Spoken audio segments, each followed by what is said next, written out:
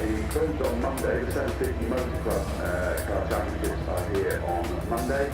The next weekend, 6th, 7th of April, we've got the British Superbikes. That's an official test by the looks of that, actually. The following weekend, 13th, 14th of April, the No Limits bikes are here. And then the following week, Saturday, Sunday, 20th and 20th.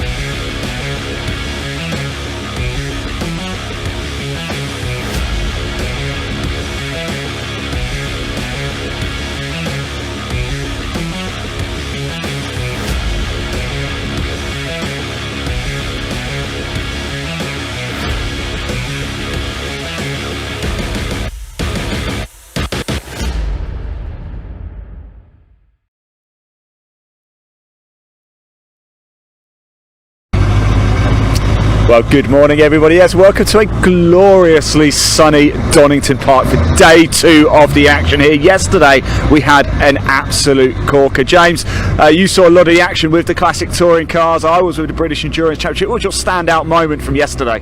Well, standout from yesterday has to be the fact that one of the mini winners, the number 77 car, his name escapes me right now because you put me on the spot, he won by over 12 seconds in that race. It was a phenomenal drive in such a compacted class of racing. For him to win by that much was just fantastic to watch. It is. The mini's always so tight as well. I've got to say, huge congratulations Val Sidhu and Josh Steed yesterday in the British Endurance Championship in the Zentek Porsche, taking 3rd place overall.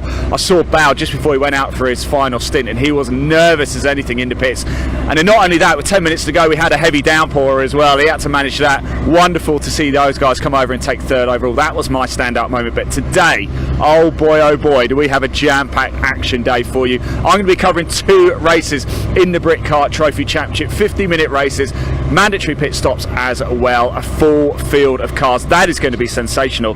You though, you've got more classic touring cars, and I know you're very excited about the Superkarts today as well, aren't you? Very excited about the Superkarts. I mean, the fact that those things hit 150 miles an hour around this circuit is just unbelievable, because we spoke to Ross, you'll hear from him later as well, how low they are to the ground and how much their bum actually scuffs this track. It makes me nervous just talking about it here, let alone watching it when it comes up later. So you've got to make sure that you're going to stick around and watch that too. They scare me absolutely to death. Look, first race today though, coming up very shortly. James, you're doing a wonderful job this week, and I'm going to hand this mic to you because you're going to go catch up with some of the drivers. I'm going to go get a cup of coffee. So sorry about that, mate. You go, mate. I'll take this off you. You go.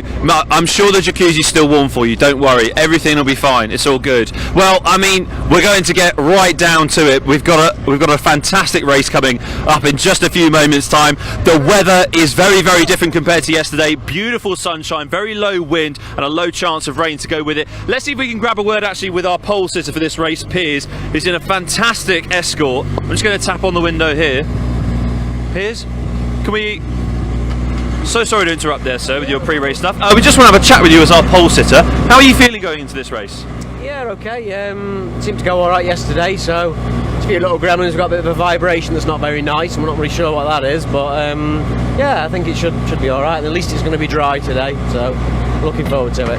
That leads me very nicely onto my next question actually. Conditions are like night and day different compared to yesterday, especially with the low wind that seems to have disappeared from yesterday. How do you feel about this? Oh yeah, it was horrible yesterday. I hate racing in those conditions because it's just like racing in winter, it's horrible. But today that's proper spring weather, isn't it now? We can look forward to a good race and no changeable conditions, hopefully. Yeah. Well, I'm sure your car's got a spring in its step as well ahead of this one. You enjoy it, sir. Take care. Happy racing. Let's see if we can have a chat with a man that's looking to take it to him, Malcolm Harding. Malcolm, are we all right to grab you very quickly? Sorry to interrupt, sir. Also starting on the front row for this race, how do you feel about that? That's all right. Me and Piers always have a good race. Generally, it's me and him at each other, so yeah, it's quite good. Are you feeling happy about the conditions that we've got in front of us as well? Lovely sunshine and a nice dry track. You can really put your foot to the floor. Yeah, let's hope it's just good, eh? It's normally good here. It's a lovely track. I like it. So if it don't go my way, it ain't nobody else's fault but mine. Absolutely, keep the focus on fun as well. We love to hear it. Thank you very much. Let's see who else that we can find in this paddock. I'm looking around, potentially you might be able to grab a chat with Joey, wherever he is. Joey, sir, how are you? Not too bad, you? Oh, very well, thank you, sir. I like you. That's the first person to ask me how I am today. How are you feeling about this race? Very good at the minute. I mean, the sun's out, there's no rain. Can't complain, so yeah, looking good. And how's the car feeling this weekend? I mean, it just looks beautiful in this sunshine. Yeah, lovely. I mean, hopefully it go all right. So yeah, it's running all right. Fingers crossed it stays that way. So yeah. Fingers and toes crossed indeed. Have you got everything closed? Everything crossed. Everything. I'll try to keep my eyes crossed, otherwise I won't be able to watch you, Joey. But have you got your eye on anyone in particular talking about cross-eyed? Is there anyone that you're keeping? Keep up with the big boys up here. So yeah, just to see how the car goes, and yeah. Awesome. Well, have a good race, sir. Enjoy yourself, number one. That's the main thing. Let's see if we can quickly chat with the man alongside you, Craig. Are we all right to just slip in here with Craig? Sorry, everyone. Sorry. Always getting in the way. Craig, how are you, mate? How are you feeling ahead of this one? Yeah, I'm pretty good actually. The weather's changed, so I'm pleased with that. I didn't relish the idea of the first race of the season being chucking it down with rain, but yeah, good to go, I think. Yep. Look, trust us, we all felt the same way when the rain came down, but today you can really put your foot to the floor and show us what this piece of kit's got. Yep, hopefully I want to keep up with Joey, hopefully have a good race with him and finish. That's all I want to do. Ready for this afternoon. Excellent. Well, go well, sir. I hope you enjoy it. I'm sure it will be a fantastic day of racing for all. Oh, check out this just behind you, John. Watch your back, because pulling in now is Ollie Allen, starting fourth in this race. And actually, because he's just pulled in, we're just going to pull in ourselves and have a quick word with him as well. That's a lovely little Fiesta we've got here. Oh, so sorry, Ollie. Am I right to just come through and have a quick word with you, sir? Yeah, mate. How are you feeling ahead of this one? Yeah, I'm feeling good actually. I just need to do some laps in the car. I only managed a half decent one lap yesterday. I've not driven the car for 2 years since I've refreshed it. So it's a new car. And well, tell us a bit more about this brand new shiny car. I mean, it looks very, very nicely polished. Everything looks brand new. How did it feel to drive for the first time? The minimal laps that I did on a greasy track covered in oil was very difficult to get any feedback. So I've got to just get on with the race, try and get in front of these three. That's what my aim is. Gonna get your elbows out in the first corner, maybe? No, I'm not going to do any shoving. These boys are nice and clean, so I'm not. There's no. I value my car like I value their cars, so I'm not going to be doing anything too drastic. I'm going to settle down, get in the groove, and hunt them down. Very good, Ollie. Very good. Well, you enjoy it, sir, and I'm sure we'll catch up with you again later on this weekend. Let's see who else that we can find that might be loitering around this grid. We'll just see who else is around to potentially have a chat with. Stuart is just suiting up at the moment, John, so we're just going to slide in here. Stuart, so sorry to interrupt all your important pre-race stuff. That's all right. Yeah, glasses on so you can see me. How are you feeling ahead of this one? Yeah, all right, actually. I'm quite looking forward to it. It's a long time since I've raced a Boss, so yeah, we'll see what we could do. We're quite a way back, as you can see, and it's mine for the taking, I suppose. So. Well, it's ideal weather conditions to really mount an aggressive tack, maybe, because you can put your foot to the floor and trust that the car's going to go with you. Yeah, yesterday the conditions were terrible. It was just greasy, muddy. It was horrible. I didn't enjoy it one bit. So today it's lovely. You know, it's like a spring day, and I look forward to getting out there. Did you have your Weetabix before this race as well? Are you feeling well fueled? I'm ready to go. Ready to go, love it. Well, take care, Stuart. Have a good race. Let's see who else we can find on this grid ahead of what is set to be an exciting race. Tom Bell is standing by, ready to go. He's eyed me up. I'm not sure if he's going to let me in. Yeah, you are. Of course you are, Tom. Here we go.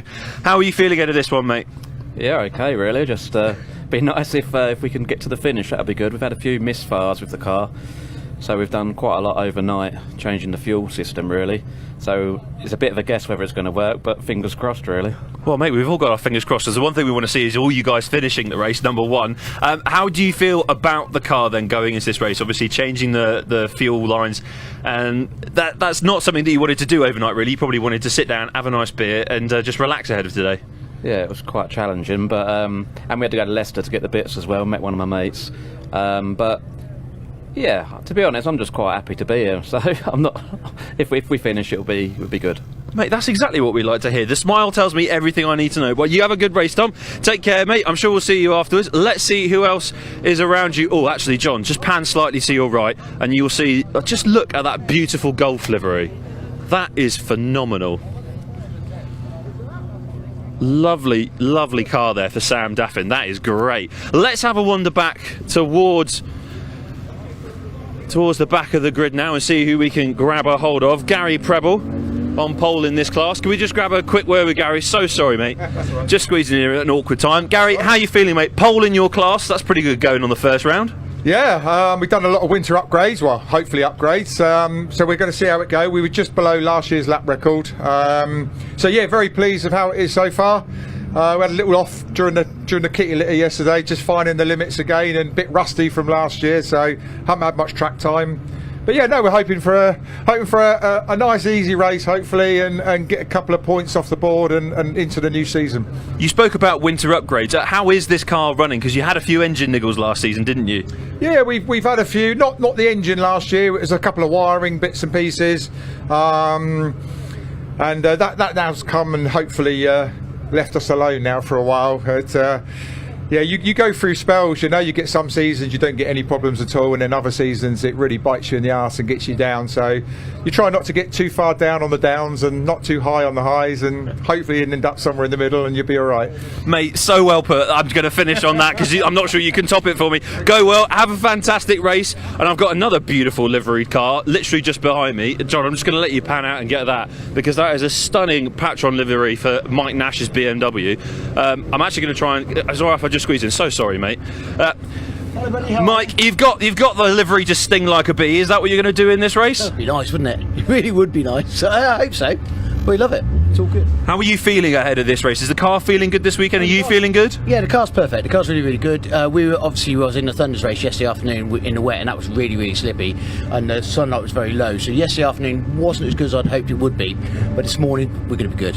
So you learnt a lot from yesterday to take into today, would you say? Yeah, I think so. We've got a better line going through the chicane. So yeah, and I'm hoping so. We tried something different. We've taken the spoiler off the back because we're wondering if that's given us too much drag. I'm trying to beat Kevin Granger's time. So Kevin Granger's set time around here, and I'm trying to beat him. He's my man I want to beat. I'm never ever going to get as close as Gary, but if I can get up with Kevin, that'd be cool. Well, look, you've shed the weight at the back to float like a butterfly, and you're going to sting like a bee as well. Go well, mate. Have a good race. Enjoy it. That's the main thing. Let's see who else is loitering around their cars as well. I mean, from one next door neighbour to the other, actually, I should say. We're going to crash in here with John. So sorry to interrupt. John, mate, how are you feeling ahead of this one? Yeah, good. Yeah, long time out of the seat, so yeah, nice to get back. I mean, the car's looking in beautiful shape as well, as are you. How do you feel about actually driving this machine this weekend? Yeah, good, but yeah, we'll see what it's like on the track. Give us an insight into where your aims lie for this race. For top 3 finishing class, maybe? Finish the race. Finish the race. Well, have a good one, mate. Hope it goes well. I'm sure we will see you at that finish line. Let's see who else is in their car getting ready to go. Here we go. We've got Vic Hope, actually. No, just next door. This is great, John. Everyone's next to each other, ready to go. Vic, can I just quickly grab a quick word off you? Yeah, sure. Oh, turn the engine off and everything for me. Very kind of you, sir. Oh, stop. Just in. Ah, lovely. He's got air conditioning, John. Yeah. He's got air conditioning. He's fine. Look down there. He's got a little bit of air conditioning to keep him nice and cool. It had a radio, your old car? Radio, and I used to listen to the commentary. I was actually going to ask you who would be your go-to artist on that radio. Could I make a suggestion for David Bowie? Yeah, I was a fan of David Bowie back in the day. Yeah, no. Well, look, you're going to need the air conditioning today because it's getting very hot out there and the sun is shining, but that must give you a bit of confidence to really attack on this track. Yeah, I'm hoping to move a lot further forward. I need to find 6 seconds on my quali yesterday. I was terribly slow. So yeah, I'm hoping to move forward, and I'm back in my normal car. My other car was, you know, slow. Let's say I'm slow enough as it is. I need a fast car to make up for my age. I'll be 70 in a couple of months.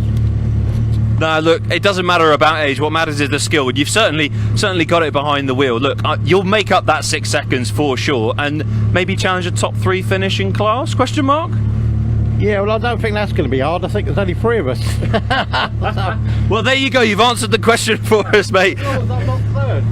I want to be second at least. Nobody's going to beat Gary Preble, so if I can come in one behind him, I'll be well pleased.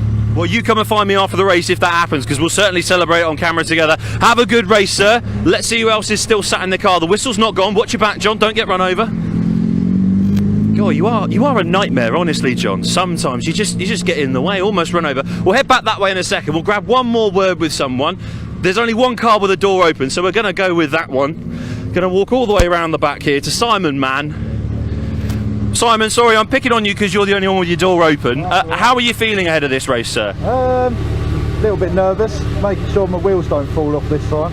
But yeah, no, good. Be good to get the first race out, done and out of the way. Can you talk to me a bit about your gear stick? Sorry, I've just caught that out the corner of my eye. Why the green aggressive skull head? Keeps me aggressive out on track, but it's actually quite comfortable as well, and it's a good distinguishing feature. I mean, to be fair, it's a lovely little feature piece of this car, and you've also got the poppy on your steering wheel as well. That must have a story behind it. Well, we put it on for the All Comers Remembrance race, first season that I raced. Just not taking it off. Fair enough, fair enough. Well, you go well, sir. Have a lovely race. Enjoy yourself out there as well. John, we've had a few additions towards the front of the grid, so we're going to head in that direction, and I'm going to keep my wits about me so I don't get run over like you have almost done about 3 or 4 times today. Because at the end of the day, I can't do anything without you, John.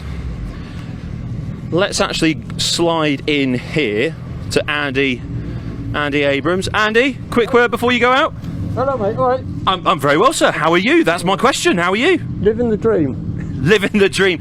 What do you make of the conditions today? Certainly ideal for a bit of racing here at Donington. Oh, yeah, far better than yesterday. At least it could be greasy. But today, for us, is a suck it and see day. Just first time I've been out in this. So. Well, you've got a lovely bit of machinery here, mate. I love the blue livery. How is it feeling to drive this weekend? It's great, thanks. We're very lucky. Very lucky. I mean, you are living the dream, mate. I'll let you continue to live it. I'll bring this door to you as well so I can help you get started. John, the cars are starting to fire themselves up, so we're definitely getting much, much closer to the start of this race. Let's see if we can grab someone else. I'm just eyeing up Craig Owen. Actually, we spoke about his amazing livery earlier. Can we come in and have a quick word, Sam? Sam, before I ask you about the race, we were admiring just how great your car looks earlier. What was the inspiration to getting that done? So it's obviously a completely new car, so we just sort of copied last year's car, but made it slightly better. Excellent. And now, how are you feeling out of the race today? Conditions are ideal for a bit of racing here at Donington. Absolutely. Hopefully we can go forwards from where we are. Were you doing a lot of sun dancing yesterday? Is that why we've got all this today? I was hoping for sun, because as I say, it was a little bit treacherous in thunder yesterday in the wreck, but we'll, yeah. Excellent. Well, your wishes have come true, mate. Give us a prediction. Where are you hoping to finish in this race? If we can go forward from where we are, I'll be happy. So, yeah, wherever we end up, as long as we're in front of where we are, I'll be really happy. Well, mate, I'm going to grab you after the race if that's happened, because we'll certainly celebrate it together. And John, you can hear the engines of these cars are really starting to rev up now. I am going to head over to Craig Owen, because maybe we've got time for another quick chat again. Craig, I'm just coming back over here. I'm very popular today for some reason. Why are you popular today for some reason? Second time you visited me. Well, just Craig, you're a friendly face and I love your car. Thank you very much. Look, I've spoken to everyone. Everyone seems to have the general consensus that today is a day for attacking racing. You were such a friendly chap earlier. I wanted to get your opinion on it. How do you feel knowing that the whole of the grid are looking to really attack the track now? I don't know. I'm just worried about myself and the people around me. Well, Ollie said he's going to look after everyone. He's not going for any bumping. Get the start over with, you know, just see if we can get a race without any incidents. A race without any incidents. I'm sure that's what we'll get. Craig, you are fantastic to talk to as always. I'll let him get in the zone. I'll let him get ready and firing to go. And John, I'm going to make you pivot once again because Michael Rudge is on the grid. He's also giving some awful gestures, so maybe we won't go to him. And the whistle has gone. So actually, John, we're going to come towards the edge here because the cars are going to come out.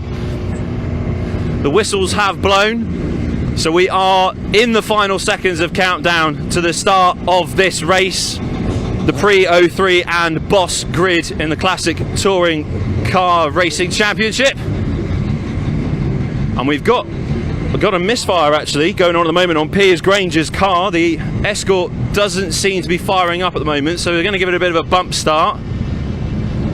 Come on Piers, shift that one into gear, get it going. Come on mate. Come on Piers. Get it going. Get it fired up. Still no noise coming from the exhaust of that Escort. Oh, this doesn't look good for our pole sitter currently. And interestingly, it might mean that Malcolm Harding, just behind him, might be suddenly taking pole position. Because currently our pole sitter, John, is being pushed back away from the circuit. So we're trying to give him a push start and it's not worked. That is the news from the assembly area. This is breaking news because after a great chat with Piers earlier on about how he was feeling ahead of this race and how the car was feeling good, he has been pushed back and away, and it is the first car to go out on the track will be Malcolm Harding in the number 101 Ford. And there you see him, off goes Malcolm Harding, and pushed away to the side is Piers Grange. There is the first drama of this race. He has been able to start though. He's been pushed down the hill, but he will disappear and most likely end up starting from the pit lane. So this is breaking news from the assembly area. And as the cars make their way out onto the grid to begin this fantastic race, the first race of the day on the Saturday here at Donington Park, we'll hand up to Adam in commentary as he'll be the man with the mic to take you through all of the fantastic action.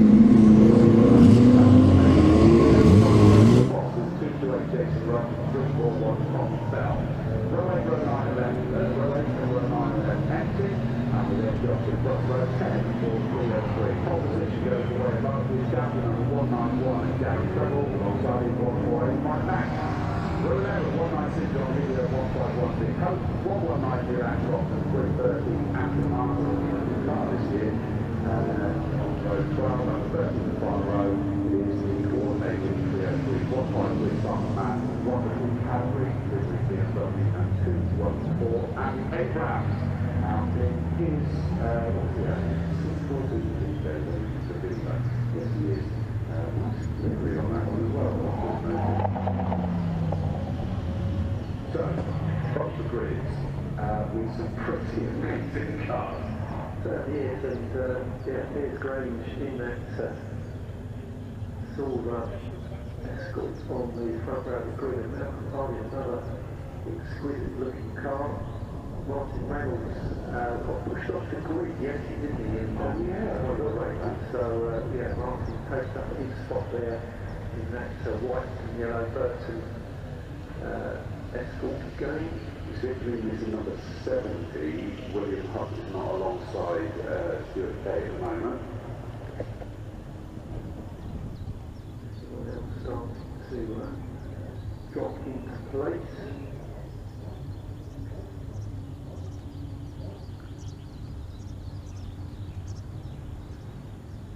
Gary Preble on pole position again in that Civic that he has been really perfecting over the last couple of years, and last year it came with his own.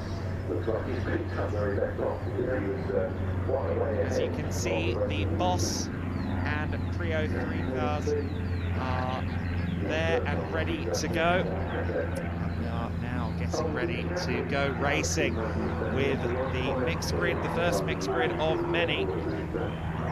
Is the Boss cars, the blue oval Saloon Series at the front of the order. The Prio 3 cars a couple of rows further back, but expect some of those Prio 3s. I'm looking at the likes of Gary Preble to work their way up there. And we have a nice full schedule of racing today, as we always do. And I think we're doing some paparazziage at the moment, because I can see that about centre of screen at the top of the grandstand we have some bloke called Dave Goddard, who we will be seeing, well, we'll be hearing from on Sunday and Monday at Brands Hatch, the second phase of the BARC weekend broadcasts. So our buddy Dave Goddard has decided to do some scouting for the next CTCRC events that he will be bringing you from the commentary box. Always good to see Dave. So then the cars are rolling. and we will be on this formation lap, and we will very quickly get into the racing. Piers Grange is starting from pole position. You saw drama before we even were on the track. The car seemingly not playing ball for at least a little while. At least the car is now working. It is Piers Grange on pole, Malcolm Harding second place, Martin Reynolds in third, and Ollie Allen in fourth position. Joey Binks and Craig Owen set for the third row. Colin Claxton and Sam Daffin on row 4. Robert Taylor and Michael Rudge on row 5. William Hunt, Stuart Kai, Jason Rudge and Tom Bell rounding out your order within the Boss class. Moving into the pre-03 cars, Gary Preble set to be on top in that. Mike Nash alongside John Hillier and Vic Hope on row 2 there in the 192 and the 151. Neil Ashcroft and Anton Martin next up. Simon Mann and Andy Abrams rounding out the order. A compelling mix of cars as ever in the pre-03s, and even in a single make category like Boss, Blue Oval, Saloon Series, we still see a lot of variety. That is really the word of the day in terms of CTCRC action. Always a lot of variety and lots of different shapes, sizes and eras of Ford represented on that Boss grid. Beautiful machinery, very well turned out machinery. There's Stuart Kai's Capri, which I think we'll see out a couple of times today. Stuart also has a Vauxhall Cavalier Super Tourer that I'm sure we'll see out at some point this season.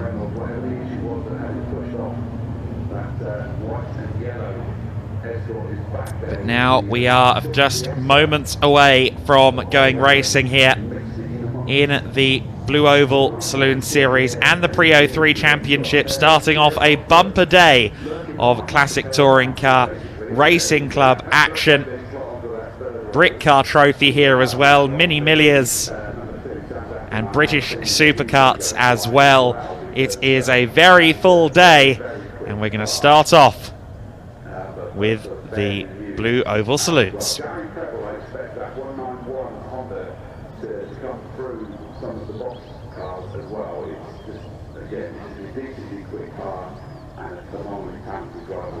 Green flag waving at the back of the grid.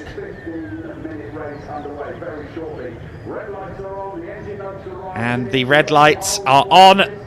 The red lights are off. We are racing, and it's a poor start from the 101 of Harding. Harding with a poor getaway, but it really surges forward in the second phase of the start. He looked like he'd bogged it down, but then he absolutely took off. Malcolm Harding then the leader, Piers Grange in second place.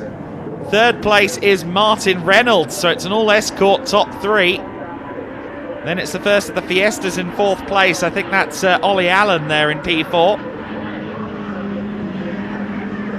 Everybody else working their way through. Already up to 6th overall is Preble. Gary Preble always flying in that Civic. Make that 5th place around the outside there of one of the escorts. Gary Preble, the leading pre-03, already interloping among the Blue Oval machines.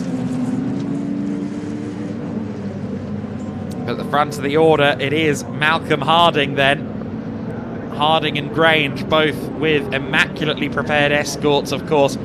Martin Reynolds also with a absolutely beautiful car, all Mark II escorts, but all in slightly different stages of tune, slightly different configurations.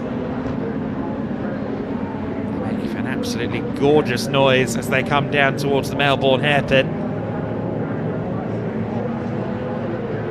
I believe all of these are 2.5 litre escorts. In fact, Piers Grange's is a 2.6. Here comes Preble then, the leader in pre-03, going around the outside, or trying to go around the outside of, I believe, Ollie Allen. But no move made just yet. Ollie Allen holding on to P4. Malcolm Harding trying to hold on to the lead. Oh, and a big sideways moment there. Grange had just inched it past him on the main straight. He crossed the line as the leader, but Harding is holding on. However, Piers Grange simply too much for Malcolm Harding to contain. Grange through into the lead. And often once Piers Grange gets the opportunity to take off at the front, there are very few drivers that can retaliate against it. Let's see if Harding and indeed Martin Reynolds can hold on to the rear of Piers Grange. What a treat it is though to see these two extremely well prepared Ford Escort Mark IIs at the front of the order. In fourth place already is Gary Preble in the first of the pre-03s, as you see there in the back of shot as well. He's well clear of the other pre-03 runners at the moment, interloping among the boss cars. Down into the into the Melbourne hairpin goes Harding, getting a bit crossed up on his way. Of course, these Escorts, perpetual presence in the historic rallying scene, and here in the Blue Ovals. It is old school. There's very much cool in the Blue Oval saloons. The Fiestas and Focuses that enter often end up away further back than compared to the Escorts. This Honda Civic in the hands of Gary Preble, taking it to the Fords, already up in fourth place.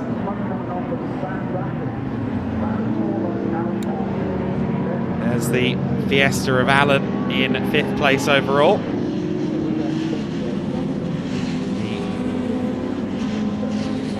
117 car goes flying through the former site of Starkey's Bridge. Through McLean's goes Preble. Preble's pace versus the top three is a little bit slower, of 43.4, so he's a couple of seconds a lap slower than the quick boys in Boss.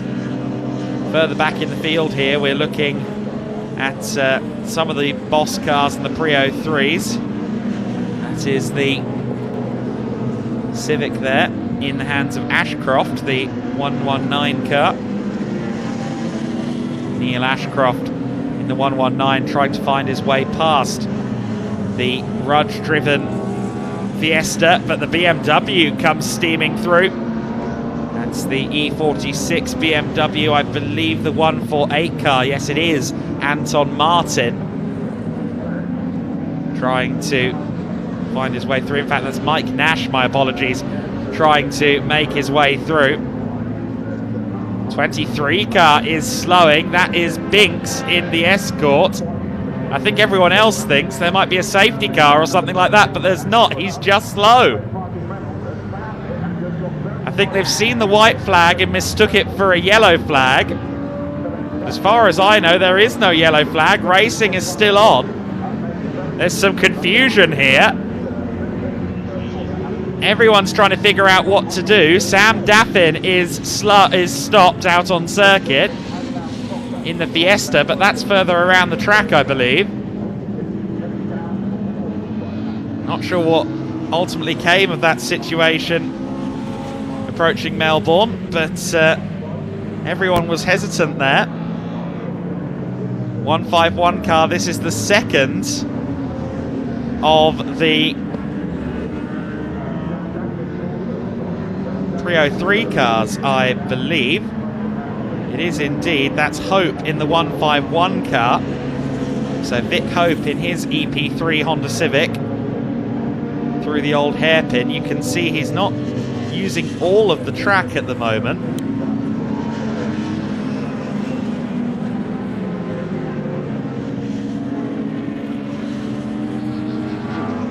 that situation further back in the pack, I think the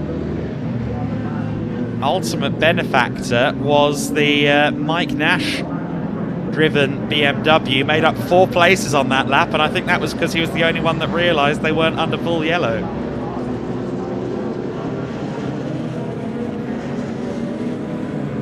Grange in the 56 makes his way through Redgate for the 5th time in this race. Harding in P2. 3rd place is now Preble, so Martin Reynolds has fallen behind Gary Preble, and that is not something one would anticipate. So I wonder if Reynolds is starting to struggle. His last lap was a 1:51, so Martin Reynolds has dropped down to 4th position overall and was some 9 seconds slower than his best time. Here is Nash, now ahead of the 1:19 of Neil Ashcroft. Meanwhile, this is the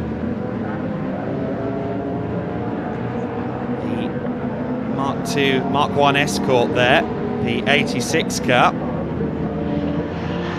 It is the car driven by Colin Claxton, one of just 2 cars in Class B within Blue Oval Saloons, but that's the earlier Mark 1 Escort, as you can see. The slightly more sculpted grille on that car, and just behind him is Craig Owen, the father, of course, of AJ Owen, the Owen family stalwarts in the world of classic touring car racing. The Escort should have some legs on the straight, surely, but actually no, about even in a straight line. Oh, and that's the 141 car bouncing across the gravel trap there. That is Robert Taylor. Will recover and continue though. 5 minutes and 50 seconds of this race left to run.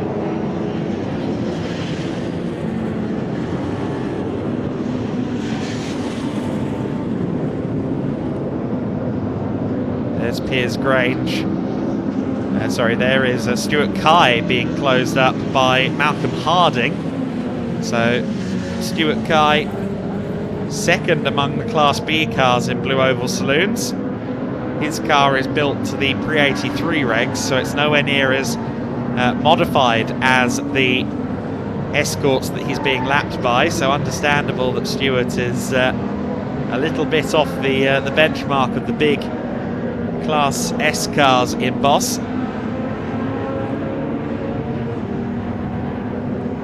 There is Harding in P2, then the Zach Speed replica Mark II Escort, the car that so famously ended up on its roof briefly at Silverstone International a couple of years ago and continued on its way, much to the bemusement of I think it was Dave Goddard commentating that weekend. But if you roll it and it's still upright, the roof is still intact, why not keep going? Another very well turned out car, the 101. A lot of these classic touring car racing club entries are so well prepared. It's just closing in at the moment, I believe, on the BMW E36 of Andy Abrams, who I think spent a bit of time in the pit lane before getting started. Looks like we've got a slow car there. That is the... Is that the 24 car, potentially? 341 car, sorry. That is Tom Bell's car. Slowing down. Now, Tom Bell was leading in Class D, but he is going to lose that class lead for sure. Was running within the overall top 10. Looks as though this car, the 151 of Hope, is being caught up as well by the BMW 330 there. That's, I think, Anton Martin's car. Anton Martin hunting down Hope in the battle for second overall among the Prio 3 cars in separate classes. Anton Martin leading the Class A element of the Prio 3s. Of course, it's a big engine, a 3-litre straight 6, hence the car is running in Class A. Leading class at the moment, but will be more interested in trying to hunt down that Civic, I suspect. We'll have to see whether or not that is possible. An overtake before the end of the race.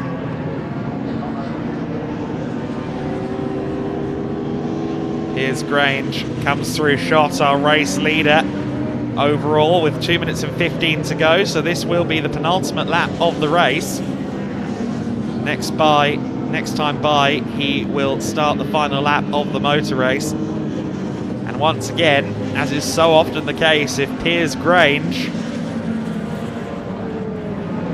gets to the front of the order, he then starts to streak away. One of the best turned out Escort Mark II race cars in the country, for my money.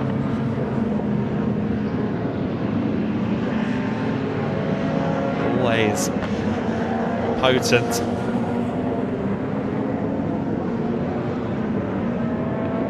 Through the Melbourne hairpin then. Just a couple of corners away from starting that final lap.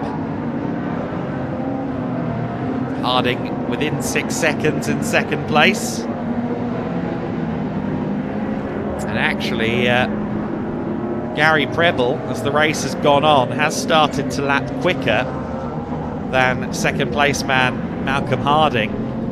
So our Prio 3 leader up to third overall, but of course the gap is some 8.2 seconds, as you can see on your graphic. So even though Preble has been more consistent from a pace perspective as the race has gone on, one suspects that he will have to settle for third as the Escort Mark II finds its way through the craners for the final time. Out of the hold hairpin comes the 56. Grange, a long-time competitor, of course, in Boss. Very, very quick driver. Class A Prio 3 leader Anton Martin goes a lap down then. I think he might just fall short in his quest to close in on Hope. In fact, Hope in the Civic is now 4.5 seconds clear, as you can see, of the BMW, which has been slowing down a little bit. But he'll still comfortably take that Class A win. Grange, meanwhile, powers out of the S's. Down into the final bends now. Through the Melbourne hairpin comes Piers Grange. Just Goddard's between himself and the flag now. Piers Grange will be your first Boss winner of 2024 in the Classic Touring Car Racing Club. A great result for Piers Grange. Harding taking second place, and a drag race to the line there between Anton Martin and Taylor in the 141 car, running in different classes, of course, Prio 3 and Boss. Third overall, the Prio 3 winner, Gary Preble, with a good race there. Martin Reynolds across the line, fourth overall, just ahead of the 117 Fiesta of Allen, who finished fifth overall. Next across the line, sixth overall, should be Craig Owen, but he actually had some competition from Claxton in the Escort. They're running through Sector 2 at the moment, and they're only about a second apart, so I wonder if Craig Owen will hold on to sixth place or not. He had Claxton for company a lap ago.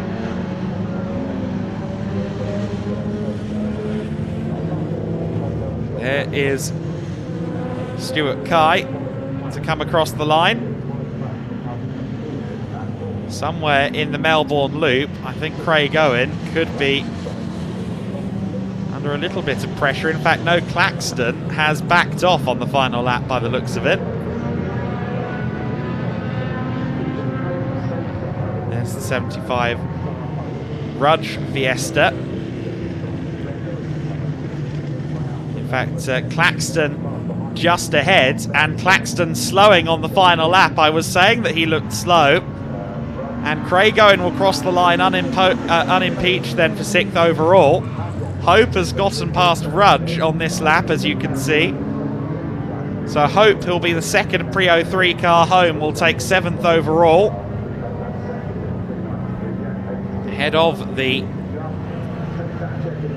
number 75 car of Michael Rudge. And across the line very slowly indeed, Colin Claxton, who clearly had an issue towards the end of the race. He will, however, still win Class B within the Blue Oval Saloon Series. There's Craig Owen's car idling through the old hairpin. He took 6th overall. As we see there on the graphics, it was Piers Grange with a very strong result, 6.3 seconds clear of Malcolm Harding. Gary Preble 3rd overall and 1st in the Pre-03s, ahead of Martin Reynolds in 4th, Ollie Allen in 5th, and Craig Owen in P6. Vic Hope in 7th place overall, 2nd among the Pre-03s.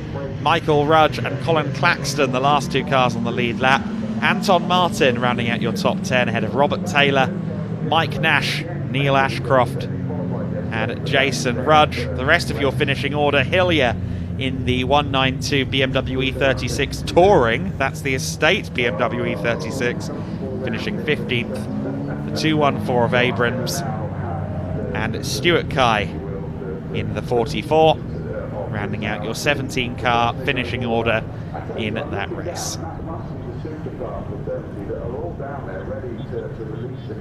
So there we see our live audience here down towards Hollywood. These hearty spectators coming in all weather conditions. I think a few people maybe have been put off by some of the weather we saw yesterday, but it is a lovely sunny day here today at Donington Park so far. We hope the weather stays with us. But if you are watching along live from the circuit, if this maybe isn't your local track, then do remember that BARC have a very wide span of destinations that they visit across the year, with the various categories under the umbrella. So do take a look at your local track schedule. I'm sure that BARC Live will be in your local area sometime later in the season. So then the Pre-03s and the bosses have already had their race. The rest of the schedule for today: the British Superkart Racing Championship will be our second race out there in just a few minutes. That will then be followed by some more CTCRC action, of course. It's a nice full timetable today. The Superkarts will be followed by the Pre-66s, the Mini Milliers, and CTCRC will be there before the end of the day. I now understand that James is down in Parc Ferme, so we can get some insights after that race from the boss teams. Well, I'm down here just outside Parc Ferme because Britcar have taken it over. Piers, let's start by talking about what happened in the assembly area going out onto the track. It looked like quite a hair-raising moment. Well, it's a bit concerning, isn't it? Yeah, the battery must have just gone a little bit flat and it wouldn't just turn it over quick enough to start, so I think we need a new battery. But look, you pulled it out of the bag and you pulled ahead with a fantastic victory. How do you feel about that? Yeah, I wasn't ready for the lights though. I was still waiting for him to queue up. I thought they'd be still queuing up on the back of the grid, and the next thing, the red lights are on. I wasn't even in gear, so I got it in gear in time, and then struck off and I thought, oh, we got this, and then all of a sudden it bogged down and Melt went, but it did create a bit of excitement for a couple of laps anyway. Yeah, superb, thank you. Well, and look, quick word on the man that you've been fighting with all race, Malcolm. I mean, that was just fantastic. Did you enjoy fighting with him? Yes, definitely, yeah. Every time you think you got it done, he comes back past you again, so yeah, it's awesome. It's always awesome racing with Malc. Awesome, well, congratulations on the win, sir. Let's then adjourn across towards Malcolm Harding. Malcolm, I'm going to pull you away once more, sir. Right. You've just come second in this race. Congratulations between compatriots. How do you feel about that one? Look, it is what it is. It's sort of a mirror in this particular class generally that has it up, but it was his day today, so it's good. But look, it was a fantastic start from yourself because it went all of a sudden from, it looked like you got away quite slowly, and then something kicked in and you leapt away. I think I went on a softer tyre, which gave me initial grip at the beginning, and I was struggling really badly at the end. I was having to pull out and manage it quite a lot, but it's life. That is life. We all make our choices, don't we? Look, did you enjoy it? That's the main thing, because it's great to watch. Great club, brilliant. Good people, we have a good bit of social, so the whole thing's good. Well, Malcolm, congratulations on the second place finish, and thank you to everyone for watching this race. There's plenty more action to come, though. We've got the Superkarts about to go out on the track, so we're going to run across the other side of Donington to get there, but I'm going to let Adam talk to you about what else is coming up today. He went brilliant on treads, didn't he? Third on treads. So there you see the nearby church. Castle Donington is a lovely area of the country, and of course East Mids Airport is nearby as well, so it can be a slightly loud part of the country, but the Castle Donington village itself is a really lovely place to be. Of course, if you are a fan of all things motorsports, you will know that Donington is one of the leading destinations for testing, particularly in historic racing, throughout the pre-season. There's always something going on here during the colder months of the year. There you can see the control tower from East Mids Airport. I'm sure at some point today you will hear and perhaps even see one of the big jets taking off. A lot of large cargo planes fly overhead here at Donington Park, which may add a dash of irony to any circuit-related noise complaints that emanate from nearby.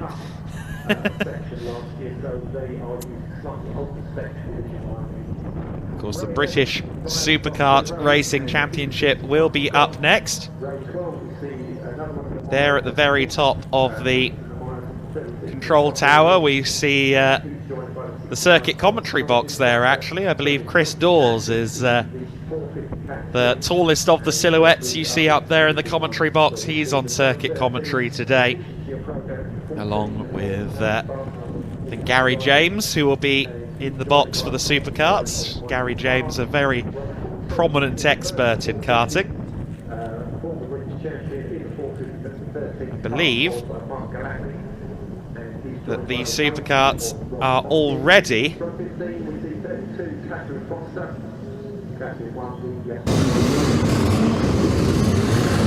Well, we weren't able to catch them before they went flying out onto the Donington track, but there are the Superkarts. We managed to catch up with Ross yesterday, who's starting third on the grid, Ross Allen.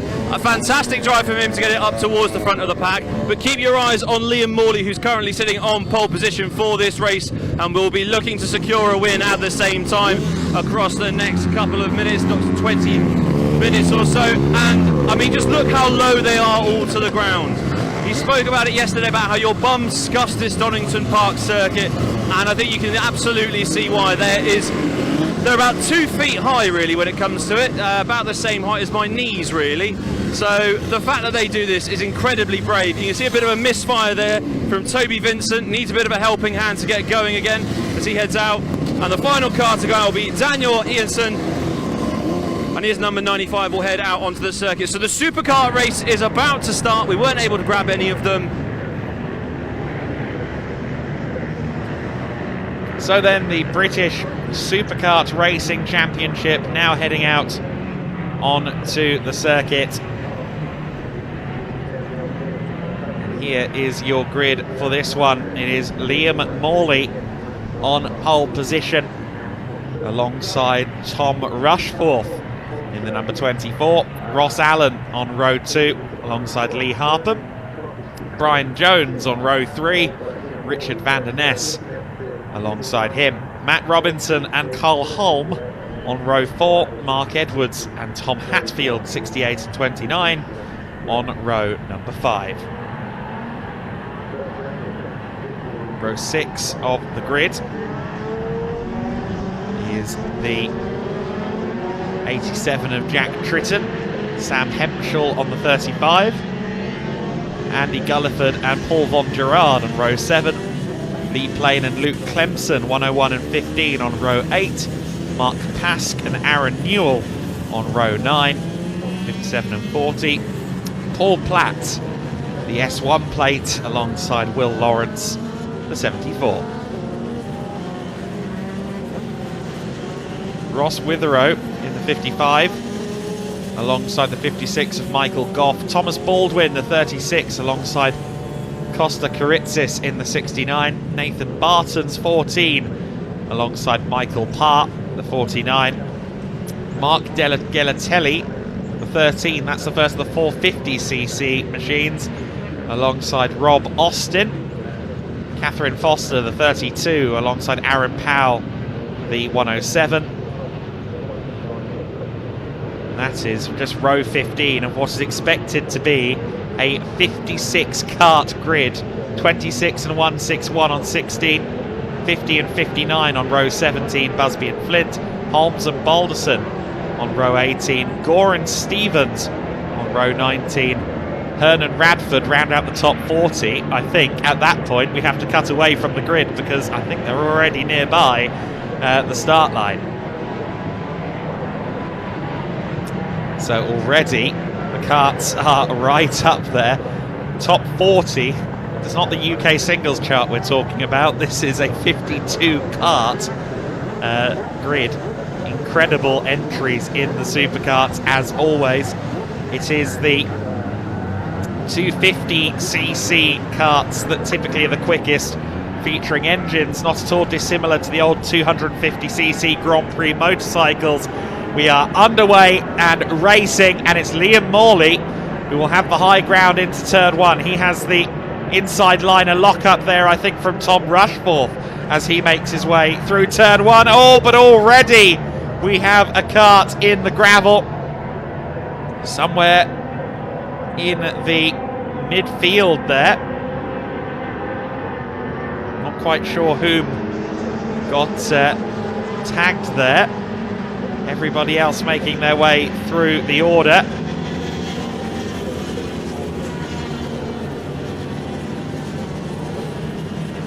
A real scrap going on here, first, second and third. The 24 is there in P2, that is Rushforth. Make that P1. Was that a lunge up the inside from Rushforth? No, he's on the outside. Morley trying to find a way through as well. He's got the green and white there, just trying to see the number on the kart that's now in second, but it is Morley back up to the lead. I think second could be the 85 of Ross Allen there.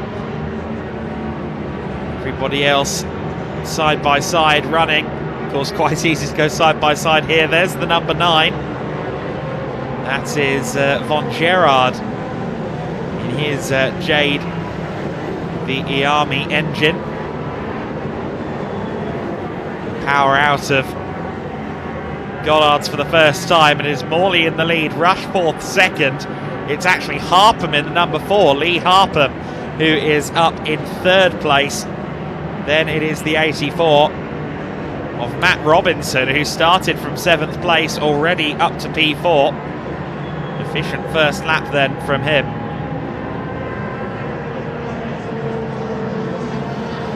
Here they come through the old hairpin,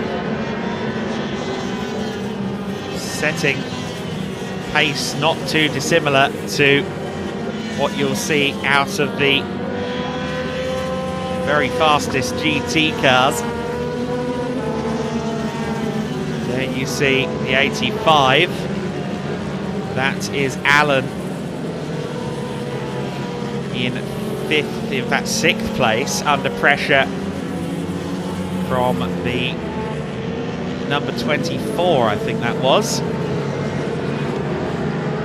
No, that's the 48 of Jones on the back of the 85. So Rushforth, of course, is the 24, so he's a bit further up the order. Oh, a bit of a buck and a weave there from Jones under braking. Just be careful to keep it on the straight and narrow if possible. Division 1 superkarts are, of course, the quickest out there, and it is the Division 1s all in the top 10. Division 1 karts. Lap record around here is a 1:25 for the superkarts, set in June of 2017. A 1:28.8 is the quickest lap of the race so far, and that was set by Morley in the number 2, so Liam Morley. 1:28.8. There is the 29 of Hatfield. That is Tom Hatfield from Newport. I assume Newport, Wales, rather than Newport, Isle of Wight. My domain back in the day. The kart in 11th place is the first of the 250 nationals. That is Hemphill in the 35. There's the number 4 running in 3rd place. That is Lee Harpham. Lee Harpham there in 3rd place, being pursued by the slightly sideways number 84 of Robinson. So Matt Robinson being harangued as well by Andy Gulliford. So a 3-way scrap this for 3rd position. Now that he's settling into the race, it seems as though Liam Morley is getting away from the rest of the field. He's in his Anderson chassied VM motor. Number 8 and number 84 then fighting out for 4th place. Robinson and Gulliford. Gulliford maybe trying to cut to the inside here at the old hairpin, not close enough for a move there, but you can see the commitment through the old hairpin. You can see, frankly, how little of a corner it is for these incredible high downforce karts.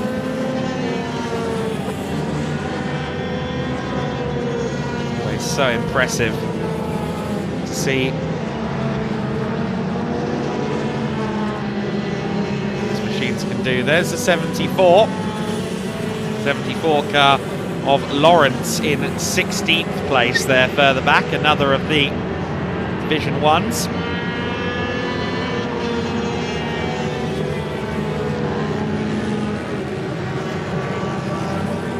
Minutes and 17 seconds of this race to go. Now, in superkart racing, sometimes durability can be the shortfall, so we'll have to see whether the ones towards the front can actually go the distance here.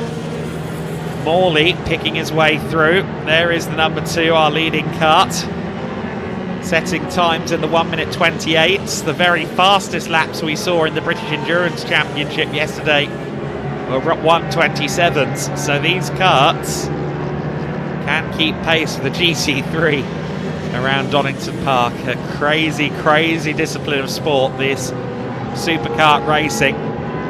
This is a 250cc 2-cylinder Division 1 machine. This is the 101 kart. This is the first of the 250 nationals. Lee Plain at the wheel of the 101, and Lee Plain, first of the mono 250s. This is a single cylinder 250 motor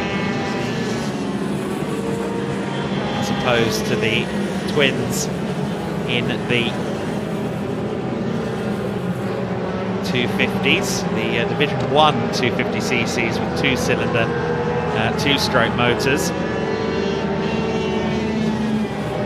Believe it or not, the Division 1 superkarts, only with somewhere around the region of 100 brake horsepower, of course so light, weight limit is 218 kilos.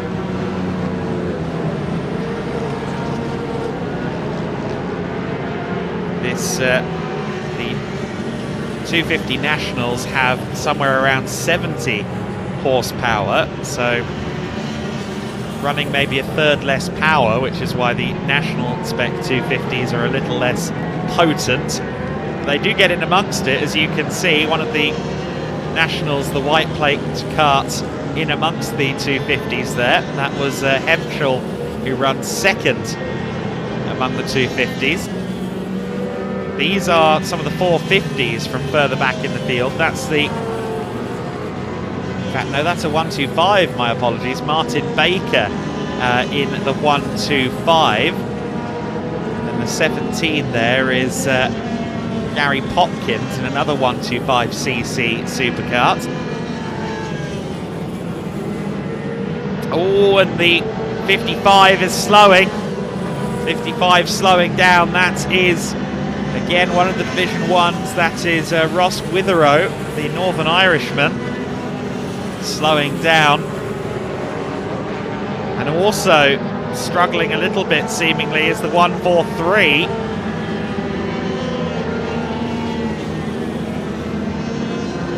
The 143 of John Reeder, slowing down. Still some good battling here. This is in the mid-teen positions that we've got at the moment. There's Morley, our race leader, still 4.5 seconds clear at this stage over Rushforth in second place. Harpham has built a bit of a gap over Gulliford in the battle for P3, so he's now 2 seconds clear, but Gulliford is under a lot of pressure for 4th position. Gulliford under a lot of pressure for 4th place at the moment.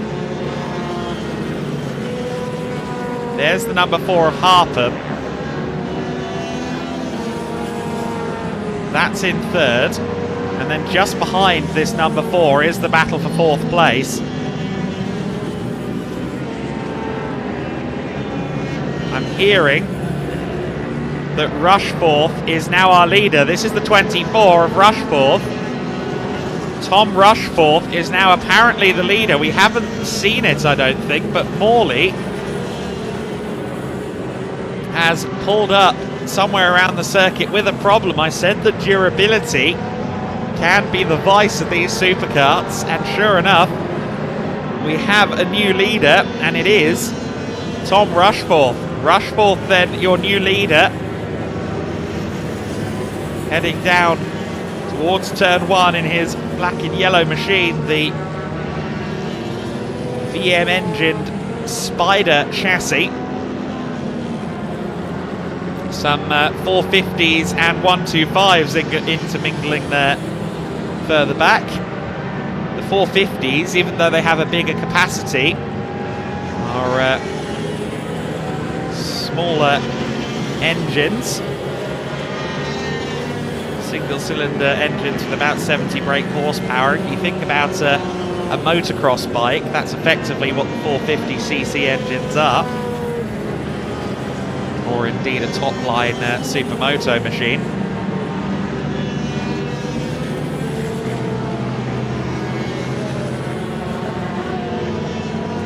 Weaving through the field there is Rushforth in the 24.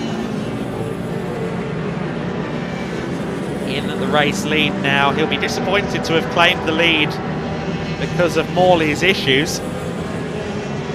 Morley falling through the order,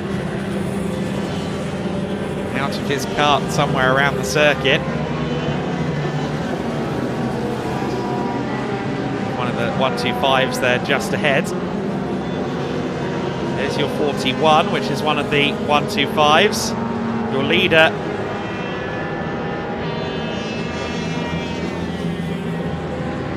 see there the number 63. That is one of the 125s, I believe. In fact, no, that's a 250 mono, I think. But just going through shot in second place, I think, was Harpham. That is the third place car, at least it was the third place kart. Gulliford has been passed though by the 85 of Allen, so Allen has gotten through into third position in the red 85. Ross Allen has made a position up there for third place, the final spot on the overall podium. Rush fourth through the S's. Oh, very close there to the rear of the machine he was lapping. Rushforth waving there as well. He knew that was a bit close. 1:45 left on the clock, so penultimate lap potentially. Current pace is still in the 20s. It's going to be very close actually to see whether or not this is the final lap of the race, because his last lap time of 1:30.8, so it's touch and go whether this is the last lap or not, because he crossed the line with 90 seconds to go and his last lap was 90 seconds. So it's going to be very, very close indeed. Yellow flags out at Hollywood. I'm not quite sure for what. Gap at the front is Rushforth in the lead by 4.6 seconds over Harpham. Allen 3.9 seconds back from him in third now. Gulliford with no answer for Allen in the battle for third place, and in fact the closest battle is fifth place between the 84 of Matt Robinson and the 87 of Jack Tritton. They are very close together for fifth position. Rushforth powering out of the S's. We'll see whether the flag waves this time or not. Again, he crossed the line with 90 seconds to go and his lap time was about 90 seconds, so it's going to be very close as to whether this is the end. Going past some of the 250 nationals as he approaches Goddard. Oh goodness me, a dive bomb there from the 107 further back. Now, is this the checkered flag? Is it not the checkered flag? I can't see whether the flag came out. It did not. So Rushforth now on to the final lap.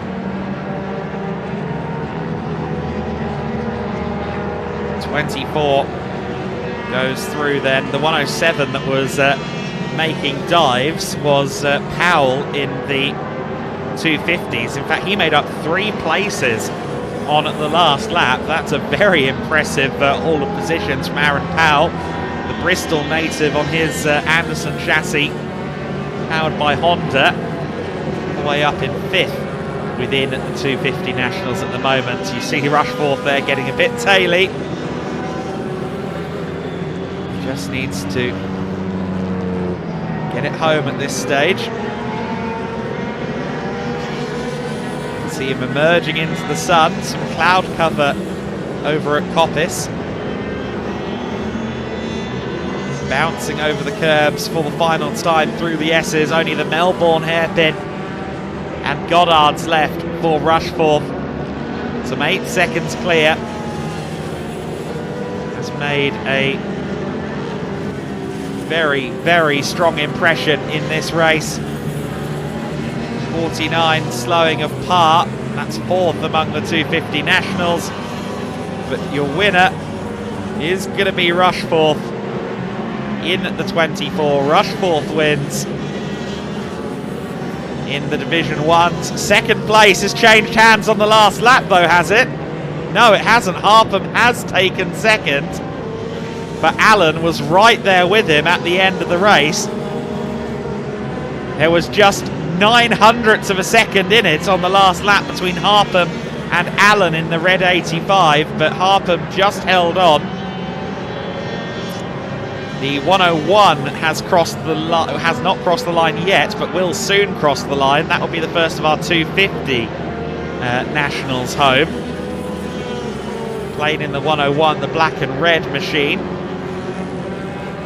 I think is a few seconds away yet from coming across the line, but that will be the first of our 250s home. In fact, there he is crossing the line now in the 101 to win in the 250 national.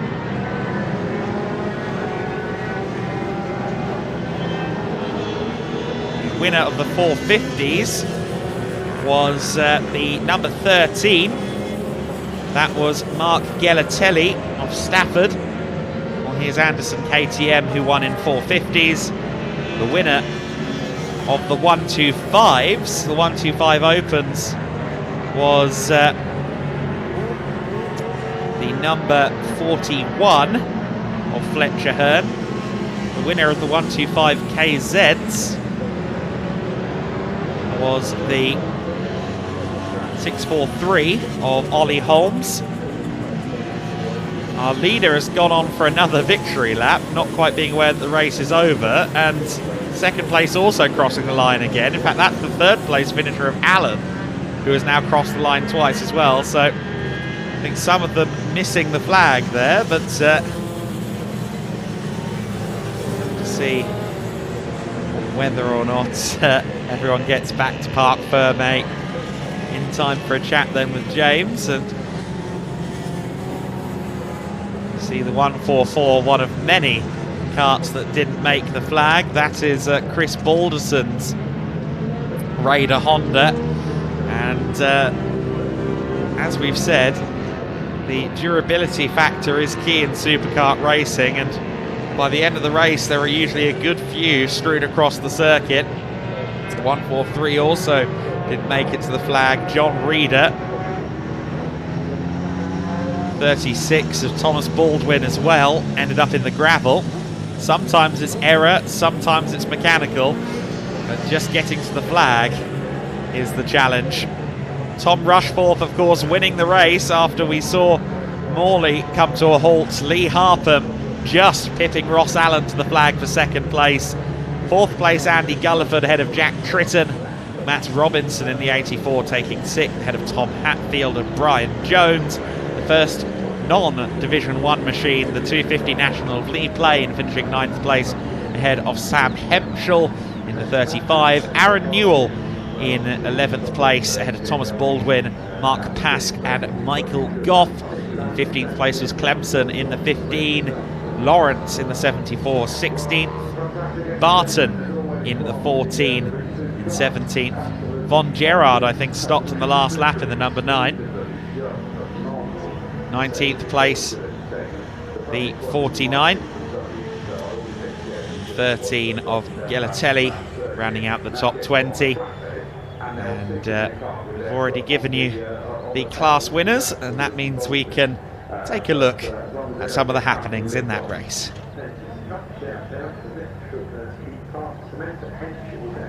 And there you see on the very first lap already some dramas. Never did quite figure out who it was that didn't take the flag in the end there. I think it might have been Van den Ness who ended up in the gravel on lap 1. We saw there Morley slowing.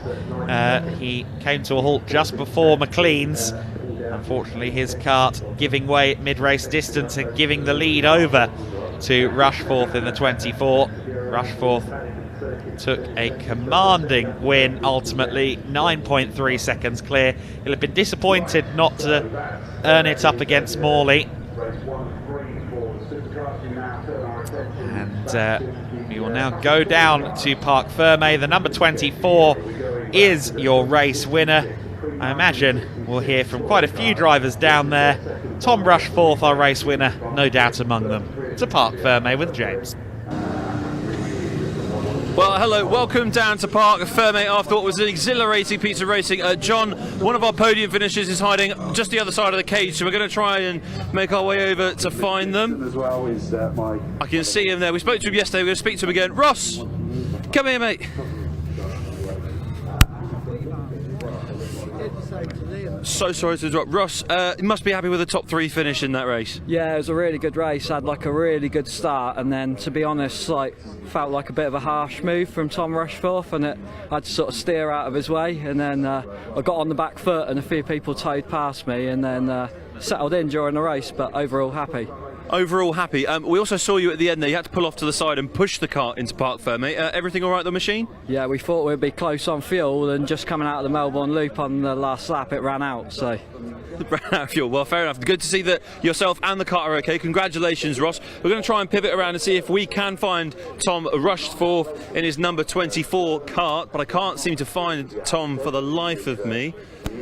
because his kart cannot be seen either. Although I think Lee is somewhere nearby. Lee Hapham? Lee, hello, sir. Second. You must be pleased with that. Yeah, it's a good start to the season. Obviously, brand new chassis, so this weekend's his first run out with it. And yeah, it's good. I mean, we've not really changed much since we've put it together and got it set up at the workshop, and it's sort of proved pretty good. So, well, talk to us about this lovely little bit of kit, a brand new chassis. You're saying, how long has it taken you to put together? Well, or dare I not ask? Probably about, I don't know, 25-30 hours maybe. But a lot of the parts we'd already got, so it's basically just bolt them on. But there's so much to them to get them set up right. It takes a lot of time. And you really are incredibly low to the ground in these cars. I spoke to Ross a little bit yesterday. Your bums are pretty much scraping this circuit for most of the way, aren't they? Yeah, pretty much. You're only about an inch off the ground, so you feel everything. If you run over a 2 pence piece, you'd feel it. Living life on the edge. Well, thanks for giving us the time to catch up with you. Do you know where Tom Rushforth has got to? I think he's down in the pit lane. He's down in the pit lane. Well, Tom Rushforth is hiding from us, so let's see who else we can possibly grab in Parc Fermé. We've got the time to, and we've got the ability to. Got two guys talking rather intently about the race over here, so let's see if we can join them. Gents, don't be scared. We're going to come to you live on TV, so be careful. Your mums might be watching. How was that race for you both? For me, much better than qualifying yesterday.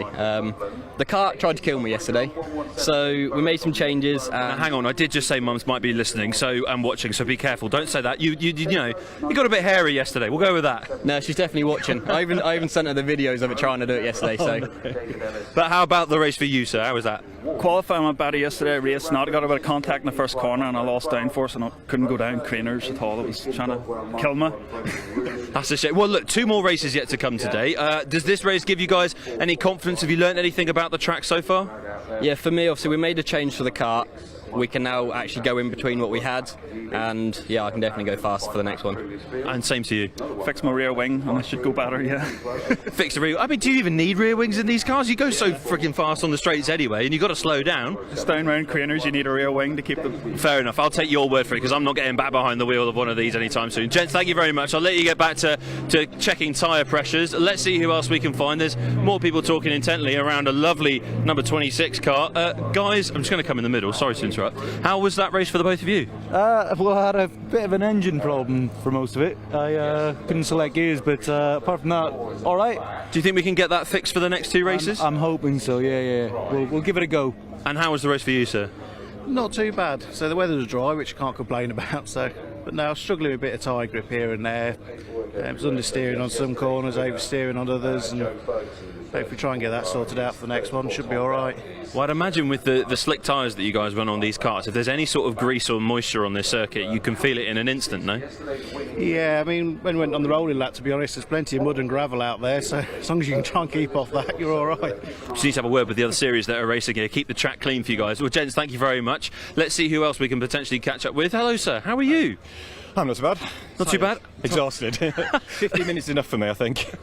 Well, let's talk a little bit about these cars then. You're exhausted. Are they really that hard to drive? You've got to use surely all of your muscles, haven't you? Well, I think everything from the waist up, yeah, it feels like. I'm used to cars, which is a bit more gentle, a bit more refined. There's a lot more bumps in this circuit when you're in a cast than in a car. So your bottom's probably feeling it at the bottom of that seat, isn't it? Well, I'm going to say ask me this evening, that's a bit forward, isn't it? Goodness me. But how are you feeling about the next 2 races that follow this one? Yeah, really looking forward to them. That was my first ever Superkart race. It's a bit more controlled in the middle of it than when you're watching from the outside, which is good news. So I was trying to chase down my teammate Ollie. He's very quick, so just try and match his pace and try and be a bit closer to him next time. Well, let's try and have a word with Ollie. Can you see him around anywhere? Should we throw him under the bus, your fellow teammate? He's over there in the red, white and black suit, Scott on the back. He's a bit too far away for me. We'll see if there's anyone closer, but thank you very much for pointing him out. Glad that you had a good race. Let's have a venture back here. Hello, sir. How are you? Right, thank you much indeed. Thank you. Very good. Pleased to see you. Nice to see you too. Did you enjoy that race? Yeah, it was good with the obviously with the dry track. Made quite a bit of difference to the handling and everything. Much more enjoyable. Much more enjoyable. We're hearing that it's a lovely dry track, but it's a bit muddy, a bit gravelly, a bit grassy in areas. The other series are certainly making your lives a lot harder, aren't they? You have to keep a good eye out for the bits where other cars have actually gone off, and look for the you know, from the mud tracks, as it is pretty skittish on some of the corners and the straights as well. Yeah, so you definitely have to look out for those, without a doubt. Well, thank you very much for talking to us after that. Exciting racing. I mean, let's just take a look at these cars, John, and let's just take a look and marvel at their engineering. They are fantastic pieces of kit. And talking about fantastic pieces of kit, the pre-66 Classic Touring Car Race is about to get underway. So let's hear more about that, and Adam, who will take you through it.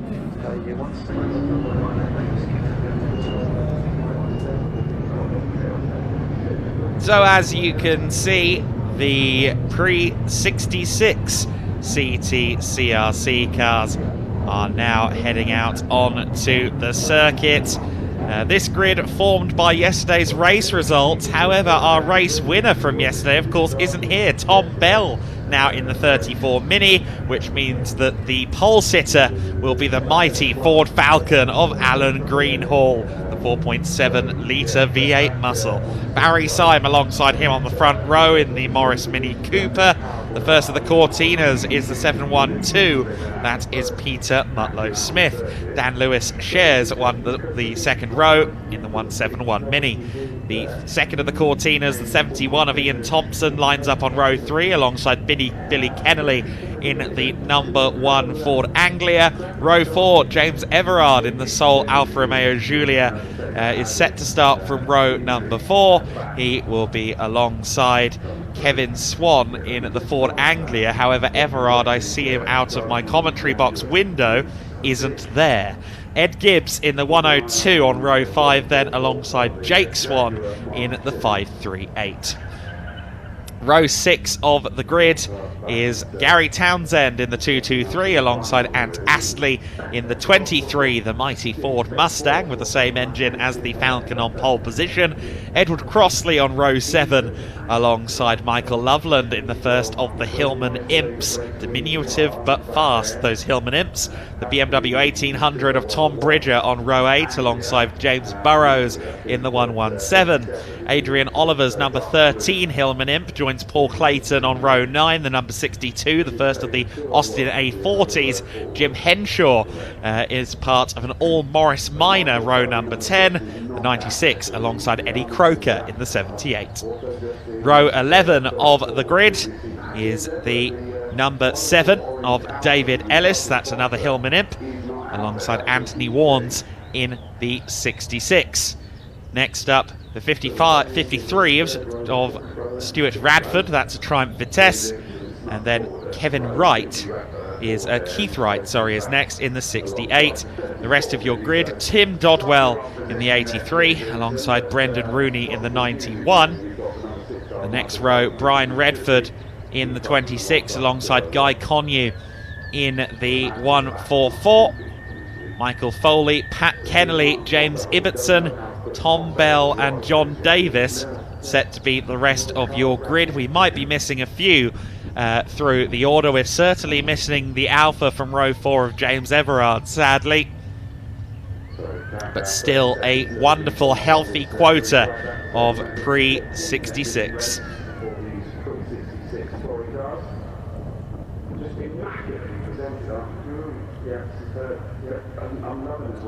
15 minutes of racing ahead of us then, and they get underway now for their formation lap.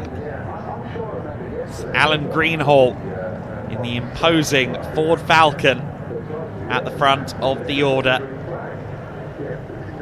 A very different world, 60s touring car racing versus what we see today. Engine capacities were anything but regulated. You could basically bring on anything you wanted. There's that Jaguar Mark II as well, Guy Connew's car. What a beautiful machine. There you see the Mustang as well. Hillman Imps, BMWs, Morris Minors. It is a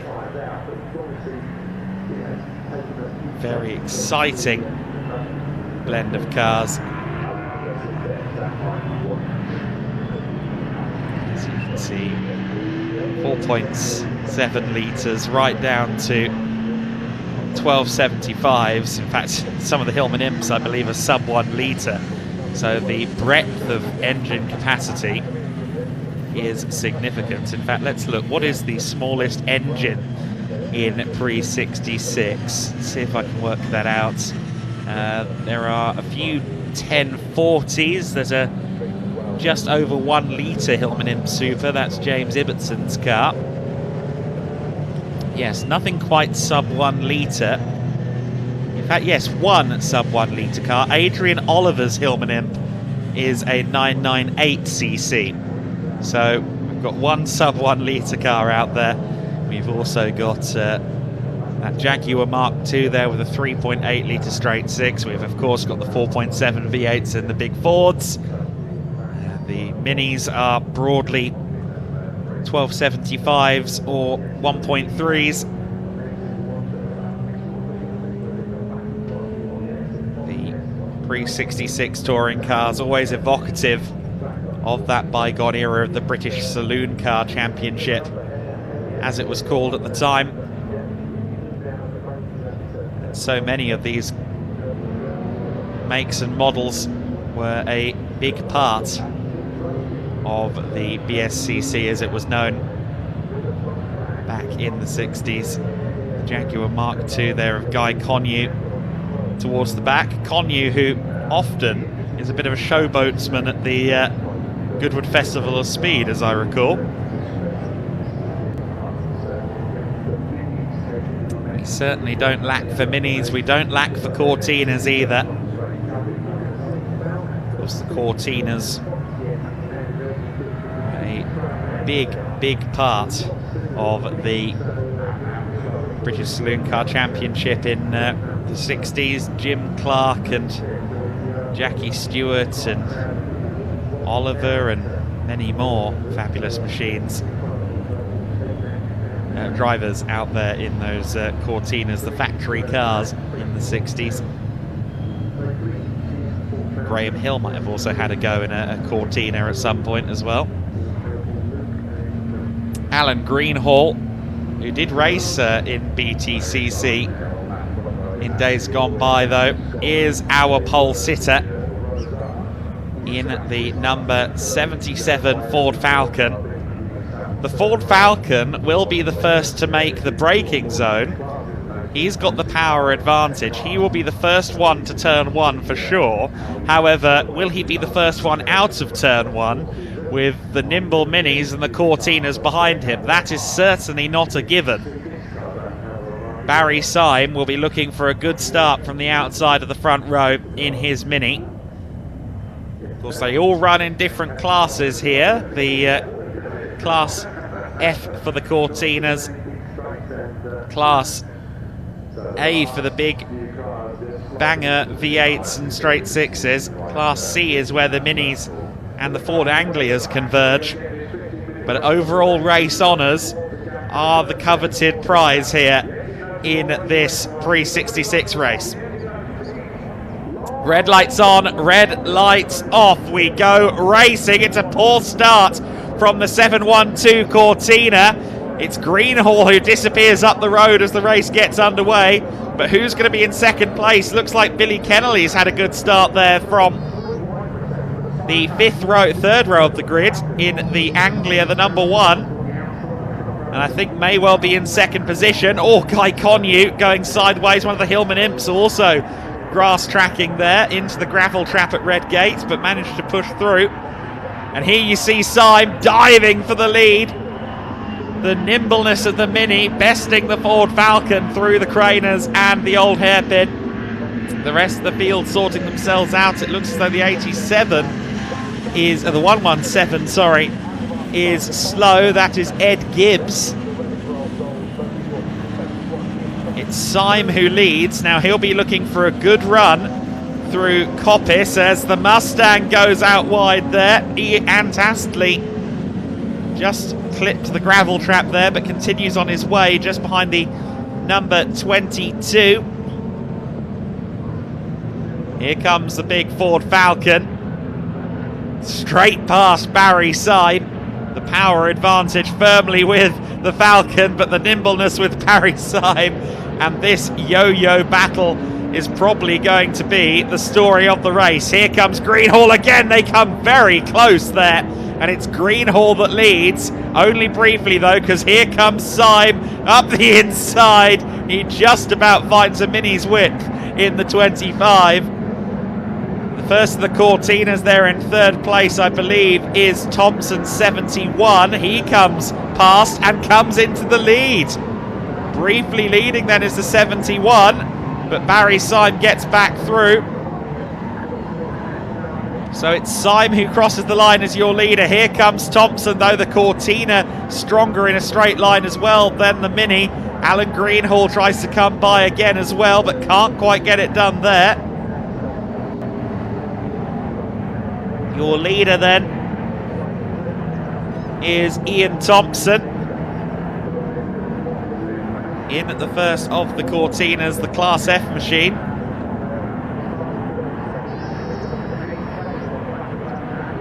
Here comes the 25 again, up the inside. Syme keeps firing back. That Mini is, of course, the strongest of all in the corners. The nimble Itzagonish design chassis. See it there, sideways through McLean's. A four-wheel drift is the fastest way through the corner sometimes.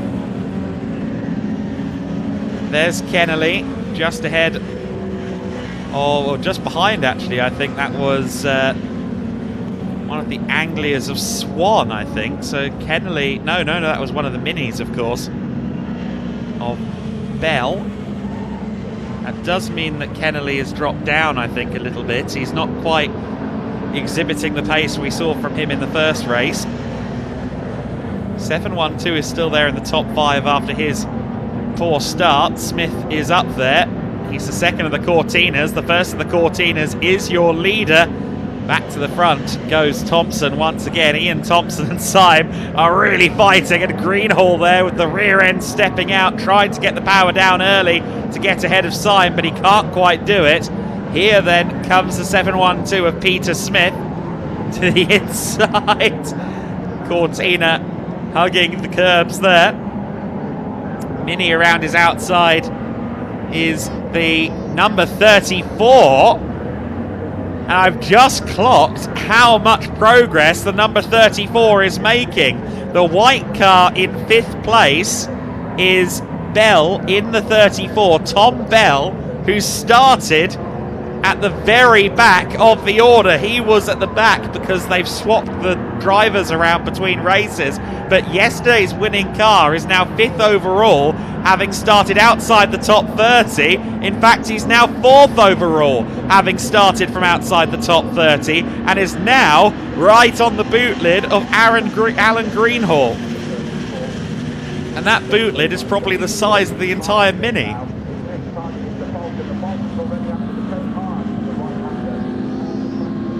Ford Falcon in 3rd place, but for how much longer? Because Tom Bell means business. Drifting through, and here comes the drag race.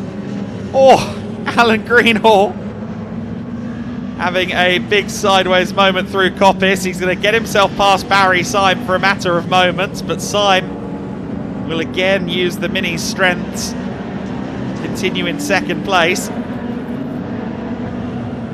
Thompson, Syme, Greenhall, your top 3, and it is Ian Thompson in the lead.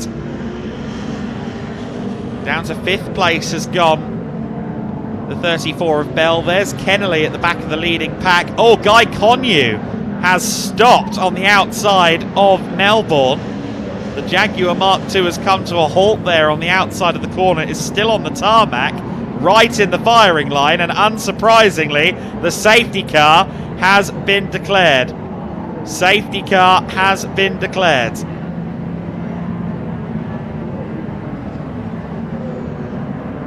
There is Guy Connew's 144. Jaguar Mark II hasn't had a brilliant weekend.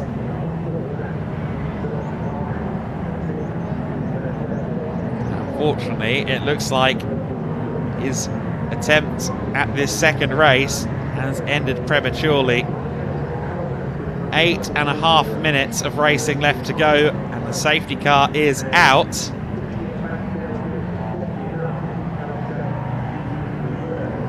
There is the 87 of James Ibbotson, the Milton Keynes based Hillman Imp driver,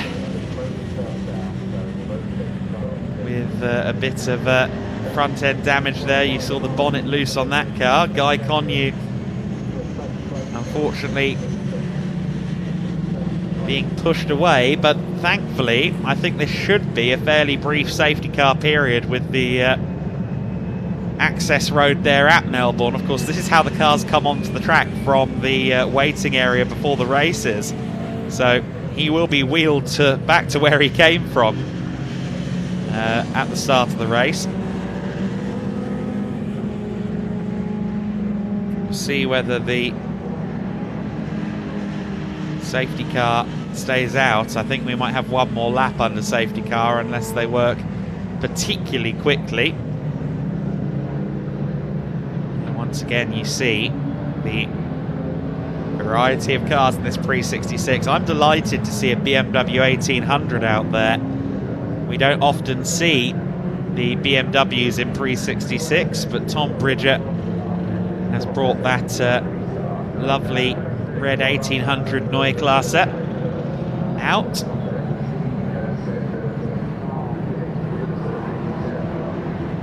So it was heading into the 1970s that the BMWs gained their distinctive M stripes and became some of the more revered performance cars of the latter 20th century. Still idling under safety car conditions. The safety car never came out. Safety car didn't come out before the race leader, so we're still actually yet to see the safety car at the front of the queue, but there it is now. It's now picked up the field. And James Ibbotson's race may have come to an early end. The bonnet, not sure whether the bonnet has completely escaped him, but was there checking on the car. Clearly something's awry, and Ibbotson's race also coming to an early end. 5.5 minutes left on the clock then. One would expect it'll be something like 3.5 minutes left next time they cross the line, so whether or not that's behind the safety car or going back into the race, I'm not certain, but it'll be a 2-lap dash if they do release them this time. Of course, the 71 of Ian Thompson does have that power advantage, so the safety car restart will be a bigger problem for the Mini of Syme. Barry Syme, of course, with Greenhall on his bumper. Alan Greenhall will surely drag past in the Ford Falcon on the main straight. All eyes, though, will be on the safety car lights to see what the next move is.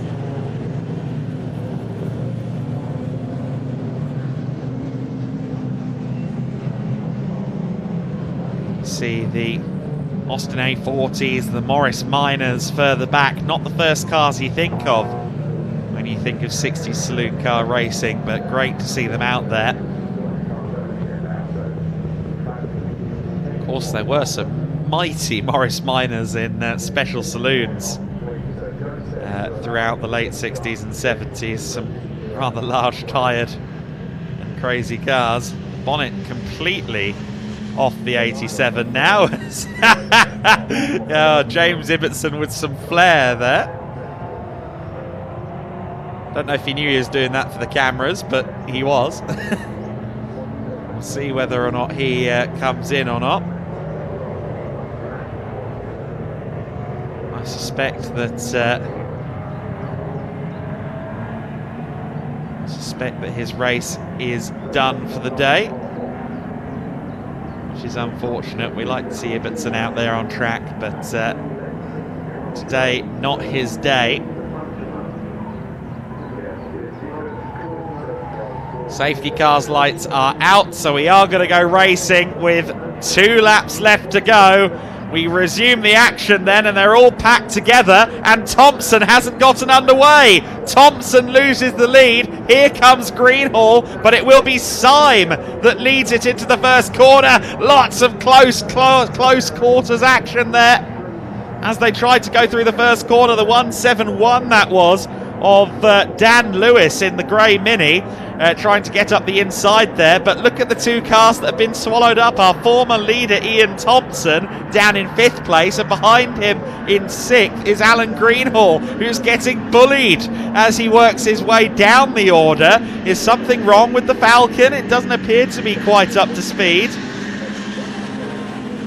I don't know if everybody got the memo that the safety car was in, but 2.5 minutes of racing left to go, and to the front of the order from almost the back of the grid is the number 34 car. Tom Bell started 32nd place, and he is now your race leader.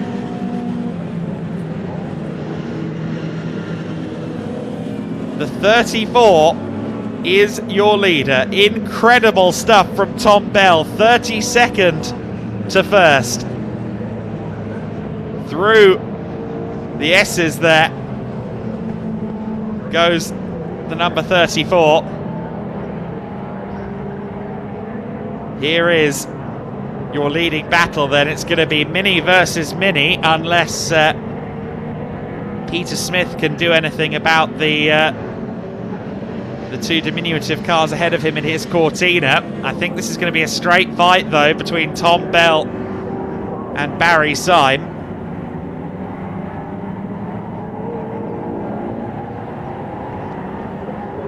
As we've said, Tom Bell wasn't in the car last time. It was of course Joe Ferguson yesterday who won the race in that Mini. Because he wasn't in the car for race 2, the car was put to the back of the field for this one, but Tom Bell has rectified that in spectacular fashion and is now leading. Oh, the Anglia spinning in the back of shot there. That was Swan in the 539, I believe. Kevin Swan in a spin. I don't think anyone ended up colliding with him there, but Kevin Swan did have a moment.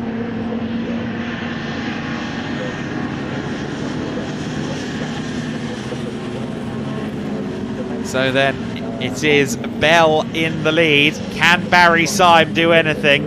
He would really like a win out of this. He's been fighting for the lead up against the big boys, the bigger cars all day long, and then sneaking up from behind. Tom Bell has moved into the race lead. They're all so compacted together as the race resumed. Here comes the 712. Here comes the Cortina up into 2nd place. It's a late charge here from the 712, but Syme gets back past Peter Smith. And Peter Smith demoted there by the 25. Here comes Thompson in the 71, looking to the inside. Bell in the 34 looks like he's going to take the win, but the question is who's going to be 2nd, who's going to be 3rd, and who's going to be 4th. 3rd place, Ian Thompson. 2nd place, Ian Thompson. Barry Syme gets demoted by both Cortinas. The Cortinas muscle Barry Syme out of an overall podium, but your winner from 32nd on the grid will be Tom Bell. What a race from him. Thompson recovers to 2nd. Looks like he's picked up a little bit of damage. He's smoking. 3rd place for Peter Smith. 4th place for Barry Syme. Oh, and a spin at the last corner from the BMW. Tom Bridger in a spin at the back of shot there. At the very end of the race, he's had a bit of a drama. Thinks better of rejoining the track from that position and ends up doing a 3-4 point turn. 18 resumes, but will fall down the order. The first of the Class E Hillman Imps home was Loveland in the 22, but this is the story of the race. Your Class C winner, your overall winner, Tom Bell, from 32nd on the grid. What a fabulous race that was here in the pre-66s. We get a look now at some of the highlights of that race. Kennelly early in the race was trying to fight as Alan Greenhall took the early lead. A few cars skating across the gravel as well coming out of Redgate. Barry Syme would move into the lead past the Falcon. Meanwhile, the big Mustang would struggle, and Tastley trying to find grip, trying to find a place to go. He would ultimately finish the race in 9th place, so it wasn't a bad race at all from Ian. Greenhall would get past on the long straights, and then Barry Syme would fire back into the corners and through the braking zones. And that would be the story of the race for a little while, but the Cortinas would soon have their say as well. Syme really just finding a mini's width at one point there through Melbourne. This was on the very first lap of the race, and this was where Ian Thompson started to take advantage. He moved into the lead as the Falcon and the Mini scrapped, but then appearing in the rearview mirrors of Alan Greenhall, perhaps unexpectedly from 4th place, the Mini of Tom Bell, who'd come up from 32nd. A safety car was out because of that stranded Jaguar Mark II of Guy Connew, and during that safety car, James Ibbotson also having an issue. His Hillman Imp bonnet coming loose and getting a bit of a pounding off of James as a result. James heading back to paddock with a little dab of flare and a sizable dab of Oppo. The race resumed with Barry Syme inheriting the lead. Ian Thompson was slow to get away in the Cortina, which handed Barry Syme the lead momentarily. Greenhall almost powered by. Alan Greenhall would get eaten up by the field at that stage as everybody else went quicker through the first corner than he. You see him sliding in the back of shot there towards the end. Peter Smith trying to get in amongst the minis at the end of the race. It was Tom Bell running home free in the lead though. And Tom Bell was ultimately the winner. Ian Thompson recovered well to 2nd place there, making up some positions but picking up a little damage towards the end as well. And then a spin at the end for Bridger, bringing the race to a difficult conclusion for him. But a lot of action in that one, and what a story at the front with Tom Bell winning from the back of the grid. Ian Thompson taking 2nd place. Peter Smith in the 712 taking 3rd place. Barry Syme, after all of his hard work fighting for the lead, he doesn't get an overall podium. He does finish 2nd among the Class Cs in 4th. Gary Townsend in 5th place. Billy Kennelly in 6th. Dan Lewis in 7th place. Alan Greenhall winning Class A in 8th ahead of Ant Astley. Jake Swan in 10th. Kevin Swan in 11th. Ed Gibbs, John Davis and Pat Kennelly round out the top 14. The rest of your top 20, the first of the Class E cars, was Loveland in 15th. Clayton in the 62, the first of the Class D's home, in 16th place. Bedford, Henshaw, Croker and Oliver round out your top 20. We can now focus in though on the pre-66 drivers as we get some chats in with James down in Parc Ferme. Let's hear from our drivers now. Well, welcome down to Parc Ferme. John, you're going to have to come past this Mini because this is the one that we all want to take a look at. Number 34 has gone from number 32 on the grid to winning the race. Tom, how exactly are you feeling right now? Good, really. Yeah, good. Is that all that you want to say? I'm actually a little bit emotional about it because we lost a dear friend last year, Peter Baldwin, and this is for him, really. It's a big shock what happened, and just the way he sort of deteriorated was just horrible, really. So this is for Peter, and I've also been suffering myself with long COVID, so it's been quite a battle the last 2 years. But yeah, I'm just good to win. Mate, you have driven amazingly today. Pete would be beside himself happy for you, because to go from, you know, 3rd on the grid to 1st is an achievement, 8th on the grid to 1st is an achievement, but to go from pretty much the very back to end up winning the race is just unbelievable. And, you know, tell me about this car, because this is the machine that's helped you do it. It must mean a heck of a lot to you now. Yeah, we do it all ourselves, so it's it does mean a lot. Me and Joe work a lot of hours on it, and we spent a lot of time over the winter. We weren't happy with last year at all. A bit obviously myself and my health, and a bit the car. So we've worked hard over the winter, and yeah, at the moment it's good. So hope it continues for the rest of the year, really. Well, mate, thank you for sharing that with us. Congratulations on the winners, though. Let's see if we can find the rest of the podium finishers, starting with Peter. Peter. You got a bit of a smile. You must be happy with 2nd. I don't think 2nd or 3rd, not sure which. Yeah, it's good, hard race. For an old man, it's a hard race. Yeah. Well, just sum the whole race up for us, because it looked like chaos from start to finish. If you could sum it up in one word, what would that word be? Exciting. Exciting! And the excitement does not stop there, because I'm going to throw to myself a few minutes ago over in the assembly area. We've got the next Mini Melio race waiting and ready to go for you.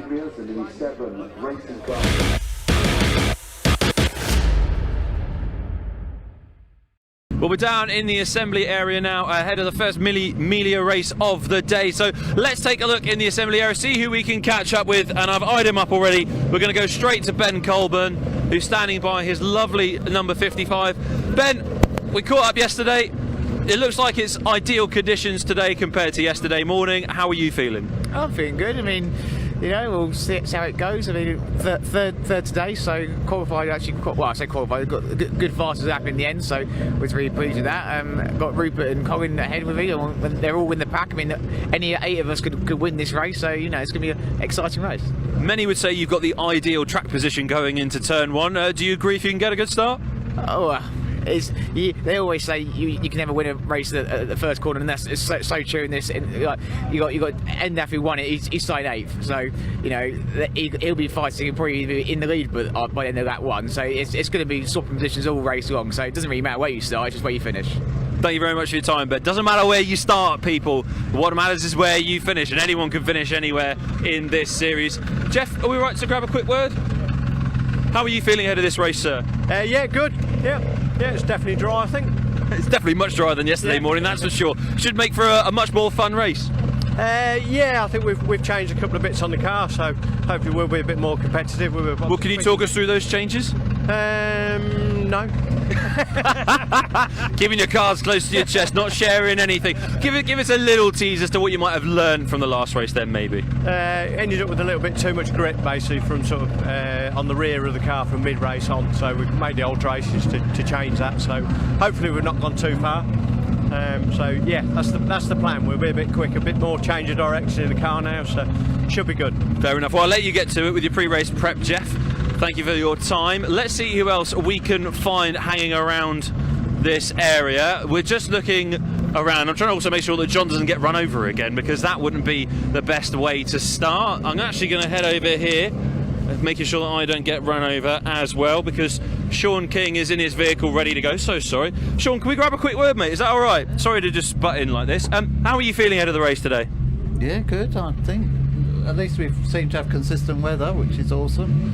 It's been a bit mixed the last couple of days. Have you changed anything after yesterday's race ahead of the one today? No, I've looked at what the front runners were doing. Just need to be a bit braver. Fair enough. Well, enjoy it, mate. Go well. Have fun out there. Let's see who else is making it. Oh, watch your back, John. You're going to get run over. There's Lee Roberts is backing into his grid slot. We've got lots of cars starting to join us down here in the assembly area. Let's head over actually now to the very brightly coloured number 5, driven of course by Phil Bullen-Brown. So let's see if we can grab him for a quick chat. Phil, you look very nervous that I've come straight over to you. How are you feeling ahead of the race? Yeah, I'm confident going into this one. I think we got the first race jitters out of the way yesterday. I think it was a great race, very clean race from everyone. So yeah, looking forward to today. Now we spoke to Jeff and he said that he learned a lot from yesterday. He's made a few changes. Have you made some changes as well to your car? Yeah, I had a terrible start. I think my starts are actually getting worse, not better. But we put a load of sticky stuff in the floor, and I don't think that helped me find a biting point. So we've got rid of that. So we've gone back with that, and hopefully that works today. Hopefully, fingers crossed, we'll get a better start. Back to basics seems to be the way to go. Give us a quick prediction. Where do you want to come today then? If I could get on the podium, I would be stoked. I'll see you for a podium interview afterwards then, mate. Go well. I really want to try and find out if Endaf Owens is around yet, but he's still not in his grid slot currently, so I am keeping my eyes out for him, desperately looking around, and I can't seem to find him everywhere. Obviously the winner yesterday, and he did very well in that race.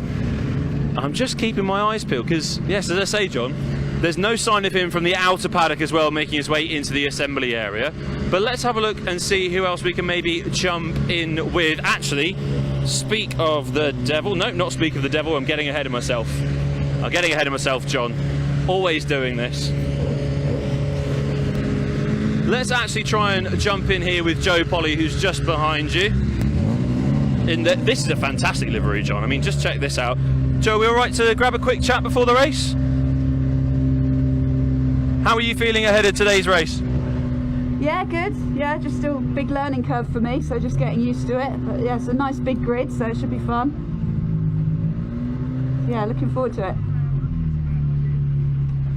Excellent. Well, I'm going to have to take your word for it because I can't hear you because it's so loud around these cars. It's deafening down here in the assembly area. And I'm still looking for Endaf Owens, but I can't find him anywhere. There he is. Here we go. We'll finish on this, John. We'll wait for Endaf to pull up and park up, because obviously he's a man that I'd like to chat to today, as he gives me a nice little smile and a thumbs up. And just check out that right rear of his bumper with the lovely little sheep and the Welsh flag on top of it as well. That's fantastic. Here we go, let's grab him quickly because he's stopped out the car. Endaf, so Toiti? Very good, Martin. Bendigeg race yesterday, it's very good. Are you feeling happy today? Yeah, looking forward to a bit of a battle, but yeah, we got an engine issue. We had found some bits in the gearbox about half an hour ago, so it's... Are those the gears in the gearbox, or are other bits that shouldn't be there? Bits that shouldn't be in there, so, well, we'll see how it goes, if we can get there. Well, look, you must have built up a lot of confidence yesterday, and today the conditions are much better. Yeah, so can we see another win? We'll try. There's a lot of quick cars in front of me, so we'll see. Thank you. We'll see you afterwards, mate. Go well. And well, with that, we're going to head up to Adam in commentary, because whilst these cars are about to head onto the track, he is the man with the mic to take you through this race.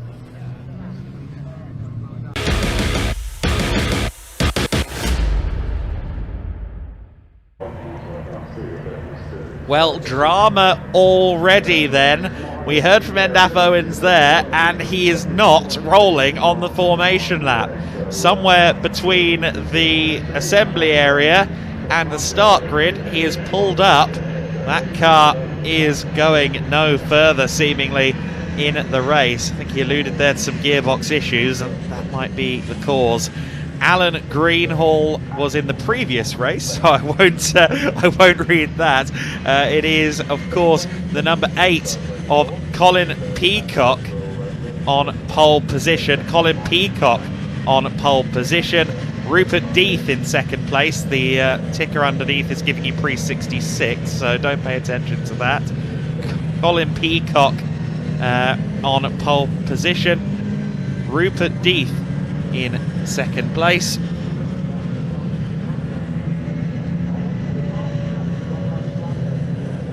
Colin Peacock in the number 8 on pole. Rupert Death 23 in second.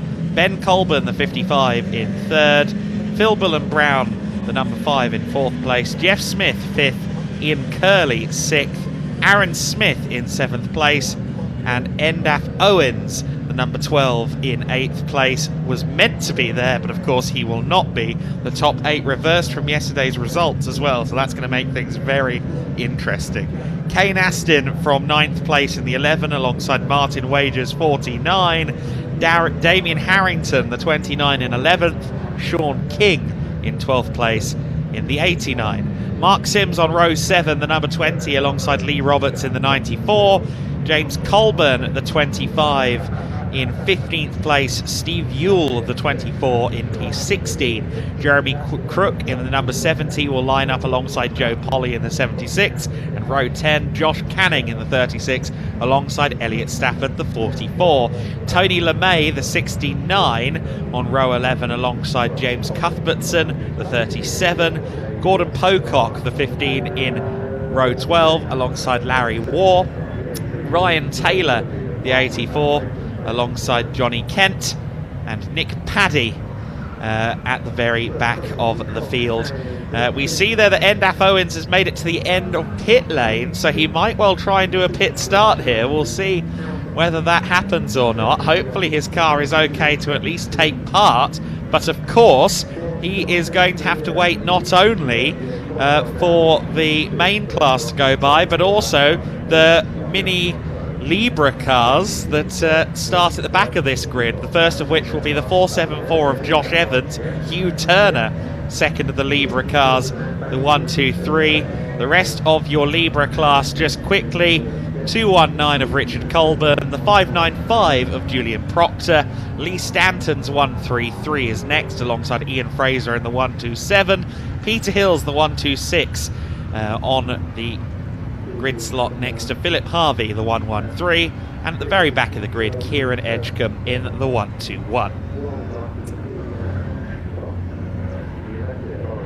Endaf Owens will, of course, start from the pit lane by the looks of it. I imagine he'll be released after the second grid goes through, so he's going to have a lot of work to do over the course of this 20-minute race. Don't expect the wildest of heroics from him. I don't think he's going to get anywhere near an overall podium, but he'll do his darndest to work his way up the order. A few cars still finding their grid slots then.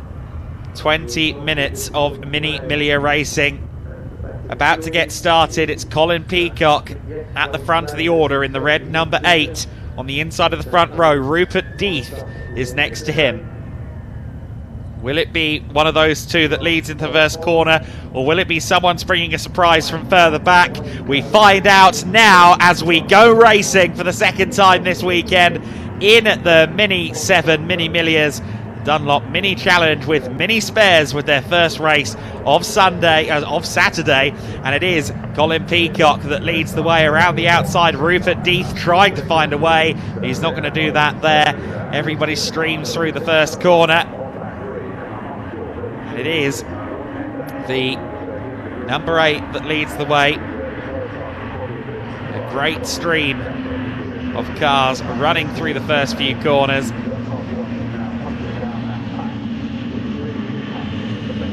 Number 71 going through there. One very well turned out car there in the hands of Larry Waugh. But look at that at the front of the order. It's Peacock leading. Death under pressure here from the 55, the 55 being Ben Colburn. The number 1, Aaron Smith, already up to 4th place though, so he's going to be one to watch. In fact, make that 3rd place.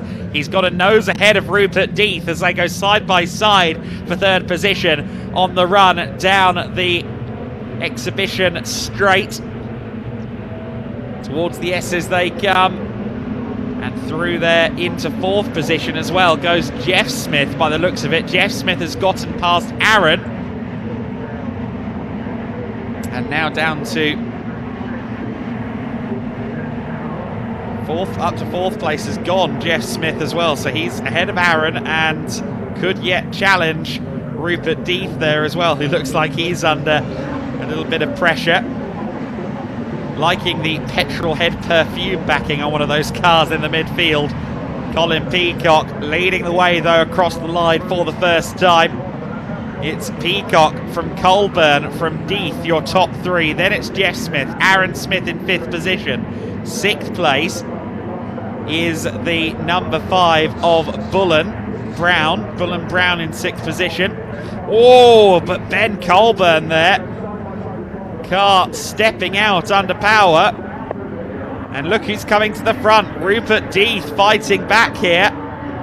He might well have the lead. He's got the inside for the old hairpin. He is in the lead, and following him through into second place is Jeff Smith. So Peacock getting swallowed here. Aaron Smith now trying it too. He gets a good run, gets up into third place and has more momentum than Jeff Smith or Rupert Death. He may well be up to second place. Yes, he is. Aaron Smith up to P2. Making short work of Dad Jeff. Oh, contact! The Smiths are in contact.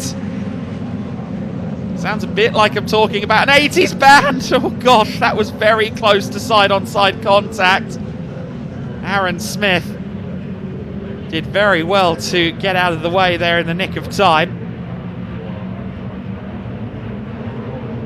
Rupert Death, your race leader then. Jeff Smith tagging Aaron's rear there. That will be a point of discussion, I'm sure, after this race. The number 5 car of Bull and Brown there, just about holding off the advances of, I think that was the 46, no, that was the 49, sorry, of Wager.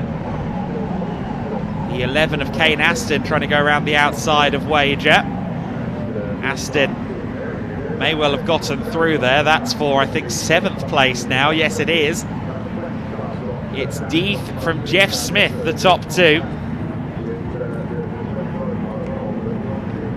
It's Jeff Smith trying to go for the lead here.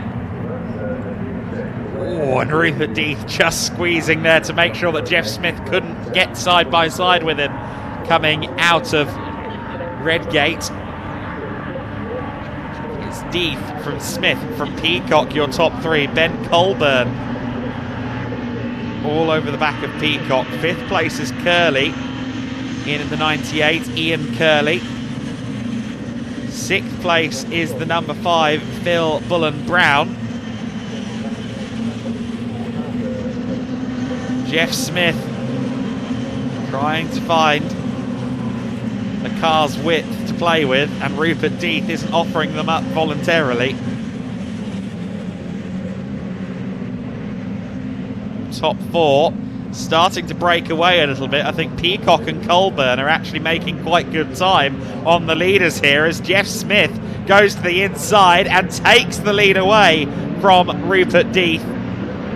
Jeff Smith up to the front then. Top 4 all scattering apart, and you see there Ben Colburn has managed to get past Peacock as well, so Colburn up to 3rd place. Oh, but Peacock slowing. Peacock slowing. The number 8 started on pole position and will end on the exit of the Melbourne hairpin. Colin Peacock out of the race then. That means that Ben Colburn can focus now on trying to get involved with Death and Smith in the battle for the lead. Kane Aston is up to 4th position. They're dropping like flies ahead of him. He's making good headway as well, and he is now up to P4.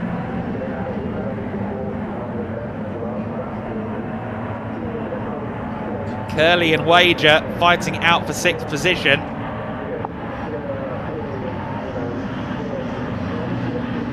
Through the old hairpin we go then. Curley just ahead of Wager. Harrington in 8th place. Ewell and Polly round out your top 10. The first of the Libra cars is the 474 of Josh Evans. He's well into the overall top 20 already. Here comes Death in 2nd place. Getting close there to the rear of Jeff Smith. Now Ben Colburn got a better run out of Coppice than Rupert Death. So let's see whether Death is still in P2 by the time they get to the S's. He gets a toe off the back of Jeff Smith, of course. Almost 3 wide into the S's. It is Jeff Smith that continues to lead the way. Smith from Death from Colburn. Speaking of the Smiths, Aaron Smith was in 19th across the line, so he did continue after that heart-in-mouth moment. Contact, of course, with Jeff.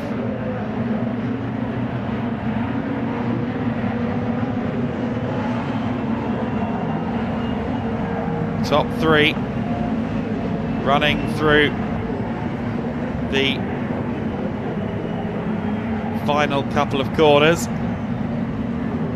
It's Smith, Death and Colburn.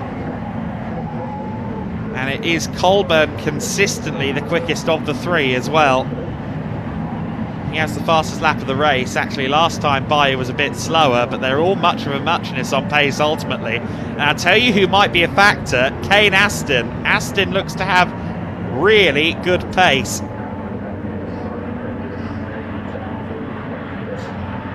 And you see the number 24 of Yule just ahead of the 76 of Polly. I think it is Polly in the 76 with the perfume backing on the rear of the car, Joe Polly. You see the rest of the field streaming through. Somewhere in there is the 474. There is the 474 car, the banana peel yellow of the class leader in Libra. 474. The leaders, though, are side by side again as Rupert Death gets almost past Jeff Smith, but now here comes Colburn and here comes Aston. It's 3 wide for second place, and it is going to be Kane Aston. No! Contact! Death gets swung around into Colburn. Bull and Brown involved in that as well. Death got hooked there on Colburn and ended up skidding into Kane Aston as well, and Kane Aston's mighty effort to start fighting for a podium has come to an end.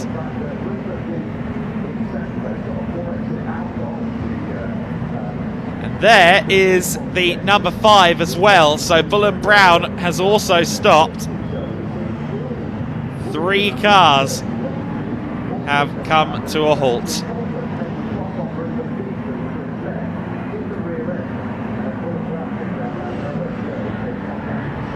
Well, I imagine that a safety car might well be imminent. That was a major impact there. Here's a replay of the moment then. Let's have a look. Death into the side of Aston there. He got hooked on Colburn.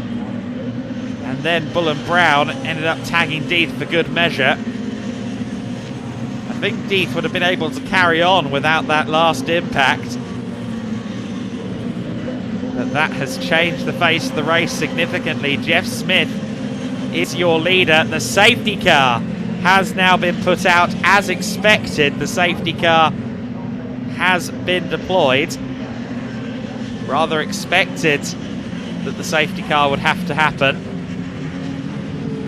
There you see Kane Aston's car being pushed away. Bull and Brown has also abandoned his machine. Phil Bull and Brown and Kane Aston both out. I think also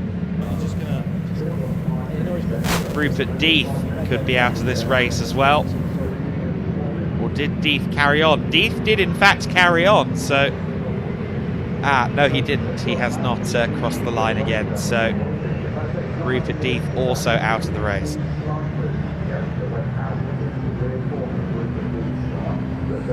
Well, 3 of our front runners then out in one fell swoop. Now, one of the storylines to watch for now in the remainder of this race will be the progress of Aaron Smith. Aaron Smith, the defending champion, 12th overall, and of course lost a lot of time in that collision with Jeff Smith earlier. He will now be in the pack, of course. Everyone will be in one long queue.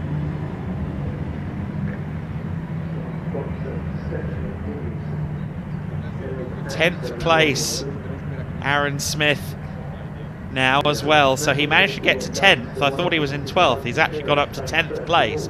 So not only is Aaron Smith back in the top 10, but he'll now be back in the lead pack, as everyone will be. I wouldn't put it past Aaron Smith to do some heroics here. Someone we haven't touched base on is Endaf Owens, and unfortunately Endaf Owens' race came to an end early. He is missing out there, so Endaf Owens, I think, whatever issues he had have continued on, and Endaf Owens is missing around the circuit as well, so the car we expected to see from 8th on the grid, the winner from yesterday, follows up his victory with a non-finish.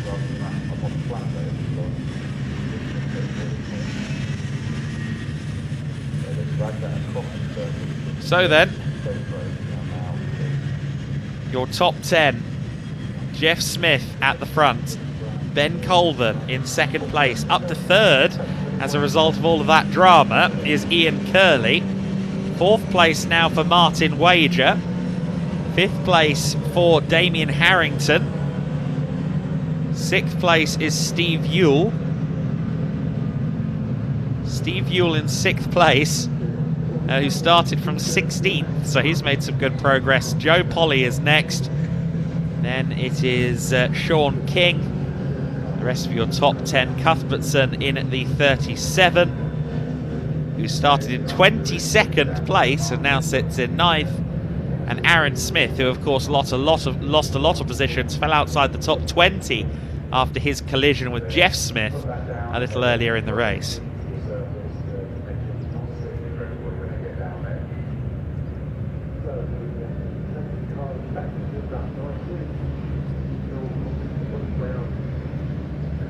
Less than 6 minutes left to go then. I'm yet to see the safety car lights. I don't know if the safety car lights are still on or off at the front of the field. Safety car lights are still on and the marshals are still working, so looks like one more lap under safety car by the looks of it. I think that's because there's some fluid down from one of the retired cars. You can see the cement dust on the apex of Melbourne. So a slippery penultimate corner could be an obstacle as well. Still got one car stopped as well, Bullen Brown's car. I think it's going to have to be craned away because I think the suspension was the main loss to that car in the collision. So that is not able to be pushed away.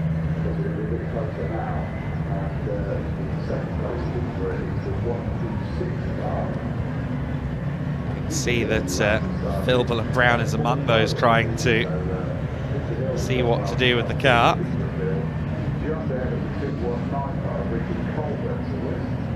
Mini Million machines, of course, really wonderful little cars. It's always a shame to see them damaged. But it's a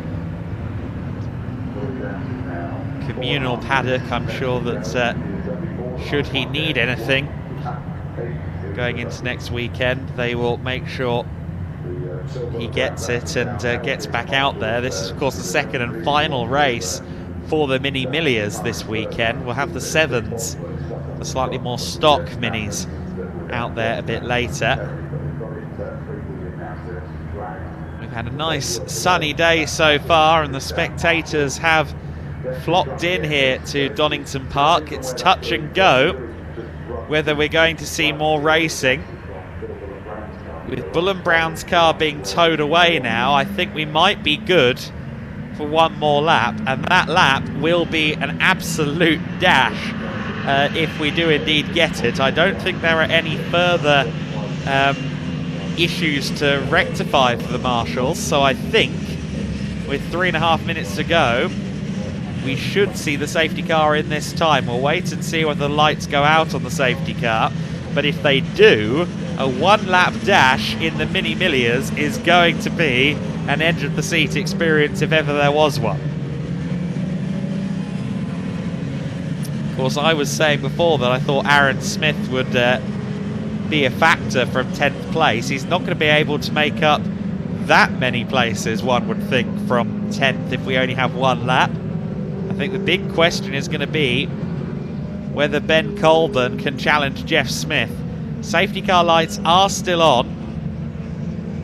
And in fact, with 2 minutes and 48 left on the clock, we might just get 2 laps. We'll have to see when they cross the line to start, if they are going to be able to start this time. Keep an eye on those safety car lights. Next time we see them, if they're off, we should be back racing. If they're not, they are still on, and I wonder if that means no more racing. Ah, the lights are off. The lights are off on the safety car. We are going to go for a 1-lap dash. In fact, it might be a 2-lap dash. Lap time here is a 1:49, so we'll see whether it's 1 lap or 2.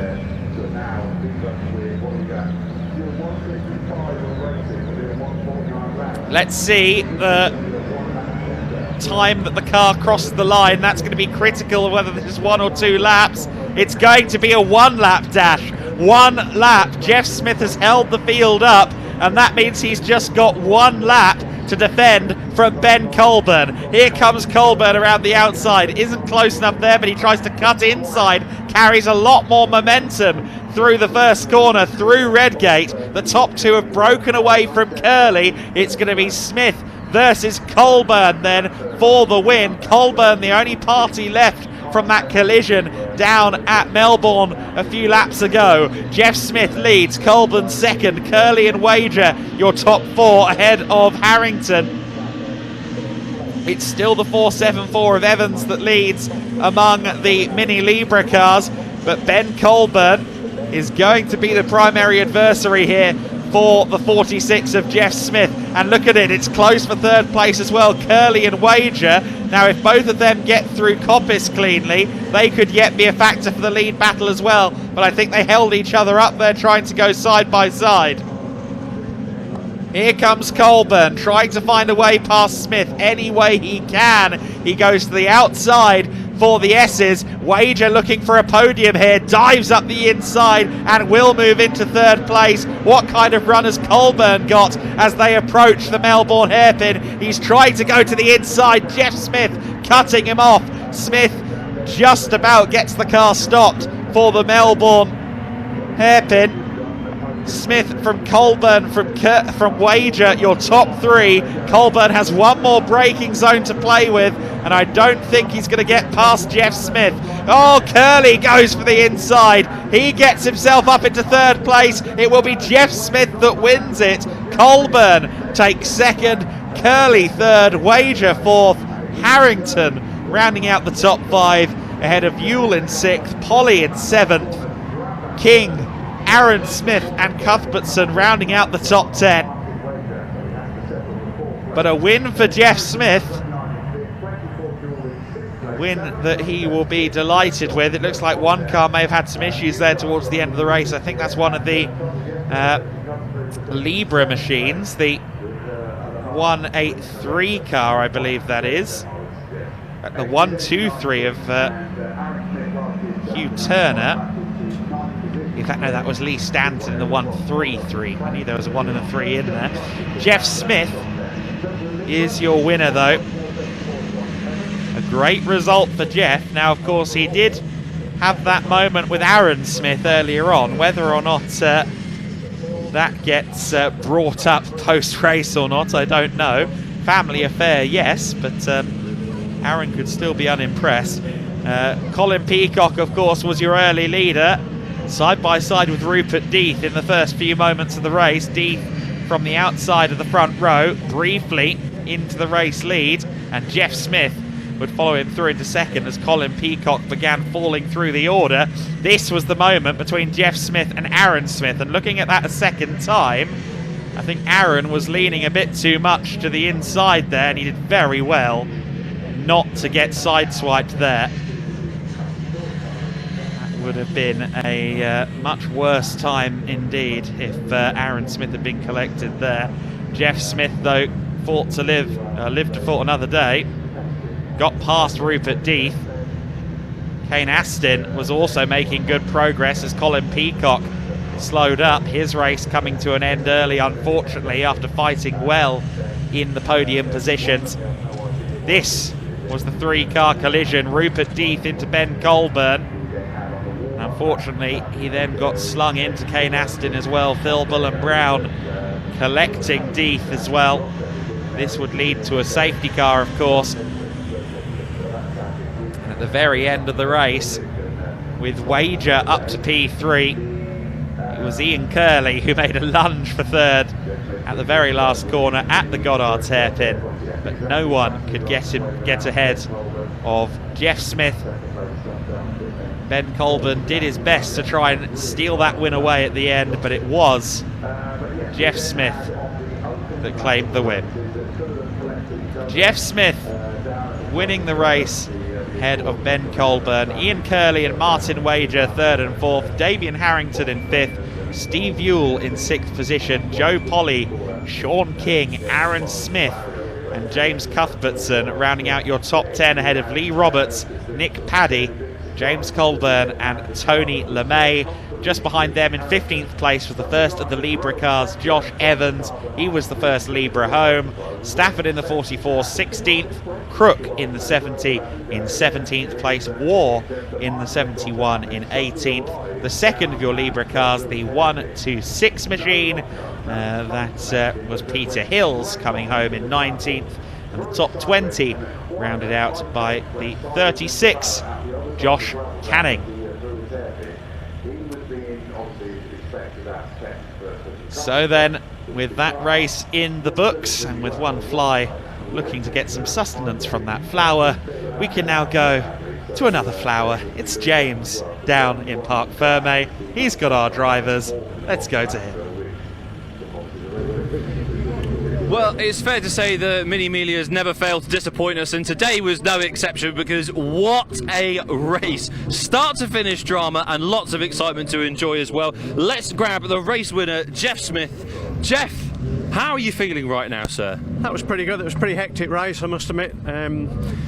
Sorry to Aaron, but I'd got the undercut on him at Coppice, so tagged the back end of Aaron, and I don't know where he finished, but put him sideways, so not intentional, but I was underneath him. Look, sometimes it's about making those brave moves that leads to winning the race. Just a quick word then on how you found the weekend as a whole. Obviously, this one, the last race of the weekend. Just sum it up for me. Really busy. It stepped up a whole nother level, Miglia's. It's a massive grid, and the front runners are all, it's so close between us all. Should we expect more of the same of you in the second round? Yeah, I hope so. Excellent. Enjoy the celebrations. We're going to try and find now Ben Colburn and his number 55. Here he is. Spoke to Ben before the race as well, of course.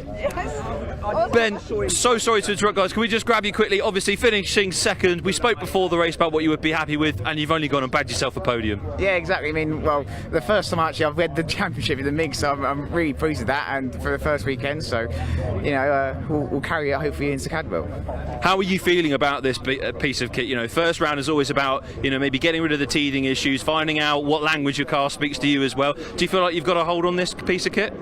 Amazingly, I think I do, because we actually only got this out of the shed on Tuesday.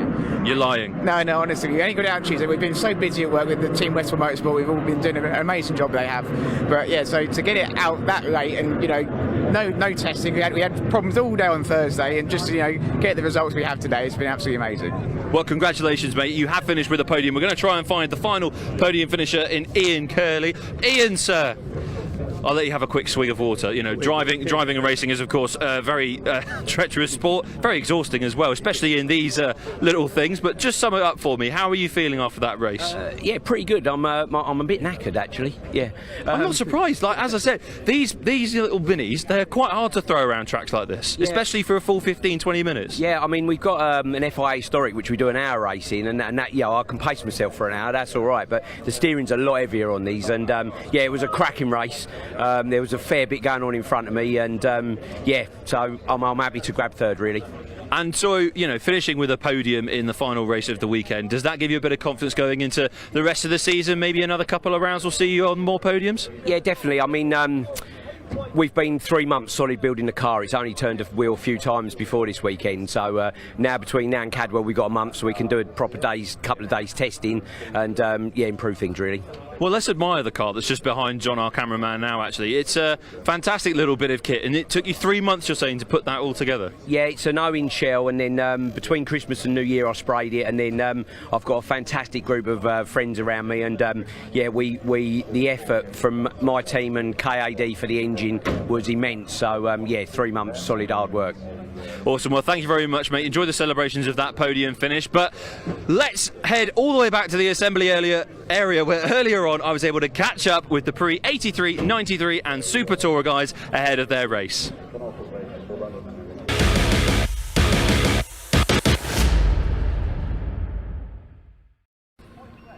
Well, welcome down to the assembly area ahead of the Pre-83, Pre-93 Super Tourers Classic Touring Car Race. Goodness me, that is a mouthful. Where the main headline here is that there's only one Super Tourer taking part, and it's Alex Morgan in his Astra, and he's currently not here. That's his pole position slot. But as you can see behind me, there are still plenty of cars hanging around, and one of the people standing outside the front of his car is none other than Stuart White, who many would argue is starting on pole position because Alex Morgan will certainly be in a race of his own. Stuart, best of the rest, many would say, but actually it's pole position ahead of the real race behind Alex Morgan. How do you feel? Yeah, looking forward to it. Should be good. Shame there's only one Super Tourer out, but we'll do what we've got to do in this one. And look, the conditions are beyond ideal really for you guys, especially in a machine such as this. Talk to me a little bit about this lovely car, because John, it looks beautiful, as I'm sure it does on your camera, and everyone's been admiring it at home, Stuart. How long has it taken you to put together? Have you changed anything ahead of the new season? Not really. I had an engine failure last year, so I had to put an engine in it over the winter, and then once that was done, decided to change the colours for this year, and that's about all I've done really. Just could get it working again. And finally, before I let you get back to your pre-race prep, give me one thing you learnt from yesterday you're going to carry into today. The guys behind could be a problem if they don't get tangled up in too much, but we'll take it as it comes. Fair enough. Well, good luck, Stuart. Enjoy the race. Let's have a wander over to pretty much just the other side of where we were stationed just now, because there are a few people that I'd love to be able to have a chat with, one of them being Michael in this beautiful silver cut purple Jaguar. Michael, how are you feeling ahead of today's race? Yeah, all right, all good. So. all right. Have you changed anything going into this race? Lots of people have said they learnt from yesterday, so they've changed, tyre pressures, they've changed a few niggly bits here and there that they don't want to talk to us about, because you racing drivers are very secretive. So can you maybe share a bit of insight for us? I'm actually more open. I have got a secret weapon. I don't mind sharing with you. So I've assessed the car after yesterday's race, and I've decided that actually the brake pads might work better with brake pad compound on rather than just on the backing plates, because that's actually, it turns out, how I was racing yesterday. Not ideal really, that one, Michael, so a safety thing more than anything, to be honest. But with that in mind, are you hoping for a much stronger race today? Honestly, I don't know. I think if these boys get a clear running away from me, their car turns so much better. I could lose them, especially with my car starts to really punish. Oh, but look, there's some lovely long straights here at Donington where you can certainly, put the beans down. Yeah, we can do.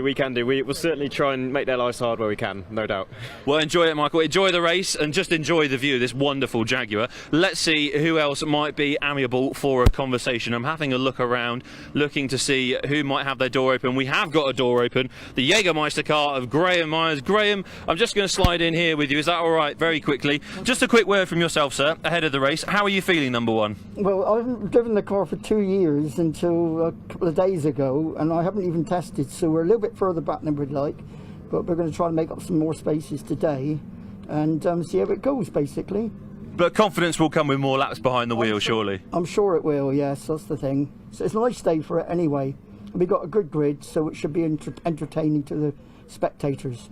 And just before I let you get back to your pre-race prep, give me one part of this circuit where you feel like your car comes into its own. Is it strongest in a way? Well, obviously the BMWs have got a bit of a grunt on the straight, so that's the truth of it. They're a little bit heavier than some of the other cars, but the straight is where we make up the time, really, to be quite honest. Awesome. Well, thank you very much for your time, sir. I'll let you get back to your pre-race prep, let you get back to getting ready for the Manager. Well, with that in mind, we've spoken to the drivers. The excitement is reaching a palpable point here in the assembly area, so we're going to hand up to Adam, who's going to be the man with the mic to take you through it all once again.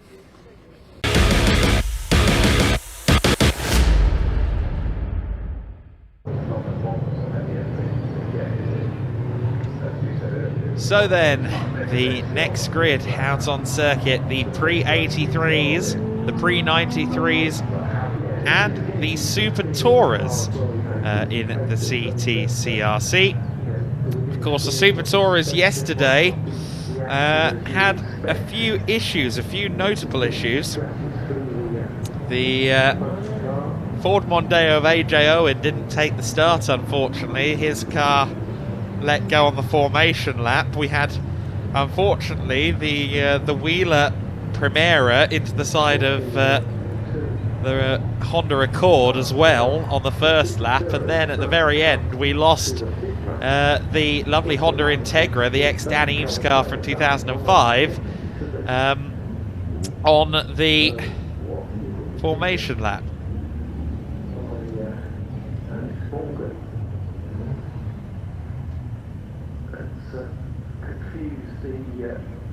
The motion because there's quite a big gap to Stuart White.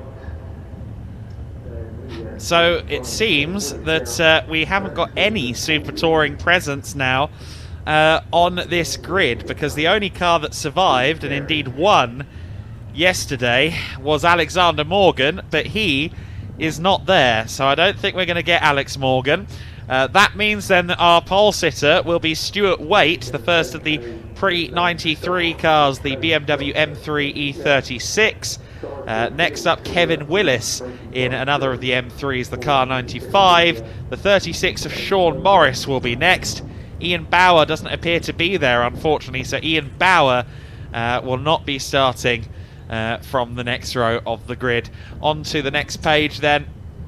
Terry Davis in his M3, the number 70. Stephen Primmett in the 111 car, the Ford Escort is the first of the pre-83s. He will start from row 6. Michael Seaborn is next alongside Jonathan Corker, the XJS and the Datsun 510. Mark Chollerton, the 81, alongside Graham Myers in his M3. Simon Jeffs in the Golf GTI alongside William Davison in his E30 BMW. Tom Harvey, always a bit sideways and a bit leery. He will line up on row 10 alongside Bob Bullen. Next up, it will be row 11 of the grid. Byron Aldous in the 37 alongside Stuart Kai, who we saw out earlier on in Boss. Nick Williamson in the Rover SD1 on row 12. Colin Claxton alongside him. Peter Bulbick on row 13 of the grid. Carl Shreve on row next to him in the Triumph Dolomite. And then at the back of the order, another Dolly. Mark Osborne should be there, albeit he did come to a halt early yesterday, so I just hope that car is out there. I don't think I see either of the Triumph Dolomites actually taking the start, so unfortunately we are down some Triumphs, but otherwise we are okay. A lovely grid then of pre-93s and pre-83s, and we're now seeing Alex Morgan seemingly with a brake issue. So Alex Morgan's car being tinkered with at the moment, the ex-Turkington, ex-Tom Chilton factory car from 888 is unfortunately not having a great time at the moment. We'll see whether that car can get out there again. Certainly looks like they're working to try and make it happen. This is the only car assigned to the Super Tourers element of the grid. Of course, it's not a Super Touring car in spec. It is an ex-BTCC machine, however. But it does look as though that car is potentially in a bit of trouble. Let's hope that he can at least take the start. If he has to work his way through the order, that's going to be very entertaining, actually. So that could be quite good. But with just the one car left from the Super Touring entry, that means that this race is going to be focused on the pre-83s and the pre-93s.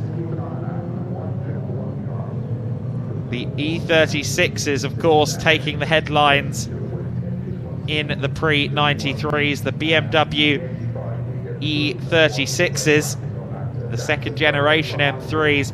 But Stephen Primmett will be one to watch as well in the big Escort.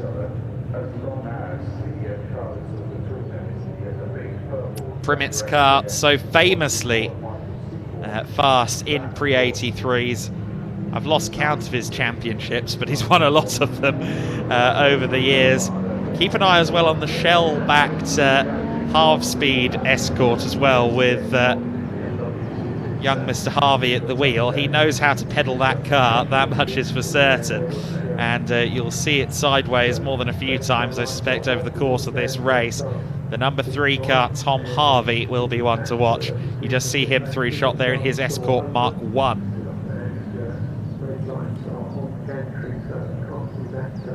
So then, 15-minute race coming up for the pre-83s and pre-93s. They don't have to do a standing start because the Super Tourers normally have a rolling start. There aren't any Super Tourers left to play with them, but we're still getting the rolling start. Let's see then who has the high ground into the first corner.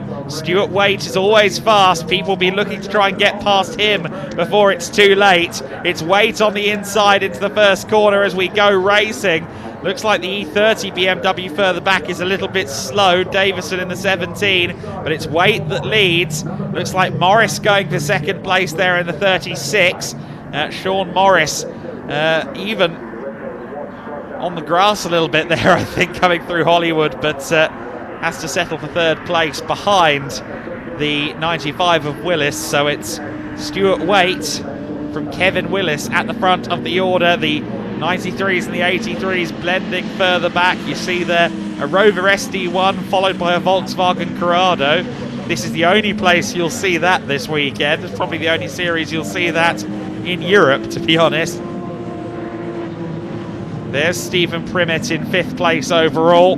He's the first of the pre-83s. There is Mark Chollerton on the back of Tom Harvey further back as well. Mark 2 Escort versus Mark 1 Escort.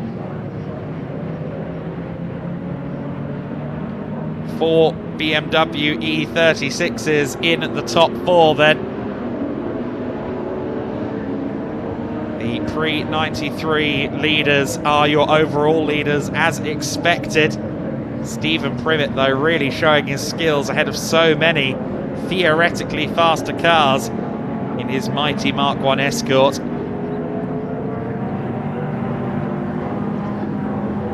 There is your battle for third place between between Davis in the 70 and Sean Morris just ahead of him. So Terry Davis looking to try and get an overall podium out of this in the Laser Tools pre-93s.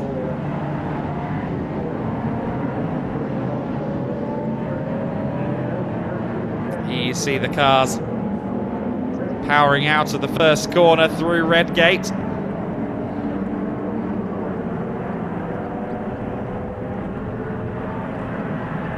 You see there that Primmett at the top of shot. Stephen Primmett is being pursued here by Jonathan Corker.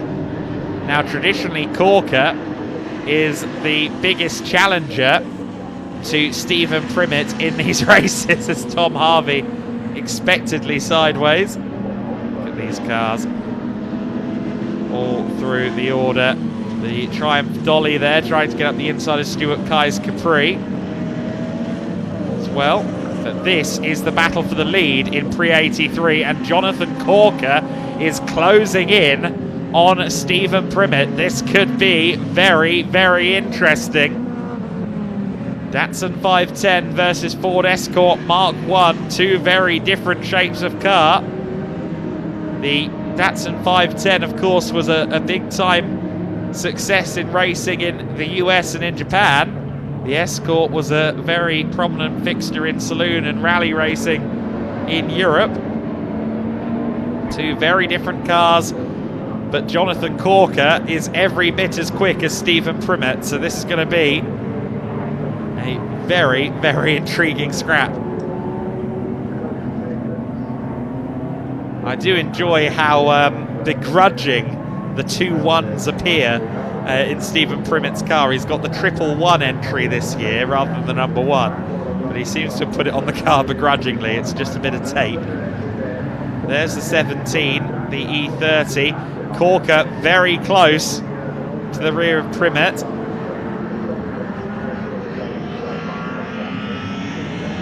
Great battle here between Corker and Primet. Let's see if Jonathan Corker has the pace. He's certainly closed in on Primet, but getting to the rear and getting past are two different things. And of course they've also got to worry about Myers in the number 9, and the BMW from the pre-93 grid just following them as well could become a bit of a factor for Corker if he's not careful. Corker's car maybe dropping off a little bit there. The BMW getting through. Now, is something wrong with Corker, or has he just allowed the BMW through to try and pursue it? He's slowing down, certainly. He's dropped off the rear of Stephen Primet. Now, is this strategy or is this a problem? I'm wondering if the orange BMW, the Jaeger Beamer, I just wonder if that car has been allowed through by Corker with the thought that he might go and trouble Stephen Primet.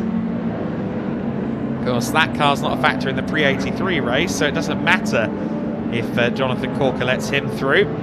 There's Tom Harvey we just saw in shot as we return to Primet in the Mark 1 Escort. He powers uphill with a nice advantage. And here comes Corker back to the inside of Myers in the 9. So whatever Corker's ailment was that slowed him down, he clearly didn't let Myers through intentionally, because he's gone straight back past him. Of course, in a straight line, the E36 will be quicker, but then Corker, with the straight line, or with the braking advantage, the lighter car, gets through the corner quicker. Top 4 still covered by about 5 seconds up ahead. Side-by-side action between Seaborn and Cholerton going on as well. The big XJS holding off Mark Cholerton in his Mark II Escort. That is a RS2000 Escort.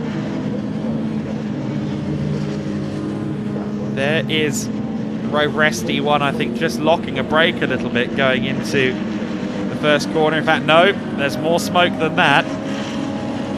The smoke screen is coming out of the Rover SD1, but sadly it's not James Bond at the wheel.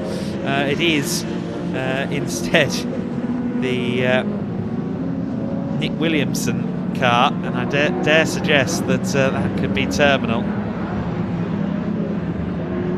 There you see the big XJS, the purple machine, still with Cholerton all over the back of him. Cholerton braver on the brakes as a lighter car, but Seaboard isn't going to make it that easy for him. And now Simon Jeffs maybe sensing some opportunity.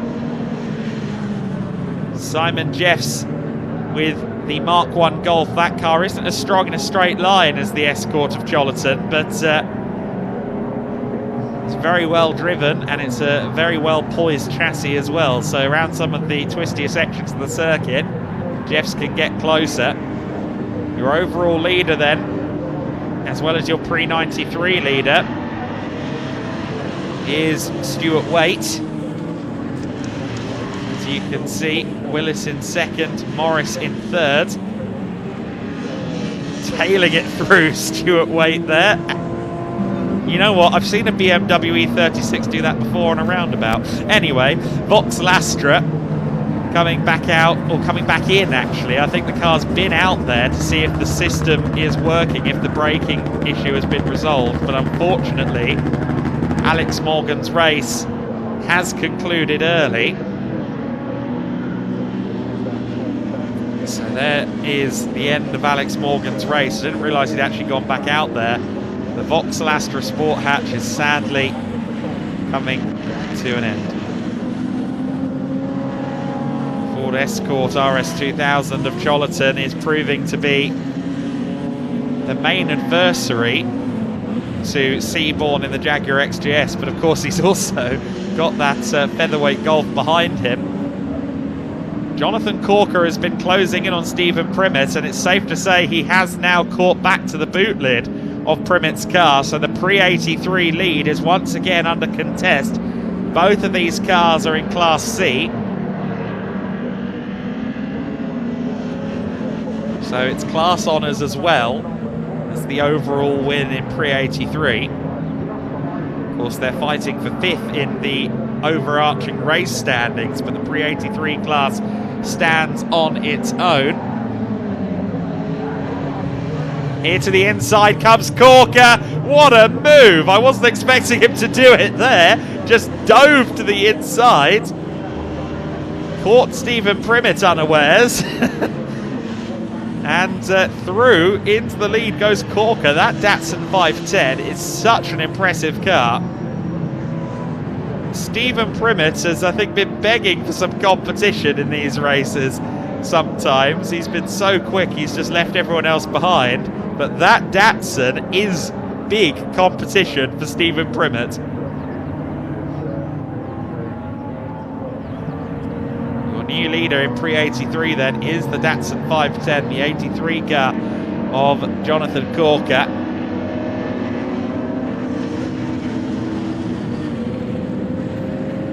Meanwhile, we've had Simon Jeffs get past. The 81 car has had a problem. Mark Chollerton has dropped 8 places, 9 places. Chollerton, I don't think, has crossed the line. Oh, Corker! Oh, very, very sideways there through Coppice. And that is the opening that Primmett needs to fight back. Primmett, side by side with Corker, is going to have the lead in Pre-83 by the time they get to the S's. He does.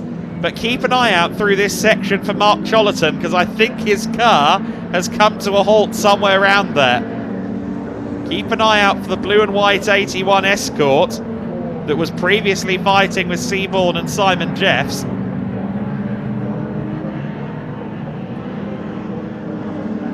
Here they come, up the hill towards Goddard's. The 1 and the 85 having a good scrap here. Corker going wide into the corner to try and get a good run down the main straight. And he did definitely get a good run. He's visibly closing in on the bootlet of the Escort once again. Great scrap here for Pre-83 honours. The top of the order in Pre-93s is unchanged, so we'll continue to focus on this battle for the Pre-83 lead as Jonathan Corker stalks the rear of Stephen Primmett. He's already shown his strongest hand by diving up the inside at Goddard's. He's not going to get to that opportunity a second time with a driver like Stephen Primmett. Primmett left the door open once at Goddard's. He won't do it again, so he's going to have to work out something else, I think. What can Jonathan Corker do to try and get back past Stephen Primmett? 2 minutes and 45 seconds of this one left to go.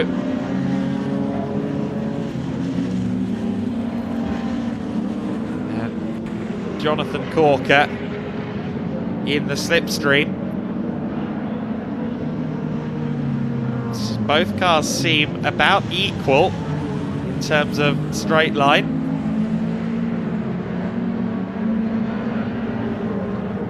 Through towards the Melbourne hairpin we go. They will start the penultimate lap this time by, and will it be Corker that leads them onto the penultimate lap? It is. He gets through there at the Melbourne hairpin. Lovely driving from Jonathan Corker. Got a good run out of the S's.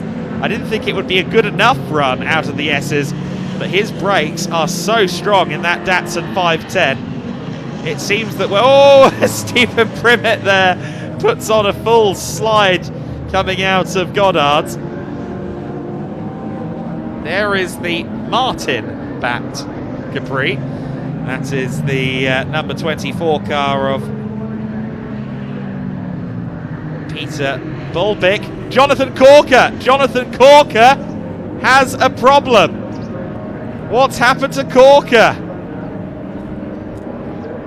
Goodness me, this race in Pre-83 has been dramatic, and as soon as Corker gets back through, the car lets go.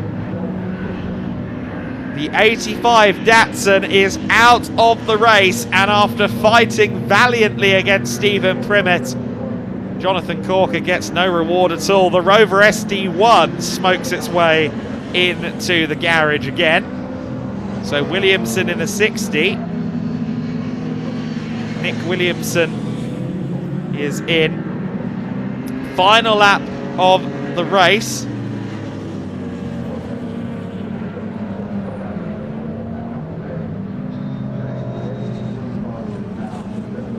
There's number 1. Stuart Waite on the final lap, leading in pre-93. Running through towards McLean's for the final time. He's 4.2 seconds clear of Willis. It's going to be a fairly clean run home here for Stuart Waite, who has looked unimpeachable this weekend in the BMW. Across Friday and Saturday, this has been the car to beat. And no one has been able to show the same race pace as Stuart Waite. He's got 1 lap pace, but having both 1 lap and race pace is a much vaunted thing. Primet in 5th place overall, continues to lead in the pre-83s. He's now uncontested with Jonathan Corker parked up on the side of the road.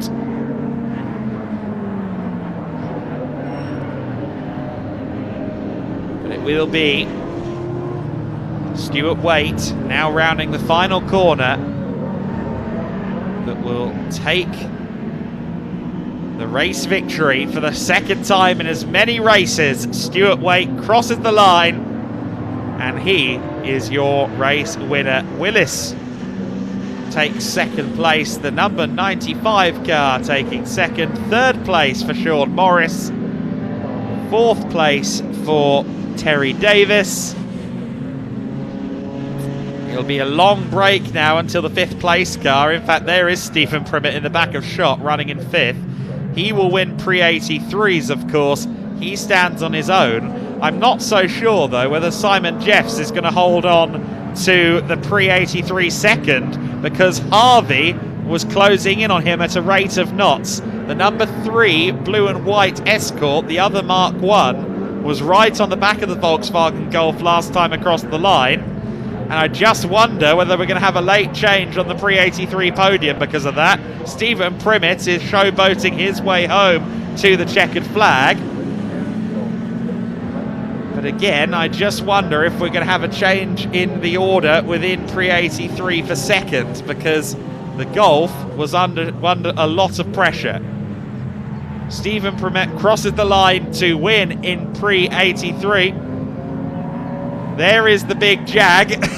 Oh, goodness me, that was a bit too much showboating from Seaborn, who wins the pre-93A class, and it is going to be Simon Jeffs that holds on. He was very slow on the penultimate lap of the race, and he has been smoking a little bit, but he still crosses the line to finish 2nd among the pre-83s, ahead of Tom Harvey. Harvey finishes just ahead of Bullen in the 169, and Aldous in the Volkswagen Corrado finishes 1st in pre-93 Class D, finishing in 10th position overall. Everyone has now crossed the line. Everyone who is remaining, only 13 cars took the flag ultimately. In the 83s, the 93s, and the sadly persona non grata Super Touring element of the grid.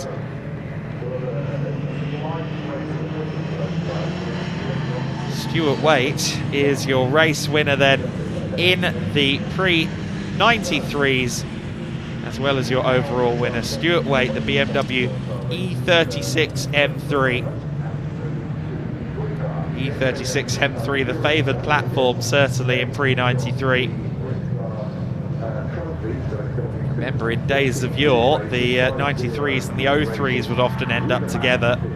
You'd see the EP3 Civics, the likes of AJ Owen, getting involved in the battles. Some replays then of this race. It got started as it would go on, with Stuart Waite in the lead, However, things were a lot closer in pre-83 as Jonathan Corker was a thorn in the side of Stephen Primmett. Corker would, on a couple of occasions, find his way past, only to then fall back. You see them bouncing there across the curbs. Corker dove to the inside there of the number 9 BMW and then did the same move on Stephen Primmett a couple of laps later, almost a dress rehearsal on the BMW for the big move. Corker then would be back ahead, but then he would lose the rear coming up towards Coppice. Car just got light underneath him, too much speed into the corner.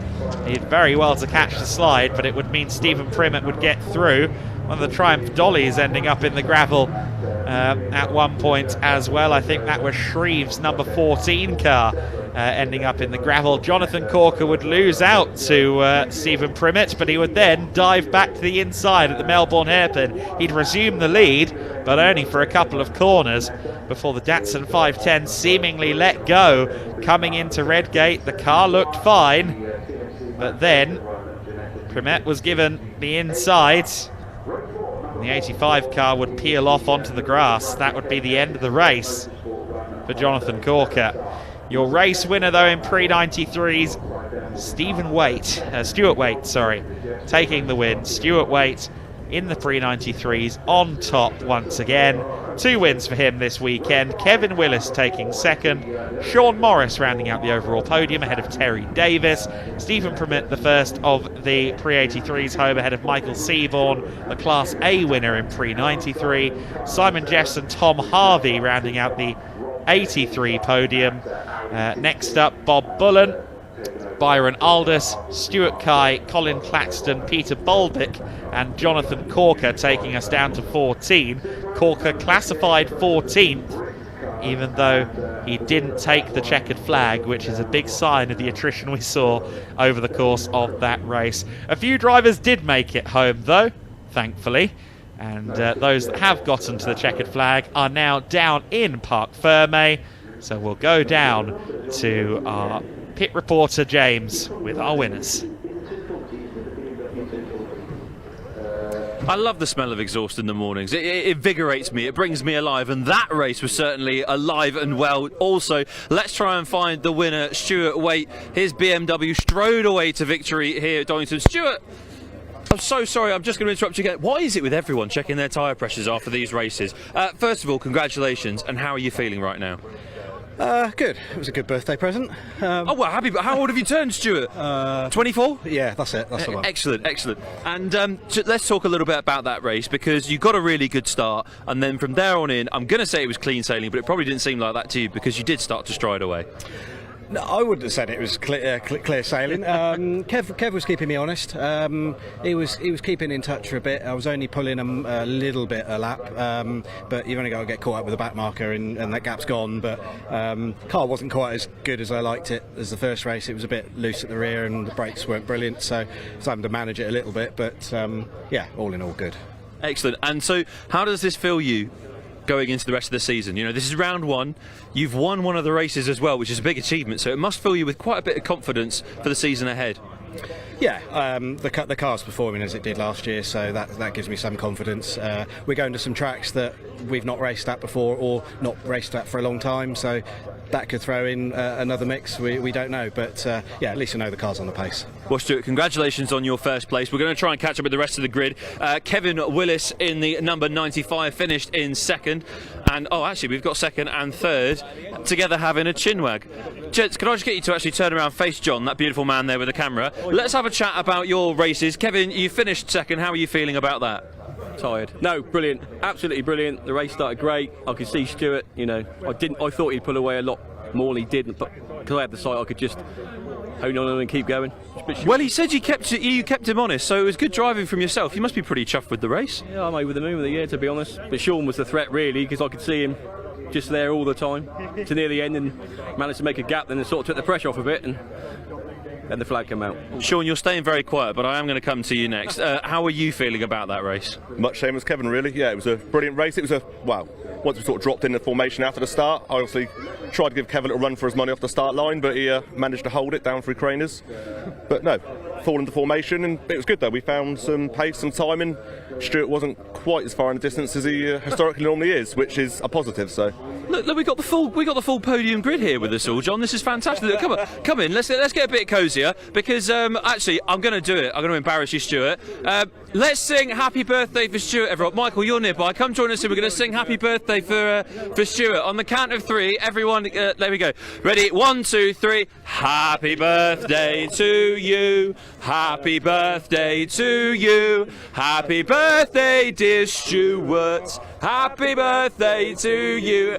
Way! And Stuart, to go with that, you've won yourself a race. That's fantastic stuff. How do you feel now that we've all sung to you also? Mightily embarrassed, but can I just add, it's this man's 3rd ever race meeting, and he's done bloody well for not been racing at all to be up with us lot. 3rd ever race, but you've kept that awfully quiet from me. Why on earth have you done that? Because that's a stellar performance. Because I don't really want to talk about it. No, look, you've done fantastically well. Is it the confidence that's come from like being around these guys more on a more regular basis? In fairness, we're all friends. I've known him 20-something years. I've known him nearly as long. We're all from the same area, so. You make that sound like it's such a chore. Yeah, I've known him this long. I've known him that long. It can't be much of a chore because they've helped you get to where you are now. Well, they dragged me into this, so I've got to stay and behind them, haven't I? So. Brilliant. Sorry, guys. I'll let you get to your podium celebrations. I'll let you enjoy your time. I'm actually going to try and chat to Stephen because he's also wearing a first place cap as well. Stephen, you look pretty exhausted after that race. Pretty tired out. Yeah. Well, I don't know. I was struggling. Jonathan was a bit too quick, so I fluked another win by the looks of it. So. But look, I mean, it was a cracking race to watch. It was a cracking way to end the weekend. I mean, you yourself must be very impressed with your finishes, and it gives you heaps of confidence going into the rest of the year. Well, it does, but we need to find something by the looks of it because Datsun's fast. So You want to keep him in your rear view mirror? Yeah, preferably. It was bloody hard to try and keep him in my rear view mirror, but he kept making little mistakes, and I nipped back through again, and then he'd get in the lead, and then he'd make a little mistake, and I nipped back through again, and then he pulled off. So I'm not sure what his problem was. Well, look, you enjoy the celebrations, enjoy the journey home as well. We'll see you in the next round. I've got another podium sandwich for you, John. Come on, guys, come around other side of me. Come on. No, sandwich. Have you not had a sandwich? It's not a toasty. We're not going for topping on top of bread. Guys, that was a great race to watch. How do you feel about it? Let's start with you because you came second. How are you feeling about it? Yeah, great. It's nicer to see people finish, and we had a few people go by the wayside because of reliability, which is a shame because there were some quick cars out there. But it was good fun and good clean racing, and we've all come away with undented cars, which is a massive bonus. You sound very surprised about that and a little bit shocked. No, we always like that. That's the best bit. Yeah. Really. Excellent. And for yourself, you've got the podium trophy. Show it to the camera. Yeah. Mum's probably watching at home. I know mine is. So how do you feel? Yeah, that's pretty much what Simon said. To be honest, it's a race of attrition. Unfortunately, Mark in the RS2000 and Will in the E30, they broke down quite early on. But you've got to be finishing to get anywhere, haven't you? You know, we've had a lot of trouble with the car over the past couple of years, but I think it's starting to come together. But it means a lot. Well, gents, I'll let you enjoy the celebrations with your silverware. Enjoy the rest of the weekend as well. Thank you for joining us for that race, but the action does not stop here at Donington Park as Adam is about to take you through what's left in today.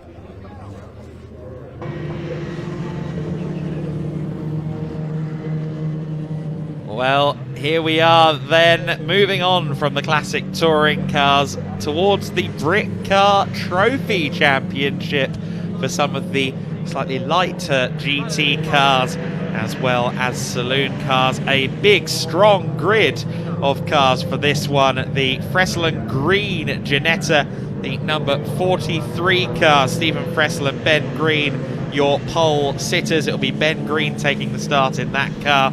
Row 1 of the grid alongside will be the Byron Mason Seat Cupra.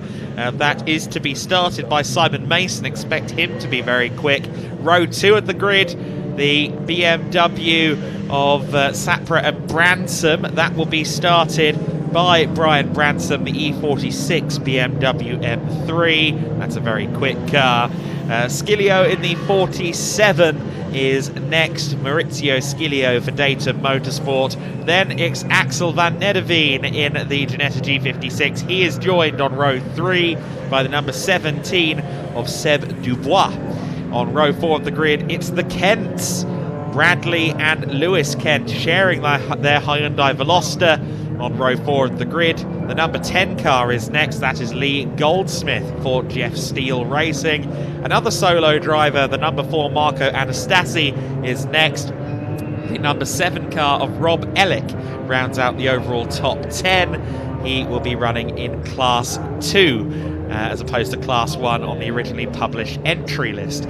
Row 6 of the grid, and all row 2 starting grid here. This is the M240i BMW, the number 68 car from the Team Brit stable. That's Cosby and Silver.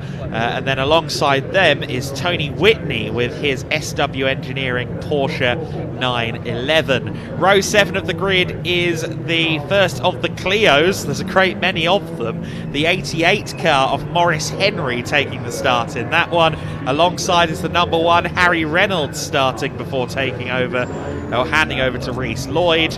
Row 8 of the grid, the 96 on row 8, Tucker and Halstead on row 8 as well, Coyne and Neville on row 9, Spires and Giorgio on the 14, and the 10th row will round out the top 20, Harrison and Jenkins in the 89, and Tomlinson and Shanks rounding out the top 20 in the 16 car. However, as cars arrive down on the grid, we can throw over to Ian Waterhouse. We haven't seen Ian in the intro since the intro. Where has he been? Let's go down and see. Let's hear from the Britcar Trophy grid. Hello everybody, yes, welcome down to the start finish straight here at Donington Park, the first race of the season for the Britcar Trophy Championship. It's going to be an exciting one as well. Just 2.8 seconds separates the top 9 Class 1 cars. That's going to be exciting. And of course, defending champion Reese Lloyd in the Clio Cup, he lines up second place in that class, and I can tell you just 1 second, about less than a second separates the top 4 there. It's going to be an absolute cracker. Look, the cars are just lining up now. Let's have a quick look, shall we? Here we go, on pole position. Ben Green behind the wheel of the Ginetta here. I wonder if we could just very quickly run in, grab a quick word with Brian Sansom. I don't know if we're going to have a chance. We're going to have to jump off. Let me keep talking though as we do get off the grid. Not a lot of time, unfortunately, at all, but almost time to go for this one. 15-minute race, of course. Mandatory pit stop as well. Let's just turn the camera around. We'll stay here as long as we possibly can as everybody sprints off. So we've got a Ginetta, a Seat Cooper Gen 1 and a BMW 123. That is going to be very exciting indeed. The TSR, Mark Jones, Rob Ellick are on pole in Class 2, and the Team Brett, Noah Cosby and Asher Silva on pole in Class 3. And of course we've got Hyro in the Clio Cup. Let's get out of here because we've been told to go. Adam, over to you. This is going to be a cracker. We'll be in the pits.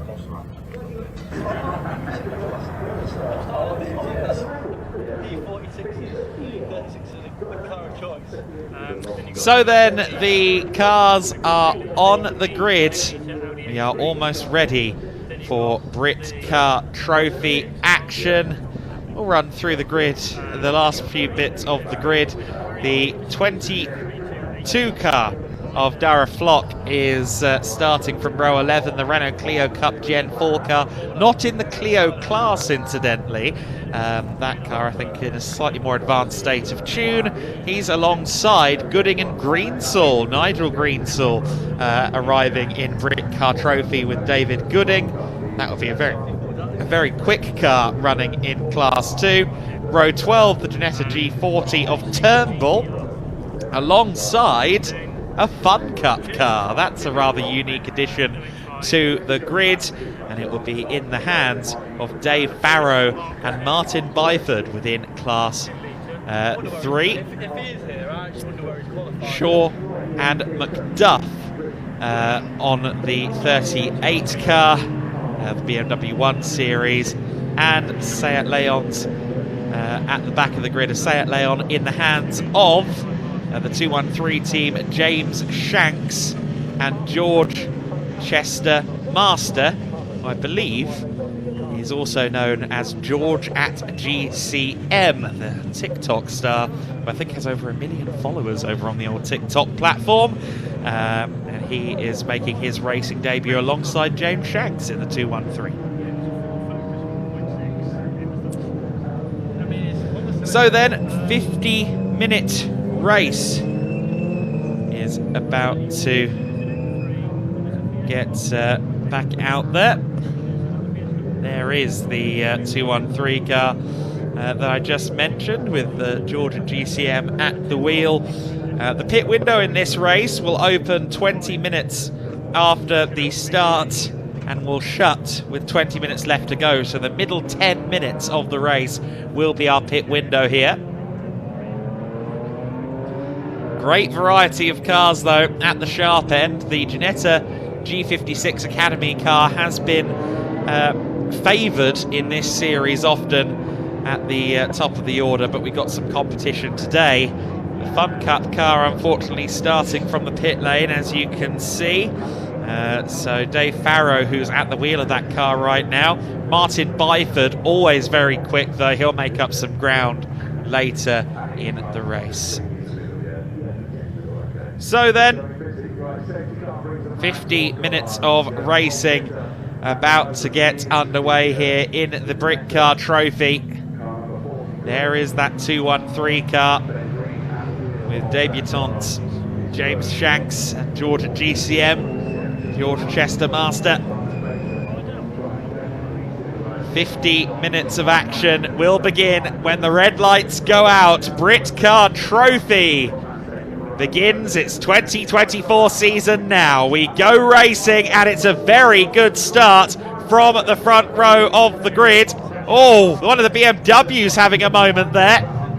Not quite sure which car that was. That looked like the 41 potentially having a moment there. A few cars off the circuit as well. Was that the Hyundai Veloster? Oh, and one of the Ginettas is off the circuit as well. We've got cars everywhere. The Veloster, the Kent family car off the circuit. I think Marco Anastasi potentially in the Ginetta off the circuit. A few of the Clio Cup cars getting in amongst it with the Class 2 machinery.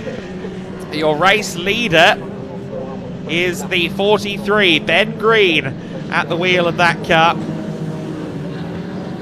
There's the rest of the field streaming through. The first of the Clios there, all the way up in 7th overall as everybody picking their way through. There you see the Renault Clio of Dara Flock further back as well. That looks like a newer Clio than a Gen 4 actually.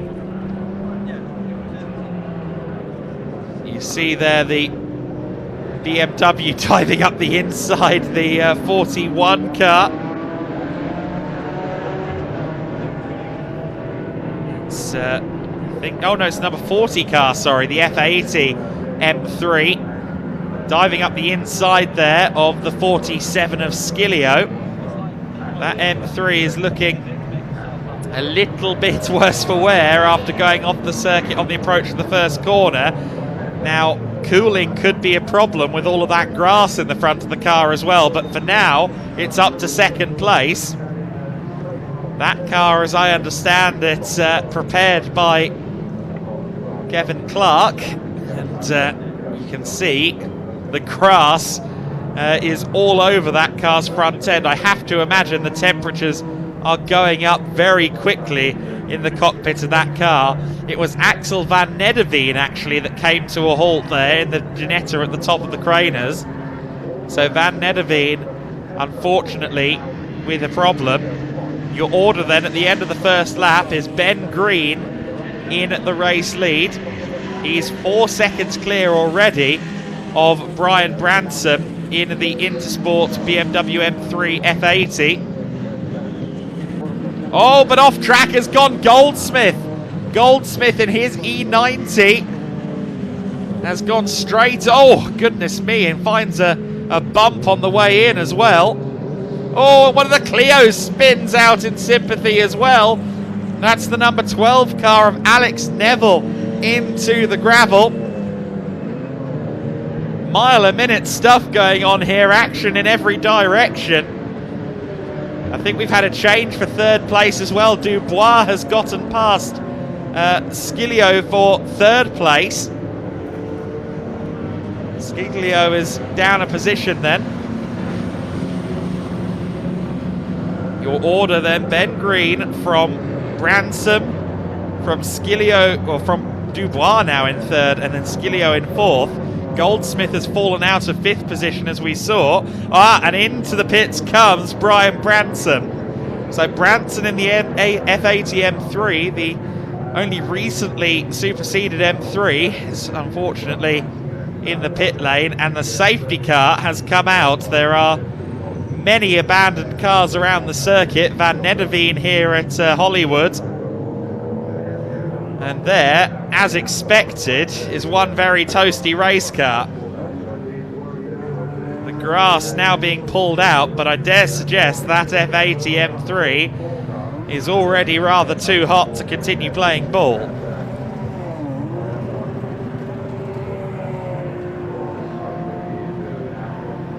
You can see the smoke billowing.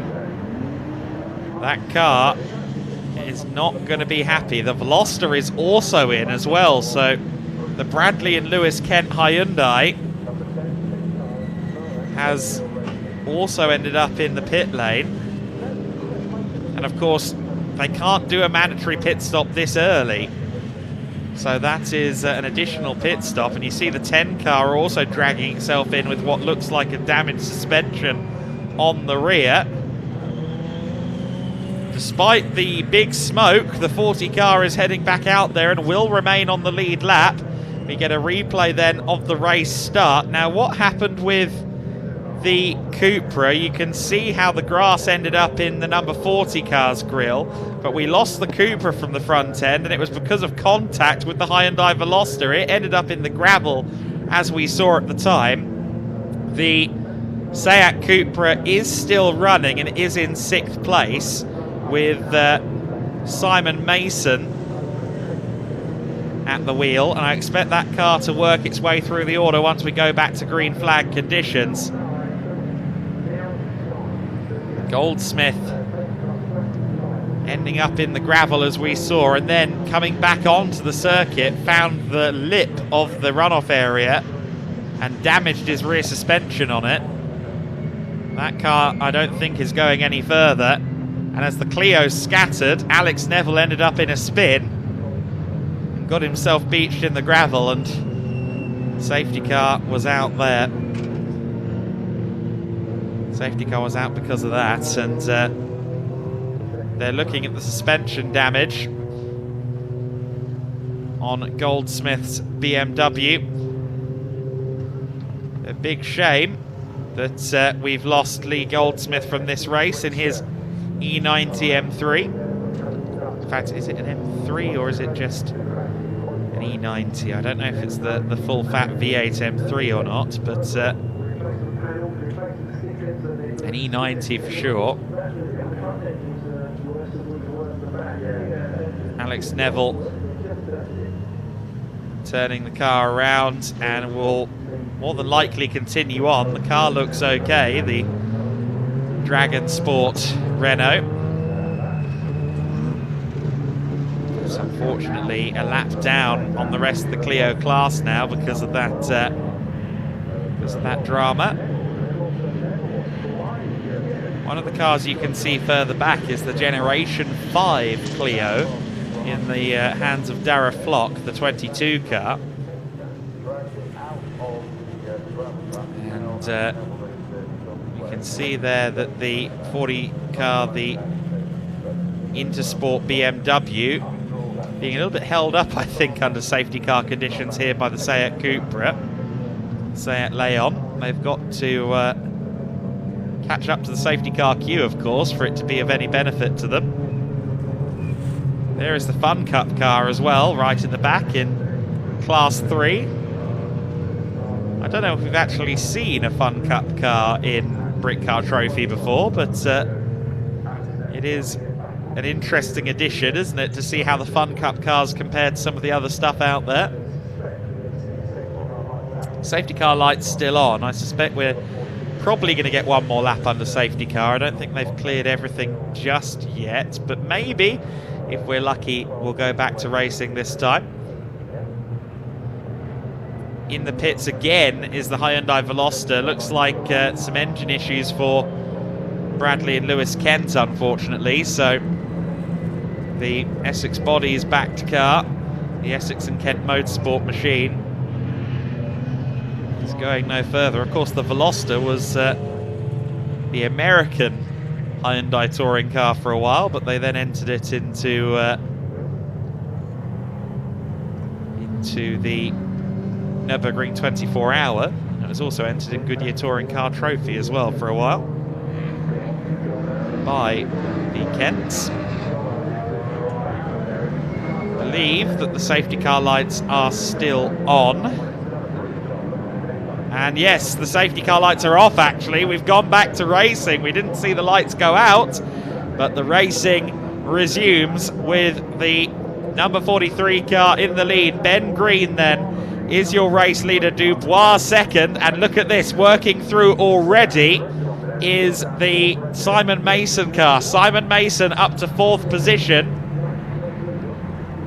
Simon Mason in the Seat Cupra is working his way through the order, lest we forget he was a front row starter.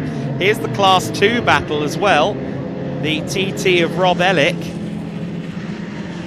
Clio leaders on the cusp of the top 10 as well, with the leading of them being Harry Reynolds.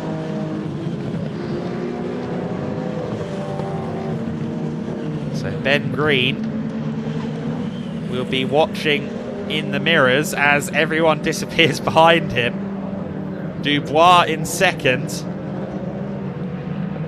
Skilio behind in third, but I think the main threat is the Seat in 4th place. The Seat Cupra of Simon Mason. Oh, and a change for Class 2 lead briefly. The TT gets through there, but then loses out through the S's. So Rob Ellick side by side for Class 2 honours with the BMW M240 of Noah Cosby. So this is the Class 2 lead scrap going on at the moment, and it is TT ahead of M240i at the moment.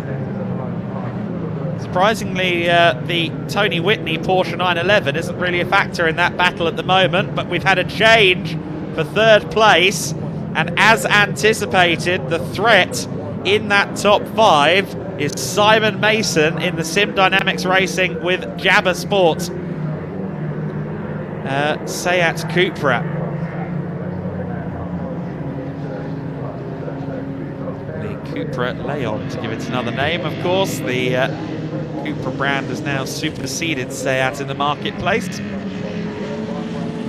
Battle for 3rd in Clio's continues on, and meanwhile, I understand that Ian Waterhouse is down in the pits, and we can head to him right now.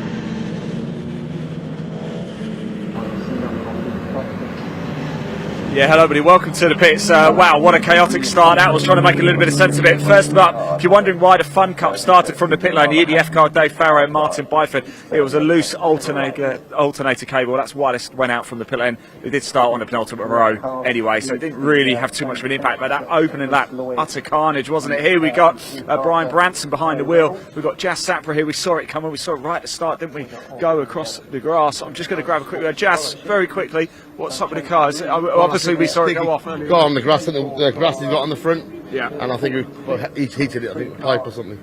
So it's done, I think it's done. Oh no, I'm so he got squeezed onto the grass, didn't he, by that generator? Well, thanks for talking to us anyway, Jess. I appreciate that. Of course, we had a couple of other cars coming in. We saw the Goldsmith racing car, and unfortunately, it looks like Lewis and Bradley Kent, looks like their day is done as well. Plenty of action to go. Adam, back to you.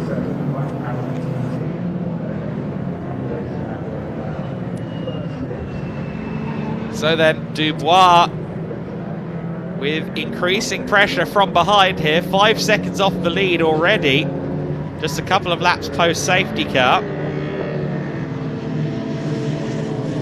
But I think it is going to be Simon Mason that proves to be the main adversary here.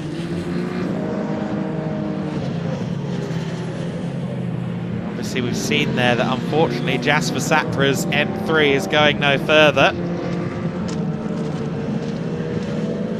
We saw that F80 M3 in the pits there with Ian Waterhouse, and that car already with 2 visits to pit lane. 6.5 minutes until the pit window opens, as the Class 3 battle is looking very interesting at the moment. This is a battle for 3rd in Class 3 at the moment. You see there Caleb McDuff at the wheel of the Team Brit BMW. Now that car should have the legs on both the Fun Cup and the Ginetta machine, but of course both the Fun Cup and the G40 are purpose-built race cars. The BMW 1 Series is not, so a very interesting dynamic here. Watch the BMW. I think it could well be quicker in a straight line. The Fun Cup certainly seems to lose out a little on a straight line to both the Ginetta and the BMW, but a very interesting dynamic in this scrap. That's for 2nd in Class 3. The leader in Class 3 at the moment is Darragh Flock in his Generation 5 Westbourne Motors Clio.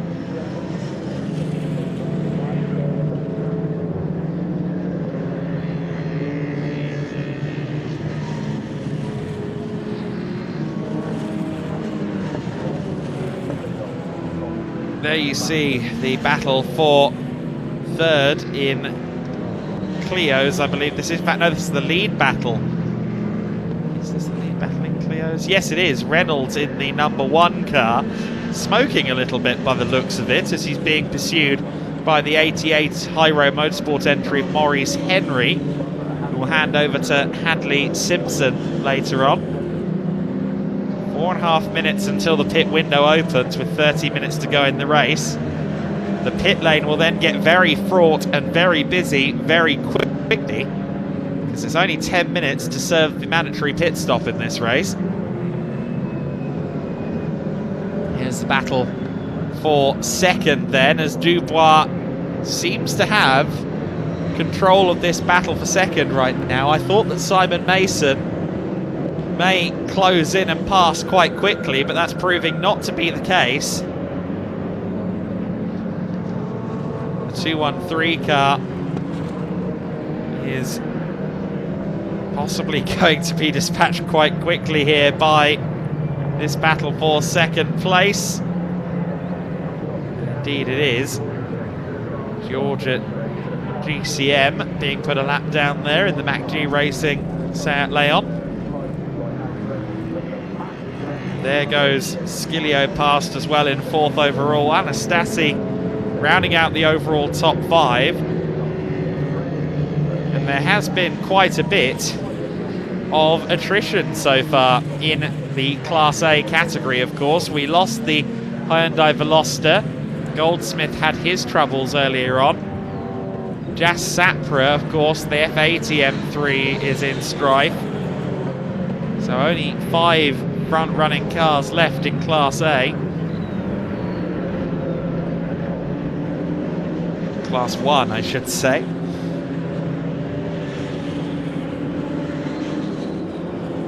Understand that Ian Waterhouse is down in the pits with, I believe, Reese Lloyd. We'll go down there to Reese now with Ian. Let's go there now. I'm going to take over. It's going to be the lead 8 under 8. Right, everybody, welcome down to the pits. Let's go down to Dragon Sport. It's been a good start for them. Here is Reese Lloyd, of course, with Harry Reynolds, who's in the opening stint, his first time in racing action in the car. Of course, Reese, defending champion. Perfect start. Yeah, good. Nice and close. Looks good. Yeah, it's going to be a different track, isn't it? It's going to be such a tight set in the Clio class. As I was saying actually before, just 1 second separating the top 4. But that's how you like it, isn't it? It's what you want, isn't it? Just adds complexity. These guys, the pit stop. I mean, this pit stop is crucial to the race, really. I mean, we're chasing 10s where you can probably gain 4 or 5 seconds on a pit stop in a mag. So this is where it's going to be winning, right? And just to confirm, normally when we come down to Dragon Sport, you've got one of the team dressed as a dragon or somewhere out on the track. That's not the case today. Not this weekend, but next time. Fantastic, Reece. Thanks so much for talking to us. Let's just stay with us if we can. If we just move down a little bit as well, because we've got Travis here, and it's been an eventful start. Travis, how are we doing?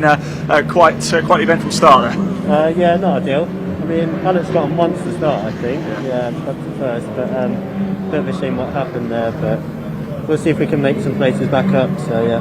Still a long way to go, and of course another race coming up later as well. Travis, best of luck. Thanks for talking to us. Really appreciate it. Adam, back to you.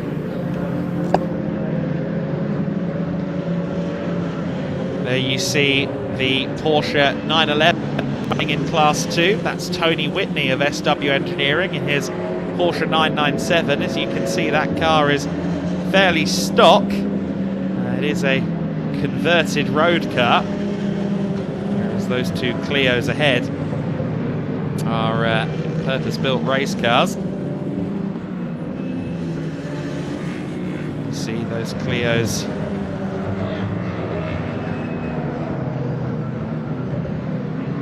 class-leading battle. It is Harry Reynolds, sorry, in the front of the order right now, but getting a little bit held up there by the 213 Seat, and that's going to lead to a challenge for the lead here. Here comes the 88, here comes Maurice Henry, but he couldn't quite get to the inside, and of course they've got that Porsche 911 potentially playing spoiler as well. Very exciting scrap then for the lead that has just gone up another notch, and watch the Porsche on the main straight. That car is going to be a lot quicker in a straight line than the Renault, as we see the class leader in Class 2. The advantage is built now with the number 7 car ahead of the Team Brit BMW. Here comes the Porsche, getting itself between the two Clios. Now that's not going to work in favour of Maurice Henry, is it? It's a battle for position and a battle across two classes, the Clios and the Porsche 911. Of course, the Clios will be quicker in the corners. Purpose-built racing chassis, much lighter car as well, even though it looks larger. Porsche 997 in road trim. I think that's a C2 911. That would be a 3.6 litre engine. But it is a lot more powerful, and that means that Harry Reynolds may lose out to the 911 on the next straight, because he hasn't really lost the rear of Harry Reynolds as they approach Coppice, and I suspect that Whitney is going to get past Reynolds, the other Clio, on the straight. 43 car of Ben Green powers on at the front of the order, and up the 911 gets through. So the Clios can resume their scrap with the Porsche of Whitney through. But Whitney, of course, through the corners with no aero on his car to speak of.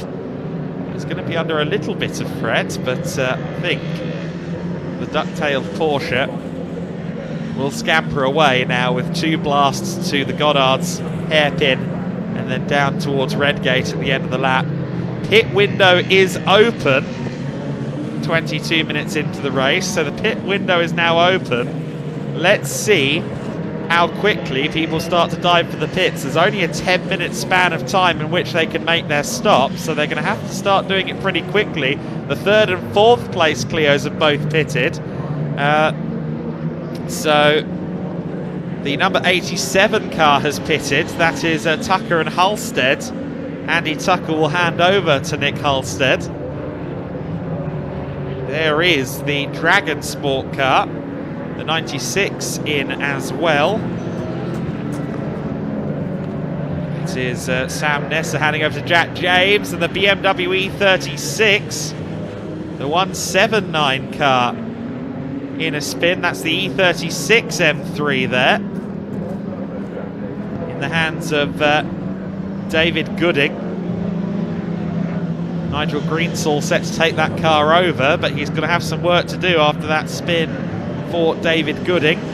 Greensall, pro driver, and a very quick one at that. Gooding being coached by Greensall and Jeff Steele Racing. 16 Clio going through there, 6th in class, currently in the hands of Kieran Schicks, the Mac G run Renault Clio. Replay now of the spin for Gooding. Just lost the rear seemingly off that E36 BMW. Back to live pictures, and the battle for 3rd place swinging in favour now of Skilio, who I thought had been dropped thoroughly by Simon Mason.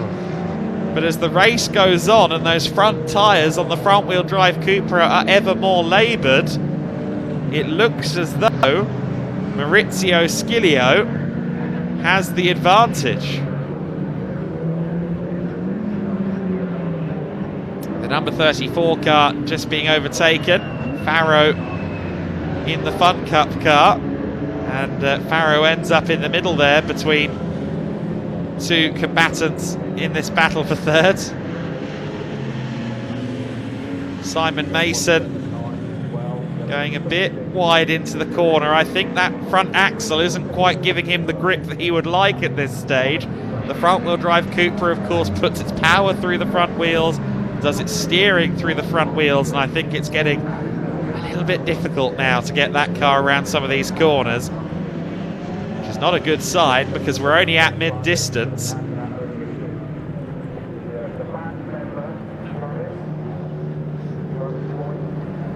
Through turn one we go in the battle for third place. We have 25 minutes and 20 seconds of this race to go. We have 5 minutes and 15 seconds of the pit window left to go as well, so expect all of these front runners into the pits on either this lap or the next, I would suggest. There should be 3 more opportunities for them to head into the pit lane.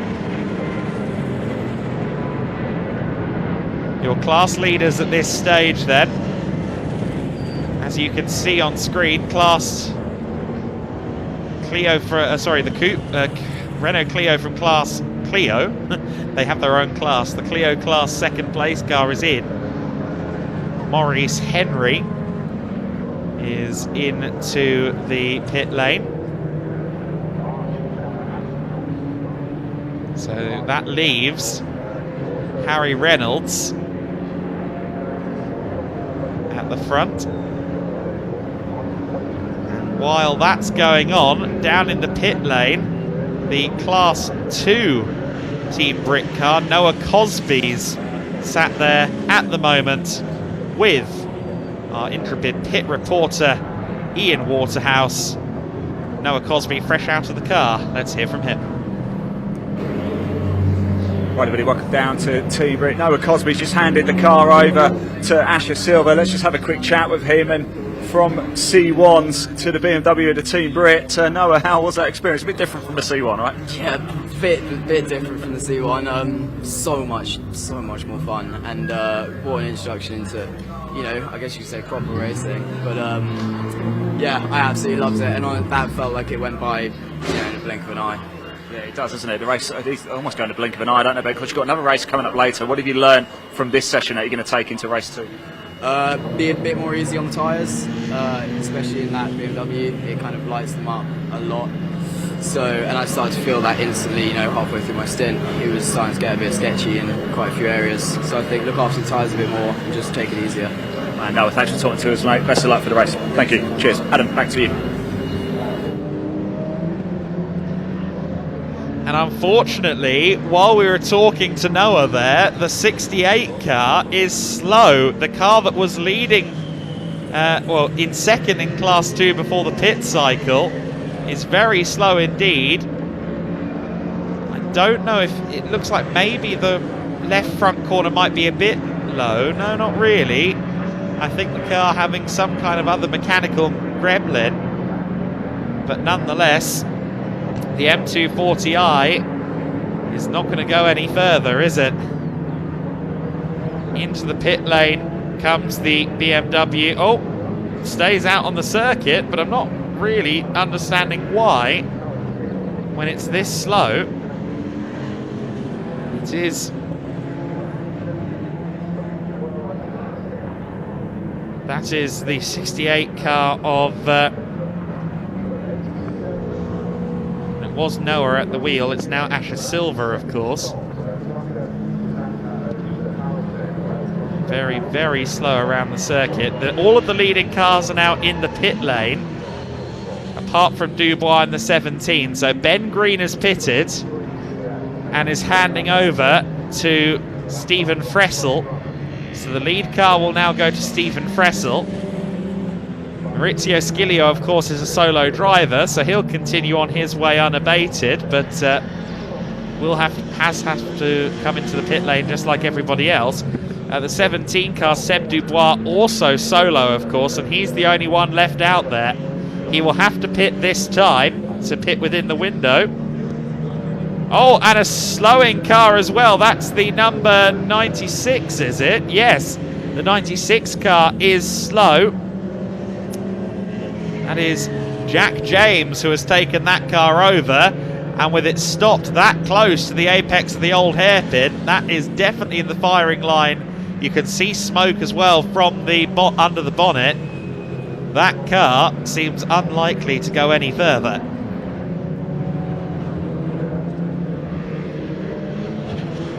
Here comes your inherited race leader then. Seb Dubois will come into the pits this time. He has to.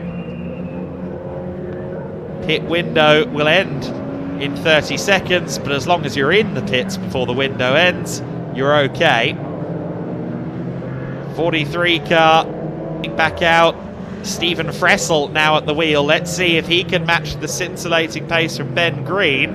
And Dara Flock is heading back out on the circuit, and judging by the mud on that car, it's been out somewhere at some point. 43 car then is heading back out onto the circuit. Green heads back out onto the track. This car should come back out as the race leader ultimately. Jack James still sat there on the inside of the old hairpin on the grass. The green flag is still there. Now James is just starting to roll the car away. Jack James rolling. Meanwhile, the 43 Ginetta has been handed over from Ben Green to Stephen Fressel, which means that Ian Waterhouse has immediately jumped onto Ben Green. Let's have an interview with the driver who dominated the first half of this race at the front.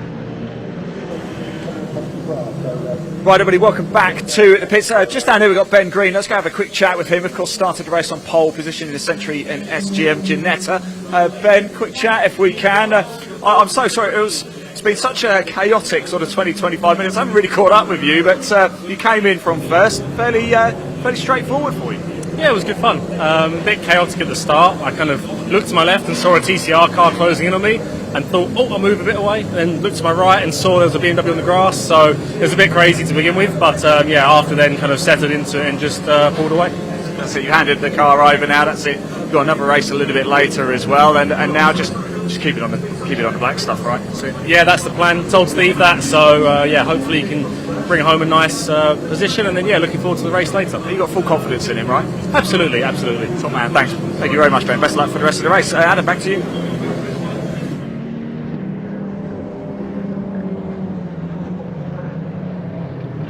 So then the 43 car is now back in the race lead. Dubois has just come out behind him. There is Dubois in second place. Seb Dubois back out on the circuit, but ahead of him is your resumed race leader, Stephen Fressel. Fressel is once again the leader. You heard there from Ben Green. Of course, Ben, an international GT racing star, a former race winner at ADAC GT Masters. Not a surprise that he was quite so quick in the first stint of the race, coaching and assisting Fressel in this race. He's handed the lead over to Stephen Fressel in the Century SGM car. Let's see if the 43 can hold on, or whether Seb Dubois can try and close in on the 43. Going to be a very compelling second phase of the race, I think, between these two to see who is the quicker from Dubois and Fressel. There is your leader through the Melbourne hairpin. I do think that Fressel is closing. I do think that Dubois is closing in on Fressel. It looks to me as if he's slightly quicker at the moment. Of course, being that Fressel has done a lap and Dubois is on the outlap. You can't see it in terms of the timing screen yet, but I think give it a lap, maybe give it 2, and that 17 car is going to be all over the back of Stephen Fressel. Seb Dubois, who of course already has his eye in, he's already done the first half of the race, he's driving solo in this race, he's got the confidence in the car, he knows what the car's doing, he knows what the track is doing, and he's definitely closing in for the race lead here. 16 minutes of racing left to go then. That's ample time to try and find a way by, and look at the speed he carried out of the old hairpin there. Here comes Seb Dubois in the TMC entered car. Through McLean's, a bit more speed there carried by Fressel, I would suggest, at McLean's. Just used all of the track quite nicely there. The BMW 1 Series makes itself scarce as the lead battle comes by. Is it going to be a move potentially into the S's? Certainly Dubois is looking racy. If he gets a good run through the S's, he could do it at Melbourne, and he does get a peach of a run through the S's. He's now going to look for the inside line if he possibly can into Melbourne, but Fressel tries to close the door, does close the door, and Dubois decides to go around the outside. Oh, big sideways moment there from Stephen Fressel, and that's going to be a drag race now up to Goddard's, and it's going to be a drag race won by Seb Dubois. Lock up there from Stephen Fressel. He's feeling the pressure, but Dubois goes out wide as well, so the drag race continues, but it is Seb Dubois that is now your race leader with 14 minutes and 45 seconds left to go of this race. Your race lead has changed. It's changed in favour of Seb Dubois. And with all due respect to Stephen Fressel, I'm not quite sure he's got the pace underneath him to challenge Dubois. Now that Dubois is getting away, you can see already a good couple of seconds between the two of them as they turn through the old hairpin. So despite Ben Green's best efforts, the cushion was not enough, and Fressel now has to focus in on consistent laps and trying to hold on to second place. Maurizio Scilio is of course 8 seconds up behind the 43 in third place.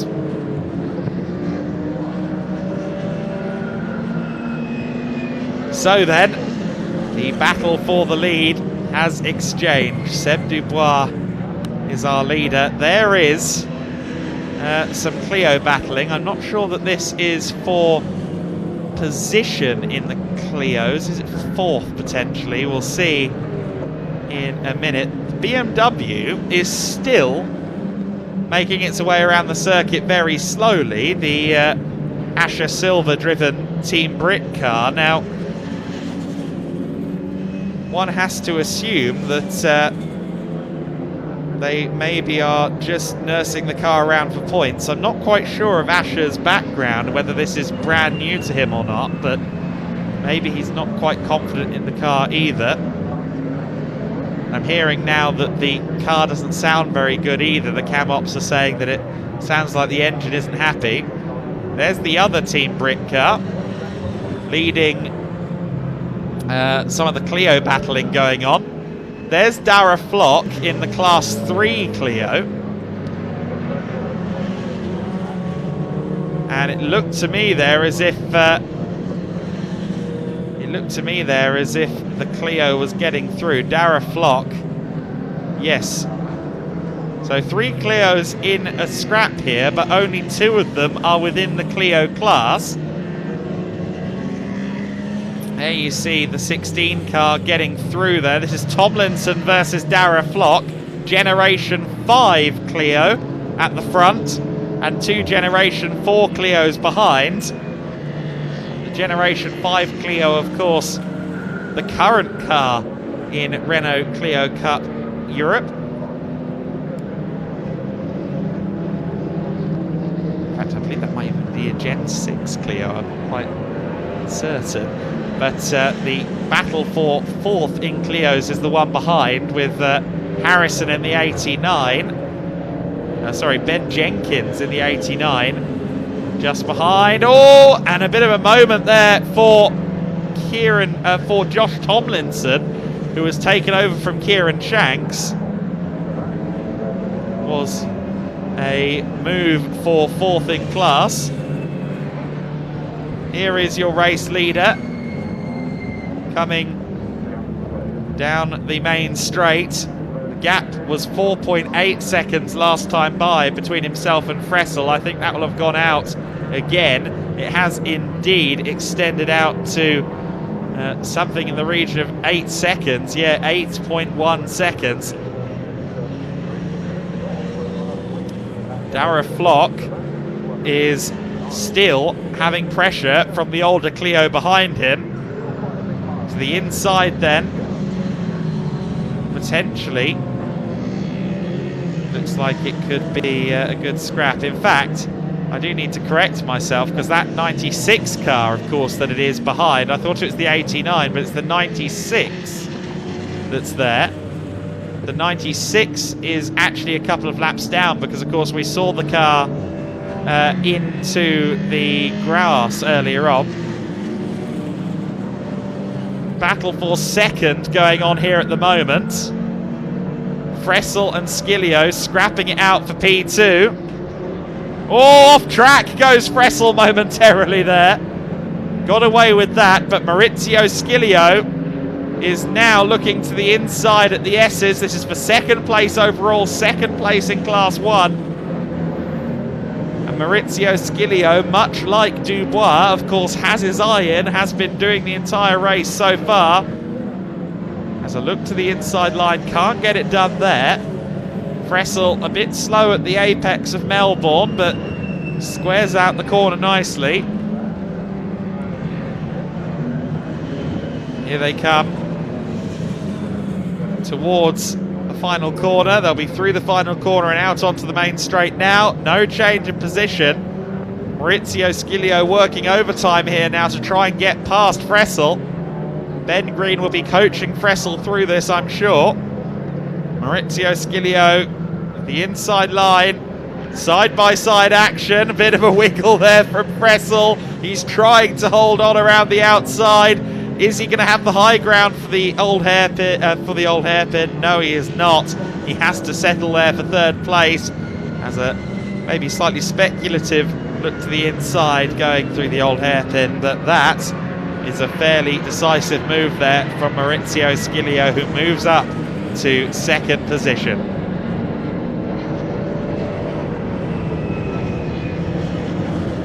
Maurizio Skilio looking to fly away then as a jet comes overhead here at Donington Park. Try and build himself a nice advantage over Fressel in this battle for second position. To touch on your other class leaders, your Class 2 leader is the number 7 TT of Mark Jones. The Audi TT of Mark Jones, the all-black affair. Running through the old hairpin at the moment. This car leads Class 2 by over 30 seconds at the moment over Whitney in second place in the Porsche. That, of course, is because the BMW M240 is still limping around the circuit, sounding rough. Your class leader in the Clios is the next car in the overall order. They're coming down towards the Craners at the moment. It will be Reynolds, who handed over, of course, to Reese Lloyd. So Reese Lloyd coming through at the moment. Here is the Reese Lloyd car, and of course the interesting thing here is that we have a battle for position going on across classes again, because Reese Lloyd is under pressure from Whitney. So Whitney in the Porsche is once again getting involved with the Renault Clios in a fun little scrap between race car and converted road car. Now last time it was the exhibition straight that allowed Whitney to ease by. Let's see if it happens again this time. He knows he's got the straight line speed advantage. He knows he's got the power advantage to the tune of something like 100 brake horsepower.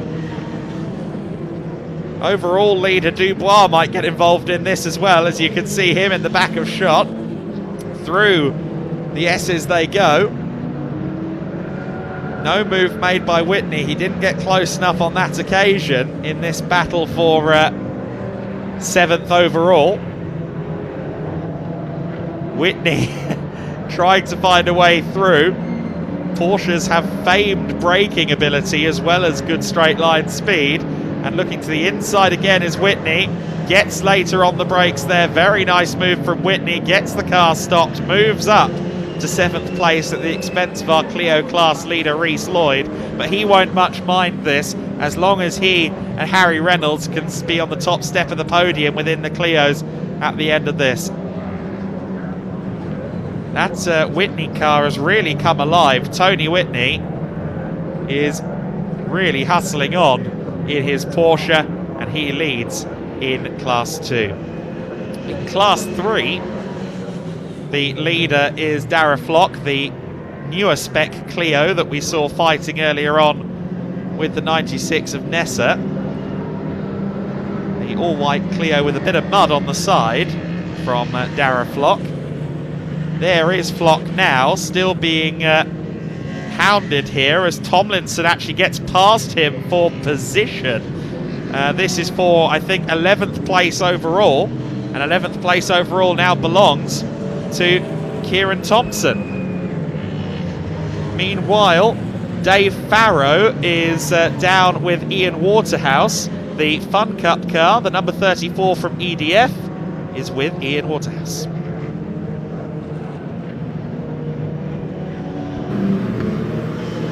Yeah, Olivia, welcome down to the pits. Well, you may remember at the start of the race, the EDF Fun Cup car started from the pits. It was a loose alternator cable. We've got Dave Farrow here. He did that first stint. Let's just jump in and grab him for a very quick chat. Completely natural. You weren't expecting this at all, were you? But I'll tell you something, despite starting from the pits, after the first lap, right at the back, second in class, this is brilliant. Yeah, to be fair, the safety car did help. I mean, I saw the cars in class ahead anyway, so I do think we probably would have trammed them in because they were in traffic. I had clean air. The safety car helped. They pulled them to me, and then I think within the 4 or 5 laps, it was a case of just chick through them one at a time, and then it was defending the race. But to be fair, they both did a great job. But the car's brilliant, and so it's just a case of you can hop in it and drive it quick as you can. It looks so much fun. I mean, it's called a Fun Cup car for a reason, isn't it? Yeah, it is a fun car. They are fantastic, and if you have enough experience in them, you can drive them on the edge. I mean, you're quite comfortable at high speeds, backing them in, and they're brilliant cars. So. Well, no, I don't want to speak too soon. I want to give commentators curse, but I might be handing you a trophy a little bit later as well. Thanks for joining us. Best of luck. Adam, back to you.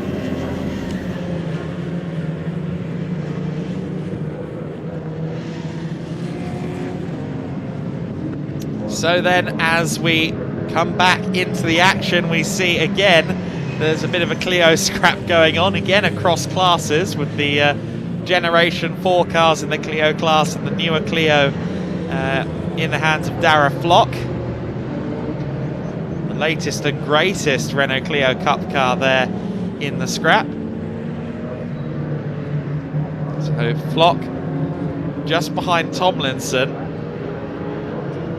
and the car that's just behind them going up the inside is the number 12. Now this is Travis Coyne getting through, but this is not for position. Travis Coyne has also had an issue or two in the race and is actually a lap or so down on these guys, but still a fun scrap there. Meanwhile, I believe we've just had a change for 3rd place. Yes, we have. Anastasi has just gotten past Fressel. Stephen Fressel losing out on a podium position here unless he can fire back on Marco Anastasi. Anastasi drifts out wide. Fressel trying to fight back here. He's also going to be watching the 23 behind him, Chris Byerlin, in the Cupra. So 3rd, 4th and 5th all in one shot here as we run towards Redgate. 2 minutes and 15 seconds of this race left to go,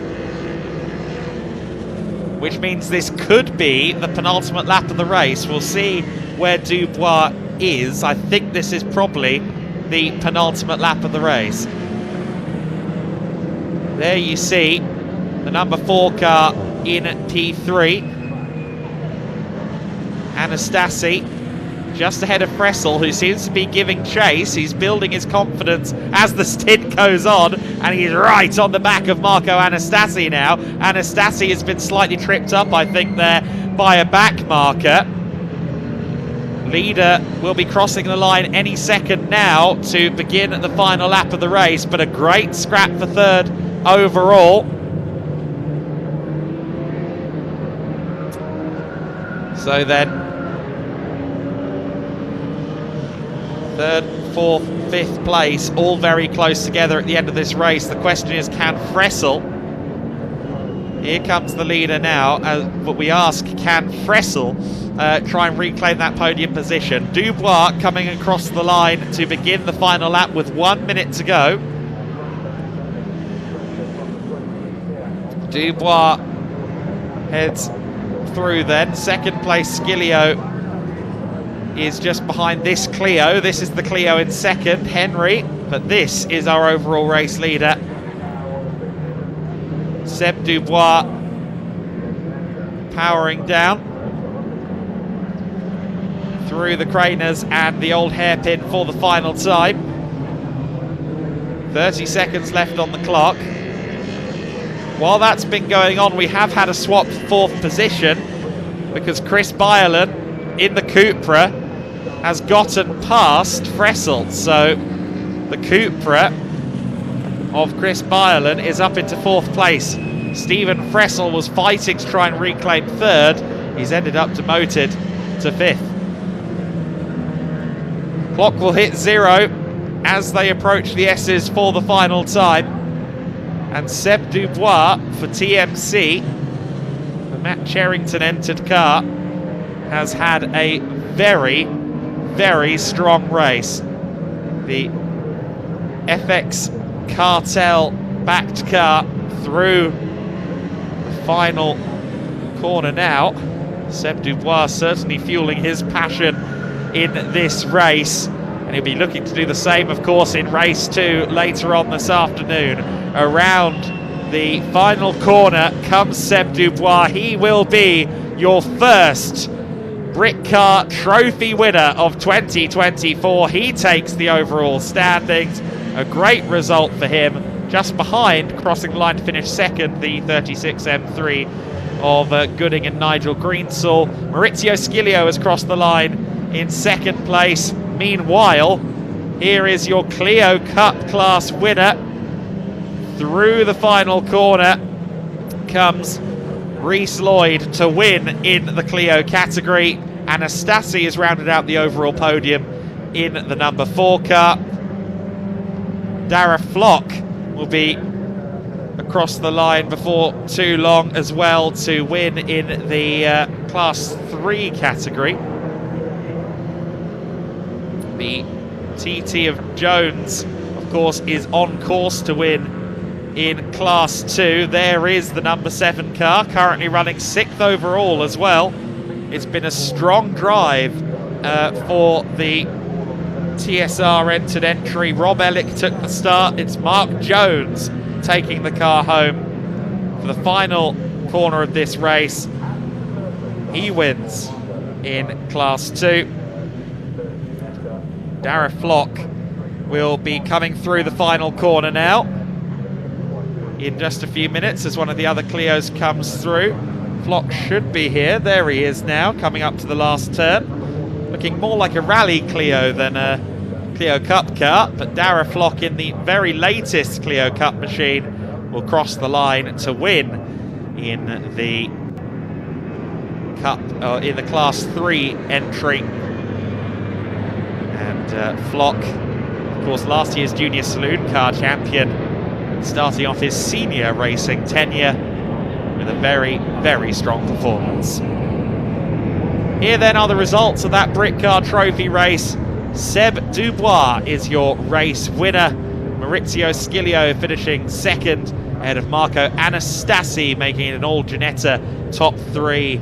However, that 23 car, Chris Byerland and Simon Mason, will be one to watch later on in the Enduro, because it had some misfortunes in this race, and I expect it to be fast later on. Fressel and Green taking 5th place, the first of the Cup First the two Class 2 runners, Jones and Ellick in 6th overall, Gooding and Greensall taking 7th position in the E36 M3, Whitney in the Porsche 911 in 8th place, 9th and Clio win to Reynolds and Lloyd, 10th place and 2nd in the Clios Henry and Simpson, the 16 car of Tomlinson and Shanks rounding out the Clio podium, 12th place in the newer Clio Dara Flock, Harrison and Jenkins in 13th, Farrow and Byford rounding out our graphic there in 14th in the Fun Cup car, which came 2nd in class number 3.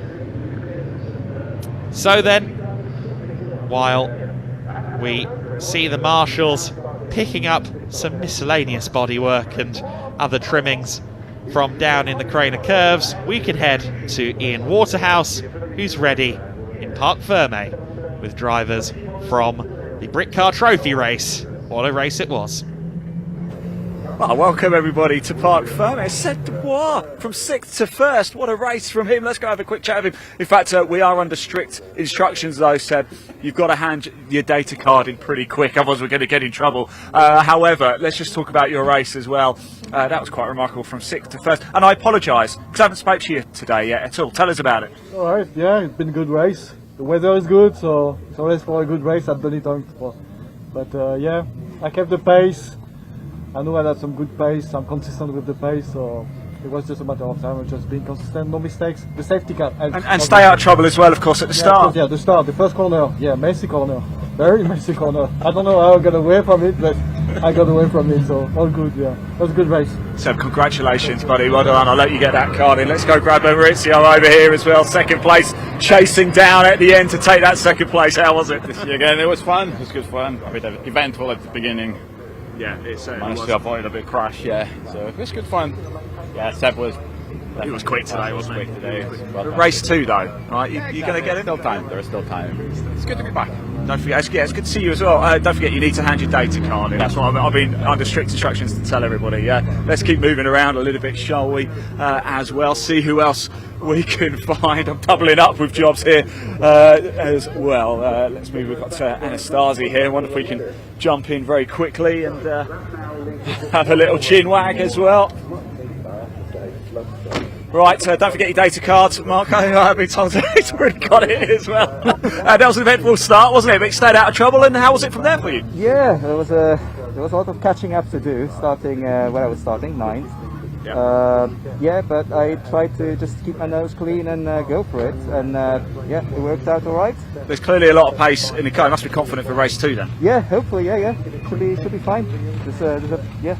But I'll let you hand that in before you get in trouble. So thank you so much. It's almost like signing a scorecard in golf, isn't it? If you don't do it pretty quick, you could get in trouble. A few mentions as well. Jones and Elliott coming 2nd in Class 2. How good was that? Dara Flock as well, the Junior Saloon Car 2023 champion, winning Class 3. And of course, defending champion overall and in the Clio class, Reese Lloyd, with debutant Harry Reynolds taking a win in the Clio Cup. Perfect start for him. In fact, they're over here, so let's just go, because hopefully we might be able to hang around a little bit. Let's just grab Reese. He is here.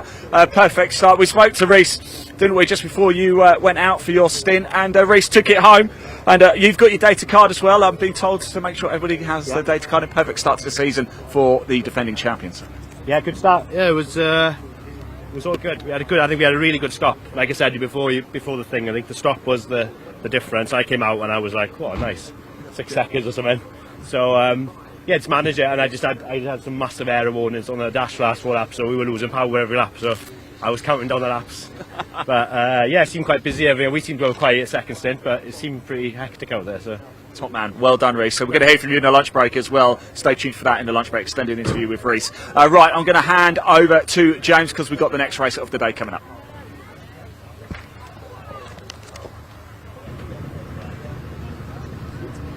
Well, I'm down here in the assembly area ahead of the 2nd Superkart race of the day. I'm trying to get a hold of our pole sitter Liam Morley, who's sat here in this beautiful green machine. Liam, how are you feeling ahead of this race, sir? Pretty confident. Yeah, we'll see how we get on. New tyres. Stop for the chain stays in one piece in this race. Hoping everything stays together. Give me an idea on what it's been like to race with these guys here. Opening round, does it mean a lot to be racing again? Yeah, I mean it's a long winter, you know, near enough 6 months off, so yeah, it feels good to be back out there. Amazing, thank you very much, mate. Let's have a talk to the man who's literally next to you. I'm going to go around the other side. I don't want to lean over a hot engine, that's never a good idea. Tom, Mr. Rushforth, how are you feeling ahead of the race? Yeah, confident. Try and stick with Liam this time. Hopefully he doesn't drop out, and yeah, I'll just stay as close to him as I can and hopefully improve on the pace last time. Did the first race give you a little bit of confidence with this machinery? Yeah, just we dialed the front end in a bit better since qualifying, so fingers crossed this race is an improvement on the last. So. Awesome, thank you very much. Well, have fun, enjoy the race. I think the cars are getting ready to be called out. Maybe I've got time to have a quick word with Ross. I know you're a very chatty man, Ross. Ahead of this race, how are you feeling? You've got one race under your belt. This is race 2 of 3. How are you going to attack this one? Yeah, try and do the best I can off the start. We've made a few small adjustments and see if we can get closer to the top 3 times. Talk to me about what some of those adjustments might have been, or do you not want to reveal your hidden secrets, Ross? So we've lowered the rear wing for more straight line speed around sector 2. That's it. That's the main change, really. That's the main change. The other ones we will keep a secret, don't worry. And where do you think we can see you mixing in with? Are we hoping for another podium? Hoping for another podium, hoping I can get into the 1 minute 28s in this one. Well, best of luck, Ross. Enjoy the racing. Let's have a walk down towards the back of this setup now, see if there is some fancy liveries. I've seen one very smashing livery already. Let's have a chat now. Towards the back of the grid. John, have you still got me? Are you still with me, John? I'm just wandering around, mate, without you. Let's have a chat with Sam here. Sam, I'm choosing to have a chat with you because I'm admiring the livery of this lovely piece of machinery. Can you just give us a rundown on what made you choose the colours? Well, it's pretty simple really. Purple's my favourite colour and then the green's a bit eye-catching, so I went for the sparkly purple, bit of a girly touch. Well, I won't be able to miss you when you go around the track, that's for sure, and this is definitely one of my favourites I've seen all weekend. How are you feeling ahead of this race? Track conditions have been a bit iffy across the course of the weekend, and they just seem to be ever changing. How have you found it? It's been pretty good actually, considering the time of the year.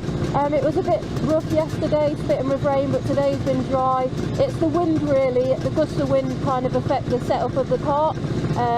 But all in all, it's pretty positive, the sun's shining, so it's a good day. Any major changes on your kart ahead of this race? We've heard that some people have made a few minor tweaks after race 1.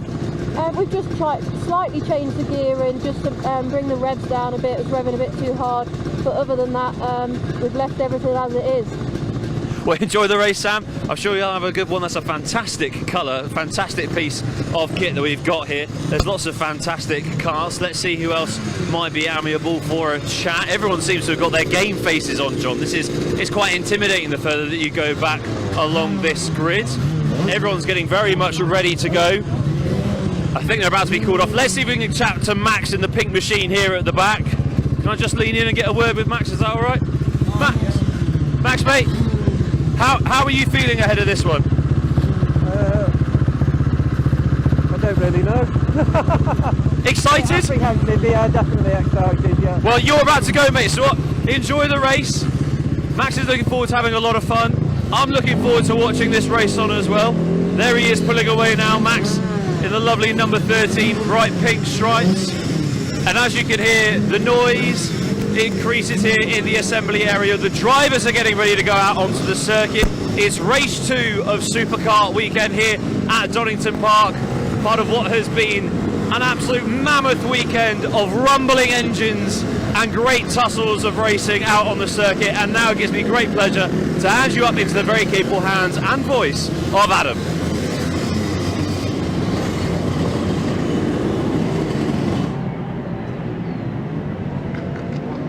So then, the British Superkart Racing Championship, or British Superkart Racing Club, ready for more racing. Liam Morley set to start from pole position. Let's see whether or not that works or not. He was obviously broken down earlier on. Let's run through the rest quickly. Rushforth in the 24 alongside him on the front row. Lee Harpham on row 2 alongside Ross Allen in the 85. Robinson in the 84 and Andy Gulliford on row 3. Hatfield the 29. Jack Tritton the 87 on row 4.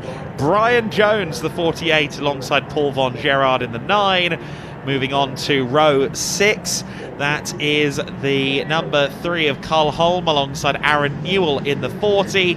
Row 7, Luke Clemson alongside Sam Hemchel in the 35. Thomas Baldwin in the 36 alongside Lee Plain in the 101. Those white numbered cars are the 250 Nationals.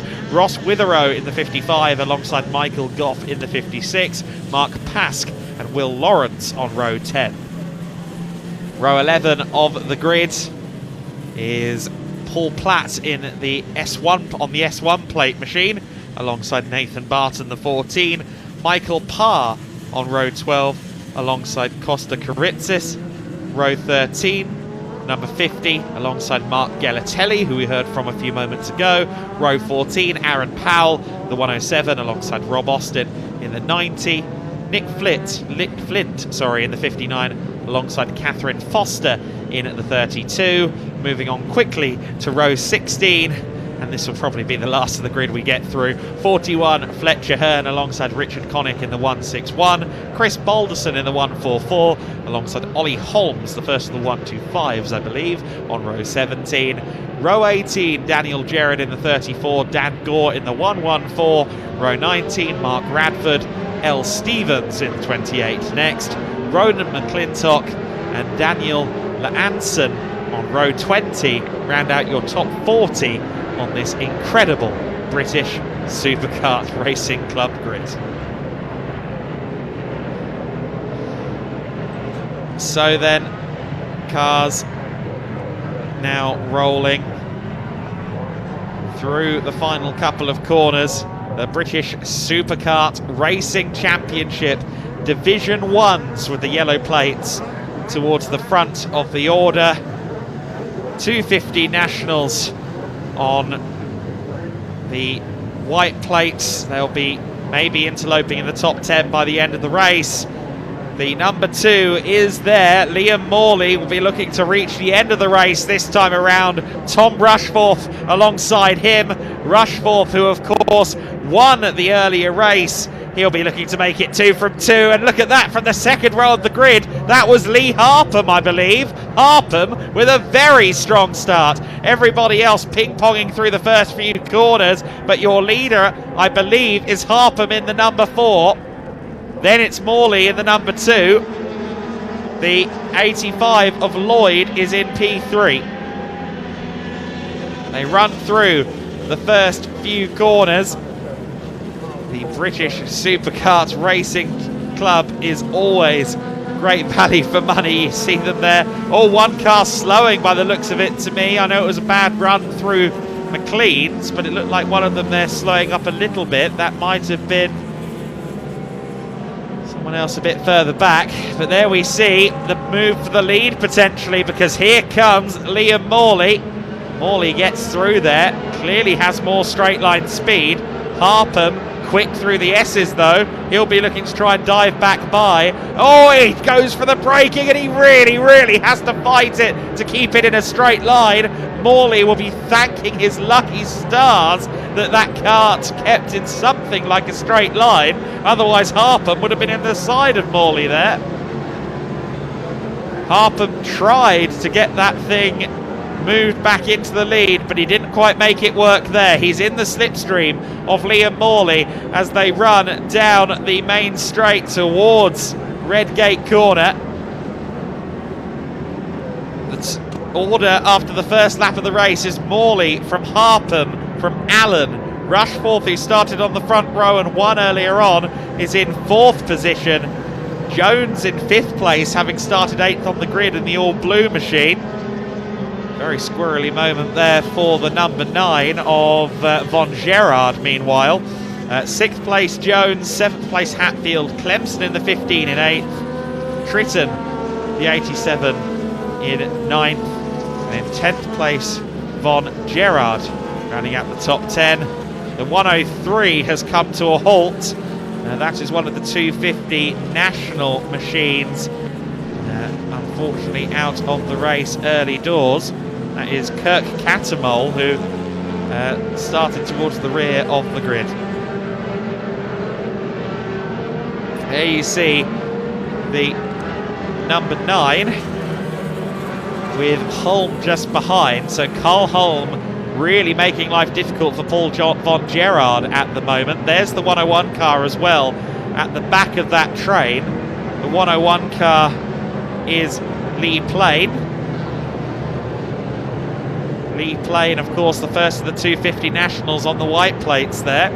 250 Nationals are single-cylinder 250cc motors. 252 cylinders in the Division 1 karts, the fastest karts on this circuit right now. Got 450s and 125s out there also. Wonderful grid of superkarts once again. Over 50 due to take the start for this race. If you've ever seen superkarts before, you'll know that 50 will not take the flag. Durability is often a woe for some of these drivers. Number 13 of Gelatelli, the first of our 450s, sits in the top 20, I think. In fact, no, sits in 22nd at the moment. Gelatelli in his Anderson chassis KTM powered superkart.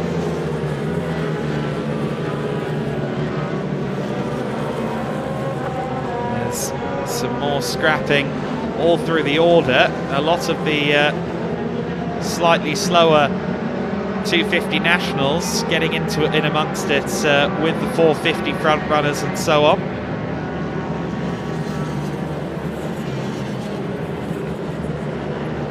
You see the 250 Nationals. There is the Gelatelli kart. It's been overtaken by a few of the 250s, but you expect that. In fact, is that oh, we had a kart slowing there. Who was that? It looked like one of the national 250s for sure, but not quite sure which it was, dropping through the order. We had a good 450 scrap on as well between Foster and Flint. A big scrum of the Division 1s going at it from the back. That was very hard in the mouth there, as I think that was Rushforth working his way through some of them.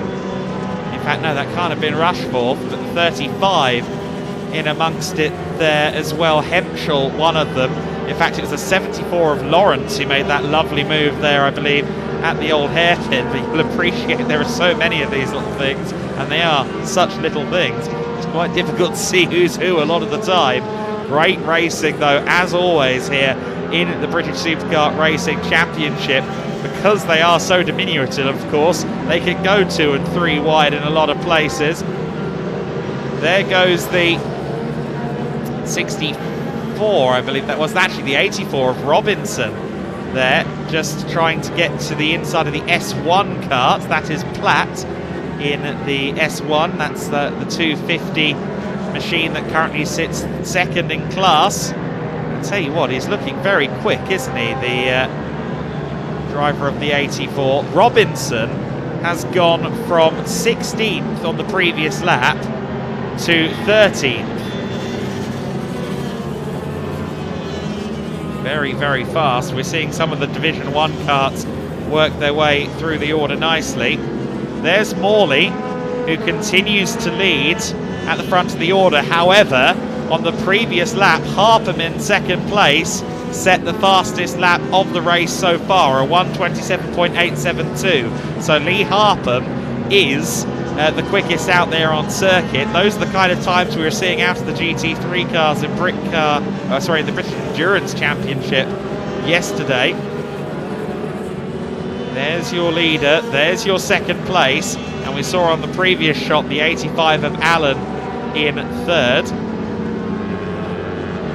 There is Harpham, though, trying to give chase mid-distance in this 15-minute encounter. Of course, Harpham didn't make it to the front in the earlier race. Would love to rectify that in this one.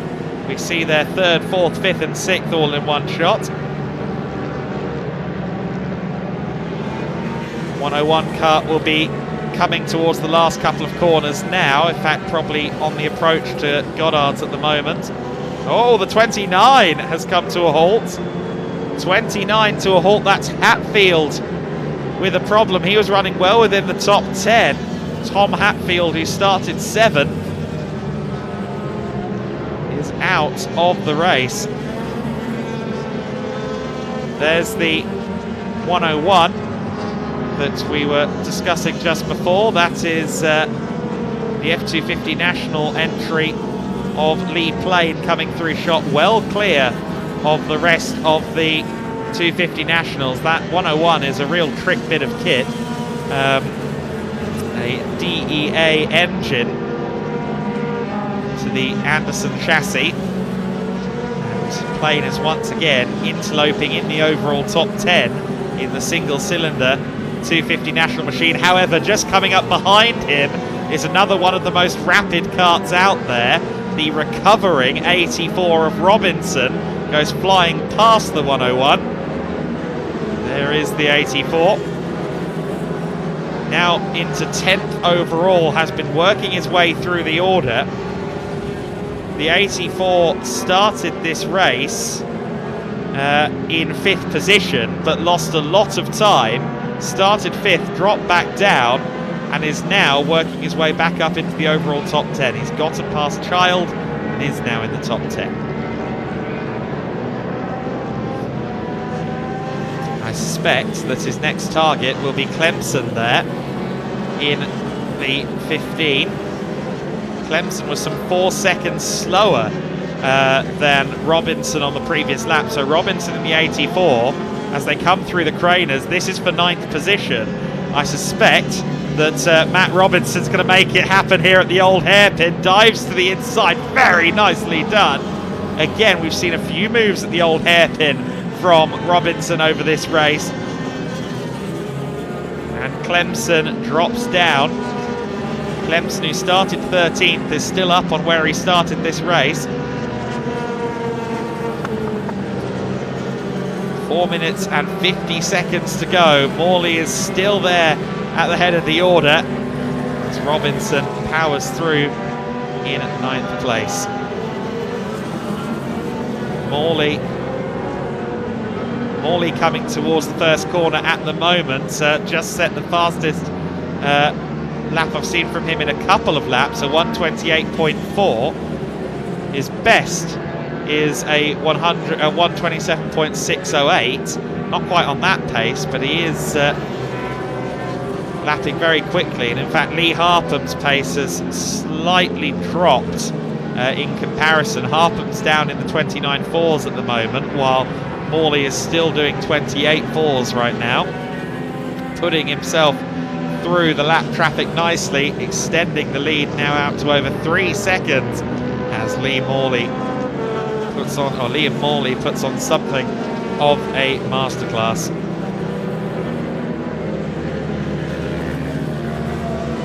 So then number 2 rolling down towards the S's. You've got some of the 125s there scrapping as well. I think that might well be Holmes there towards the back, as you see there the 14 going through shots. That was 17th place. This is the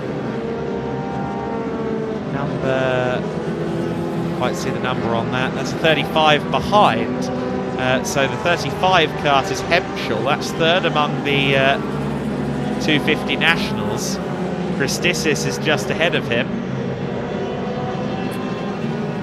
There's the 161 going through as well. That's outside of the top 20 at the moment. That is Connick in the Jade Honda. It's a car that started 32nd and now has moved up into the top 30, 26th at the moment. We saw earlier on in the race that the number 9 of Von Gerard was really doing well within the top 10. Unfortunately, Paul Von Gerard is now in the pit lane. So Paul Von Gerard has had a drama. So then, this will be the penultimate of this. Sorry, we are probably 3 laps from home here, I believe. We will have 2 laps to go next time they cross the line.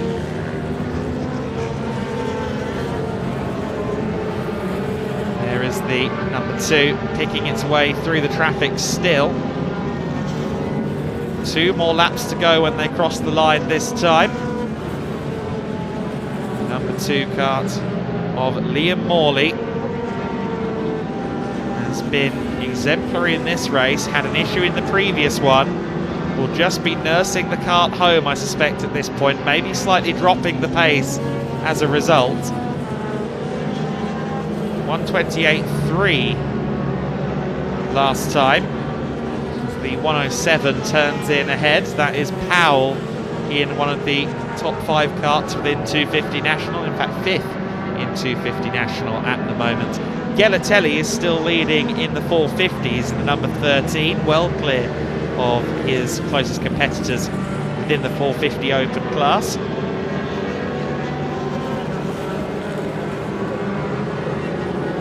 Through McLean's comes our leader then, a minute left on the clock. Will it be a easy run home at this point, or maybe face a little bit more lap traffic? 1 lap and 1 sector left to go for our leader. Harpham in the number 4 going through the S's as well. Another lap of racing after this one. This is the penultimate lap of the race. And Morley, as I said, will just be nursing it home. There's the S1 in second in the 250 Nationals. However, Hempshall has been closing in quickly, and Hempshall is right on the back of Platt at the moment, so that could be a scrap there for 250 National before long. Hempshall is right on the back of Platt. The S1, which we had on the previous shot, was right there in the battle for second in 250 Nationals. Sam Hempshall very close behind. Morley jumping out the seat there to have a look at what's going on behind him. Maybe just adjusting his trousers though, I don't know. 4.7 seconds the gap to Harpham behind, so he won't have seen Harpham when he looked over the shoulder. The second place battle in 250s will be something to watch in the final lap, but Morley is going to be just a couple of corners away from the victory in this race. Liam Morley has avenged his earlier troubles. Morley looks over the shoulder, confirms that no one is there, and will take the race win. Morley in the Division 1 kart, out of the final corner to take the checkered flag. Harpham second, third place Allen, our top 3.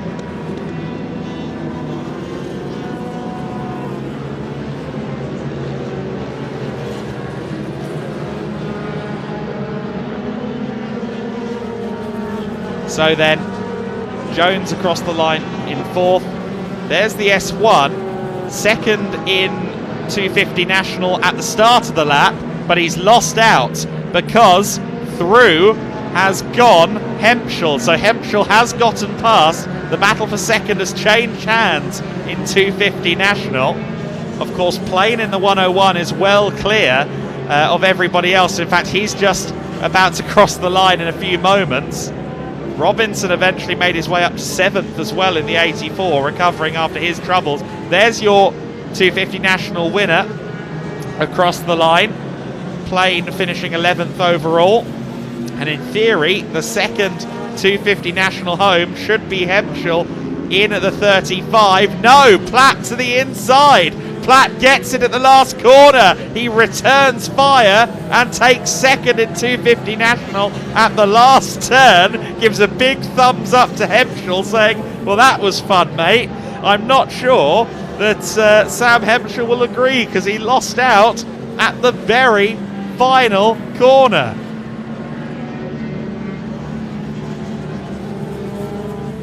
What a brilliant battle once again in the supercarts. You can always pick out a fight somewhere out there on the circuit, and that time it was for second among the 250 nationals. Here are your results. Liam Morley taking the win ahead of Lee Harpham in second place. Ross Allen taking third position.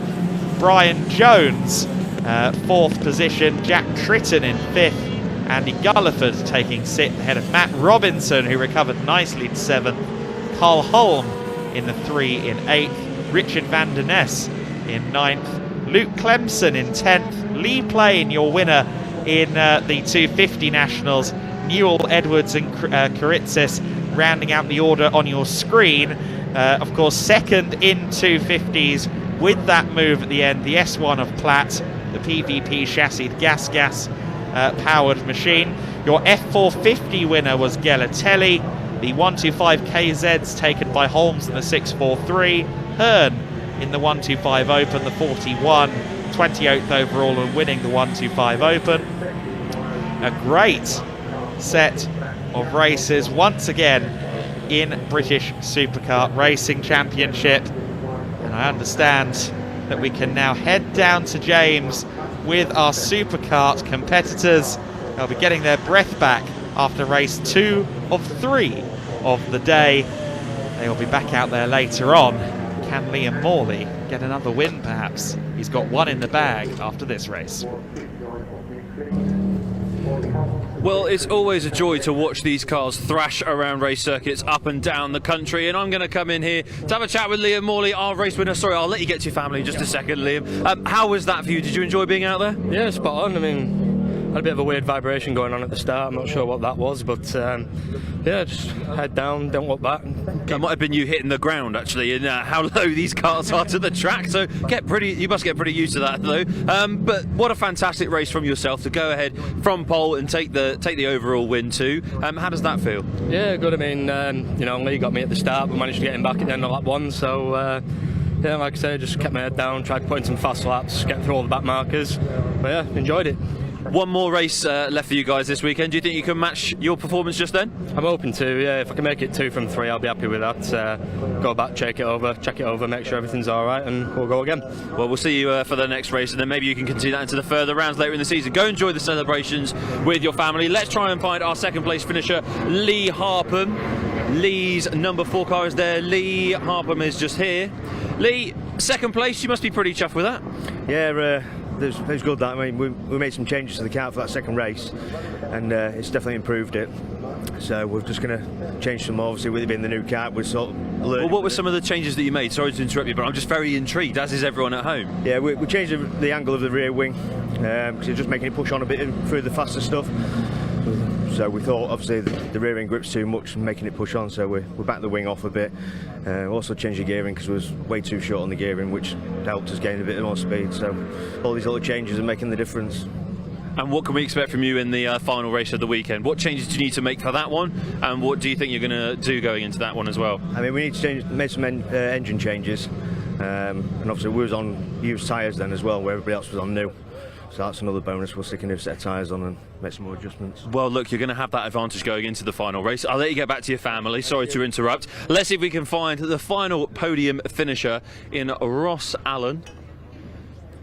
There he is. Oh, he's sneaking up on me. Sneaking up on me, Ross. Look, John found your kart before I found you, but you found yourself on the podium again. That must feel pretty good.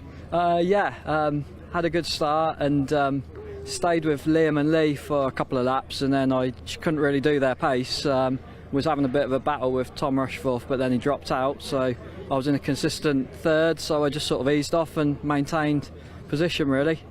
You chose to maintain position, ease off a little bit. Is that because you're looking after the kart ahead of another race that's coming up in just a couple of hours' time? Yeah, I mean, with our races are decided over all 3 races, so with 2 P3s, if I can finish third race, then I'll be looking quite good for the day.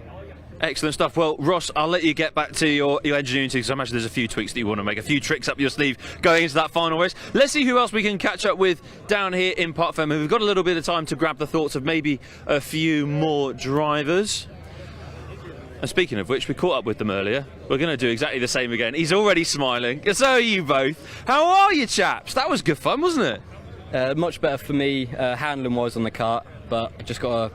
At the first corner, I just got pushed wide and then tried to avoid a car that was bogging, so put me a bit too far behind, but we're gone about another second quicker, so yeah, next race we'll be up there. Look, plenty of positives to take away from this race, and what about for yourself? Because it feels like a bit like deja vu, but I'm hoping this time you've got a bit more of a smile and a bit more cheerful outlook on the race. Made my way up, got up the fourth. I was catching Ross the last few laps, but just ran out of laps. But no, brilliant. It's not trying to kill me now, down Crainders. Excellent stuff. Your mums will be very pleased listening back to that at home. Now, final race is coming up in a couple of hours' time. Ross was talking just then about how he's looking after the kart towards the end of the race. Is that something that you guys need to factor in because your races are so compacted within the short space of a day? If you do, I'm not.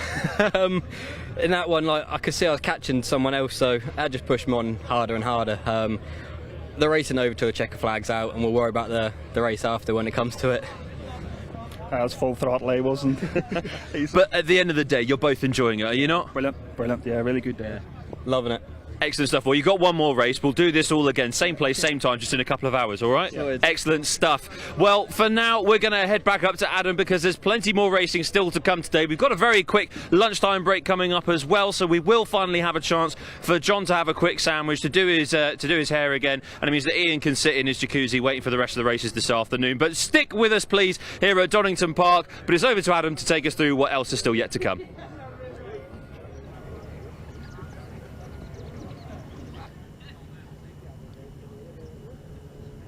So then, the lunch break is ongoing, but it's not going to take too long, and it's also not going to be long before we have more racing on the circuit. The Dunlop Mini Challenge with the 7s at 2:45, 3:25. We will have the Thunders out there, the big bangers of the Classic Touring Car Racing Club.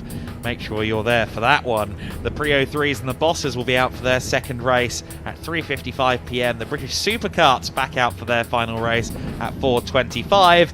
And we'll conclude the day with another 50-minute encounter for the Britcar Trophy Championship. However, we're not going anywhere during this lunch break. We've got some news and views to bring you from down in the paddock. Some of the Britcar Trophy drivers caught up with Ian Waterhouse ahead of race 1 earlier, and also we can catch up with Richard Wheeler. If you were here with us yesterday, you'll know that his Nissan Primera Super Tourer was involved in quite a big collision with the Honda Accord of Paul White, unfortunately, but he was able to chat to us before he headed home early. We've got a few interviews to bring you then, and let's do that now as we go into our lunch break.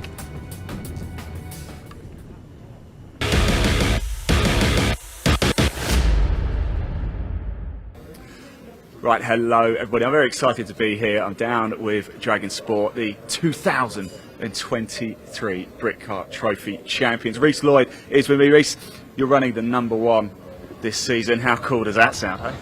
Yeah, hopefully it's not just a one-off, hopefully. So I thought I've always got a number 66, which is my lucky number, but this year I'm going to try a different style, so we'll see how it goes. It's a bit of a target, but it's quite cool to carry number for the year, definitely. Now you're sat next to Harry Reynolds, of course. No Jack Meakin this year for a very good reason. That's the Dragon Sport Scholarship. Harry, congratulations. Tell us more about the scholarship. What was involved? What did you have to do? And what's it like working with this man? Sorry about that. Yeah, so I entered the scholarship end of last year from just hearing about it, and yeah, went along. Didn't really know what to expect. Knew that Reece was based near where I live down in Wales. So thought it'd be nice to give it a go. Yeah, so it was a combination of media, fitness and driving. After doing the 3, got put down to less and less people, then it was the final 3. And unfortunately I didn't get my final run in, so it got moved to another day, where I was able to take the win of the scholarship. So now I'm very lucky to be able to take place in the Britcar Trophy alongside Reece. So far I think we're working well together, and I can't wait to carry on. So Reece, how did the idea for the scholarship come along? The scholarship was based on a lot of obviously past experience of what I've had. So a lot of it was going back like 2008, 2009 when I was racing. I've been racing since I was 8 or 9, and then kind of the age of 21, we won a couple of national championships. Recession came in, and it all kind of stopped quite suddenly for us, which was really frustrating. I had a hiatus for kind of 8 or 9 years. And it was just something that you want to try and help as many young drivers and give something back that I could, possibly could. And ultimately, you could drive this as a one driver pairing, but it's cooler to share a car with somebody else. Yeah. And if you can share with a bloody fast Welshman, then all the better, isn't it? So it came from that, and obviously I feel like it's giving me something back. It keeps me on edge because I've always got like somebody chopping at heels and making you faster, making you better as a driver, which is it's really cool. And as you can see, it's not not just Harry's come through it. Obviously, a lot of drivers who weren't ultimate winners. Travis and Alex from the previous year still with us this year. We got Sam and Jack obviously joined the team as well. They were obviously part of the scholarship, and it's great. The whole scholarship encompasses the whole team ethos what we're doing. So Harry, you've just done first qualifying session as well. You actually lined second in the Clio class, don't you? How was it out there? Because it's decent weather today, isn't it? Better than yesterday. Yeah, we're lucky that we've got some good conditions for today. It was nice and stable, no change of conditions, no rain. So yeah, to be second, I think that's a really good start for the season. Hopefully now we can just keep chipping away at the front, and hopefully keep going forward. Are you feeling a little bit nervous? Or you ready? Are you focused? You're ready for this, right? I mean, yeah, of course the nerves are always there. I don't know how to feel really, but no, I'm excited. I'm ready to just keep focused and keep working at it. The Clio class race is going to be competitive again, like it was last year. Certainly, High Road Motorsport going to be there. It's good timing, isn't it? But you're looking forward to quite a lot of battles this season, and the tactics play a big part as well. 15-minute races, of course, mandatory pit stop too. Yeah, it's mega. I mean, obviously me and Max have got a good relationship, but on a friend level, and obviously we've driven together as well in the past years, so it always makes it more interesting. But it was great. I mean, the first qualifying, with 5 minutes to go, I think both of our cars had a set the identical time, which just goes to show that it's such a great class. And obviously Maurice just got the lap in at the end, which is mega. But I think it's one of their cars, one of our cars, and it follows all the way down. So it's going to be one hell of a scrap. Now, there's more to the scholarship as well than just the Britcar Trophy. Before you go though, Harry, we're going to have a little game, and it's called How High Can We Make Reece Jump? So Harry, before you go, we're going to bring Grace in very shortly as well. So Harry, would you do us the honour to see how high we can make Reece jump on these inflatable sofas? Are we ready? That was my height, actually. That was not my height. Harry, thank you so much. Best of luck today. Of course, we will be watching on the stream as well. Let's bring Grace in. Grace, thank you so much for joining us. You're part of the scholarship as well. You're not racing the Britcar Trophy, but you are racing in the C1s. Tell us about your experience of the scholarship. So obviously it was the second scholarship that I've ever done. Definitely, there was we knew what to expect because we'd done one before, but still it was definitely a very comfortable, chilled out day. Obviously we were tested for our media, fitness, driving, a bit of simulator skills as well. Yeah. I really enjoyed the day. I think everyone was just very supportive, and from the driver coach's point of views to the fitness, obviously with the Naked Warrior Claire, she was definitely very productive with us, and it was just a really enjoyable day, and I really enjoyed it. Tell us about your experience so far in motorsport. What previous experience have you got, if any? So I say I'd started quite late for my age. I started when I was around 11. I just started with the karting, and around 2021 I moved into junior Rotax. We did the British Kart Championships, both 21 and 22. The year 21 we did it with Jack Dex Racing. The year 22 we did it with Sam Pollock Racing. And then we thought that 2023 was going to be our last year, and then was hoping to start making the transition to cars at the end of the year. But obviously I had my GCSEs in the summer, so we just thought we'd knock it on the head while we had the GCSEs, and then after that in the summer we started testing cars, and the first car I think I drove was a GB4 with Kevin Mills. So the baptism of fire there. Yeah, it was definitely a massive jump. It was like starting all over again, really. It was such a different thing compared to what I was used to, just from the driving style, speed. It was a whole new ball game with the fitness and things like that, but it was definitely a great experience. So, Reece, are these scholarships, are they going to be an annual thing? Yeah, our scholarship will be back now for this year, so that's going to be a big part of what we're doing, and then going forward we're just putting a bit of a ladder in. So Grace is going to come on board this. We've got 5 other drivers also, which are going to be part of our C1 programme, so the first time we enter the C1 Championship. And it's basically, it's going to be called like a road to the Nürburgring. So effectively, the first year will be part of the C1 Championship, learn the trade, get used to the car, get used to the circuit, with the aim then to step up to Britcar Trophy on the second year. And then ultimately on the third year we will take the car and do a couple of events on the Nürburgring and do a bit longer stints. So it gives people a clear platform and a clear progression ladder and something to work on a it could be a 3 to 5 year basis, so yeah, it's really exciting. So if somebody is watching this, I know it's a bit early obviously to enter for next year now, but they want to maybe bookmark it and think about entering next year. How do they do that? So details will be announced probably in about a couple of months. We usually open about May time. It's probably going to be a Brighton again, similar format. We always like to put a few curveballs, a couple extra bits and bobs into it. But yeah, it's going to be a similar format. It worked. I mean, the first year we obviously found Jack, and Jack was the ultimate winner. Harry's obviously starting off with us now, but it's great. Outside of that, it's just been great. To be working with probably off the top of my head 8 or 9 other drivers coming from scholarship. Also, it's good. It's really exciting. Now, look, Grace, before we let you go, would you do us the honour of seeing how high you can make Reece jump on this sofa, please? So here we go. Here we go. Are we ready for this? Here we go. Yeah, run up as well. This could get dangerous. Look, guys, thank you so much. Best of luck with the C1s this season. Reece, of course, we'll probably be catching up in the pit lane at some point with you and Harry as the race goes on. Keep an eye out for Dragon Sport, the #1 car, the defending champions in the Britcar Trophy. It's going to be a cracker. Thank you. Right, everybody, welcome down to the garages. I'm delighted to be joined by George from GCM. And George, your first time out in the Britcar Trophy, but you've got quite a unique story, haven't you? You're not just, shall we say, you're here for an experience, aren't you? Tell us more about it. So, in short, I have a road safety social media presence, and we make videos on how to modify your car legally. So, for example, if you want to change your wheels, here's a video on how to do it, but here's the legislation as well, so that if you were to be pulled over, you know that you're within the right side of the law. A lot of young drivers are more confident than they are experienced, and as a result, they make up a lot of the road stats in terms of road casualties. So we make videos on TikTok, YouTube, and Instagram. But our motto has always been race the track, not the road. Because we always said that you're not a big man, so to speak, if you're racing someone's granny in a Honda Jazz, but you would, however, be pretty cool if you were to smoke someone that had a lot of track experience. So these guys approached me, race car experiences, and they said, well, your motto's great, why don't you actually put it into fruition? So we've come here, I'm a fish out of water, I know absolutely, well, next to nothing about motorsport.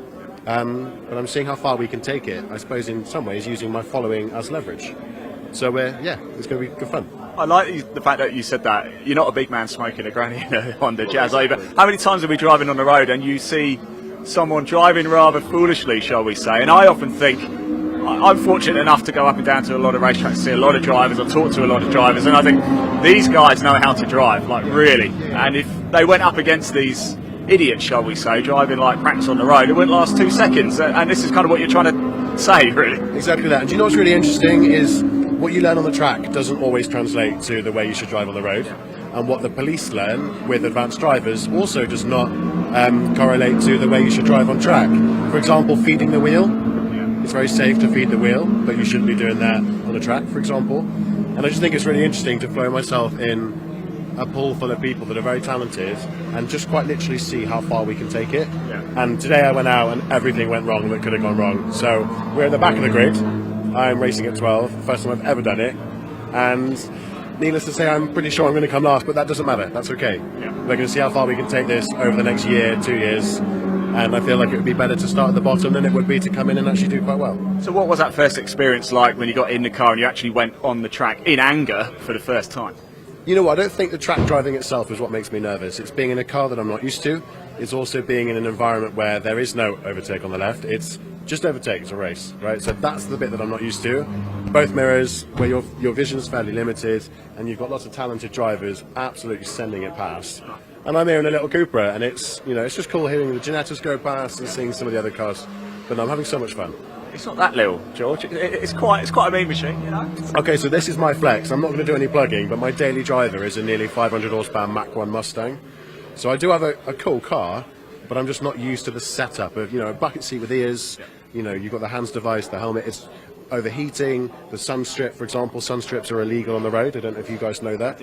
That's because it impedes the vision and also within the swept area of the wiper blades. But it's just being so limited. You just don't feel as in control as maybe you would do on the road. So, look, people watching this right now might want to find out, how do they follow you? Where's the best place to go? Okay, so we have a channel called GCM, and that's short for George's Car Media. That's on TikTok, Instagram, and also YouTube. You can find us on Facebook and LinkedIn as well, but we're not very relevant on there in comparison. But look, we make videos all the time. If you want to check in the series and watch my transition through, I suppose, being a nobody to somebody in racing, or do you simply want to tune in with our videos of the coppers, then you're more than welcome. George, I don't want to add more pressure to your afternoon, but we will be watching on the live stream as well. Thanks. Best of luck out there. Thanks, George. Thank you. Bye-bye. Right, everybody, welcome back to the garages. I'm here with Dara Flock, of course, the 2023 Junior Saloon Kart Championship. Now, of course, racing in the Britcar Trophy. How's it been over the winter, Dara? How soon did you know as well you're going to be coming racing with Britcar? I only knew I was going to be racing with Britcar, I'd say about 3-4 weeks ago. I'm planning to race in the Clio Cup GB this season, but for Britcar we're doing the first 2 rounds, so we're doing here obviously, and then we've got Snetterton in a few weeks, so we're going to be doing them just to make sure the car is like on point, because this is a brand new car, Clio Cup Gen 5, so no one knows how to set it up or anything, so we're doing Britcar Trophy just to get good base setup for, so on it as soon as we go into Clio Cup. You should be well versed in this, and you come from obviously a background of Saxos with the junior saloons, very tight racing.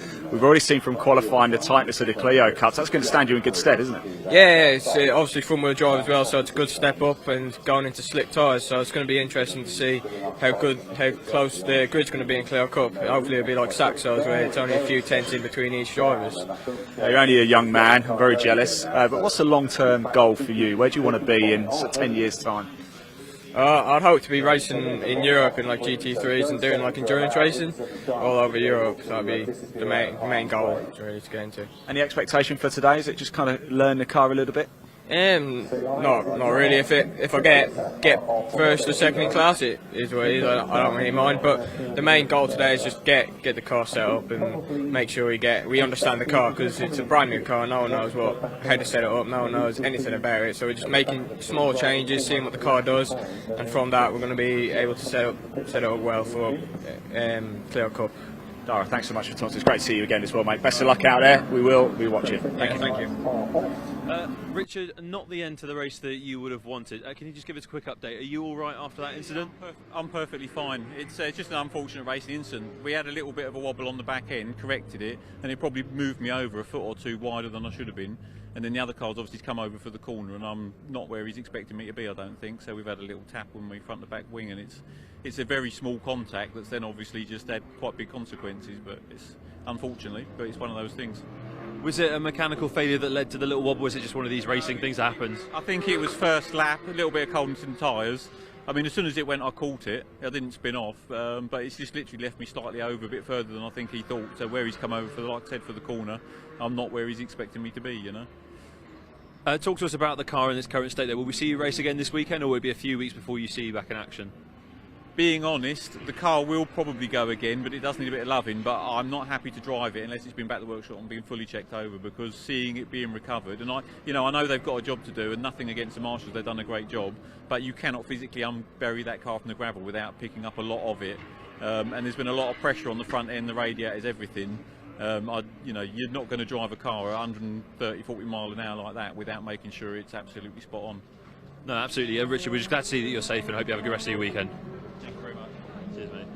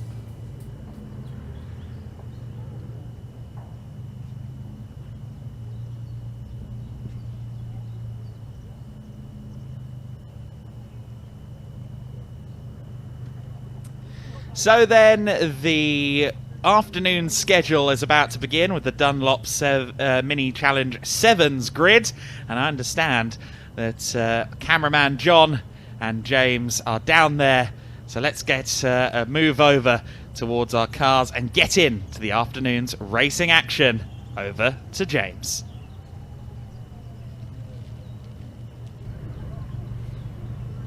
Welcome back to the assembly area ahead of yet another race here at Donington Park Circuit. It's the Mini Challenge 7 Series, and I was just about to walk up to the pole sitter, but he's been ushered out by the whistle to go out onto the circuit. Such is the joys of live TV, especially in the racing world here at Donington Park. So that was Andrew Jordan first away. Joe Thompson to follow him in that number 80 Mini. Remember yesterday's race, Andrew Jordan built up a fantastic lead over the rest of the pack, ended up with a 10+ second advantage on all of the other cars. That's a fantastic little waving goodbye from Ross Billison there in his little Mini. And there we see the rest start to head out and join them. And keep your eyes on that fantastic bright orange grille of the number 796 Michael Winkworth with a fantastic run yesterday. So too Matthew Ayres, keeping him company right at the front of that rear pack, the S-Class of this 7 Challenge Series. And these minis have just been providing us with racing entertainment all weekend long, so it's no surprise that they are stealing the headlines yet again at Donington Park Circuit. And well, John, I'm right behind you. But there's only one thing left to do now that they've actually gone out onto the track. We can't have a word with them, but there is one man who will have a word or two to say, and that's Adam. He's going to take you through this race.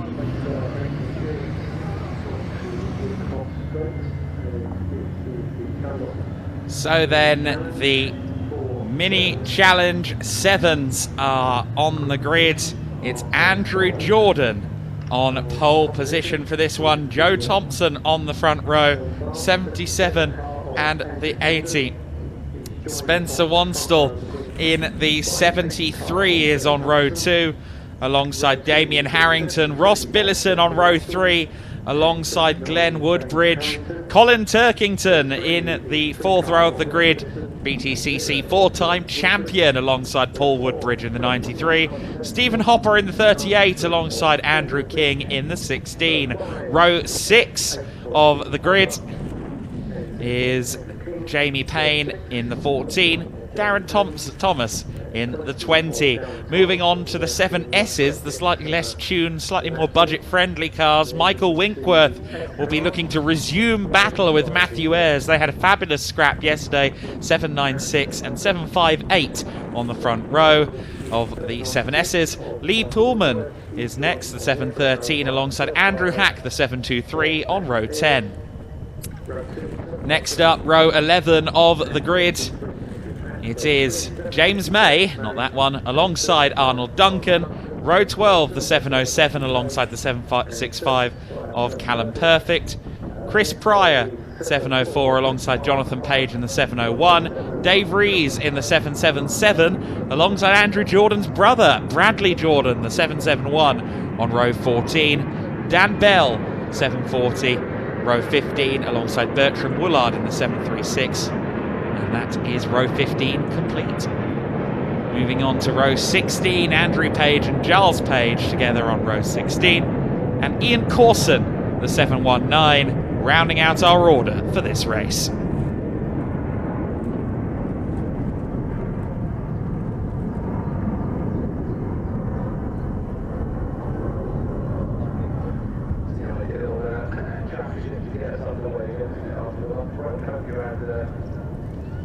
So then the Dunlop Mini Challenge cars are about to roll, and as these cars come by our first commentary position, we will hear these cars go by. Lovely motors, of course, these little mini machines.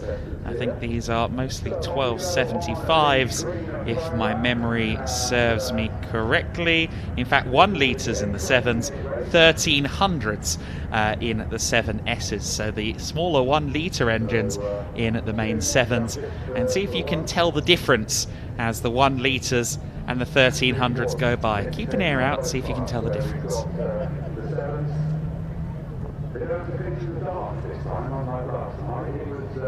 Definitely rather dark for more than half of the race, I would say. You know you're in trouble when the officials put the sign out there, mics on. Oh, they will be. Which is a challenge for some, I'm sure. But Andy Jordan walked away. So then, the cars heading down through the Craners on the formation lap at the moment.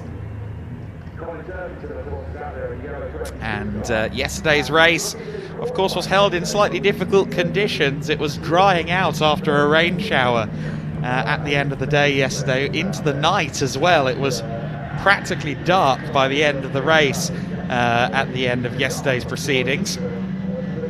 Andrew Jordan was a stalwart in that race, just drove off, frankly, drove up the road and disappeared away from the field in the 20-minute first race yesterday. Meanwhile, a lot of the eyes were on the battle further back among the Mini 7's S-Class. The cars were really fighting it out in the battle for 7S Honours. Michael Winkworth and Matthew Ayres were the two protagonists in that scrap. The 796 and the 758. They're just going through trot now. Those two cars, the Grey Machine and the Dayglow Orange and Blue, are two cars that we'll have to watch a bit later on in the race, I'm sure. But in these conditions, slightly less treacherous than what we had yesterday, I expect we're going to see more traditional Mini 7 racing. And what does more traditional Mini 7 racing entail? Well, it's pack racing, it's exciting, it's wheel-to-wheel, 3-wide style stuff, a lot like what we saw from the Mini Millias earlier on. With it being so wet yesterday, we didn't really get that in the Mini 7s, but I suspect today is going to be a different story.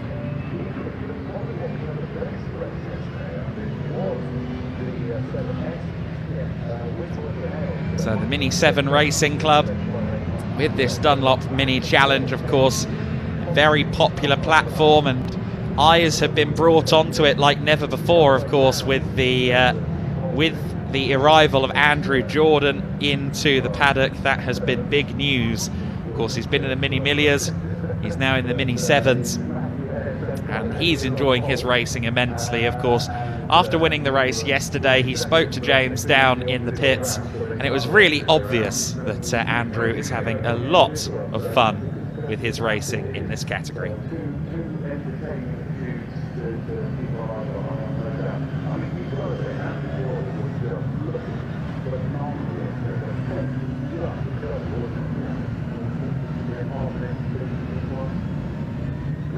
So then we have 27 cars on the grid.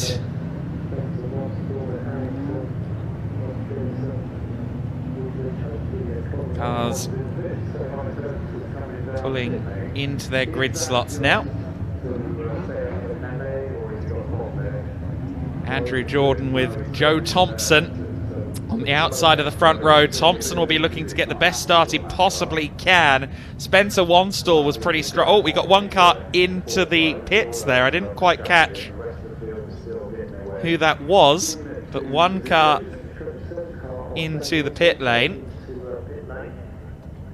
I think it might be the car from row 4. Was that Colin Turkington? Turkington doesn't appear to be there in the orange car. No, Turkington has gone into the pit lane, so we're missing Colin Turkington, unfortunately.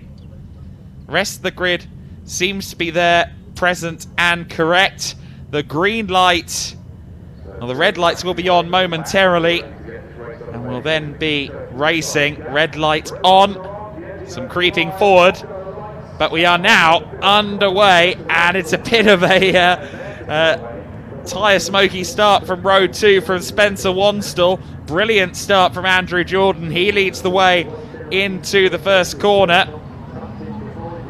Jordan followed by Thompson, followed by Wanstall around the outside there. I think that was Damien Harrington in 4th position. The S's are now underway as well, further back in the pack. And let's see who leads. It's Matthew Ayres who leads the way going into turn 1. Then it's Winkworth, 723 in 3rd place. That's Andrew Hack following them through into 3rd position, but I suspect you're going to see some very close racing out of the 7S's as well as the main class in these much nicer sunny conditions on the Saturday. Here they come through the Craners and now through the old hairpin. 3 wide almost at places there. 750 car making up some spots. That is James May getting past. Was getting through on Arnold Duncan at the front of the order. It's a bit more strong. This, of course, is the 7 class. These are the big cars. The 7S's further back in the field. The second grid. 29 and the 73 running in tandem. Wanstall in 3rd place. The 29 Harrington trying to get to the inside, though didn't get there. Number 3 Billison accelerating out. Has gotten past the 29. Nicely done, actually. I didn't think he was going to get it, but he does make it work. 77 and 80 across the line. Jordan and Thompson breaking away from the field. Wanstall leading the queue of cars from third back to, gosh, about 8th or 9th maybe. We've had a change in the S class. The 796 car now leading in S, and oh goodness me, the 713 into the rear, I think, of the 723 potentially. But the 713 car on the grass there, Pullman, Lee Pullman.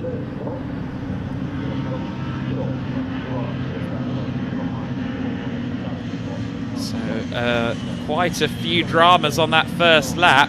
I think it was a 789 actually who got tagged. Arnold Duncan got tagged by Lee Pullman. Pullman did not cross the line. I don't think that car is okay. In fact, Pullman has just now gone past my commentary position, but he's way off the rest of the S-Class. So Jordan was 0.8 of a second clear at the line. I think it's something more like 2 seconds now. Meanwhile, Billison leading now the 29 of Harrington. Harrington there braver on the brakes, getting past Wanstall. Wanstall started the lap in third. He's now down to 5th position in the all-red car with the Vickers branding on its grille. So 3 from 29, well, 3 from 29 from 7 in the battle for third place. Appropriately, the number 3 car is in third place right now.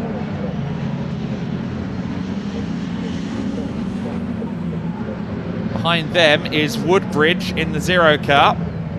Here is the 7S battle. Winkworth coming out of the Melbourne hairpin with Ayres right on his bumper, but they're being joined this time around by Andrew Hack. Andrew Hack is looking fast in third in the S's. Then there's a gap back to the battle for fourth, being headed at the moment, I think, by Page in the 701 car. That would be Jonathan Page, who started well down the order, making up some good places within the 7S's.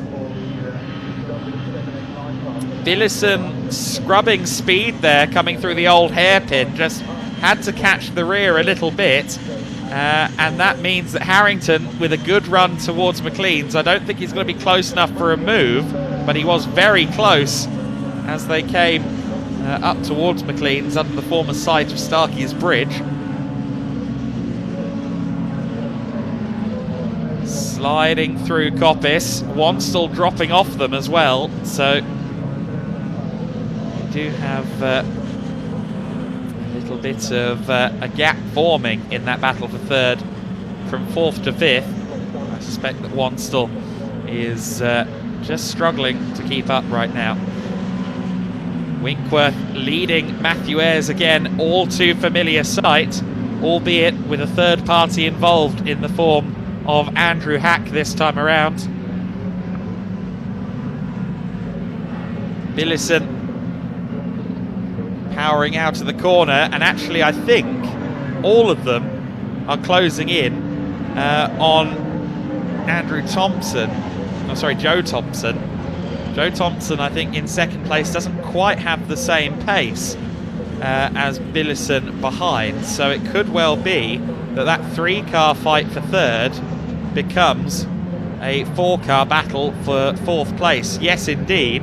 On the previous lap, Joe Thompson's pace was a 1:58.948, almost 8/10 slower than 3rd, 4th and 5th place behind him. Andrew Jordan is comfortably the fastest car out there on the circuit though. While everyone else is in the 58s, he is on a 1:57.143 last time by. Andrew Jordan is flying in this car. Here is the S battle once again then. Winkworth seems to be managing everything right now. Matthew Ayres hasn't had many opportunities to overtake just yet.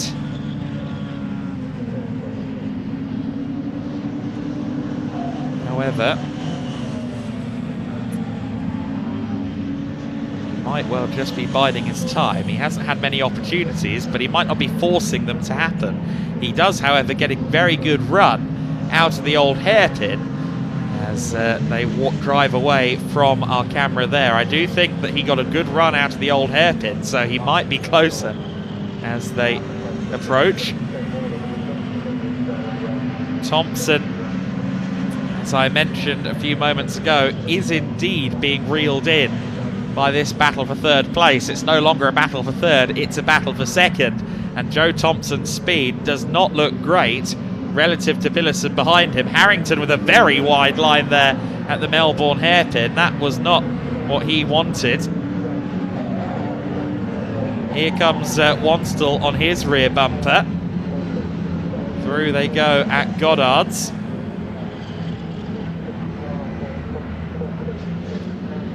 Across the line they go once again. Jordan some 5.3 seconds clear. Thompson and Billison 0.6 apart. There's Winkworth and Ayres once again. There's still a part of me that thinks that car is being driven carefully for now, so he can pull a few opportunities out of the bag later. Ayres with a good run there out of the last corner. Thompson really is having to start defending now against Billison. Billison, the KAD-backed machine, fighting for second place.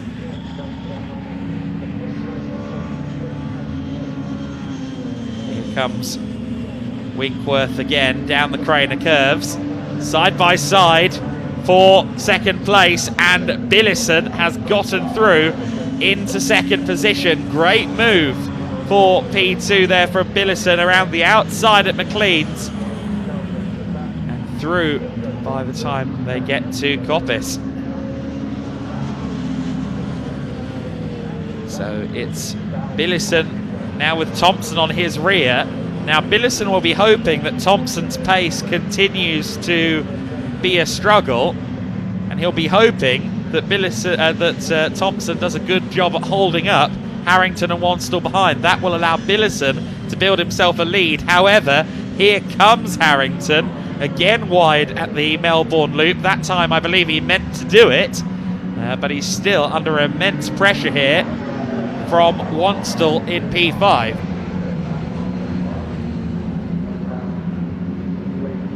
"10 minutes left on the clock, half distance in this race."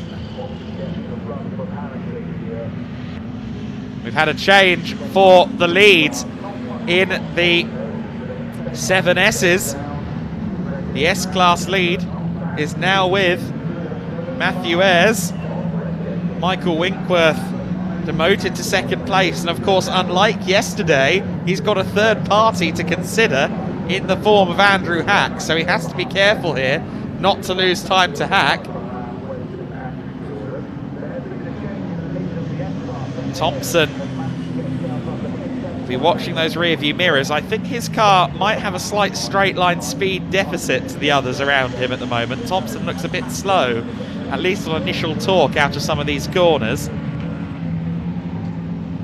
Through turn one, Winkworth drifting wide there. You've got to be careful, of course, not to start picking up slaps on the wrist for track limits. Sideways they go. Let's run through the old hairpin.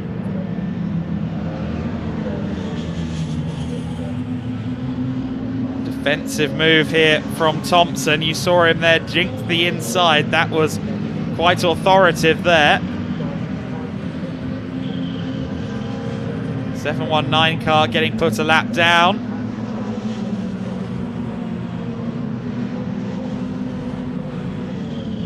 Joe Thompson remains in third position.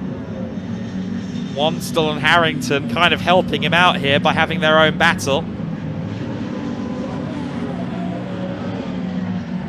Jordan is just piling himself a bigger and bigger gap. 8.1 seconds. 8.1 seconds clear of Billison. Andrew Jordan, the ex-BTCC champion. Immaculately turned out car. A 156.8 last time by as well.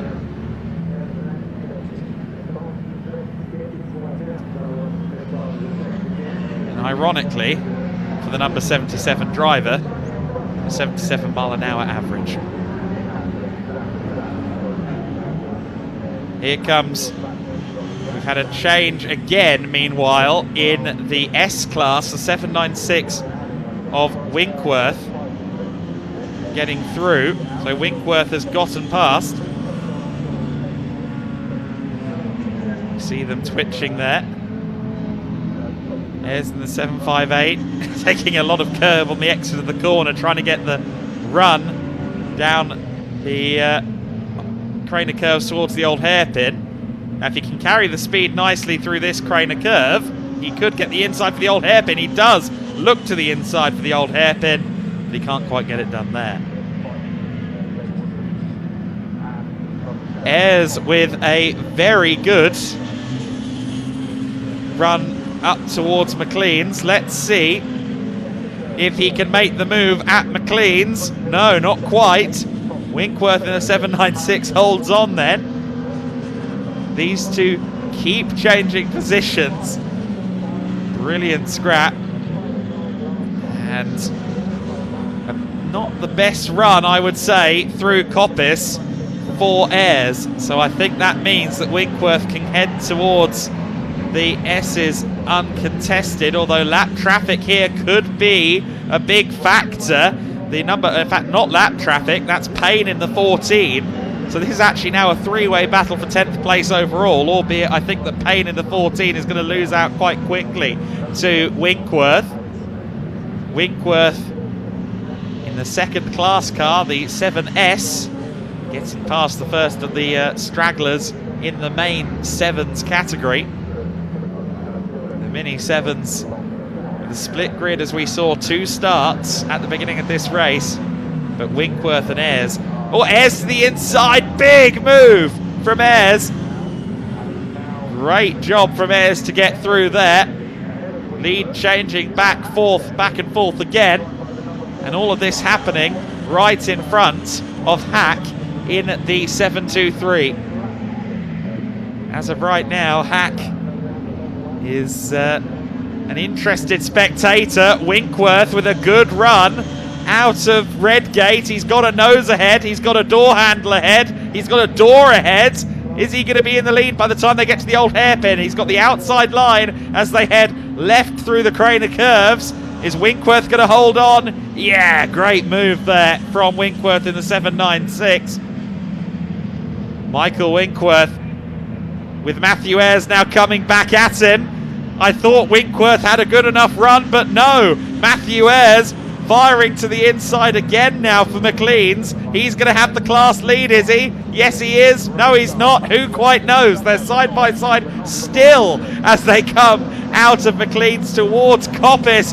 Nose ahead on Winkworth, but he's got the outside line for Coppice. Contact a little bit between the two of them. They're still side by side, and here comes Andrew Hack. He's getting involved in this now too. He's in the slipstream of Winkworth, still side by side for the lead. It's going to be three wide as they come down to the S's. Who will it be in the lead? It's going to be Winkworth. He defended that expertly all lap long. That move began at Redgate and it ended 2 miles later at the S's.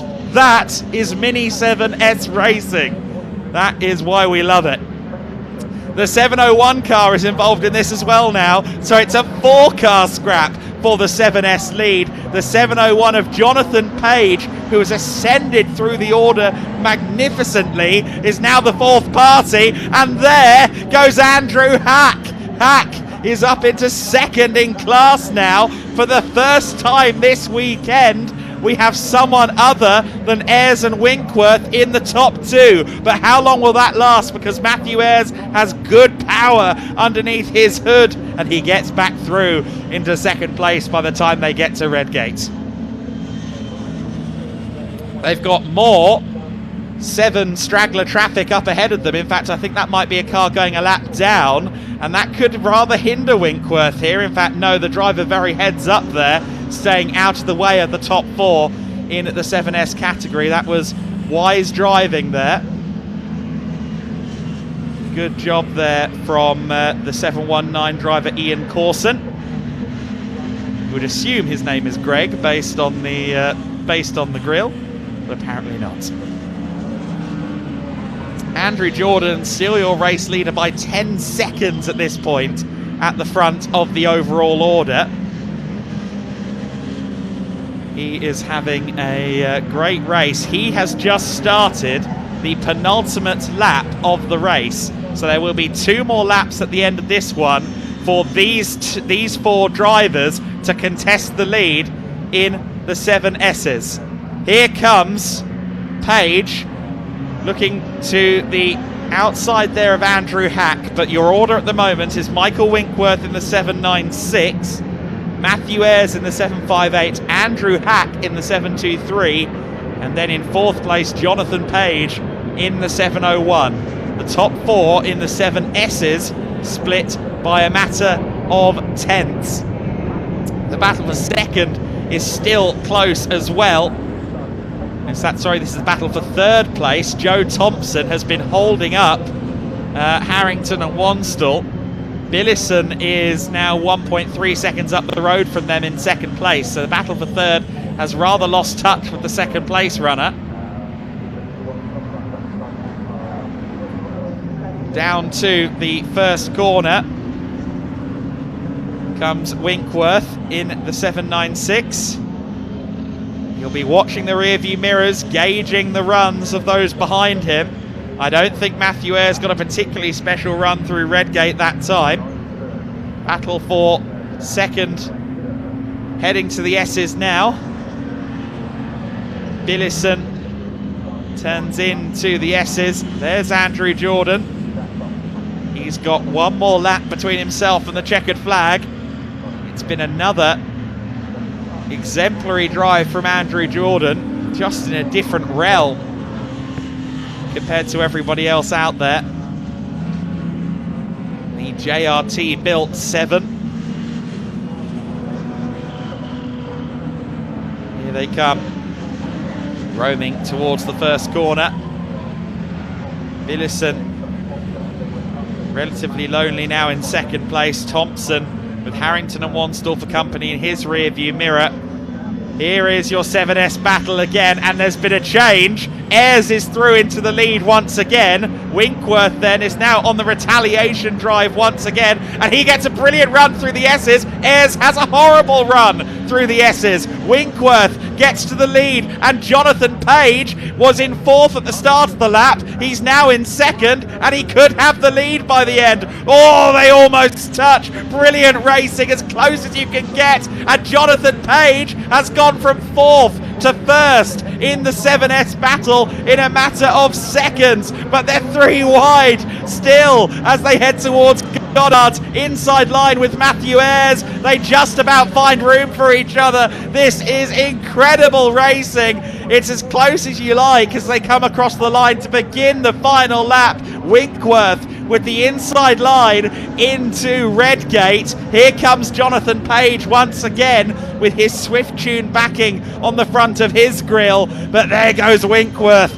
Ayres in 2nd place. 3rd place for Jonathan Page, and don't rule out Andrew Hack as well. He has been playing his cards very wisely over the course of this race distance, and he could certainly still be a factor before the end of this one for any one of the 3 podium positions ahead of him. The top 3 in 7S head out to the old hairpin. Meanwhile, lights ablaze on the leading car in the 7s. The 77 of Andrew Jordan has been second to nobody this weekend. He has led from pillar to post in both races, and Andrew Jordan cements an early lead in the championship. Has a brilliant run in the 7s. It's 3 wide still as they go through. Got this contact between Ayres and Winkworth. Here, in fact, that was Page and Winkworth. My apologies. Page in the middle, Winkworth on the left of driver. On driver's right is Matthew Ayres. The inside line then with Winkworth. Jonathan Page leading a little bit on Winkworth there. He gets into the lead once again. They all go across the S's curbs very aggressively. Here comes the 7-2-3. Here comes Andrew Hack. Who's going to have the lead by the time they come out of Melbourne? It could go any of many ways. Jonathan Page tries to launch it up the inside, does launch it up the inside. It's a drag race now towards Goddard's. Winkworth has the inside line for the final corner. He has his whole car ahead. Will there be a lunge at the final corner? Jonathan Page goes to the outside, and here comes Andrew Hack. Hack tries to get to the inside for the lead. Who's it going to be across the line? It's as close as you like, but it will be Winkworth who wins in the 7S category. Incredible racing from all four parties. Not contact free, but very respectful racing, I would say there. And that was exactly what the Mini 7 Racing Club, the Dunlop Mini Challenge, and indeed these 7S cars are all about. Fabulous battling all race long from the 7Ss in particular, and Michael Winkworth a deserving winner in that 7S battle.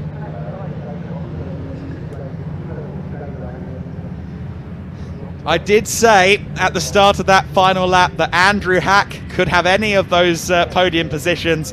He ended up second in class, and Andrew Jordan with an overall victory right there in the 77 car. No one has gotten anywhere near him on pace this weekend. What a talent he is. 15 seconds clear at the end. Ross Billison in second, Spencer Wanstall in third, Joe Thompson in fourth place, Damien Harrington in fifth, Glenn Woodbridge in sixth position, Darren Thomas in seventh, Paul Woodbridge, Stephen Hopper, and then in 10th overall, your winner in the 7S class, Michael Winkworth, with a sensational drive. Despite the last lunge from Andrew Hack, he managed to win. Hack takes 11th overall and second in the S's, ahead of Matthew Ayres and Jonathan Page.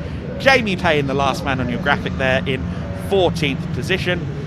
James May 15th, Duncan in the 789 in 16th, Perfect in the 765 in 17th, Jordan in the 771 in 18th, the 711 of Page in 19th, King rounding out the top 20 in 20th place, Woolard the 736, the 777 of Reese, and Corson in the 719, rounding out your 23 car order.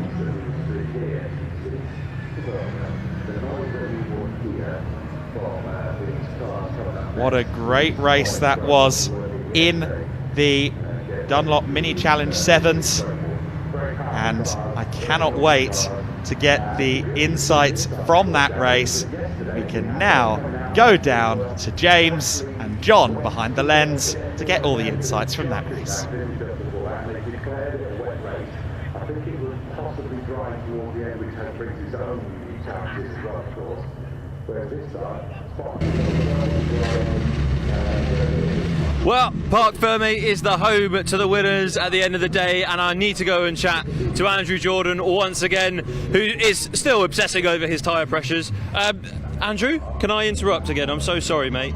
I'll let you just do one. You've just won another race quite resoundingly. They asked this question to Max Verstappen quite a lot as well. Is it really as easy as you're making it out to be? Because you've won again by over 12 seconds. Yeah, that was pretty easy, if I'm honest. I appreciate your honesty, to be honest, Andrew. The car's just on rails, it really is. It's my dad's car, so he can have it back for the rest of the year now. But yeah, the car is honestly just... No, Andrew, you've got to drive this thing for the rest of the year now, surely. I've got work, unfortunately, so I'll be out in my Miglia for a few rounds later in the year. And yeah, it's great, really nice car, does exactly what I want when I want. And I said last night after yesterday's race, I wish some of my British touring cars when I was racing that would be as nice as this, because honestly, wherever you want to place it, it does it. If you want to make the car do a little bit something different, it does it. So Yeah, proper little car. A very well-behaved car and a very, very good drive from yourself. I'm very sad that you won't be driving this again this year. You're lying. I'm sure you will. I'm sure you will. Let's have a chat with Ross Billison, wherever he's got. Ross! Hello, sir. Hello. Second. It's pretty good going, isn't it? Better than yesterday, yeah. Yeah. Better than yesterday, that's all we want to say. Yeah, no, it was good. Obviously, just trying to catch Andrew, but that wasn't going to happen. He was too fast. Yeah, I saw these three battling behind me, so that helped me. And just kept my head down and just putting in some good laps, and yeah, get second place. Happy days. You must be pretty pleased with that going ahead into the rest of the season now. You got familiar with your machinery. You've managed to place it in the top three quite consistently, towards the top end of the grid quite consistently, and bring on the rest of the season now, surely. Definitely, yeah, we're doing the rest of the season, so we're going to try and win it. So hopefully, I don't think Andrew's going to do many more, so that's good. So yeah. Well, yeah, you've just heard it here first, everyone, that Andrew, although he might be lying genuinely, because I'm sure after these last couple of races he'll be wanting to drive this car more. Ross, thank you very much. I'll let you get to the celebrations whilst I try and find Spencer. Oh, but that was pretty easy. Hello, Spencer. Hello. How are you? All good, how are you? Yeah, I'm very well, thank you. The first one that's asked me that in a while. You're my new favourite. Spencer, talk to me about how that race was for yourself. It was bloody hard work, really. Started off, got a good start, and we've done a lot of work to the car over the winter. Wasn't really sure how it was going to go because yesterday with mixed conditions and stuff like that, so today was the first real test. It was a bit tricky at the start, but the car about 5 minutes from the end, I really felt it come into me. So I sort of saw the two in front getting a bit closer, and I was like, yeah, I'm probably going to be in here. And just bided my time a bit, and then come across the line, saw it was the last lap, and I just knew if there was an opportunity or even half an opportunity, I was going to have to go for it. So I went for it with Joe. Luckily enough, managed to pull it off, and yeah, really made up with third and getting a podium after so much hard work in the winter. Massive thank you to Mini Spares for continuing to support me for another year, and to my dad for hours and hours and hours in the workshop over winter. These things don't come easy, and you know, this is our reward for all the hard work. What's your dad's name, sorry? Mark Wanstall, Right Line Motorsport. Mark? Yeah. Mark, well done. You're a legend. Thank you very much. I'm going to let you celebrate. I'm going to go and try and find some other people because I think I've got a little bit of time, and it does mean that I do want to try and find wherever he might be, Hindy. There we go. I want to try and find Michael Winkworth. Mr. Winkworth, where are you? Michael Winkworth. Can we see? Have you guys seen Michael Winkworth anywhere? Oh, that was pretty easy. You could have hidden from me. You didn't really speak up at all. Mr. Winkworth, I'm going to give you the same question as Andrew. It looks a little bit easy towards the beginning of the race, but then you had a really, really good five-way fight there for pretty much the last 5 minutes. None of that race was easy at all, if I'm totally honest. The first few laps were fairly settled down with Matt right behind me, but the end of that race, I ain't even got words for what that race was like. But yeah, credit to all the other drivers I was battling with. We literally folded the wing mirrors in, and that was literally it. That was the damage. Such close racing. Really proud to be part of it. Great skill shown by all and great respect shown by all. That was the only damage done. Michael, we're going to finish on that, but sum up the race in one word for me. 3, 2, 1, go. Perfect. Perfect! Wow, perfect! I haven't had that one used in a while. Well, that's the end of the mini action this weekend here from Donington Park, but the action still continues because I'm just going to sprint over to the Thunder Grid where they're assembling in the assembly area. Let's go!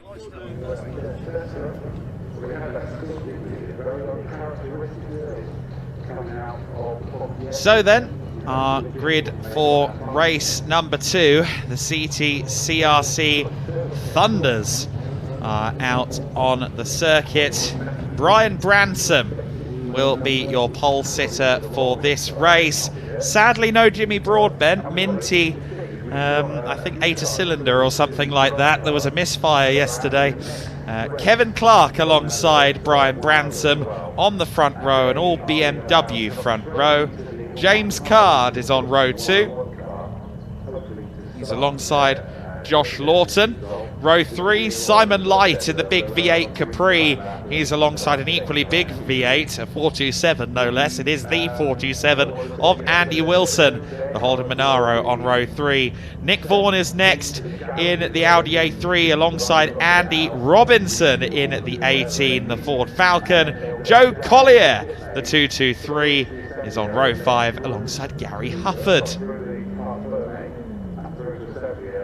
Row 6 of the grid, David Blackie, Kirk Armitage there.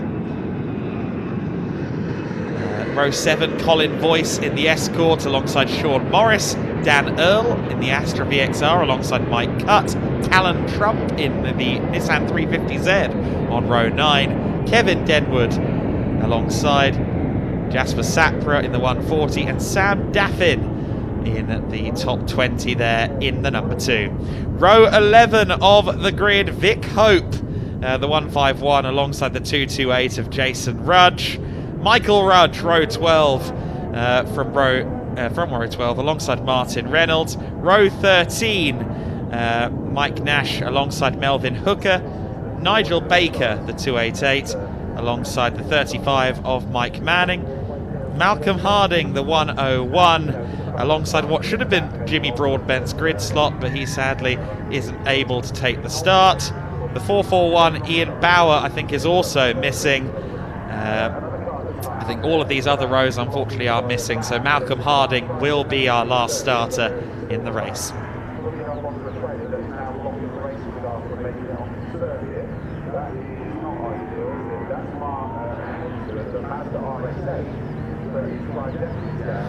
So then, these cars I don't think are taking the start, or are they? In fact, I think we might have a few of them out. So Ian Bauer, David Jefferson, Clive Hainsford in his RX-8 and AJ Howe should all be out there per last count as we get ready for another deluxe grid in the CTCRC Thunders. Remember, these cars are a little bit different. They will have a rolling start rather than a standing start.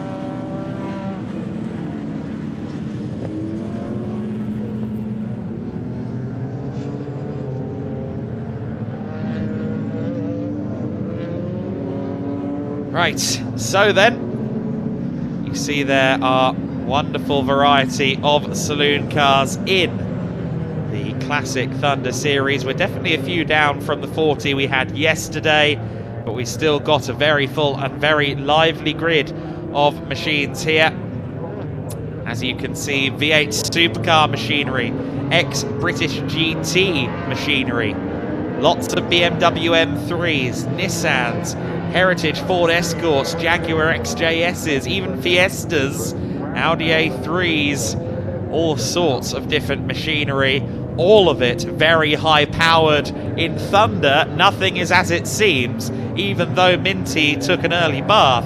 Lest we forget that is a 650 brake horsepower MX-5, and that is a good sign that in this series even the most diminutive looking of cars can be very powerful. And I understand we will be welcoming back Jimmy and Minty at a future round in CTCRC Thunder. But for here and now, we are ready to go racing.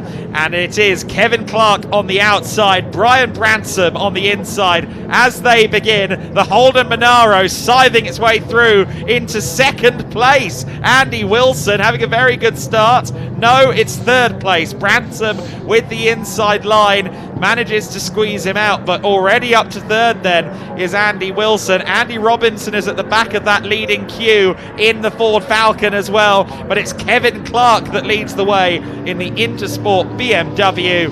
He is always so strong at the wheel of that car. Rest of the field picking their way through. There's Dan Earl in the Astra VXR.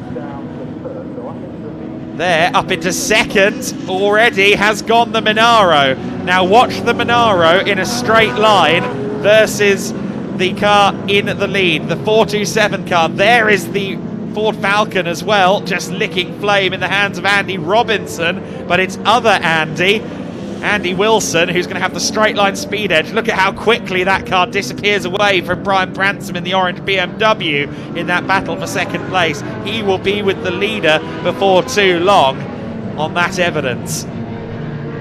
But Kevin Clark is a wily veteran and a very quick driver, so Andy Wilson is going to have his work cut out for him. BMW side by side further back, light in the Capri, losing out there to the Audi A3 of Nick Vaughan. So Nick Vaughan making up a position. We've got yellow flags down at the Melbourne hairpin, down by our 6th camera. I don't know quite what's happened there. Side by side for 5th place as Nick Vaughan gets by. Nick Vaughan has just got past Lawton in the 24 car, so Josh Lawton in his Hyper Civic is losing positions. He's just lost out to Vaughan and then also to Light in the Capri as well. In fact, no, Light in the Capri has been retaken, so Lawton briefly looking a little bit slow, but he seems to be back up to speed now. Clark from Wilson from Branson, your top three, as the 228 car is stuck in the service road there at the Melbourne hairpin. Here comes the 144 car to the inside of the 21. That's Cut getting himself past the voice-driven Escort in 10th place, 9th place, my apologies. So up into 9th comes Cut. Andy Robinson just ahead of Cut in 8th position. As we see then again the Escort falling through the order. This time another one of the BMWs comes flying by. That's the 191 of Armitage, and through into 8th place goes Cut. So Cut in the 144, the red E46, has gotten past Andy Robinson, the big Ford Falcon AU, losing a bit of ground here. Of course, a genuine V8 supercar. Great to have such a thing in the field. Oh, goodness me, one of the cars off further back in the pack. Another of the BMWs, I think that was Collier in the 223 having an off in the back of shot, as Robinson tries desperately here to fight the M3, but it is Mike Cut, who started in 16th all the way up into 8th place. 16th to 8th in just a couple of laps. He must be happy with that. 10th position Voice, Hufford in 11th. In fact, yes, oh wow. A lot of smoke off of Cut's BMW. Now, I thought that might have been tyre rub. Is it just tyre rub, or is something wrong with that car? I must correct myself. That is an E36 BMW as well, rather than E46. And Nick Vaughan making up some places as well. He's just gotten himself past Card in the 132, so that's for 4th place. Nick Vaughan is through. Lawton now follows him also, as we get a look here at the ex-British GT Holden Monaro. Chassis initially built by the Gary Rogers Motorsport enterprise over in Australia before Emotional Engineering built it and enhanced it for British GT coming into 2004.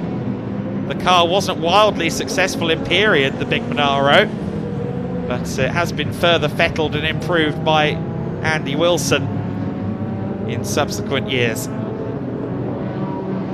There's Andy Robinson in the other big Aussie brute, the Ford Falcon, being pursued by a different Ford entirely. One European-built Ford. Oh, Andy Wilson is slowing, and so is the Civic. Now, they weren't together on the circuit, but Lawton is slowing and Wilson is pulled over. So Lawton has a problem, and Andy Wilson seems to be expiring. Oh, and Wilson had a big moment. That's what happened to Wilson.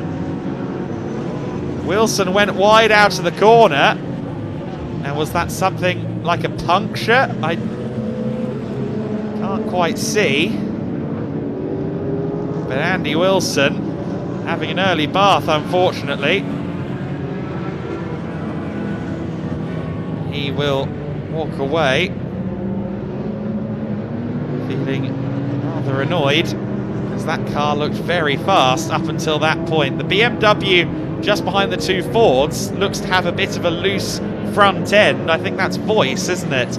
I know that's Hufford in the 45, sorry. So Hufford in the 45 with a loose looking front splitter on that car, front bodywork. There you see the 21 car up the inside, through and past Andy Robinson. Goes Voice in the 21, the Escort. Kevin Clark is still your leader at the front of the order, but we've got so much exciting action here at the front of the pack. I'm still very concerned about Hufford's front end. I don't know if that's staying on for the rest of the race. Andy Robinson with a bit of a lock-up there. He'll see his mate Andy Wilson parked up on the side after his moment. That is just tyre rub, isn't it, in the E36. Cut closing in on Light as they fight it out for 5th position. I was a bit concerned about Mike Cutt's car, but it does seem to just be a matter of the tyres kissing the bodywork. You've got to hope that doesn't cut the tyre too much. As he goes to the inside there of the big Capri.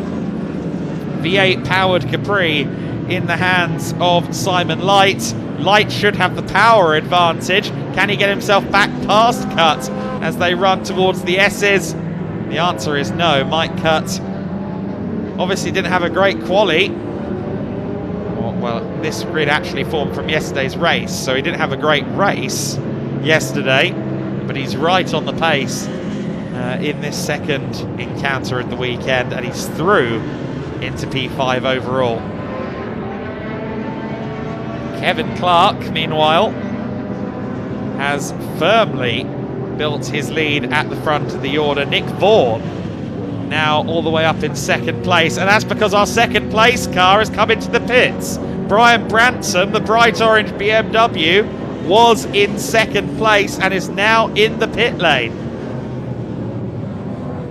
I was just wondering why he'd lost P2, and we can now figure it out on the graphics. You can see him dropping through the order with pit next to his name. Andy Robinson coming down the craners at the moment, and just ahead of him Jasper Sapra under some pressure here from Armitage in the 191. Again some tyre on body contact as Jasper Sapra goes through the compression at the Craner curves. Sapra is just behind Robinson, so they're fighting for 8th position. I didn't think they were ahead of Robinson, but no. Armitage in the E36, now he's smoking too, but I don't think that's just tyre. No, it's not. He was leaking oil on his own tyres there, and that means that cars behind him could also struggle. Armitage with a failure, and has anyone else gone with him is my question, because that car looked like it might have been laying oil. The fact that the car broke away in that manner, was smoke billowing, and then just couldn't make the corner. I just wonder if it was putting oil on its own rear tyres. Kevin Clark, 4 minutes and 50 seconds away from winning this one, is actually potentially going to be under threat before the end of this race.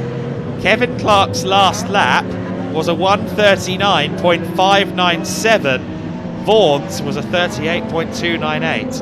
Again, we see the incident here for Armitage in the 191, the E36. He was smoking, tried to get the car stopped, couldn't, and then it just went straight on. And he found the barrier.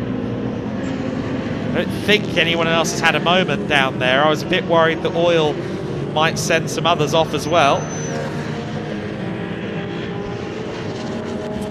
Kevin Clark, as I was saying before, is being closed in on by our second place car, but on this lap it's actually not the case. Nick Vaughan has dropped time again. I think Kevin Clark may have been given the hurry up. There is the 36 car going through shot. That's the class leader in Class C. That is Morris, who of course we saw earlier on in pre-93. Oh, and the 288 car in a spin. That is Baker in his Escort. Just rejoins now behind Mike Cutt, a lap down. Looks like there was a car smoking in the back of shot there as well. hard in the 132, now running third overall after various dramas for other cars ahead. The number 7 of Denwood running just behind the 36. Hufford in the 45 is in the pit lane. So Gary Hufford, who we've been talking about with his splitter seemingly loose, has now come into the pits. The bright green car in the pits. Here is Lawton in the 24. Now he's dropped through the order quite significantly.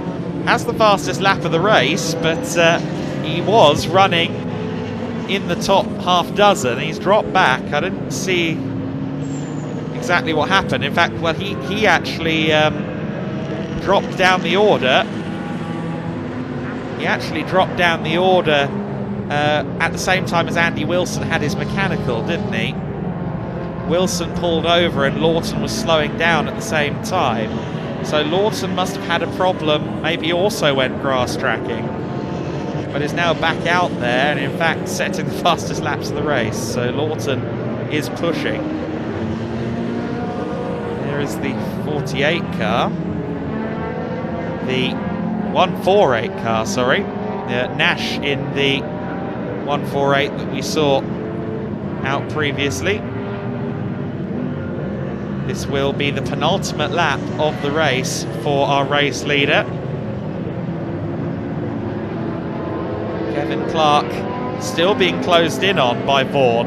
It's ebbing and flowing, I think, depending on whether Kevin is pushing or not. But overall, Vaughan is closing. I don't think he's going to close in quick enough, but his ultimate pace is very close to that of Kevin Clark, and he seems to be going quicker for now. Gained 1.5 seconds on the previous lap, but I know Kevin can go quicker. I think he is just managing. But if he is managing a problem rather than just managing his tyres and conserving his car, then maybe Vaughan can get there. I don't think Vaughan will be close enough in the big Audi A3. That's probably the most berserk Audi A3 in British motorsport. I'm scrolling through the memory banks to see if I can remember one that's a bit more extreme, but I don't think they come any more extreme than that car. 33 powers out of the penultimate corner on the penultimate lap. Now towards the final turn, with one more lap on the horizon, Kevin Clark should be able to take this win, even though Vaughan is steadily closing in. I think the speed advantage for Vaughan is mostly made up in the straights. That car is a rocket ship in a straight line, but he did actually lose time on that lap to Kevin Clark, who I think is just easing his way home at this stage.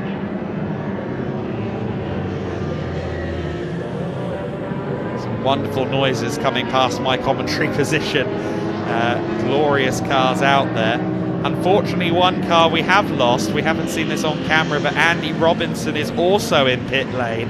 So Andy Robinson in the Ford Falcon has ended his race in the pit lane. The number 18 car, the big Ford Falcon V8 Superkart, didn't reach the flag, nor did the other Andy in the other Aussie car, the Holden /Vauxhall Monaro, raced in Britain, of course, as a Vauxhall when it was in British GT. But neither car reaching the flag, which is a big shame.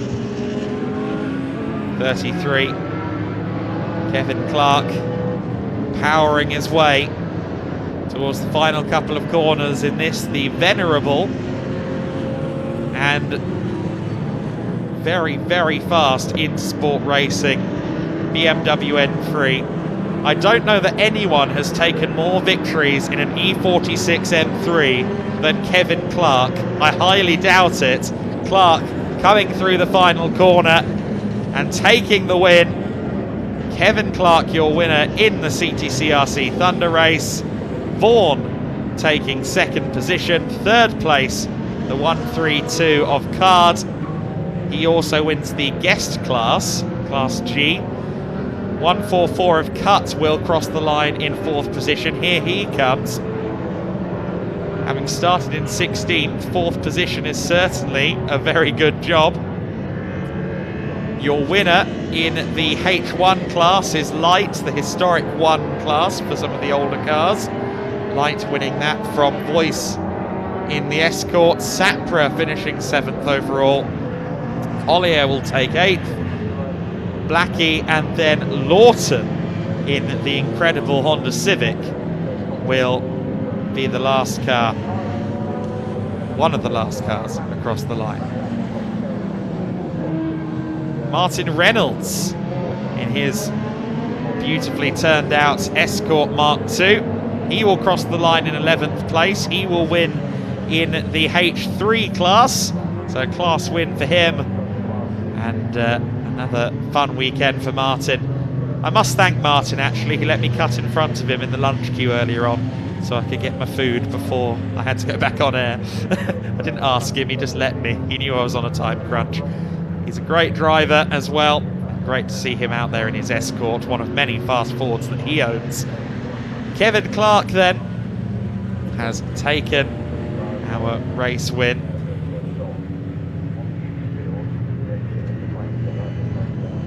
There is Clark making his way to the assembly area where he will have a chat, no doubt, with James. Gives a wave there to the marshals.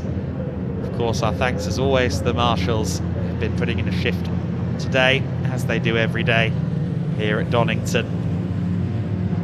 They'll have to go and push Andy Wilson's car out of the way, among others, before we get the next race out there on the circuit.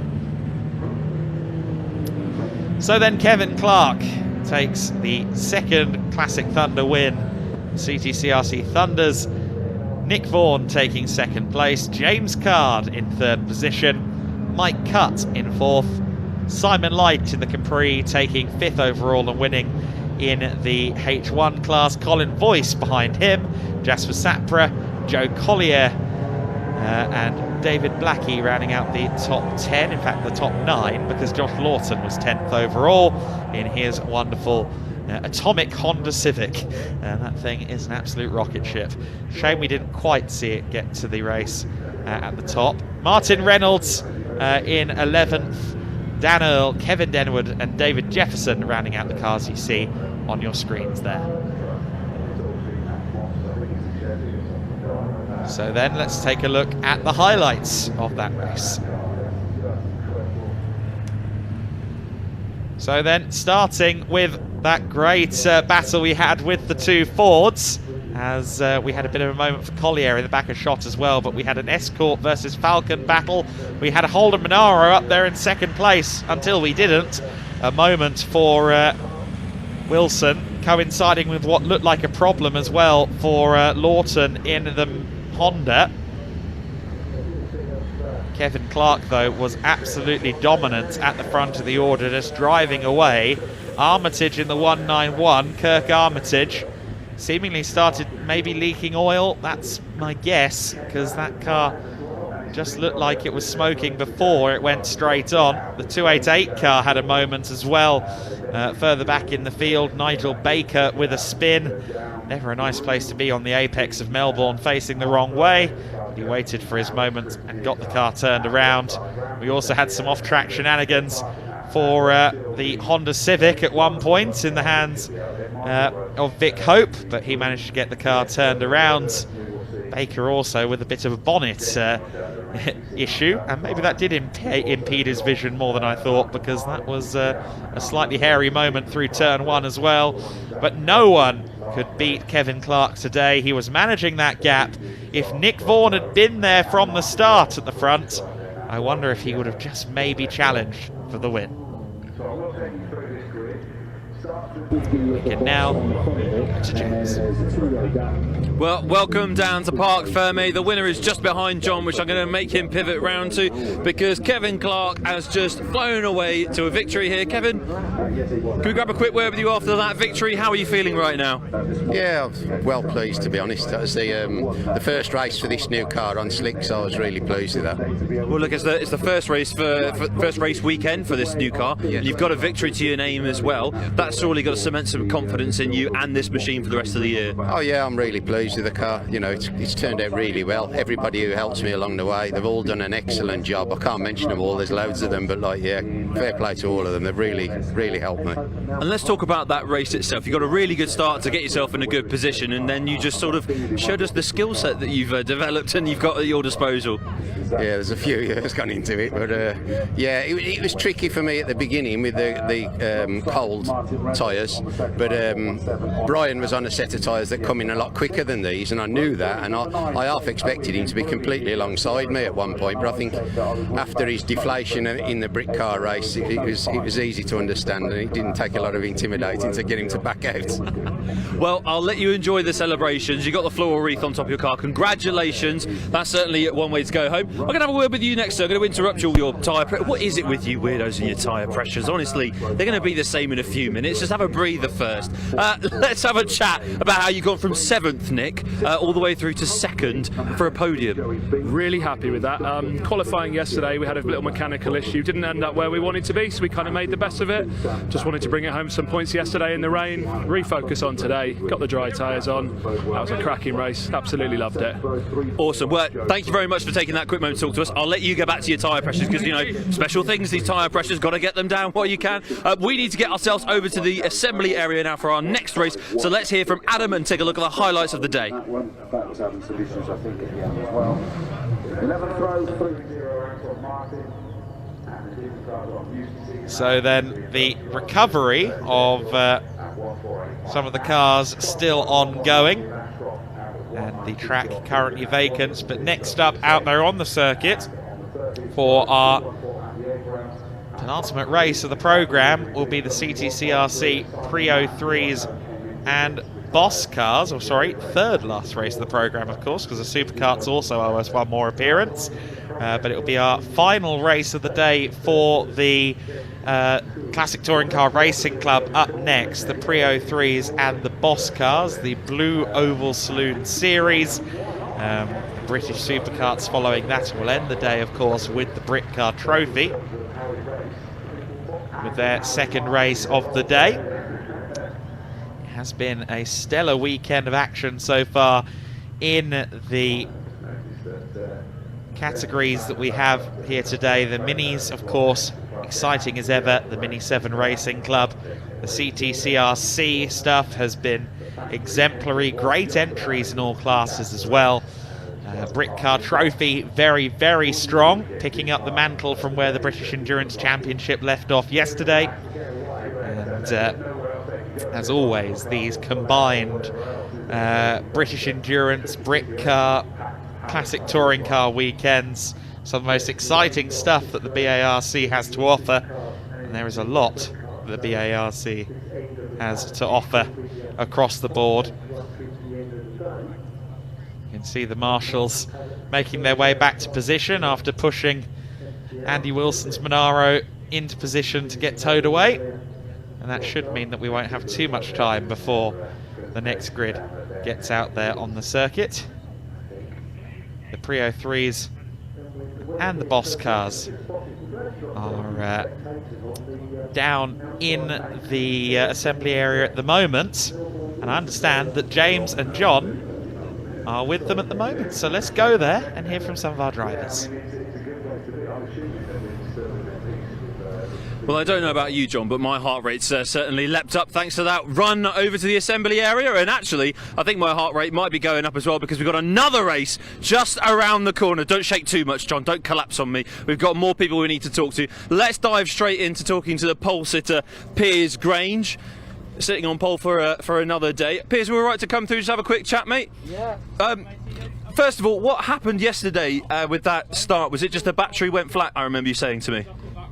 Yesterday, Yeah, the battery went a bit flat, so I think we need a new battery. But we're not going to have the same push start today again, are we? I don't know, we just, I was hoping to keep it running, but it was getting a bit hot, so I've turned it off, so we don't know yet. Well, look, let me know if you need an extra pair of hands to push you out there. But let's talk about the race. How are you feeling going into this one? Yeah, hopefully we can do the same again. I'm sure Malcolm's just tweaked his car a little bit to make it a bit quicker, so we'll just have to see how we fare.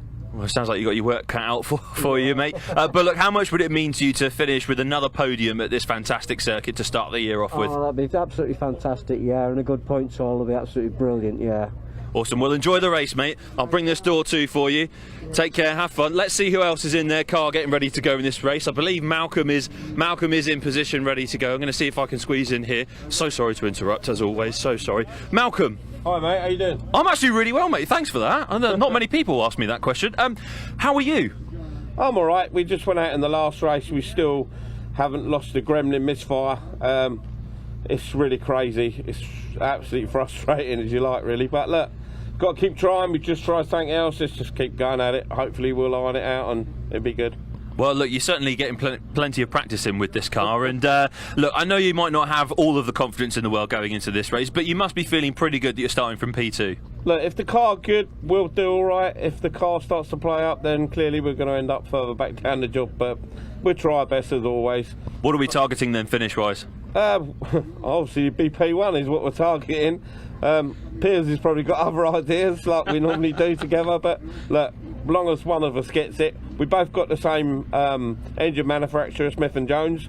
Obviously, Will from Smith & Jones builds Piers's, and Timmy Schwadkin builds mine. But they're both almost identical. We you know. You're practically twins, mate. Race. Sorry? You're practically twins, mate, but you've just got different hobbies. Yeah, he's a little bit younger and a bit thinner than me, though. Well, mate, enjoy the race, Malcolm. Enjoy it, have fun. At the end of the day, that's what it's all about. Let's see who else is around on this grid that we could potentially have a chat with. I'm not going to interrupt that conversation because they are in depth. I'm going to squeeze in with Ollie, though, because Ollie was nice and friendly and smiley yesterday. So sorry to interrupt. Tyre pressure monitors, see? John, it's still a thing. Tyre pressure's everywhere. It's precious stuff. Ollie, how are you feeling ahead of this race? Yeah, I'm a bit disappointed, to be honest. The engine's a bit underpowered in comparison to these three, so I'm driving the little socks off it and it's very flat. Well, what have you done to maybe rectify that across this race weekend? Have you made any changes to this car ahead of the race? No, nothing. I can't do anything to the engine. The engine's a bit of a no-go. Well, let's try and talk about something a bit happier. I've noticed you've got a little personal mascot in the corner of the windscreen here. Is there a story behind that? When I started racing in 2001, somebody made that for me. I made a little suit for him, and he just stayed in all my cars. Has he got a name? Mute. Mute? Yeah. So we've got Mute in the corner of the car keeping you company whilst you absolutely hammer it, and it's anything but muted, this car, actually. You don't get scared. Braver than us, probably. Braver than us, yeah. Ollie, go well, mate. Enjoy the racing. That's what it's about at the end of the day. Here we go. I think we've got time maybe for a couple more. Let's slide in for a chat with Craig! My good friend Craig, how are you, sir? I'm all right. I'm very good, thank you.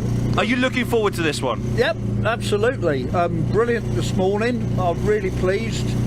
Shame a few retired, but Joey and Colin, unfortunately, we were having a nice little battle, the three of us, and Joey fell by the wayside, and it was just me and Colin. And Colin slowed. I don't know whether he had a problem or, you know, I don't know. I haven't had a chance to catch up with him, but yeah, it was good. Bit lonely towards the end, but we reviewed the footage of the GoPro with my son AJ, and he's a lot quicker than me. And he said, "Look, you're much too early on the brakes here. This is wrong. This is wrong. This is wrong." And it's like, oh my goodness, you know.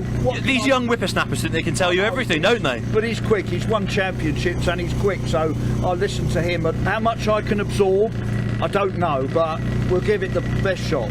You've been a sponge and now you're going to be a bee because you're going to sting down the grid. Have a good one, Craig. Take care, mate. Enjoy it. Let's see who else is around. We're actually going to head over to the other side of the grid, John. We're literally going to get you to flip around because Stuart, he's got a fantastic liveried car, but he's actually got a matching van as well. John's been taking pictures of it all weekend long because it is fantastic. Stuart, How are we feeling ahead of this one, mate? Yeah, I'm alright, yeah, ecstatic. You seem very calm and very mellow ahead of this one. Are you going to go in with a nice calm demeanour and persona, just gliding through all the corners? I always do, like, you turn up, you get all excited about it all week, and you just finally sit here and it's like, I'm quite calm actually, I'm just ready to go. It's just you and this beautiful piece of machinery, isn't it? It is, yeah. Enjoy it, mate. Take care. All of the best. I'll bring this too for you as well. Right, who else can we grab a quick word with? Who else? Let's go towards the back of the grid now, John, because there are other people involved in this at the end of the day. Gary's got a whole fan club with him, so we're going to interrupt the Gary Prebble fan club and we're going to slide in. Oh, I'm being ushered in. How professional is this? Gary Prebble, how are we feeling ahead of this one, mate? Yeah, I think if anything like the first race, I'm really looking forward to it.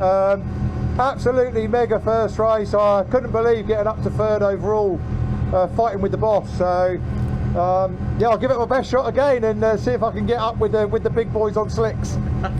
Well, let me just finish off by asking you, can you sum up your tactics for this race in one word? Flat out. Flat out! Love it!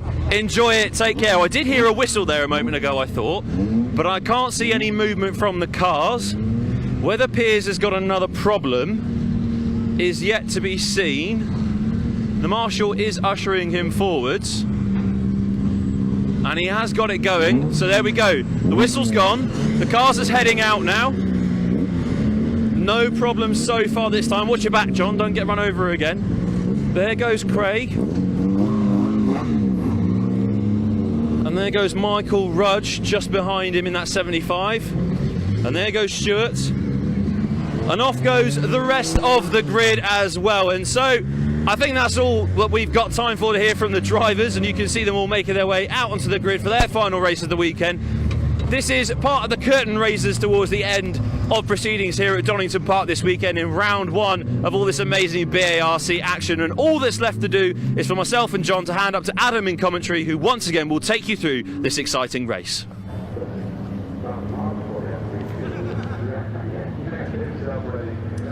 So then our next grid, heading out onto the circuit, the CTCRC Pre-03s, as well as the Blue Oval Saloons. It is Piers Grange, who once again will be looking to take a win if he can make it 2 from 2 in his Escort. Malcolm Harding in the Escort Mark II Zach Speed alongside, though he will be a tough challenger, as will Martin Reynolds and Ollie Allen in the Escort and Fiesta respectively on row 2.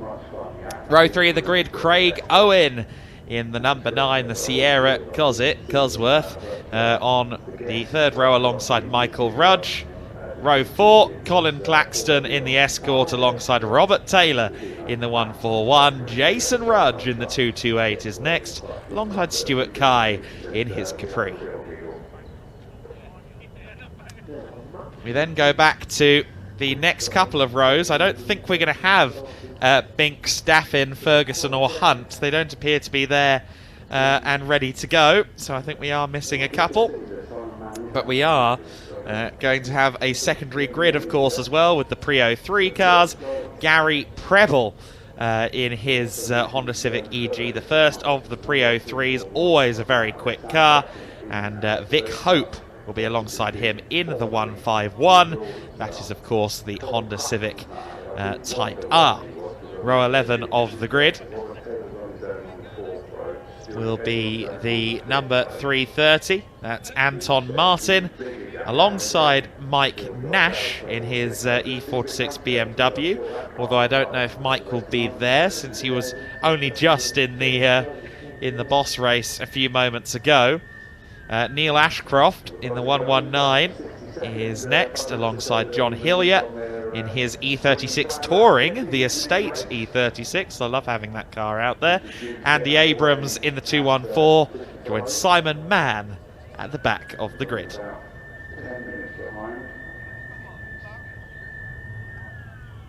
So we'll be keeping a watching eye, I think in particular, on that Civic. Gary Prebble has been very, very quick this weekend in these races.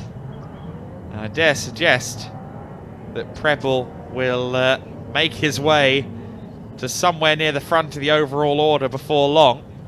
He's been unmatched in terms of pace within the pre-03s so far this weekend.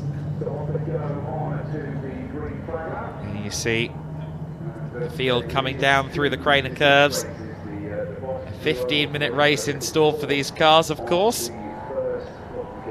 And again, the story is going to be, can anyone within Boss beat Piers Grange? Because Malcolm Harding gave it his best earlier on, did get ahead for a while.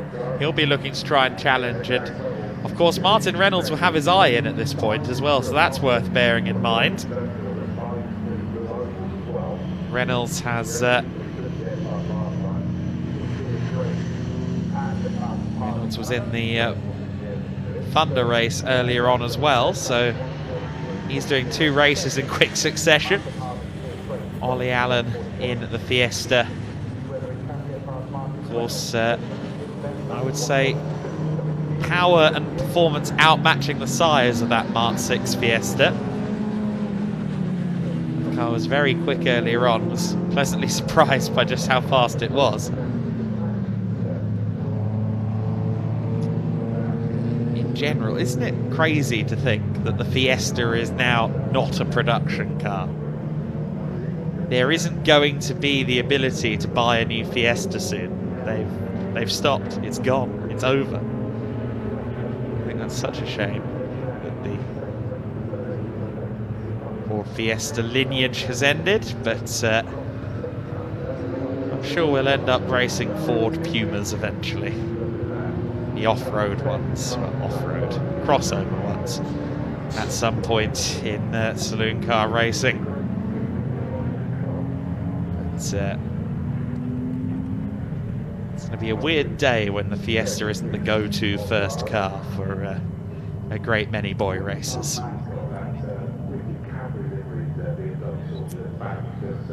Piers Grange and Malcolm Harding, the go-to cars for rally hooligans, of course. The Escort's always a strong choice in historic rallying. So many of them over in Ireland, in particular in the tarmac rallying scene. The Escort Mark II as relevant as ever to the racing scene, but unfortunately Malcolm Harding we just saw pulling into the pit lane, so Harding sadly doesn't look like he's going to take the start. So Piers Grange is now got one less challenger. Martin Reynolds and Ollie Allen will step up to the plate then as the primary challengers to Piers Grange. Let's see if anyone can beat Piers, who starts alone now. Piers with no Piers at the front of the order on that first row. He should lead into the first turn as long as he gets a good start. Let's see if he does get a good start. He does not get a good start in the slightest. Piers Grange with a very poor getaway. Martin Reynolds launched off the line. It's Reynolds who leads the way then. Piers Grange in second position. Third place to Ollie Allen, who went out very wide there in his Fiesta in third.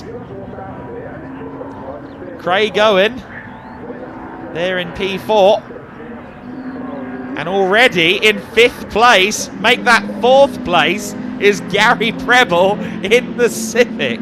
That Civic is an absolute bombshell of a car, and he's already as far up as P4. He's going to be challenging the Fiesta before long. It's all Escort at the front, but perhaps not in the order we expected. Martin Reynolds is your race leader then in the Valvoline MRC Construction back machine, side by side as they head over the crest of the hill, and I don't think it's going to be Reynolds from Grange for much longer. No, Piers Grange gets it done quite easily under braking there into the S's.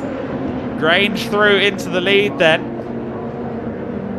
Reynolds now to the inside, has a little bit of a look. Of course, Reynolds with the more traditional body kit of the two cars looks a lot more like something that would have been built in Cologne as a factory race car. We run through Goddard's for the first time, and it is, as many expected, Piers Grange at the front, and already we have a hot hatch battle on for third place. Martin Reynolds again looks to the inside, can't get it done there, but look at Gary Preble in the back of some of these shots. He's already all over Ollie Allen.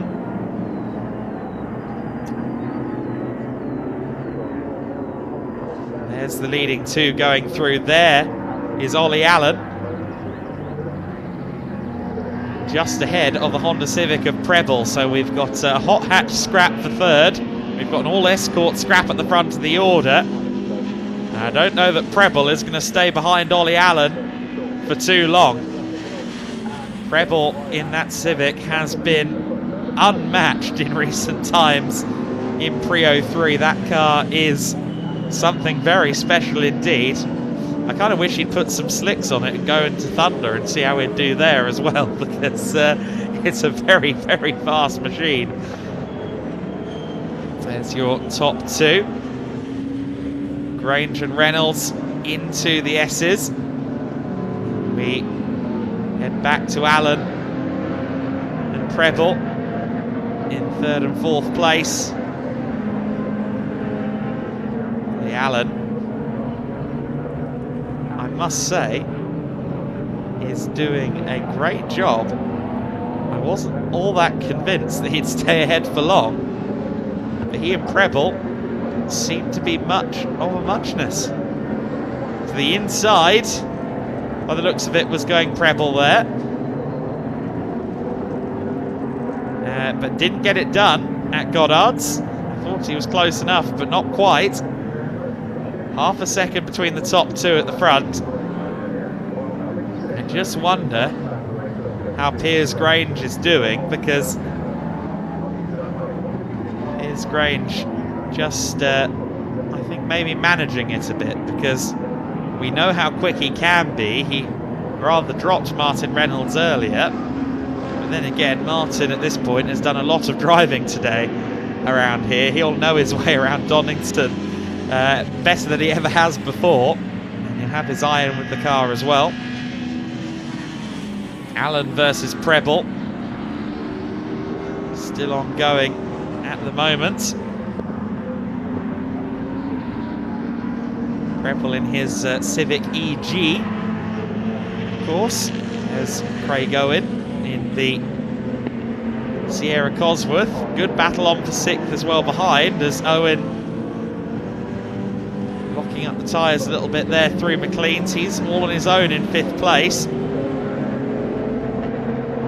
know if that's lock-up, actually. I think that could be maybe some tyre rub or something like that. I'm hoping it's something that simple for Craig Owen. Good to see that Craig is out there. Of course, AJ hasn't had much chance to race, his son, with the Mondeo expiring yesterday in the Super Tourers. Craig Owen running nicely in fifth place. Battle for sixth behind is Hope in the 151 and Taylor in the 148. I think that Craig Owen car might just be running rich, you know. I think it's the side exhaust that is making itself known. There's your top four all in one picture. Screenshot that and frame it. Lovely shot there through the Craners. There's Gary Preble.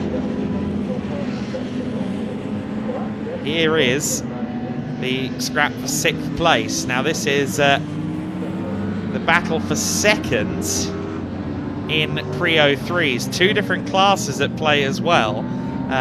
Hope, who sits second in Class C behind Preble, and then your Class A leader, the E46 330 of Nash. So Hope via Nash, Hope versus Nash, I should say, having a good scrap for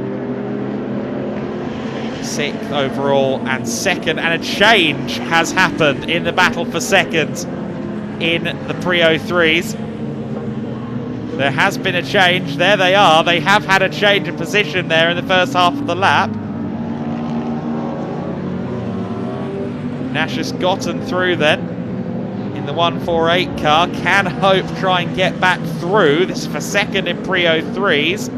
We had an oil flag down there as well, so someone might have spilt some oil somewhere. Nash and Hope turn into the S's.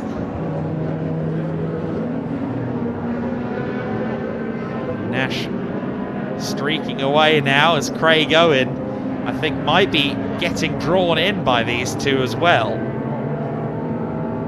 Actually, on the previous lap, Owens was quicker, but Craig Owen slower on this lap than Hope and indeed Nash. So I think Nash might be able to challenge 5th overall. Of course, different championships, pre-03 car chasing a boss car, but still, I think that Nash will arrive on Craig Owen's boot lid before long.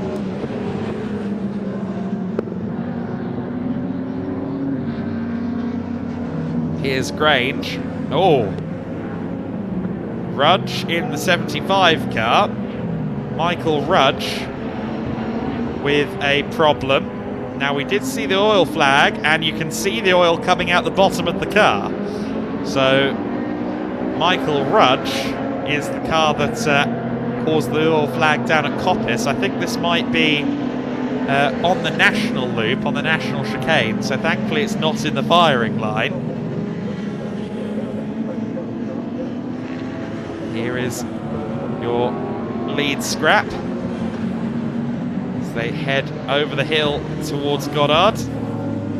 You can indeed see that the marshals are with Michael Rudge's car on the national chicane, so thankfully that car is well away from the racing action, so we shouldn't need a pause to clear that car. Grange and Reynolds out of turn 1, the gap down to half a second, and Reynolds' last lap was the fastest of the race, a 42.919. So Martin Reynolds is starting to make serious headway here. Now, in the first race, Piers Grange managed a 1 minute 41.401. So Grange, in theory, should be able to open up the taps a bit more if he needs to. You know what? I think he is, because look at that. Martin Reynolds has suddenly lost touch a little bit with Piers Grange. I think Piers has noticed that Martin's starting to find a bit more speed and is powering on as a result. You can see the oil down, incidentally, at Coppice, can't you? There's a lot of it. We've also seen Harding back out on the circuit. Oh no, Harding hasn't been back out on the circuit, but the graphic momentarily confused me there. There goes the 27. Nice slide there from Martin Reynolds. At one point had some nice supercars, but he said to me earlier on, you know what? These days I just put all the money into the race cars. So loves his classic Fords in particular, of course. Also, at one time, had a lovely Mustang.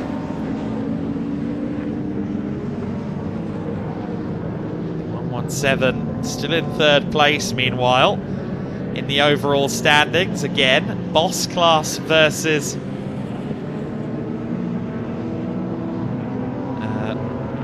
Boss car of the Fiesta, the Prio 3 of Preble.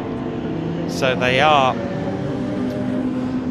fairly closely matched, but they are on different classes, different championships. Nonetheless, Preble will be will be looking for that overall podium.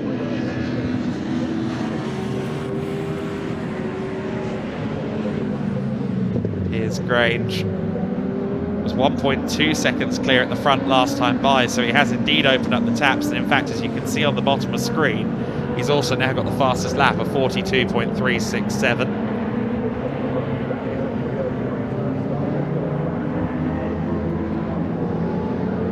while, we have had a change for 5th position. A change for 5th position, that's because the 148 car of Nash got past the Sierra Cosworth of Craig Owen. So Craig Owen in the big Sierra has lost 5th overall. Doesn't matter, of course, within the Boss class race, but still 5th overall.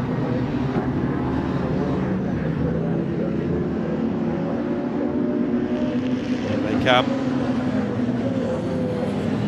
Heading towards the last corner.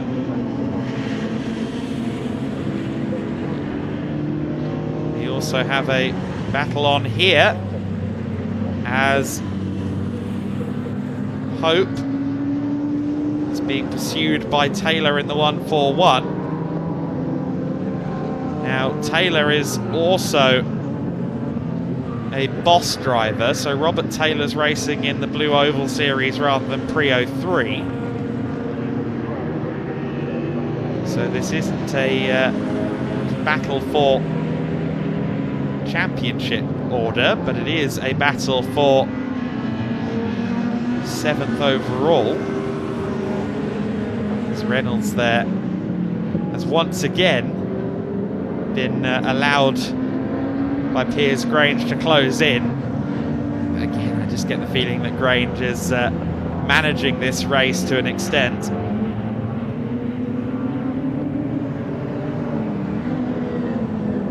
Through the S's we go then. And with 90 seconds left on the clock, we will be starting the final lap, this time by Reynolds with a flourish again through Melbourne, pushing on and driving very nicely, but short of a drama for Piers Grange. This last lap is probably not going to yield any opportunity for Martin Reynolds. He's been doing well to hold on to the back of Piers during this race. James in the Grange, sorry, in the PRG trailers backed machine, the Mark II Escort. I maintain that's probably one of the quickest escorts in the country. Maybe not a drag strip from 0 to 100, but around a circuit I don't think Escorts get any quicker, Mark IIs at least. Of course, a fast Escort Cosworth with 4-wheel drive might have something to say about that, but certainly in terms of Mark IIs, Piers Grange is at the wheel of something very special. Clock will hit 0 as they come through the S's this time. He will take a 2nd consecutive win in the Blue Oval Saloon Series. Of course, Burton Power, a big part of what makes this series possible. You see the banner on their windscreens. Burton Power, foremost Ford Performance folk. I'm sure a lot of their parts in these cars. And Piers Grange comes out of the final corner to take the win. I think the flag did eventually wave. He does take the win ahead of Martin Reynolds. 3rd place will go to Alan in the Fiesta. I honestly thought that Gary Preble would get past, but he never quite managed it. Nonetheless, Preble wins in the Prio 3 class, of course. 5th overall will go to the 148 of Nash, who got past Craig Owen in the number 9. There is Stuart Kye going through to finish the race as well in the Capri. There's Nash then. He's a couple of seconds clear of Craig Owen. He shouldn't be under pressure. Actually, Owen has been very quick on the last lap. He was a second faster in the middle sector. I wonder if Craig Owen has gotten Nash for 5th place. No, not yet, but Craig Owen is mounting a late charge. I reckon he might have knocked that boost up for the final lap in an effort to try and get his position back. He's really quick in a straight line, so I think my theory might be accurate, spitting flame as it goes. But has Nash held on? We'll see in a second. Yes, he has. Nash has taken the win ahead of Craig Owen in that little battle for fifth. And fifth place to him, sixth for Owen. And also that battle we saw as well between Hope and Taylor. I think the Civic is going to come out on top there. Yes, seventh place going to Vic Hope. Vic Hope also winning in Class C. No, sorry, second in Class C behind Gary Preble. Taylor winning the Class D element of the Blue Oval Saloons. But a great race there from the Blue Oval Saloon Series. I think Martin Reynolds took the flag twice, but that won't be a problem. That is the race completed, the weekend completed for the Classic Touring Cars. Piers Grange winning the day by 1.1 seconds. Ollie Allen in third place behind Martin Reynolds. Gary Preble takes fourth place and wins in pre-03. Mike Nash second in pre-03 overall and also winning Class A within that category. Craig Owen taking sixth. Vic Hope seventh overall ahead of Robert Taylor in eighth. Anton Martin taking P9 and John Hillier rounding out your overall top 10 ahead of Neil Ashcroft, Simon Mann, Stuart Kai and Michael Rudge, who unfortunately did not take the flag. Of course, we saw that Fiesta with the bonnet open, and sadly we lost Malcolm Harding before the race got underway. So Malcolm Harding in the Zack Speed Escort Mark II, he'll live to fight another day. We'll see that car out there again soon, I'm sure, but ended up withdrawing to the pits at the end of the formation lap. So Martin Reynolds is still out there on circuit heading around the track, because he of course took the checkered flag twice. However, Piers Grange came straight into the pits. He will be down there in Parc Ferme. We can now go down to James and John to get some information from down there. I understand we have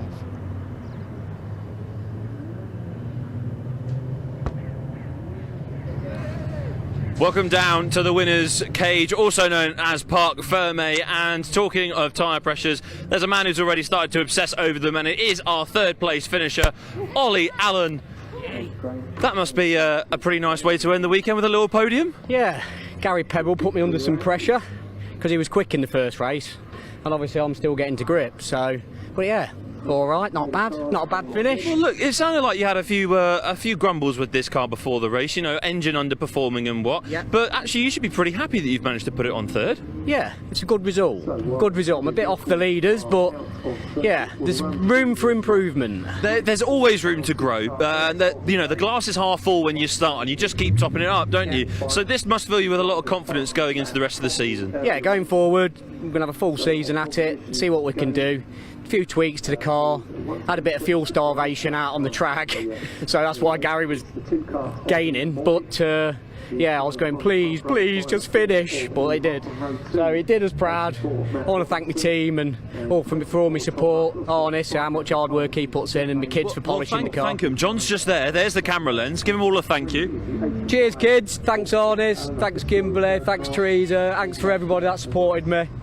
Good here. Cheers to my dad. Good show, Ollie. Fantastic stuff. Thank you very much this weekend. We've got time to try and locate our first place finisher, which is Piers Grange. He's just pulling up now, so I'm going to give him a few moments to actually get out of the car. but I'm also going to try and look for our second place finisher as well, Martin Reynolds in the number 27, wherever he has managed to get to. Again, I'm looking around trying to find him, but actually I found my best mate Craig, so I'll have a quick word with Craig whilst we're trying to look for our finishers. Craig, I just thought I'd come and find my best friend from the grid. How did you find that race, sir? I mean, you were tussling with the top ones. Now, I don't even know this chap's name. Mike Nash caught me. He's in the 03 cars. I was on my own. I don't know what happened. There was a lot of gaps in the grid, so obviously Thunder had taken its toll. But he came, I thought, he's going to get me, and I'd give him a wink to go past, and I thought, right, I'll chase you.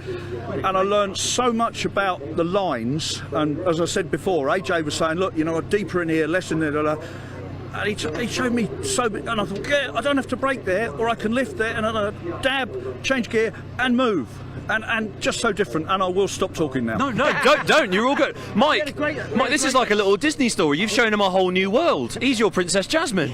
Well, it's great. Anything to do to help. No, it's a fantastic race. Really, really good race. As you say, there were lots of gaps, but we had a lot of fun. We had a lot of fun. Not going to. That's. I have no idea where I came, by the way. You won. You won 03, yeah. Did I? Because you were. He was. The thing is, because we're racing multi-championships, because we haven't got enough, sadly, not enough grid numbers for each individuals, and so you have to remember, don't ruin their day by trying to race them. If there's somebody, but that's a two-way street. We should ruin your day. Yeah, no, I know, and you have to give a little bit more gentlemanly. And we're amateurs. We're just having fun, which is what we've done. And do you know what? That brings me nicely onto my final point with you two. Is you both look like you've had an amazing weekend here at Donington. Has it been that? It was in the highs and lows, but absolutely a lot of fun.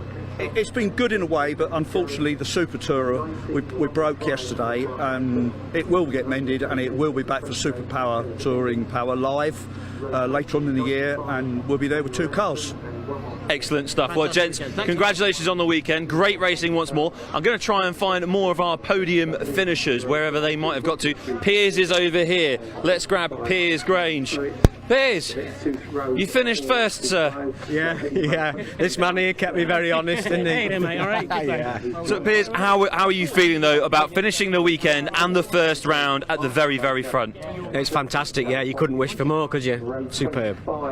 Just simple. Easy as it. Yeah, well, but Martin kept me on it on that last race. I think we got a bit of a misfire, so it wasn't pulling quite as well as it normally does. So, yeah, it was as much as I could do for keeping behind. But speaking about the next round, then, with this fabulous car that you've got at your disposal, are you going to make any changes to get a little bit faster, maybe pull ahead so you don't have as many tussles? No, it's part of the fun, the tussles are, aren't they? As long as you come out on top. Excellent stuff. Well, enjoy the celebrations this evening, as I'm sure you will. We need to try and find Martin Reynolds. Martin, that was pretty easy. I found you very quickly. Yeah. Second on the grid in the last race. Yeah. How are you feeling? Yeah, good. Yeah, good day's work. A good day's work. I mean, it was a fantastic effort by yourself, because it's been a great tussle from all of you in that top half of this grid. You must have really enjoyed yourself this weekend. Yeah, I've had a great time. It's been a really good weekend, I agree with you. And can you talk to us a little bit about your machine as well? One quick final word on that. First round is now done, and are you looking forward to driving it a bit more? Yeah, definitely. I'm looking forward to Cadwell. I love Cadwell, so really looking forward to Cadwell.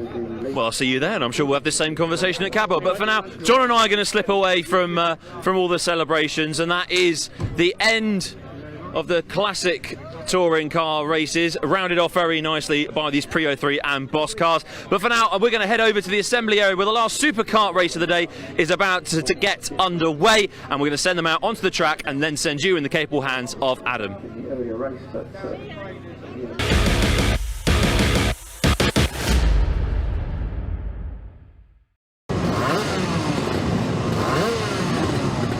Welcome down to a very loud assembly area here for the second to last race of the day. It's the final Superkart race of the weekend here at Donington Park. Let's dive into the grid and let's see if we can grab a quick word from some of the drivers, starting of course with the man who once again sits on pole, Liam Morley. Liam, how are you feeling about the third and final race of the weekend? Well, you know, hoping for a good battle. Me and Lee were quite evenly matched on lap times in that last race, so hopefully you can carry that through to race 3 and have a good battle. Well, go well, mate. Enjoy it. I've got a lot of places to be. I need to dash around. I need to make this very quickly. This is going to be an easy one. Tom, let's just grab it. You jump out. We'll grab a quick word with yourself before the race starts. How are you feeling about this one? Are you going to really attack it? I'm hoping to, yeah. We had a DNF in the last one, so we had an ignition wire come off, but hoping to attack the front three, so to be up there. I was about to say it wasn't the ideal second race, but look, this is a chance to make up for it, isn't it? Yeah, definitely. I got beaten up a bit at the start, but hoping to redeem myself in the third. Are you going to have him down the inside at turn 1? Maybe. Maybe, you heard it here first. Go well, mate, have a good race. Let's see who else we can possibly grab. Let's just grab the man who's right next to me, Matt Robinson. Matt, how are you feeling ahead of the race, sir? Yeah, we've had a bit of a bad weekend so far, so yeah, we're looking to end the weekend with a good result.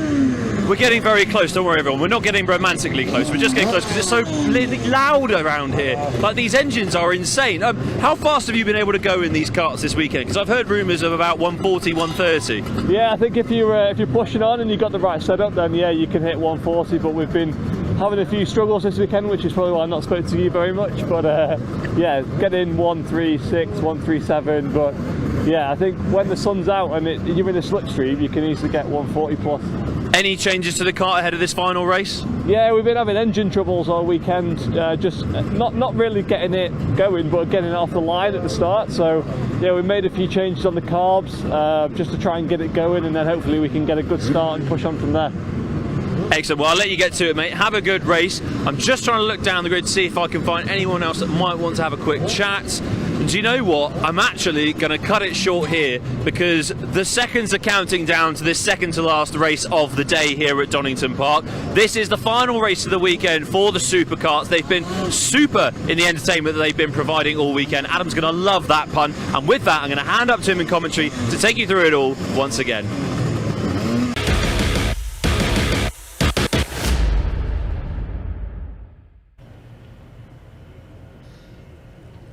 So then some highlights from the previous race while we await our karts out on circuit. Of course, Martin Reynolds got a very good start at the beginning of this Boss Pre-03 race. The 27 car, though, however, would be overtaken by Piers Grange in the 56 not too long thereafter. Piers a lot stronger there into the S's under braking. They then exchange a few times fastest laps and so on. Unfortunately, one car would let go in spectacular fashion. Michael Rudge in the Fiesta with a big oil leak, and that oil leak I think is probably why we currently have a bit of a delay, because it was a lot of oil and they needed to lay down some cement dust as a result. Piers Grange though taking the win alongside Martin Reynolds, who was right there with them playing rear gunner in that Blue Oval Saloon Series race. Of course, Pre-03 honours going to Gary Preble in that one. And the Superkarts are going to be out on track within the next few moments. Again, I reckon that down at Coppice there is probably still some oil soak taking place at the moment, because a lot of oil was laid there by that Fiesta we saw imploding on screen a few moments ago. So we are going to see the Superkarts out there shortly.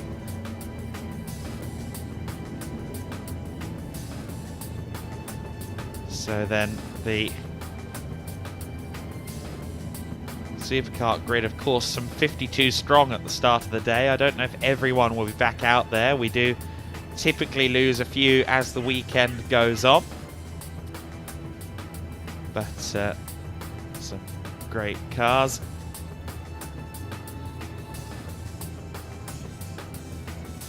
I'm just seeing now through camera 2 we have Catherine on camera 5. We're going to take a look at some of our camera crew. Hello Catherine, how are you doing?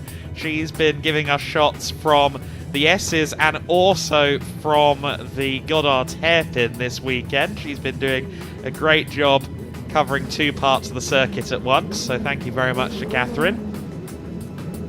Who have we got here? That's Jack, I understand, on 1. So Jack on 1 there. Give us a wave if you can. Hello, there he is. He's woke up.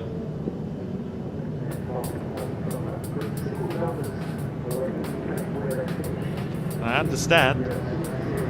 Oh my word, it's John! John's on camera. He's been behind the camera all day. James has taken over. He's been the man behind all of the interviews, and he is milking this for all he's worth.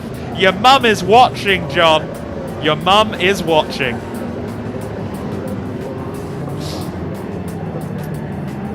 And with that, the superkarts are out there. So apologies to the cameramen who weren't featured. Hello there to you as well, though, sir. We will now... I mean, I don't know how to recover from that. I'll recover from that with the superkart grid is actually what I'll do.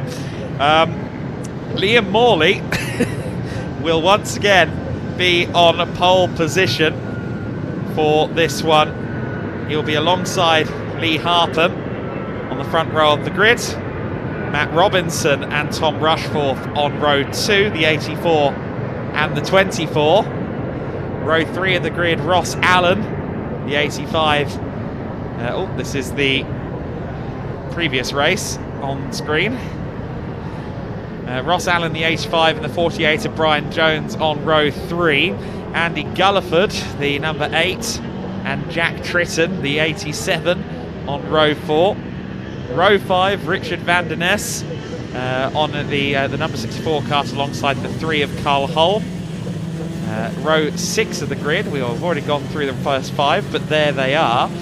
Row 6 of the grid, Mark Edwards alongside Paul von Gerard. Tom Hatfield is next on row 7 alongside Aaron Newell. Luke Clemson in the 15 is next. Lee Plain on row 8. Costa Karitsis on row 9 alongside Sam Hemschel. She'll be looking to try and close in on Lee Plain in this one. Hemschel has been strong so far. The 14, Nathan Barton on row 10 alongside Will Lawrence. Mark Pask on row 11 with Michael Goff. Paul Platt on the S1 was in a great battle with Hemschel earlier. Let's see what he can do this time. Michael Parr, the 49 in 24th. Gelatelli, the first of the 450s on row 13 alongside Aaron Powell. Busby and Connick on 14. Catherine Foster and Rob Austin on row 15. And just time for one more row quickly. Balderson and Flint, Holmes and Hearn, McClintock and Gerard, Radford and Stevens, Lanson and Gore round out your top 40 as the superkarts get ready for action.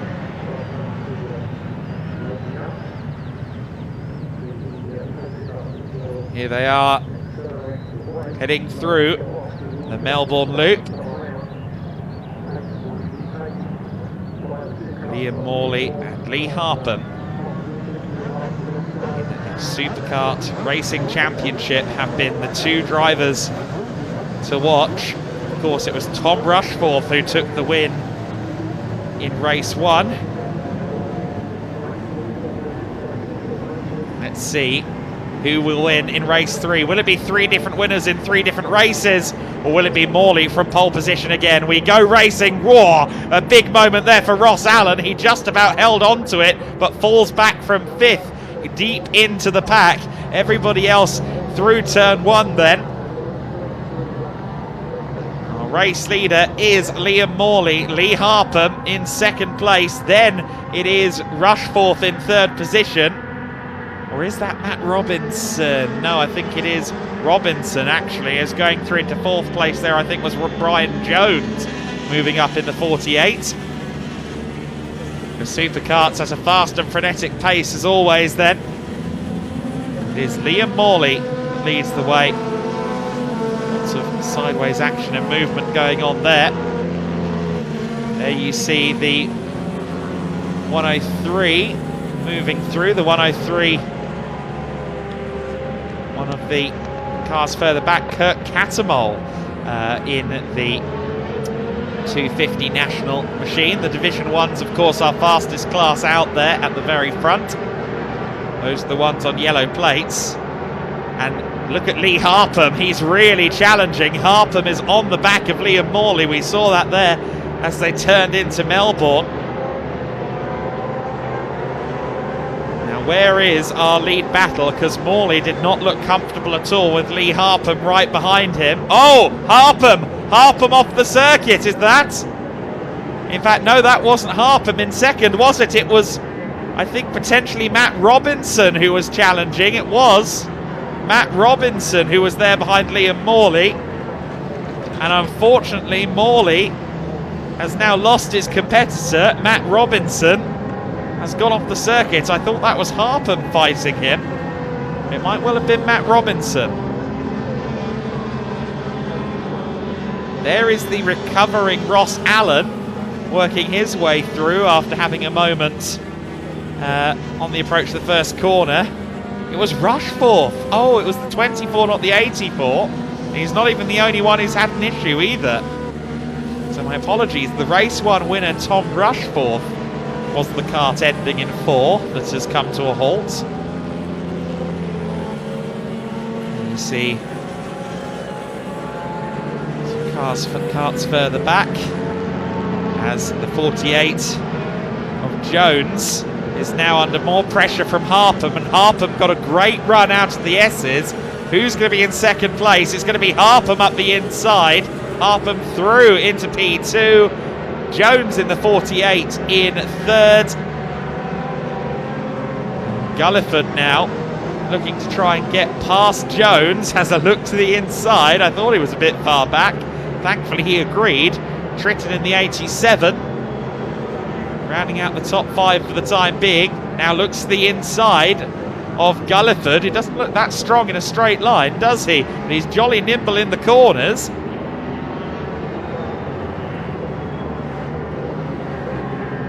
Through the Craner curves we go for the 3rd time in this race. Fastest lap of the race belongs to Morley in the leading kart. An Anderson chassis, a VM motor. The lap time of 1:28.378. One of only 2 drivers under the 1:30 barrier at the moment. Morley is driving away from the field. Don't these supercars look spectacular? Heading into the golden hour, as a photographer would call it, here at Donington Park. Watching these things on the limit, it's absolutely spine-tingling stuff. Side by side then, therefore a position further back. I think that was still again Allen trying to get further up the order again. There's the 101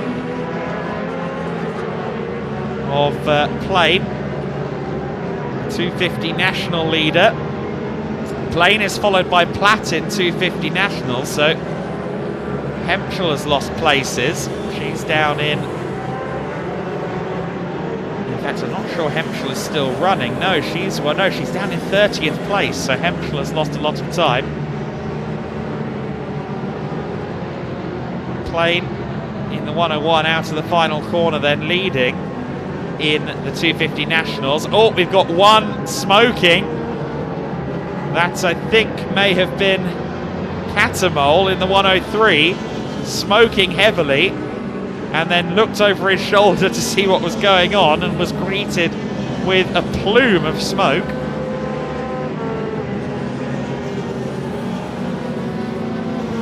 There's Platt.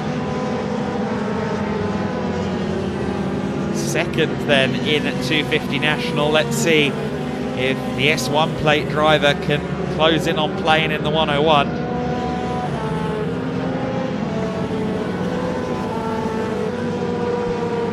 Morley and Harpham separated by 4 seconds at the line at the front. I dare suggest that's gone out again now, although I'm sure Morley will start to consider preserving the kart a little bit as the race progresses and the gap grows, just to make sure he doesn't have a repeat of race 1 this morning where he was leading the way and then slowed up.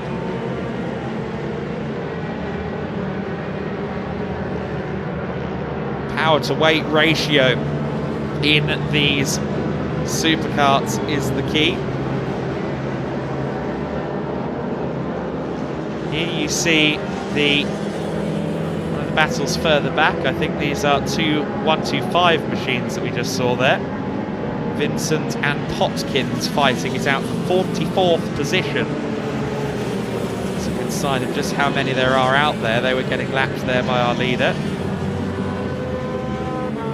Here's your leader in the 450s, a KTM powered number 13, driven by Mark Gelatelli. Gelatelli up into 21st at the moment. Just going around him, 22nd place is Lawrence. That is the 18 machine.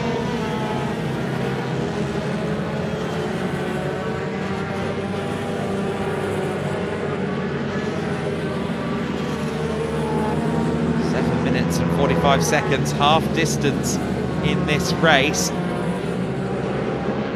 As you can see, we got one slowing. Who's that? The 103 slowing. That's Catamol. Kurt Catamol having a problem. Catamol started from the rear and was already up into third in the 250 Nationals. And unfortunately, that's the end of the race for the 103 once again.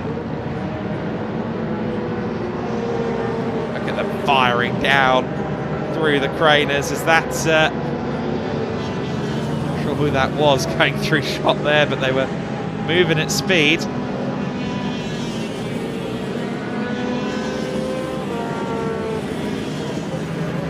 Let's see battles we're chasing at the moment. There's the 48 car, that is Jones in 4th position, Gulliford there in 5th place. Andy Gulliford, who started in 7th, Brian Jones up ahead of him. Oh, and we've got another car kart expiring at the top of shot there. It was, I think, Allen in the 85. Yes, it was Allen in the 85. Ross Allen slowing down. Ross Allen, who started 5th and was running in the top 10 after having his moment on the run to the first corner on lap 1, is unfortunately withdrawing from this race.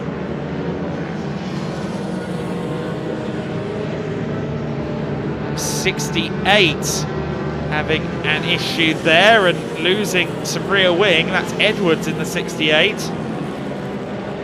So Mark Edwards, I think, still running in the top 10 despite his moment there. This is the 87 of Tritton running in 3rd place. Number 9 of Von Gerard there, being, well, currently running in 11th place and pursuing for P10 at the moment. So let's see if Paul Von Gerard can find a way past Luke Clemson. Clemson, who started up in 15th, is now running in 10th at the moment, but Von Gerard in the number 9 is right there with him in 11th place. It's very close, side by side for 10 as they come towards McLean's. And that is 10th place for Paul Von Gerard.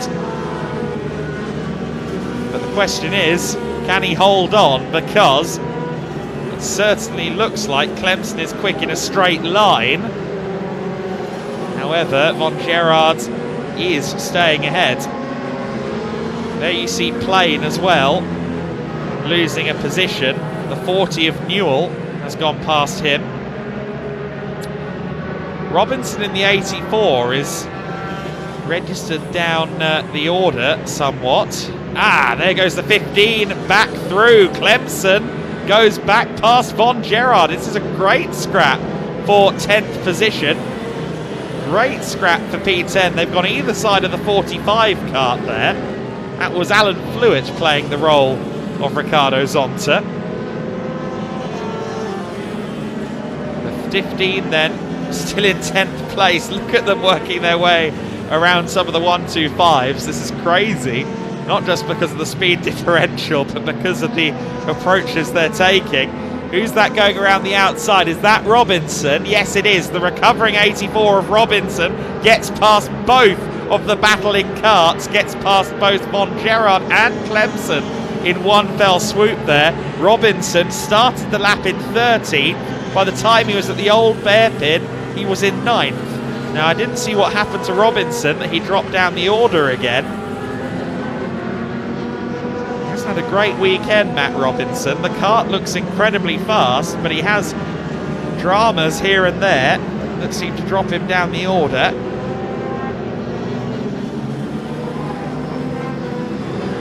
Robinson has disappeared off up the road then. There's the 69 of Karitzis, just behind Von Gerard.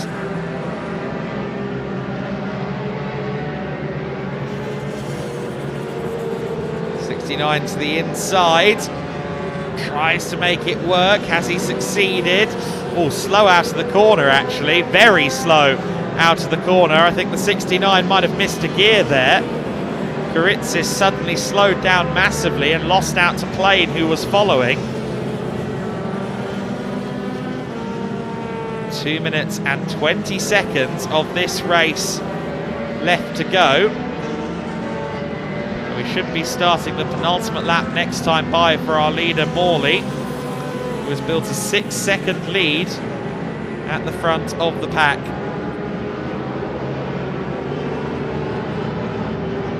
There is Morley in the leading machine. Penultimate lap will start this time across the line for Morley. Meanwhile, second in the 250 Nationals there, you see Paul Platt, currently running 15th overall, some 12 seconds back from Plain though, so not going to be able to challenge for honours within the 250 Nationals. Plain in the 101 has been unmatched in the 250s. Morley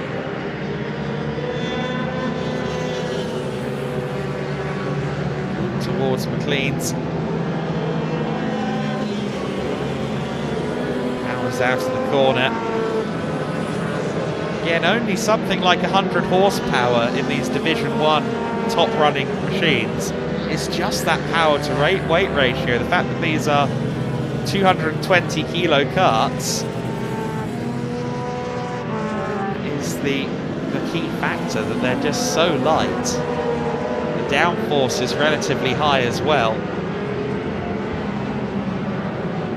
Really impressive machines. 1 minute 27.5, the fastest lap of the race. Quicker than the GT3s. This time by Morley will begin the final lap.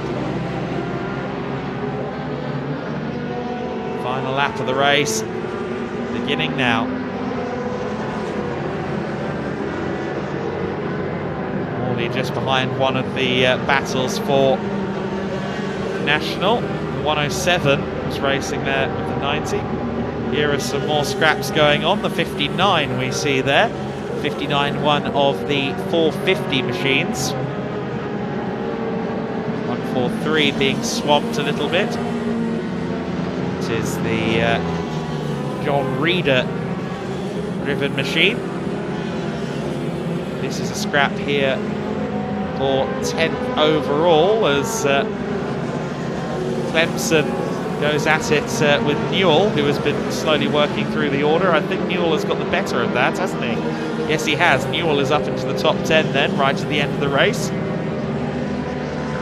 Decent effort that from Aaron Newell.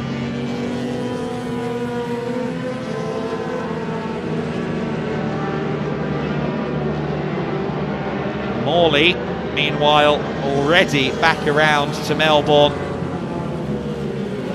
Rapid race from Liam Morley, but he's shaking his head. I think he might have a problem developing because he was slow on the penultimate lap. He's slower still on the last lap. In fact, not that bad on the last lap.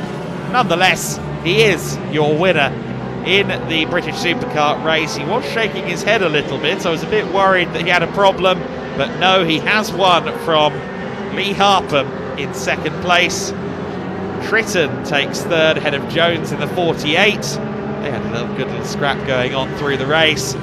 Fifth place of Van der Ness, Holm in sixth, and Gulliford in seventh ahead of Robinson, Hatfield and Newell, who will round out the top 10 unless Clemson has fought back against Newell. Don't know quite whether he's succeeded in doing that. Here comes Robinson to take 8th place. The 101 carts meanwhile will be... Oh, a big move for 10th place. That was Newell getting back past Clemson. And while that's going on, we have lost the number 101. The 101 isn't out there anymore. Plain will not win in the third race. Platt in the S1 is therefore the leader in 250 National.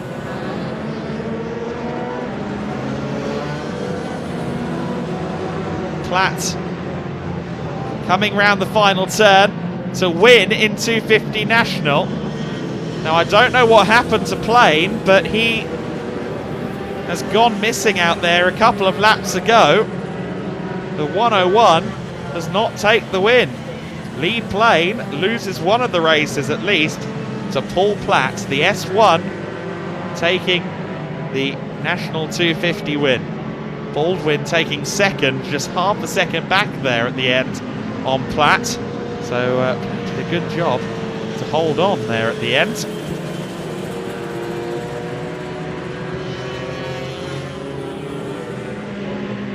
So then we'll take a look at some highlights of that race.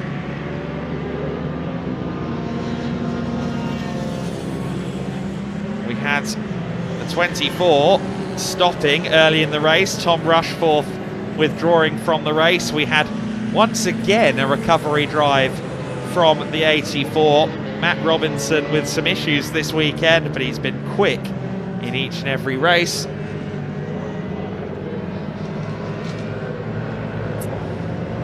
Elsewhere, number 3 under pressure from the 64. That was for 5th place. Van der Ness would eventually take that 5th position from Hull. Robinson again making up places on his way to 8th.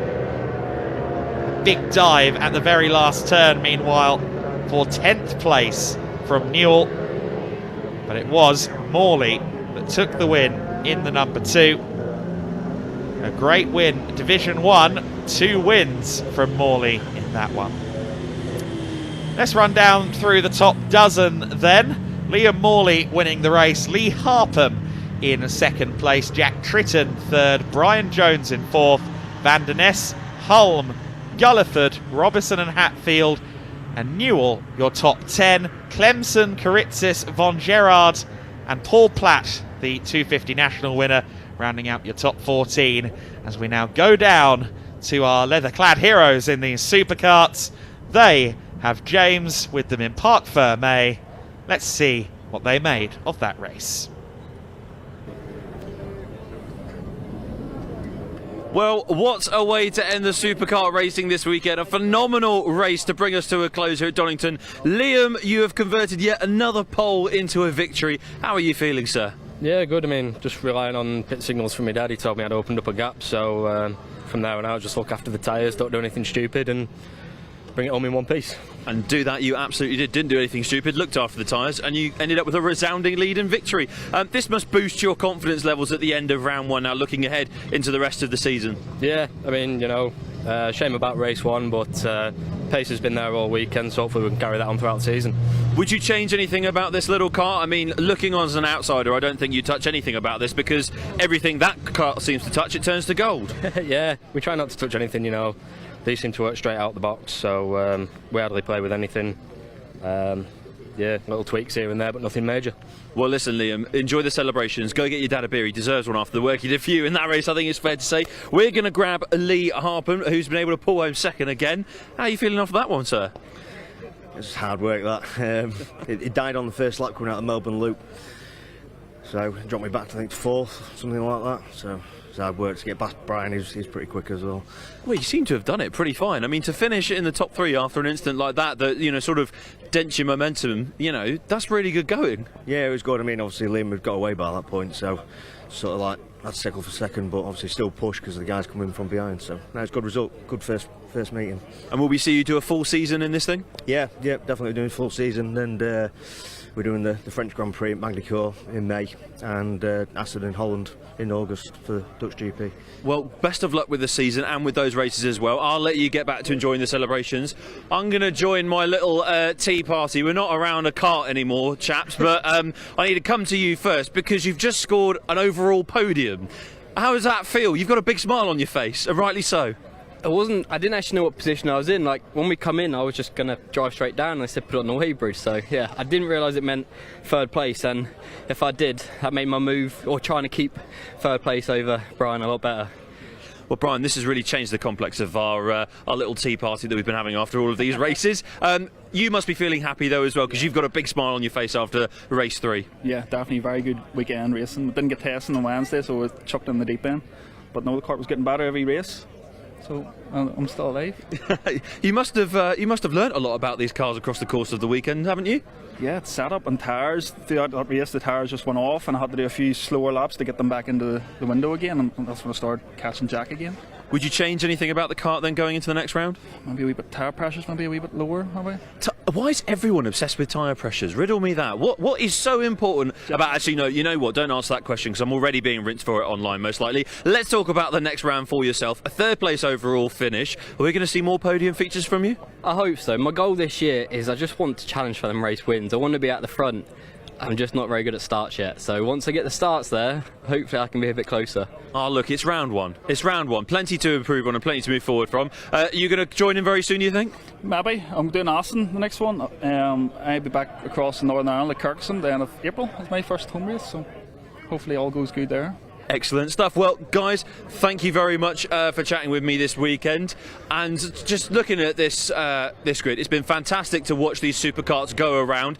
But for now, that is the end of the superkart weekend. But it is still not the end of Donington Park racing action, because Ian has got some of the final Britcar action to bring you this weekend.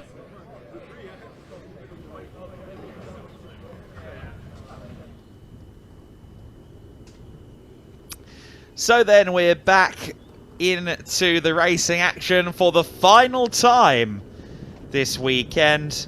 The 50-minute Britcar Trophy race will begin very shortly.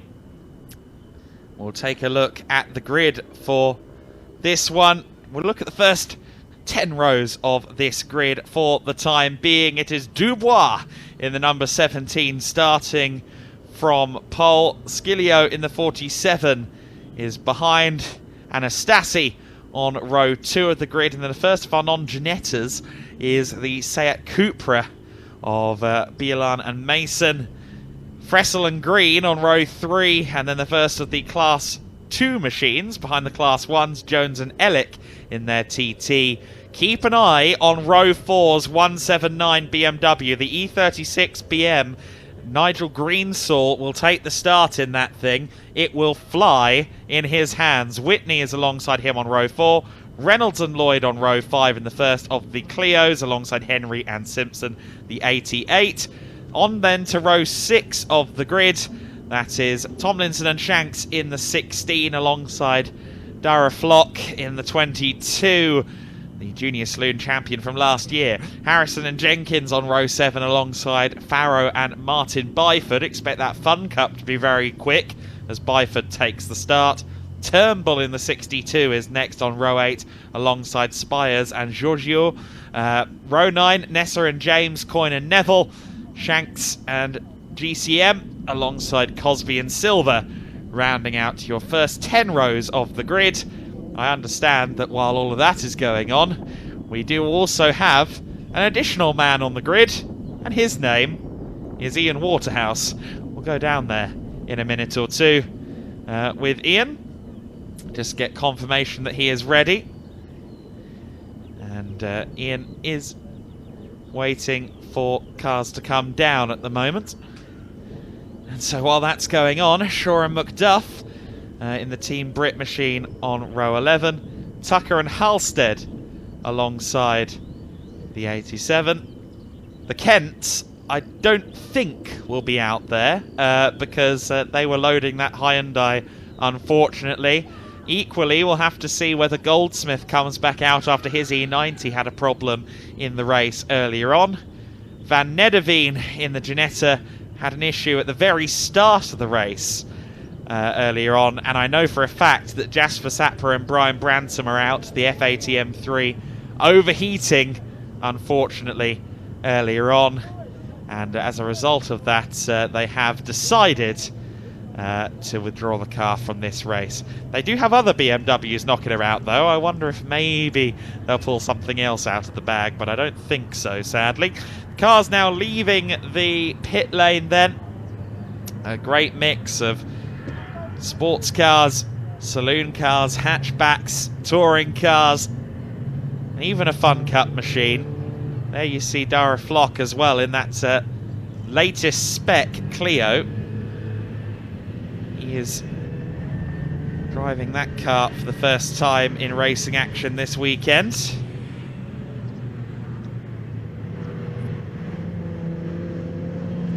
There you see the sun beating down on the Craner curves as we get into the dusk here at the Donington Park circuit. The Britcar Trophy Championship due for a 50-minute race. There will of course be a pit stop window in the middle. The middle 10 of the race will be our pit stop window from minute 20 to minute 30. We'll see whether or not the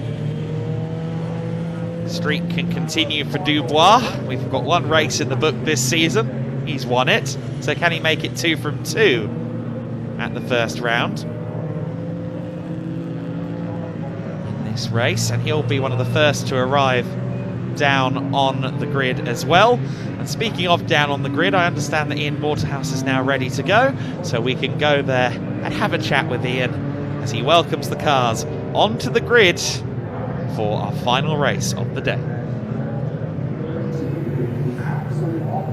Well, hello everybody. Yes, welcome down to the start finish straight. We've come a little bit further down actually for the final race of the weekend here at Donington Park. It's a Britcar Trophy Championship. Race 2, 50-minute race coming up, and look, the cars are starting to appear already. A little bit of news from race 1. Unfortunately, there's going to be no car number 44, the Essex and Kent Motorsport, Lewis and Bradley Kent. They won't be lining up, and also Jeff Steele Racing, the number 10 Lee Goldsmith, he also will not be in this race. Somebody who will be, though, is Jas Sapra here. As you can see now, you may remember in race 1, Brian Bransom, who he shares the car with, got a little bit squeezed at the start, went off, collected an awful lot of grass in the grill, overheated the car. We weren't sure if they were going to be able to do race different car, as you can see, but we're going to talk to Jas because he's in class 1. He's going to come through this field like an absolute rocket. So do keep your eyes peeled. I'm just going to run over and have a quick chat with Jas.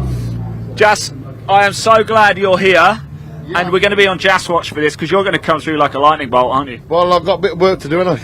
Yeah, but you wouldn't have it any other way, would you? Yeah, it all makes it all fun, doesn't it? Yeah, we'll try our best. Yeah. See what we can do. Fantastic. Try to keep you off the green stuff. Yeah, do that. We don't want to repeat a race 1. There you go, Jas there. Just have a look at his cars coming through. Absolutely sensational. A reminder of what happened in race 1 as well. Seb Dubois taking the outright win in class 1. Maurizio Siglio and Anastasi made up your podium. Mark Jones and Rob Ellick took the win in class 2. Dragon Sport defending champions of Reece Lloyd and Harry Reynolds, they took the win in the Clio class. And Dara Flock on his debut in the Britcar Trophy Championship, last year's Junior Saloon Car champion, took the win in class 3. We'll move down a little bit. In fact, we've just got the Tucker and Halstead car here as well, so let's go have a quick chat with them, shall we, and see who we've got in, whether it is Andy Tucker or do we have Mr. Halstead. We've got Mr. Halstead in here. Let's have a chat a little bit earlier as well, actually. I wonder if we could just jump in with Nick. Right, it's a busy day for you, isn't it, because you've just done your touring car reveal. Indeed, yeah, it's been a packed day. You know, just adding a little bit of Clio Cup fun, Yeah, that's what I liked. I mean, of course, race 1 didn't quite go to plan. This is going to be a different kettle of fish here, isn't it, in race 2? Yeah, we've got a few cars to make up, but makes it all the more spicy, doesn't it? Well, we know you. You're a cracking racer, so you go have a great time, won't you? Thanks for talking to us. I'll shut this for you if you like as well. There we go. Yes, Nick Halstead there revealed his British Touring Car Championship livery a little bit earlier as well. We are being told to get off the grid. One of the reasons we came down here is just so we can walk along a little bit further as well and see some of the cars as we make our way off the track. Not a huge grid walk, unfortunately. Not a lot of time to do it for the Britcar Trophy Championship. 50-minute race coming up. Mandatory pit stop, just like in race 1. We're going to be in the pits, chatting to the drivers, chatting to the teams, getting the stories as they develop in this race. The final race of the day, the final race of the weekend at Donington Park. But don't forget, more action coming up on BARC TV tomorrow at Brands Hatch for the British Truck Racing Championship. I'm going to hand over to Adam to take you through the action, and I'll see you in the pits very soon.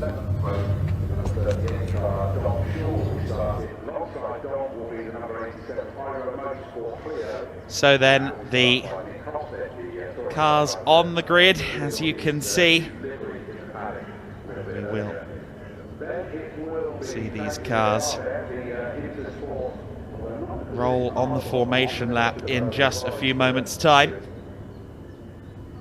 Very excited to see who comes out on top in this race. It's been very, very competitive stuff so far this weekend from our drivers, particularly I'd say among the Clios. Always a good battle in the Clio class as well. We've got 4 classes on the circuit. Class 1 for our fastest machines, Class 2 for some of the more intermediate GTs and sports cars, Class 3 covering a lot of the stuff with a bit less power like the Ginettas and some of the smaller BMWs, and then of course you've got the Clios out there on the track as well. Ones to watch in this race, of course, obviously Seb Dubois, our winner from earlier on, will be one to watch. Also worth keeping an eye on will be that 23 car, Chris Byerland and Simon Mason, the Cupra on the second row. In the first half of the race, don't be surprised if the yellow BMW E36 there of Nigel Greensall starts to perform some rather outsized manoeuvres against far quicker cars, because that's got Nigel Greensall at the wheel. And Greensall knows how to pedal. He will be working his way up there, I'm sure. Pardon me. Just whacking my head with the mic, as you do. But that car will be one to watch. I also suspect that some of the Clios will be in there up amongst the overall top 10 in the early going too. And Stephen Fressel, of course, will get to start the race this time around. He will hand over to Ben Green later, so once Ben Green takes over, the International GT3 star, racing both a Ferrari and an Aston Martin in Europe this season, will be certainly expected to charge through. Once he gets the car handed over from Fressel, there goes the 43 through shot.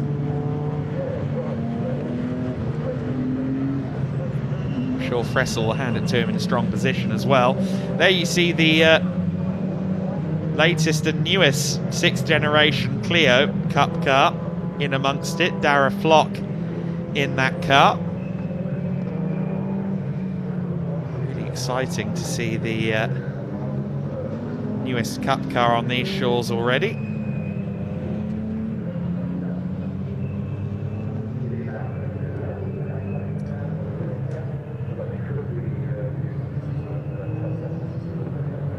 The Clio Cup is being revived at the moment for the UK market as well, so the Gen 4 cars were used in the UK before Clio Cup came to an end in this country, lost its place on the TOCA support bill, but it is now on its way back, which is very, very exciting.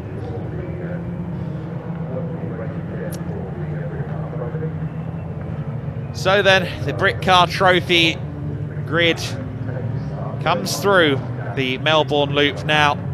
They will be on a rolling start for our final 50-minute race of the weekend. Porsches, Ginettas, Renaults, Seats, BMWs, and much more in amongst this grid.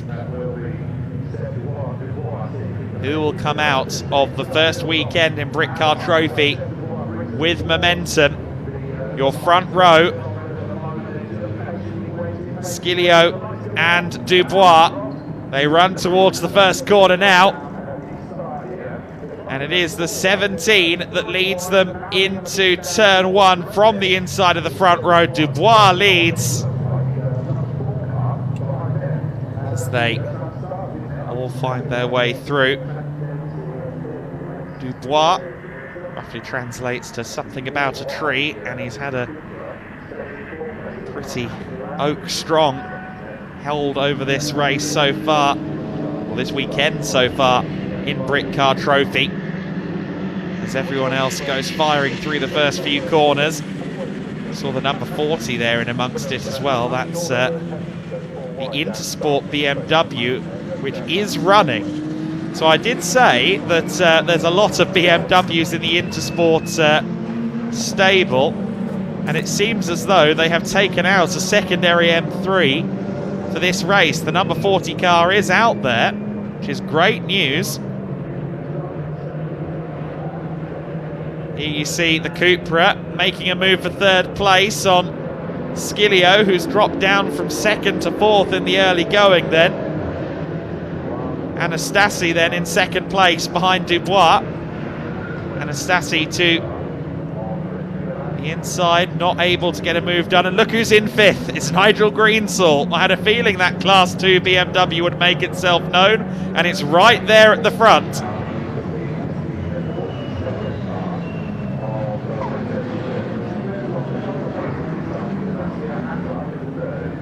See the rest of the field picking their way through, the Clios and the Class 2 cars intermingling. But Nigel Greensall, the hugely experienced GT veteran, in fifth overall, and up to second has gone the Cupra. Byerlin has made his way up to P2. That Cupra was on the front row for the earlier race today.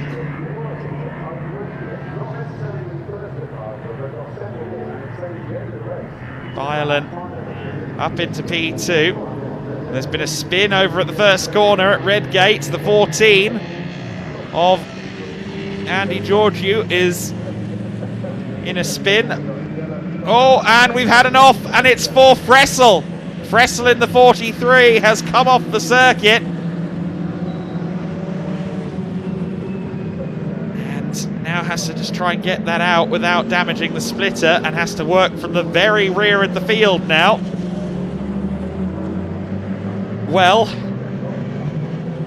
Ben Green is going to have to do some more work now if he wants to get a good result out of this race when he takes over, and Fressel has some overtaking to do before that as well. Here's your leading pack then, with Byerlin looking incredibly fast in the 23 car.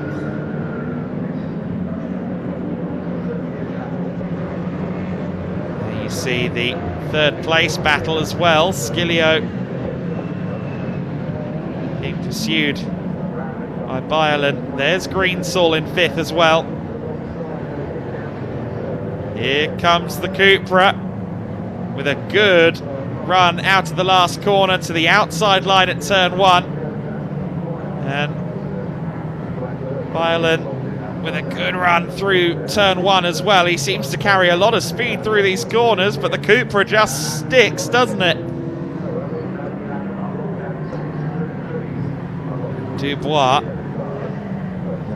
at number 17, Ginetta G56, just about holding on for now. Of course, the cars in this series not running on slicks, they're running the Goodyear Derezas,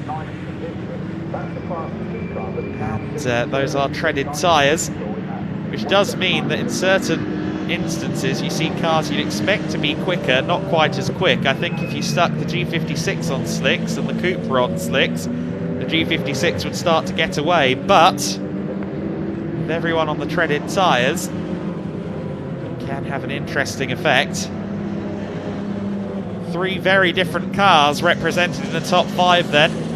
A trio of bespoke race cars in the form of the Ginetta G56s. The touring car spec Cupra Leon, and then the E36 BMW. Very professionally prepared, of course, by Jeff Steele Racing.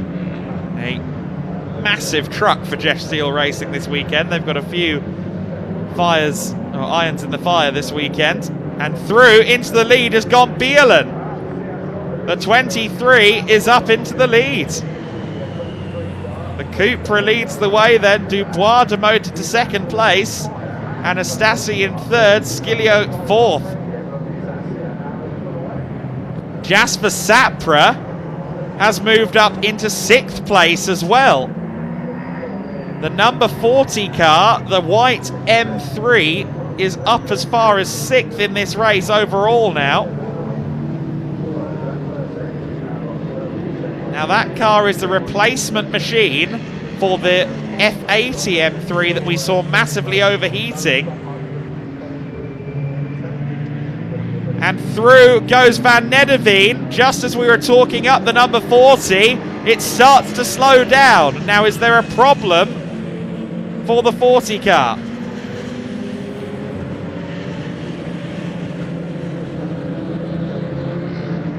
Van Nedderveen going past then. Meanwhile, as the 7 car maybe smokes a little bit, hopefully our Class 2 second place car is okay.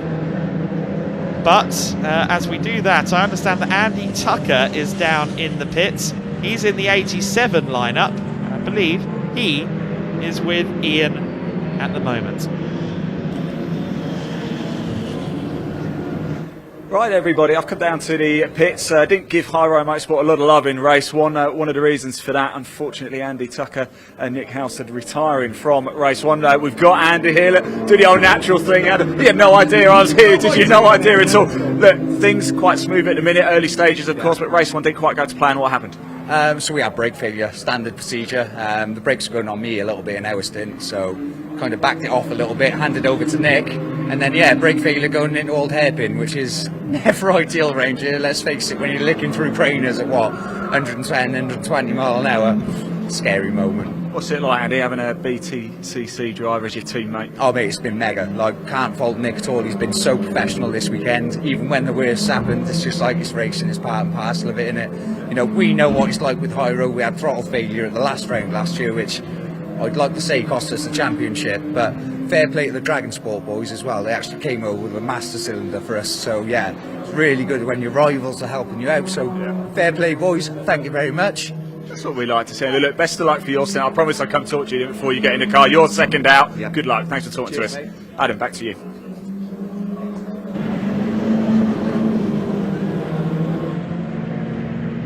So that was Andy Tucker, who drives the 87 Renault Clio Cup car. That's running in this gaggle of Clios at the moment that's going through towards McLean's.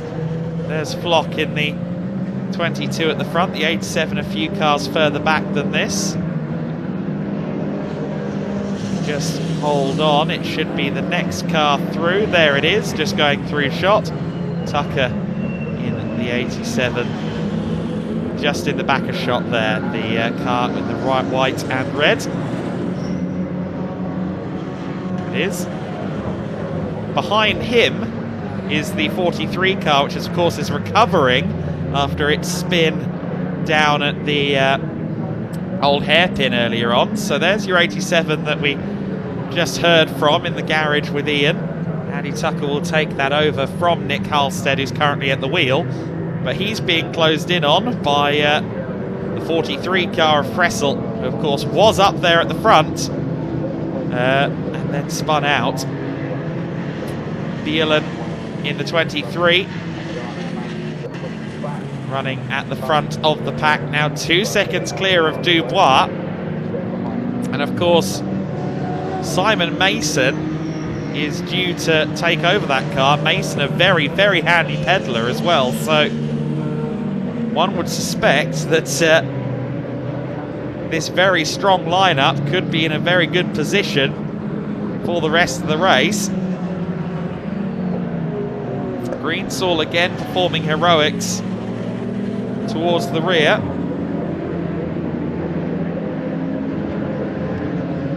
running in 5th position overall in that Jeff Steele BMW. That is a Class 2 entry. Meanwhile, our 3rd place fight in the Clio category, again with an interloper, the Class 3 Clio of Dara Flock just ahead.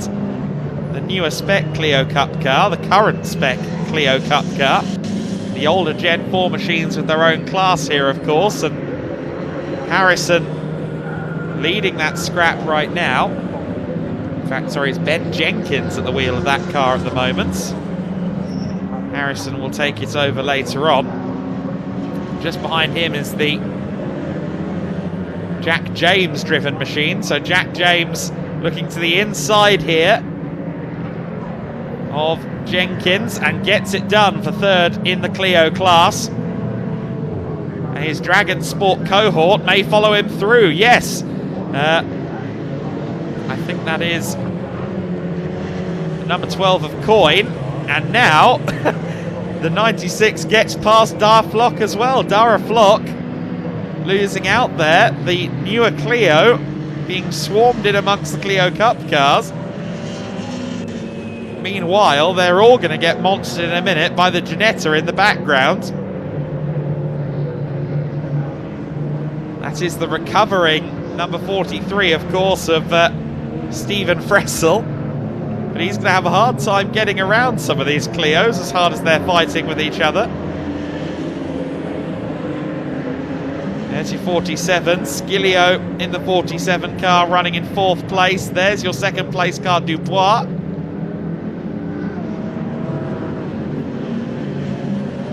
Pulling out of the penultimate corner now.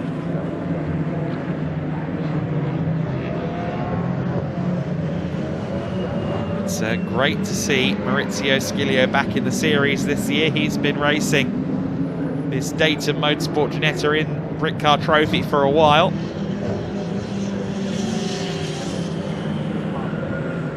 Into the pits, meanwhile, comes the TT. Now, that car was smoking a little bit earlier.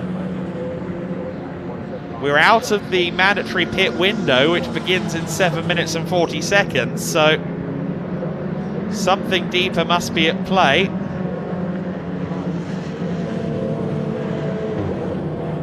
There's the cameraman showing us what's going on down there with the 7 car. Pitting from 3rd in class, was 2nd in class at one stage. Get a replay now of something going on with the 40 car. Oh my goodness! The wheel on the 40 car just parted ways with Jasper Sapra in the most spectacular fashion. That, of course, is their replacement car. They were running an F80 M3 earlier. That got overheated. They brought out a 2nd car, and now that one is broken too. That was a spectacular moment there.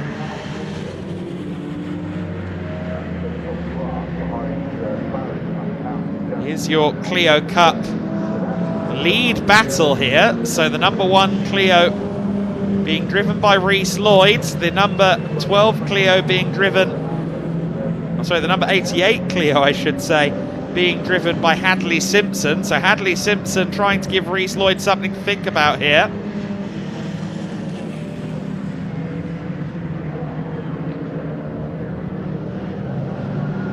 There's the other Seat, the Seat Leon of James Shanks. It's at the wheel of the 213 at the moment, and some of the leaders fighting their way through the lap traffic already. Battle for 3rd overall between the Ginettas is also strong. As the number 7 TT is back out there now, but still showing a little bit of smoke up the hill towards Coppice, certainly.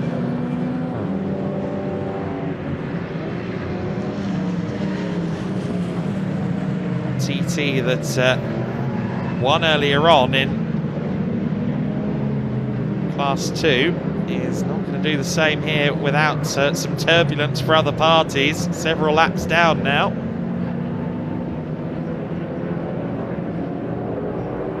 tyre has been recovered from Jasper Sapra's big moment, so thanks to the marshals for gathering that car. Clio lead appears to have changed. Yes, the 88 car has gotten past, so Hadley Simpson has got past Reece Lloyd for the Clio lead, as we can see here. So the Hyro Motorsport car now ahead of the Dragon Sport machine. Dragon Sport have entered 3 cars, and so have Hyro, so these are the 2 big forces in our Clio class. Just ahead of them is Whitney in the Class 2 Porsche that was mixing it up with the Clios earlier on today. I did ask him for some more of that action in this race, but he is currently ahead of them, as you can see. Let's see then if Reece Lloyd can fight back now that he's lost out to Hadley Simpson. Power out of the Melbourne hairpin. 3 minutes and 50 seconds until the pit window opens, and again, it is only a 10-minute window, so the pit lane is going to get very hectic very quickly. Everyone has to serve a stop. Oh, and Reece Lloyd there with a bit of a puff from the back of his car. Now, that's never a great sign. I wouldn't think it was tyre rub or anything like that going through a section of the circuit that had no real compressions or anything to it. So hopefully Reece Lloyd's car is okay. Turns in to the old hairpin there, still within a second or so of the 88.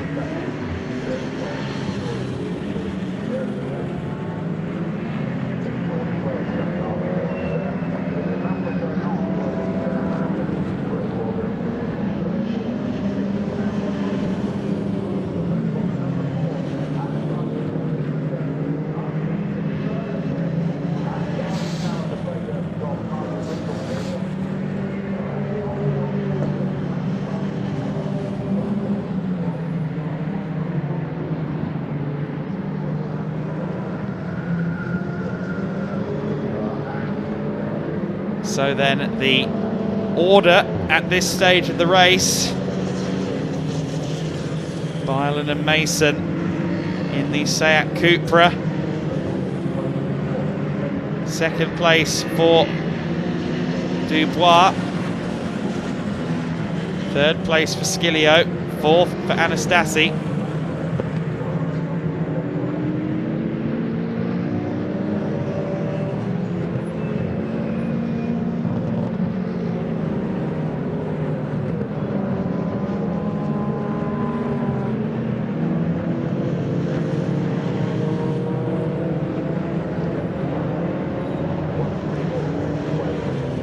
Well, unfortunately, I do not have pictures in the commentary box at the moment, so you're seeing more than me. I understand some exciting stuff is happening. Anastasi has dropped down to 4th place. Skilio is through into 3rd place.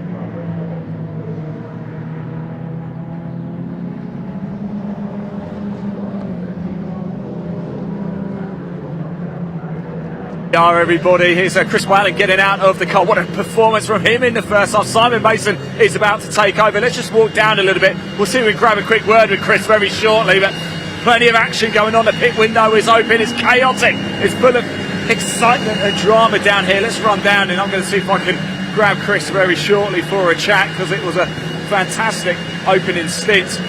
You're about to see yourself on telly here, Chris, but we'll let you get your helmet off, because what a magnificent first stint that was, chasing down the Ginetta, getting the car into the lead. And a busy man as well. Don't forget, these guys raced in the British Endurance Championship yesterday as well. Quite a hectic weekend. Yeah. You look tired. You don't want to talk to me, do you? That was hard work. I didn't expect to be able to take the lead, but I got there and I managed to hold it. I'm absolutely knackered. That was tough going, but the car was good. It's been a long weekend for you guys, though, hasn't it, as well? We've got the 2-hour race yesterday and 2 15-minute races today. Yeah, but what was good today was the actual standard of driving. We're very, very close, but I managed to get past the first 3 cars and hold it. So I'm hoping Simon can bring her home now. But that was a good stint. I enjoyed that. Look, I'll tell you what, I'm going to leave you alone because you want to sit down, get some water. Well done, Chris Whalen there. What a performance. Let's go back out into the pit lane, shall we?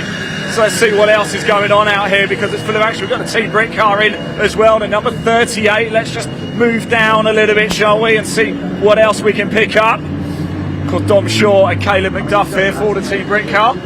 We've got the 89 as well, Harrison and Jenkins just going past. One of the High Road Motorsport Clio cars. Let's keep it, here we go, the car's coming out now. That's it. So by my understanding, in the 38 team Brit, it's now Caleb McDuff who's taken over the car from Dom Shaw in the BMW Team Brit 1 Series. They're just holding off before they can keep going. Lots going on down here. In fact, if you can follow me down a little bit, let's keep going, stick with me a little bit longer, because we've got your Clio Cup leaders as well, Reece Lloyd and Harry Reynolds down here.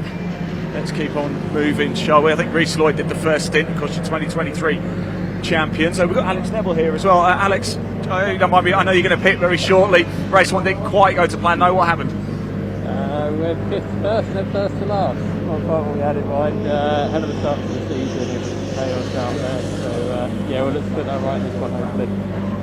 Well, it's motorsport, isn't it, Alex? So look, you've got a chance here to really go for it. So best of luck. Thank you. I know we've got 1 or 2 issues up in the commentary box as well, so please just bear with us with that. Who else have we got? Let's make our way up a little bit further. We caught up with George earlier, didn't we? You might have heard that interview in the lunch break, the Road to Race Car Experience. Let's just make our way up a little bit further. We've got East Midlands Airport just down the road as well.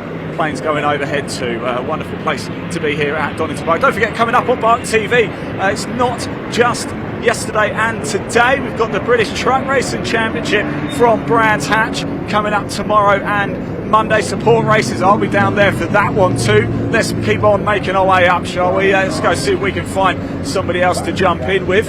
Here's the number 16 car, about to head on out. We've got the 213 next to them as well. George is about to jump in, actually, the 213. That's George Chester Master. And out goes number 16, there we go. Right, I'm going to go jump in and have a quick word over here, shall we? Let's see if we can grab a quick word with James. Shall we, James? Quick word. I'll let you get your helmet off first. But what a stint it's been, what a race it has been so far. This is the final race of the day here at Donington Park, in fact, the final race of the weekend. You've just come in from your stint. Let you get your... Into a sweat that time. There's a bit of sweat, look at this. Look, you don't need hair wax with that, do you? No. How was it out there? Much better than the first session today. I mean, at the end of it, you know, we are here at our first race. This is all about building the experience throughout the year. But I actually managed to sit on the back of the Ginetta for a little while, got ahead of him for a lap or two. Then when the front runners came through, he crept in the back. That's experience for you. Absolutely loved it. Looking forward to seeing what George can do now out there. But basically we're here, we're just learning. Well, I've heard, I spoke to George actually a little bit earlier. He's been tasked with trying to set a 157. That's his target. That would be awesome, yeah. I mean, when we first came here on the very first test day, we turned around and said you need to find 9 seconds. Yeah. He already found 5 of them. He needs the other 4. So I'm interested to see what mine were compared to this morning. But certainly, listen, this has been an awesome experience. What Britcar have laid on, we had great fun with the British Endurance Championship yesterday, but to actually get out there in your own car, in your own race, it's just immense. One final thing, I can see you've got such a big smile on your face. My producer also said you've got better hair than me as well, so I can't argue that. No, I'm afraid you're way better at styling. He's got better hair. But the thing about it is, we could both be accused of having helmet hair. It's nice to talking to us. Right, I think we can go back to commentary now, so fingers crossed we can. Adam, back to you.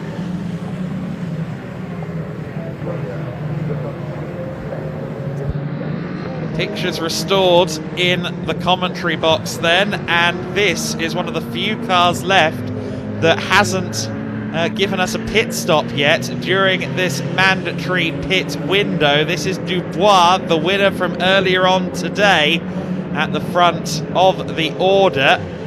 There's the 43 car. Now, has Fressel pitted yet? The answer is yes, so that is Ben Green at the wheel. And Ben Green is currently setting fastest laps. He has the fastest lap of the race, last time by a 1:39.640. Now with that car spinning earlier on in the race, I don't think Ben can do anything about the podium positions in this race, but he'll give it a hell of a good tilt in the interim. Dubois coming through the final corner now, has to pit this time. Mandatory pit window ends in 55 seconds and does indeed come into the pit. The rest of the top 6 are all in at the moment. Bielan in the 23 has, of course, handed over to the co-driver Simon Mason in the Sim Dynamics with Jabba Sport Cupra. You see there Jones in the number 7 TT, well off the pace, of course, after being in the pits before the window started.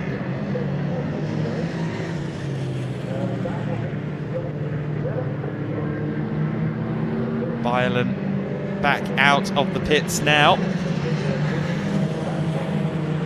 Cupra back out on the circuit now, and we'll be running through the first sector of the lap at the moment, towards probably towards our current camera shot in a minute. Here it is, coming towards some of the lap traffic. So this was the car that was in the lead before it pitted, the 23. Bielan got it to the front, of course, before the pit window opened, and now Simon Mason has picked up the baton. And Mason is a very, very fast driver, has experience in just about everything. Carrera Cup GB, British GT, European Le Mans Series. Mason has done a lot of stuff over the years. There is the Cupra at the front. Through the S's we go.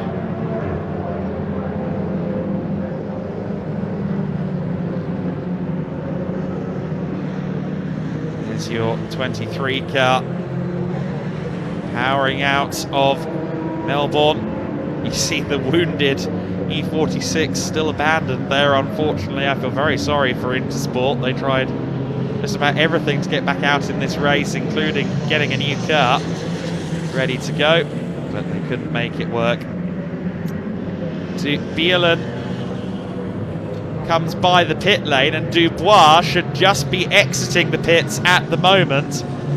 Where's the 17? There it is now, just leaving the pit lane. The 17 car has left pit lane, and Dubois is going to be quite a way back from our race leader, Bielan in the 23. Dubois has exited the pits somewhere in the region of 12 or 13 seconds back.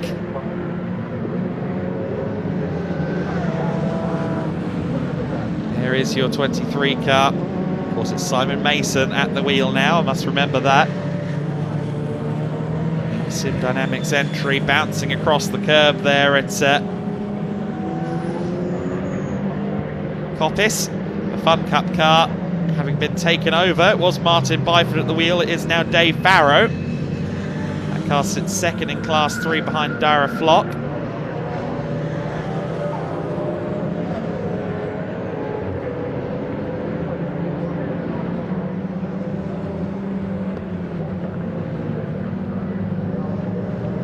Phelan will be watching on in the garage, excited at what is going on here at the moment. As Mason, you can see the discs starting to glow as well. The brake discs on the front are starting to glow as the sun sets. Whitney, second in Class 2. It's just coming through shot, the lovely Porsche 997. Race cars, of course, look fabulous with all of their aero and all of their bits and pieces on, but there is something to be said for a race car with nothing but the factory bits on it, like that Porsche. Here's Dubois, not just in second, he's down in fourth. I didn't think he lost that much time. But he's going to have to do some pursuing now of Maurizio Sciglio in fourth place. And look who's all the way up in second, Van Nedderveen. The 179, however, is stopped out on circuit. David Gooding, having taken over from Nigel Greensall, now going again. I don't know whether that was just a reset moment like we had in the commentary box, a Control-Alt-Delete stop-start situation or not. Hopefully Gooding can make it to the flag. Some of the Clios battling here in front of Van Nedderveen. Oh, and they're going too wide in front of him as well. He won't like that. Which two Clios is that? That's the fight for... Is that the lead? Yes. No, that's second in class under contest. Here comes Andy Tucker then, trying to get past the number one, driven by Harry Reynolds. Van Nedderveen, second overall, gets past them as it's side by side for second in the Clios. Andy Tucker loses out on that one. Thought he'd got through for a minute, but didn't quite do it.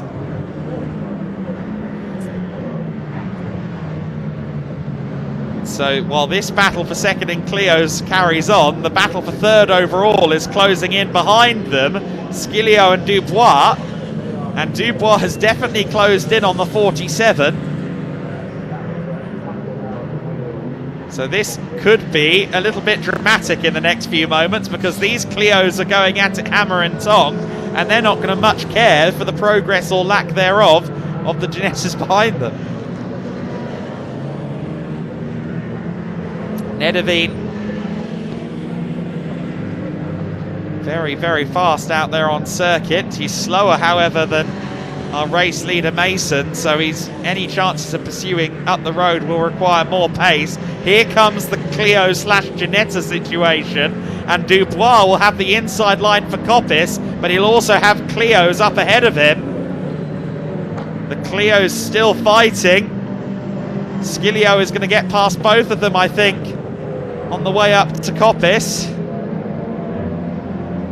And three wide momentarily as they come through Coppice there. Sciglio and Dubois get through.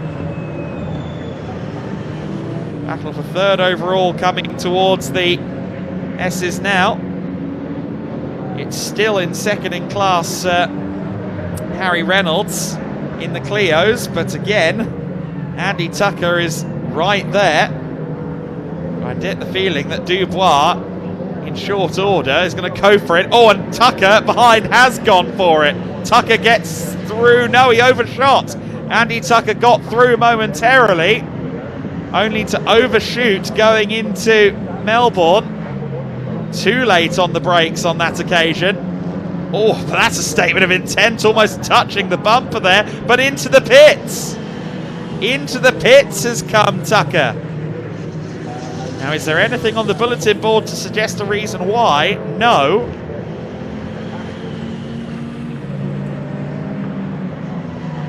I understand that elsewhere we have a car pulled up. Leo class leader just bouncing through shot as well. That's the 88 of Maurice Henry. He will be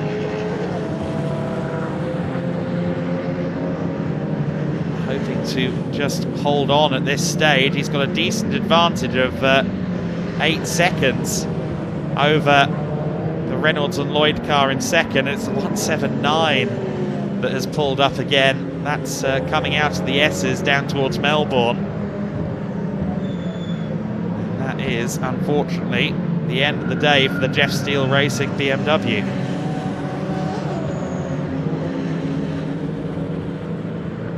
Tell you what, I wouldn't really like to get out of a car that close to the circuit, but I suppose if you're used to it, you're used to it. Here comes the battle for third once again. Can we maybe see a move from Dubois? Well, not into Melbourne. He sets himself up nicely, though, for a run out of the corner. That is a very good run out of the corner. It's not going to be enough for a move into Goddard, surely. He's still about a car length back. But certainly, we're seeing many a statement of intent, I think, out of Dubois. The body language of the car suggests, I'm coming by. But Maurizio Sciglio isn't necessarily going to comply with that.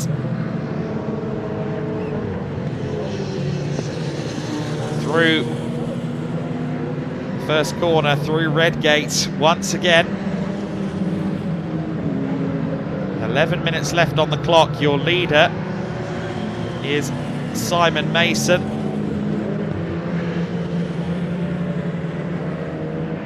Van Nedderveen is running in second place, just 10 seconds away from the leader. And in fact, Van Nedderveen is closing in. The last lap for Mason was quite slow, but I think that might have been because of lap traffic. Van Nedderveen gaining 2 seconds last time. Safety car is out. Now I imagine that could be for the 179. The BMW of Gooding might be the responsible party for this. David Gooding pulled up on the side of the road.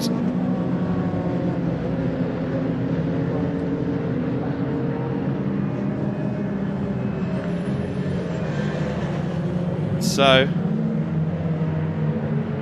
safety car is out with 10 minutes of this race left to go, and that of course is going to reset everything.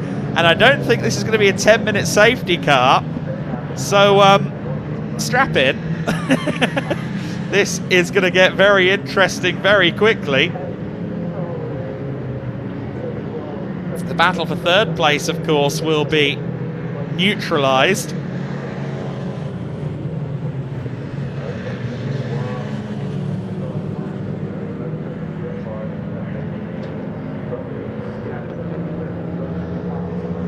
Race will get very interesting once we get started.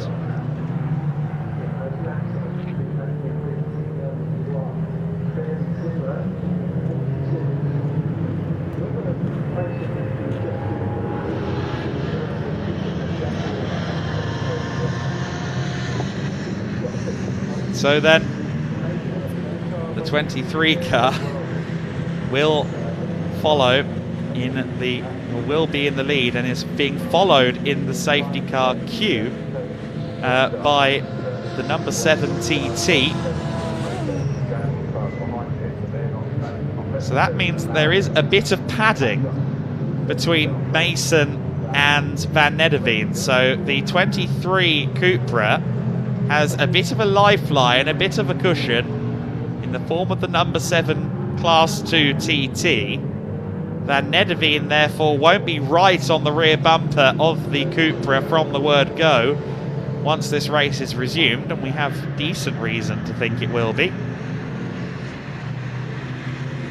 Cars making their way back around at the moment. Let's then run through the top 10 as it stands. It's Simon Mason in the lead of the race in the Seat Cupra. Van Nedderveen sits second in the first of the Ginettas. That, of course, is from the Datum Motorsport stable. Third place, another Datum car, Maurizio Sciglio in the 47. Dubois in the TMC car sits fourth.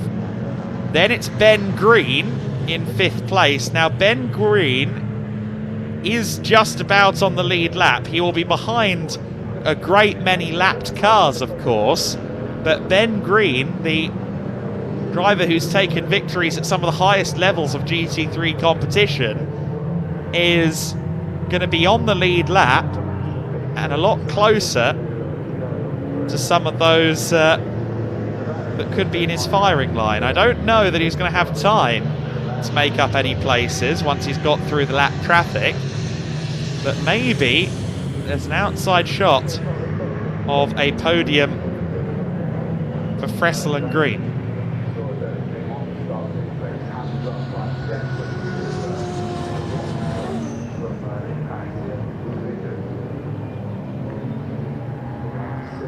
While that's going on track, I understand that back in the pits, Ian Waterhouse is down with another driver. Let's get a listen in to an interview once again.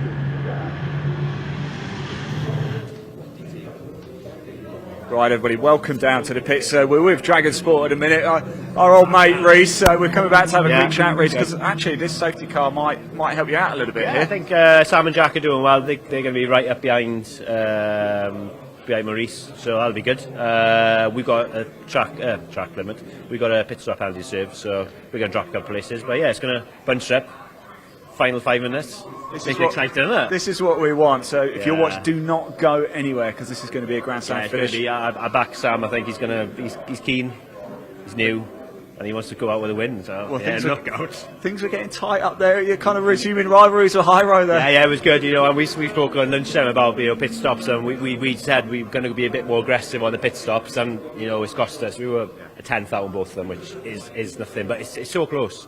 And sometimes you got to roll the dice. And you did say actually, you said you reckon there's about 3 seconds you could play with. Yeah. You've played with that 3 seconds and a little bit more. We've played with 3.1 seconds. And it's cost you. Yeah. That's from Motorsport. Yeah. Adam, back to you. Run for a grandstand finish.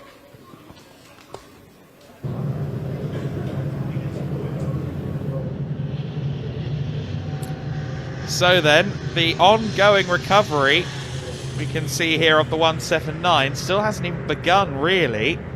Marshals are there, vehicle is coming, I think, is the current prognosis. With 5 minutes of the race left to go, that is going to be tight. They have the tow rope there. And this could end up being a 1, maybe 2 lap dash. The tractor has been enlisted. I guess they have a pickup nearby. So that's going to have to very slowly reverse down the hill as the arm extends inward. They have to very slowly reverse down the hill towards the recovery area, towards the assembly area where the cars start these races or get brought out onto the track from the support paddock. But now that the car has been taken out of the grass, it is now being abandoned by the tractor. So does this mean that the car can at least roll downhill? I understand it might be the suspension that is the issue. And they're now pushing the car away, and I think it does have a bit of a suspension issue looking at that right rear. But while that car makes its way back and we have one more lap under safety car, with the tractor trying to join in, I'm a Class 4 car, I'm a Class 4 car. Well, maybe not, but Ian Waterhouse is down with the Martin Byford, driver of the Fun Cup car. Hello everybody, welcome back to Pit Safety Car still out, of course. So we thought we'd have a good chance to just catch Martin Byford on the hop here. He was not expecting us to come down and have a chat. Safety car works for some people, doesn't work for everyone though, does it? No, that kind of cost us that one. Yeah, I've worked quite hard to build that lead, and safety car just snatches it away, doesn't it? That is the perils of motorsport, isn't it? Yeah, sometimes it falls for you, sometimes it goes against you. Yeah, we had about a 50-second lead, and he was catching us. He's a little bit quicker than Dave on the circuit. I think he's a quicker car than us, really, but we kind of built that cushion. And yeah, there's a few cars between us, and I don't know how many laps we're going to get of racing when we go back to it. I'm hoping one. It might just be a one-lap shootout, mightn't it, with the way the clock's running down? Yeah, so we might hold on to P2, which, to be fair, is very unexpected. We didn't expect to be fighting for podiums this weekend. Well, you did in race 1, and that was unexpected because you started from the pit lane. Yeah, so this is a kind of very much backup car. Our main car that EDF have prepped isn't quite ready. We had some delays over the winter getting it built, so that should be out for the next round. So the Fun Cup car was brought in to save the day. Yeah, and the idea was to put some points on the board today. P2 in race 1 was kind of a huge bonus. So we'll see what we can do now. Actually, our performance, you might bring it out for Snetterton again, huh? Well, with the long straights at Snetterton, I think it might struggle a little there. Yeah. Martin, thanks so much. Best of luck. Better hand back to Adam. Thank you. You may notice that I called him the Martin Byford as we cut, and that's because he is a Britcar Stolt, if ever there was one. The safety car lights are out, and we have a 1-lap dash to see who's going to win this race. Good luck, everybody. Look at Simon Mason. He's launched it away. He's home free in the lead from there. He's taken advantage of the TT and given Van Nederveen what is likely an insurmountable gap to contend with. There in 6th place overall and 4th in the queue is the Class 2 leading Carrera. That car should be okay and home free as well. It's going to be the battle for 3rd that is going to be the point of interest between Skilio and Dubois, as well as some of the cup battles further back. And a move, Dubois goes through there at the old hairpin. Dubois goes up into 3rd place. Ben Green, meanwhile, between the Clios as the number 12 car gets itself past Harrison. Coyne then, I think, moving up the order a bit. The Clio's really going at it. This is the top 3 in Clio that we see here running up towards Coppice. That is the number 1 car, Harry Reynolds. That is pressuring the 88 driver, Maurice Henry. Harry Reynolds versus Maurice Henry at the front of the Clio order. They go through the S's.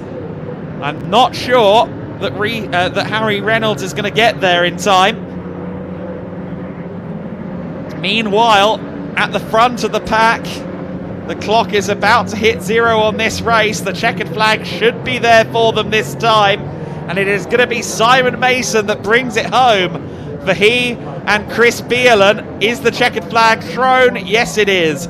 The race concludes, and it concludes in favour of the Jabbersport Cupra. Van Nederveen finishes 2nd. Dubois, with his move at the old hairpin, takes 3rd. And a change in the Clios. The Clios went the way of Harry Reynolds. He took it in the last 2 corners. He beat Maurice Henry in the last 2 corners to win the Clios and take 6th overall. The Clios also swallowed the Porsche at the end of the race there, so Whitney dropped down to 8th overall. 6th overall, your Clio winner, Harry Reynolds, along with Reese Lloyd. But there's your overall winner. The 23 car takes the win. The Cupra takes it. Simon Mason and Chris Bielan with a success. The Britcar Trophy Championship results then. Bielan and Mason claim it for the Jabbersport team, the Sim Dynamics team. Van Nederveen taking 2nd. Dubois rounding out the podium overall and in Class 1. Skilio in 4th. 5th place to Ben Green at the end there at the wheel of the car that he shares with Stephen Fressel. 6th place and winning in Clio Cup. The Clio class, that is Reynolds and Lloyd. Henry and Simpson 2nd in class. The Class 2 winner, Whitney, in 8th place. Nessa and James finishing 3rd in Clios ahead of the car that rounds out the top 10, Tucker and Halstead. Tomlinson and Shanks finishing 11th. Coyne and Neville in 12th. Harrison and Jenkins in 13th. Dara Flock finishing 14th overall and also winning in Class 3. And the 2nd place in Class 3 went to Farrow and Byford, just a 2nd clear of the Turnbull Ginetta G40 there as well. So then, the final race of the day has concluded with some sensational battling and one last twist of the tail. And the Seat Cupra has taken the win up against the might of the Ginettas. 4 cars from 5 in the top 5 were Ginettas, but the one at the top was a Cupra Leon. Byron and Mason will celebrate a win. Of course, they didn't have a great run of form in the race earlier today. They got pushed out at the first corner. They spent their time down the pack. So this victory will feel very hard earned and very, very well deserved. You see there the emergency vehicles already withdrawing away. And withdrawing towards the Parc Fermé will be our cars and drivers. Our marshals will also be getting their lifts back around to their respective cars. Our thanks to the marshals for all of their efforts this weekend. It's been 2 pretty difficult days. Yesterday in particular was rather sodden as well from a weather perspective, and the marshals, as always, have hung tough through everything and done a really brilliant job of keeping everybody safe, keeping the track ready to go. So thank you very much to Britcar for that one. Thank you. So then, Enjoyed it. Thank you very much, mate. Thank you. So that brings us to the end of that. Thank you very much to the Orange Army, the rescue crews, the recovery crews, the maintenance crews, the medical fire crews, all of the above. so then the recovery trucks, as we see, going back, and I understand that in the next few minutes Ian Waterhouse will join us, and Ian is there with the cars, and he is now going to talk to us. Ian is down there, and we are going to wrap with him one last time as the day concludes. Ah, what a finish, isn't it? That's why we absolutely love motorsport. Here is Simon Mason getting out. Great stint, wasn't it, by Chris Allen in the first bit? But here he is, Simon. Oh, you can't see it, but there's a smile underneath that helmet, isn't there? Yeah. It was a great stint by Chris to get you guys into the lead. Of course, the safety car, how nervy was it at the end to hold on to it? It was horrible, that little bit, but I had a strategy. I thought I'm going to manage it, and it worked. So. Congratulations. Well, I'll see you over there because we're going to give you some pots. Don't forget your data cards as well. Data cards. There we go. Thanks. Well done, Simon. Let's just move down a little bit. The cars are actually just, looks like they're being weighed, so we'll just wait for them to come through. But second place, of course, Axel van Nidderveen. What a drive from him as well. Said Dubois has made it a double podium day for him as well. He's just coming through now. He's just behind in the number 17, Ginetta. What a day we have had. Of course, it was disappointment in the first race for Axel van Nidderveen in the 1-1-1 in the Ginetta Data Motorsport, a DNF in race 1, in race 2 a second place finish. We better move out of the way actually so he can come round and through, and we'll grab a quick word with Axel. Spoke to him many times, haven't we, in the Britcar Trophy over the last couple of years or so. And let's move around and have a quick chat. Let's make sure he's got his data card as well. Have you enjoyed watching the racing action at Donington Park? Let us know in that comment section on BARC TV. We would love to hear from you guys. And don't forget, a lot coming up over the course of the next 2 days as well. We head straight from here down to Brands Hatch tonight to bring you the British Truck Racing Championship. Axel, second place, that's better, isn't it? That's more like it. That's what we like to see. How was it out there? That was good. And all I can say is just can't thank the team enough for getting the car back in one piece, because it was good when well broke. Yeah. But, oh, your car's rolling. Oh, there you go. Stop now. There we go. All right. That's not what we need, is it? Well done. I'll let you get your helmet off and get us there. We've got Seth Dubois coming in as well, because remember, he won race 1, third in race 2. He should be going here, actually, but he's not going to. So we'll just run over and grab a quick chat with... Oh, he's not. He's not. Okay, he's not third. Ooh, okay, we'll get confirmation of where he is very, very shortly. Right, it has been a great day. That's why we love being live, isn't it? Absolutely anything can happen. We've got absolutely no idea. Just a quick reminder, Reynolds and Lloyd picking up 2 wins in the Clio Cup. The champions from last year, Reece Lloyd, perfect start for them this season. Whitney coming first place in Class 2 as well, and it's been a perfect day for Dara Flock. I wonder if we can just grab a quick word with Claire Headley. I'm going to say her name really loud to see if she picks me up. Claire, what a day it's been, what a weekend it's been. Guess what, the British Endurance Championship and the Britcar Trophy is back. Oh, absolutely, what a weekend. It's just so great to be back at Donington. Obviously, just so pleased it's gone really, really well. No major issues. Just need to get out of the way for a moment. But yeah, no, really pleased, Ian. Thank you. Lovely. Thank you very much. Right, so that is it from us here at Donington Park. If you come here, mate, because you're about to get a Seat Cupra up your bum there, so be careful. And don't forget, we are back live though on BARC TV tomorrow. British Truck Racing Championship Sunday and Monday. I will be there for that. So it's going to be an absolute corker. Thanks so much for tuning in. Can I just say as well, one thing we haven't done is said a big enough thank you to the Marshals, the Orange Army as well. As ever, we could not go racing, so thank you to everybody. I'm going to hand back to Adam. I've been your pit lane presenter for the British Endurance Championship and Britcar Trophy, Ian Waterhouse. Thanks for watching. Take care.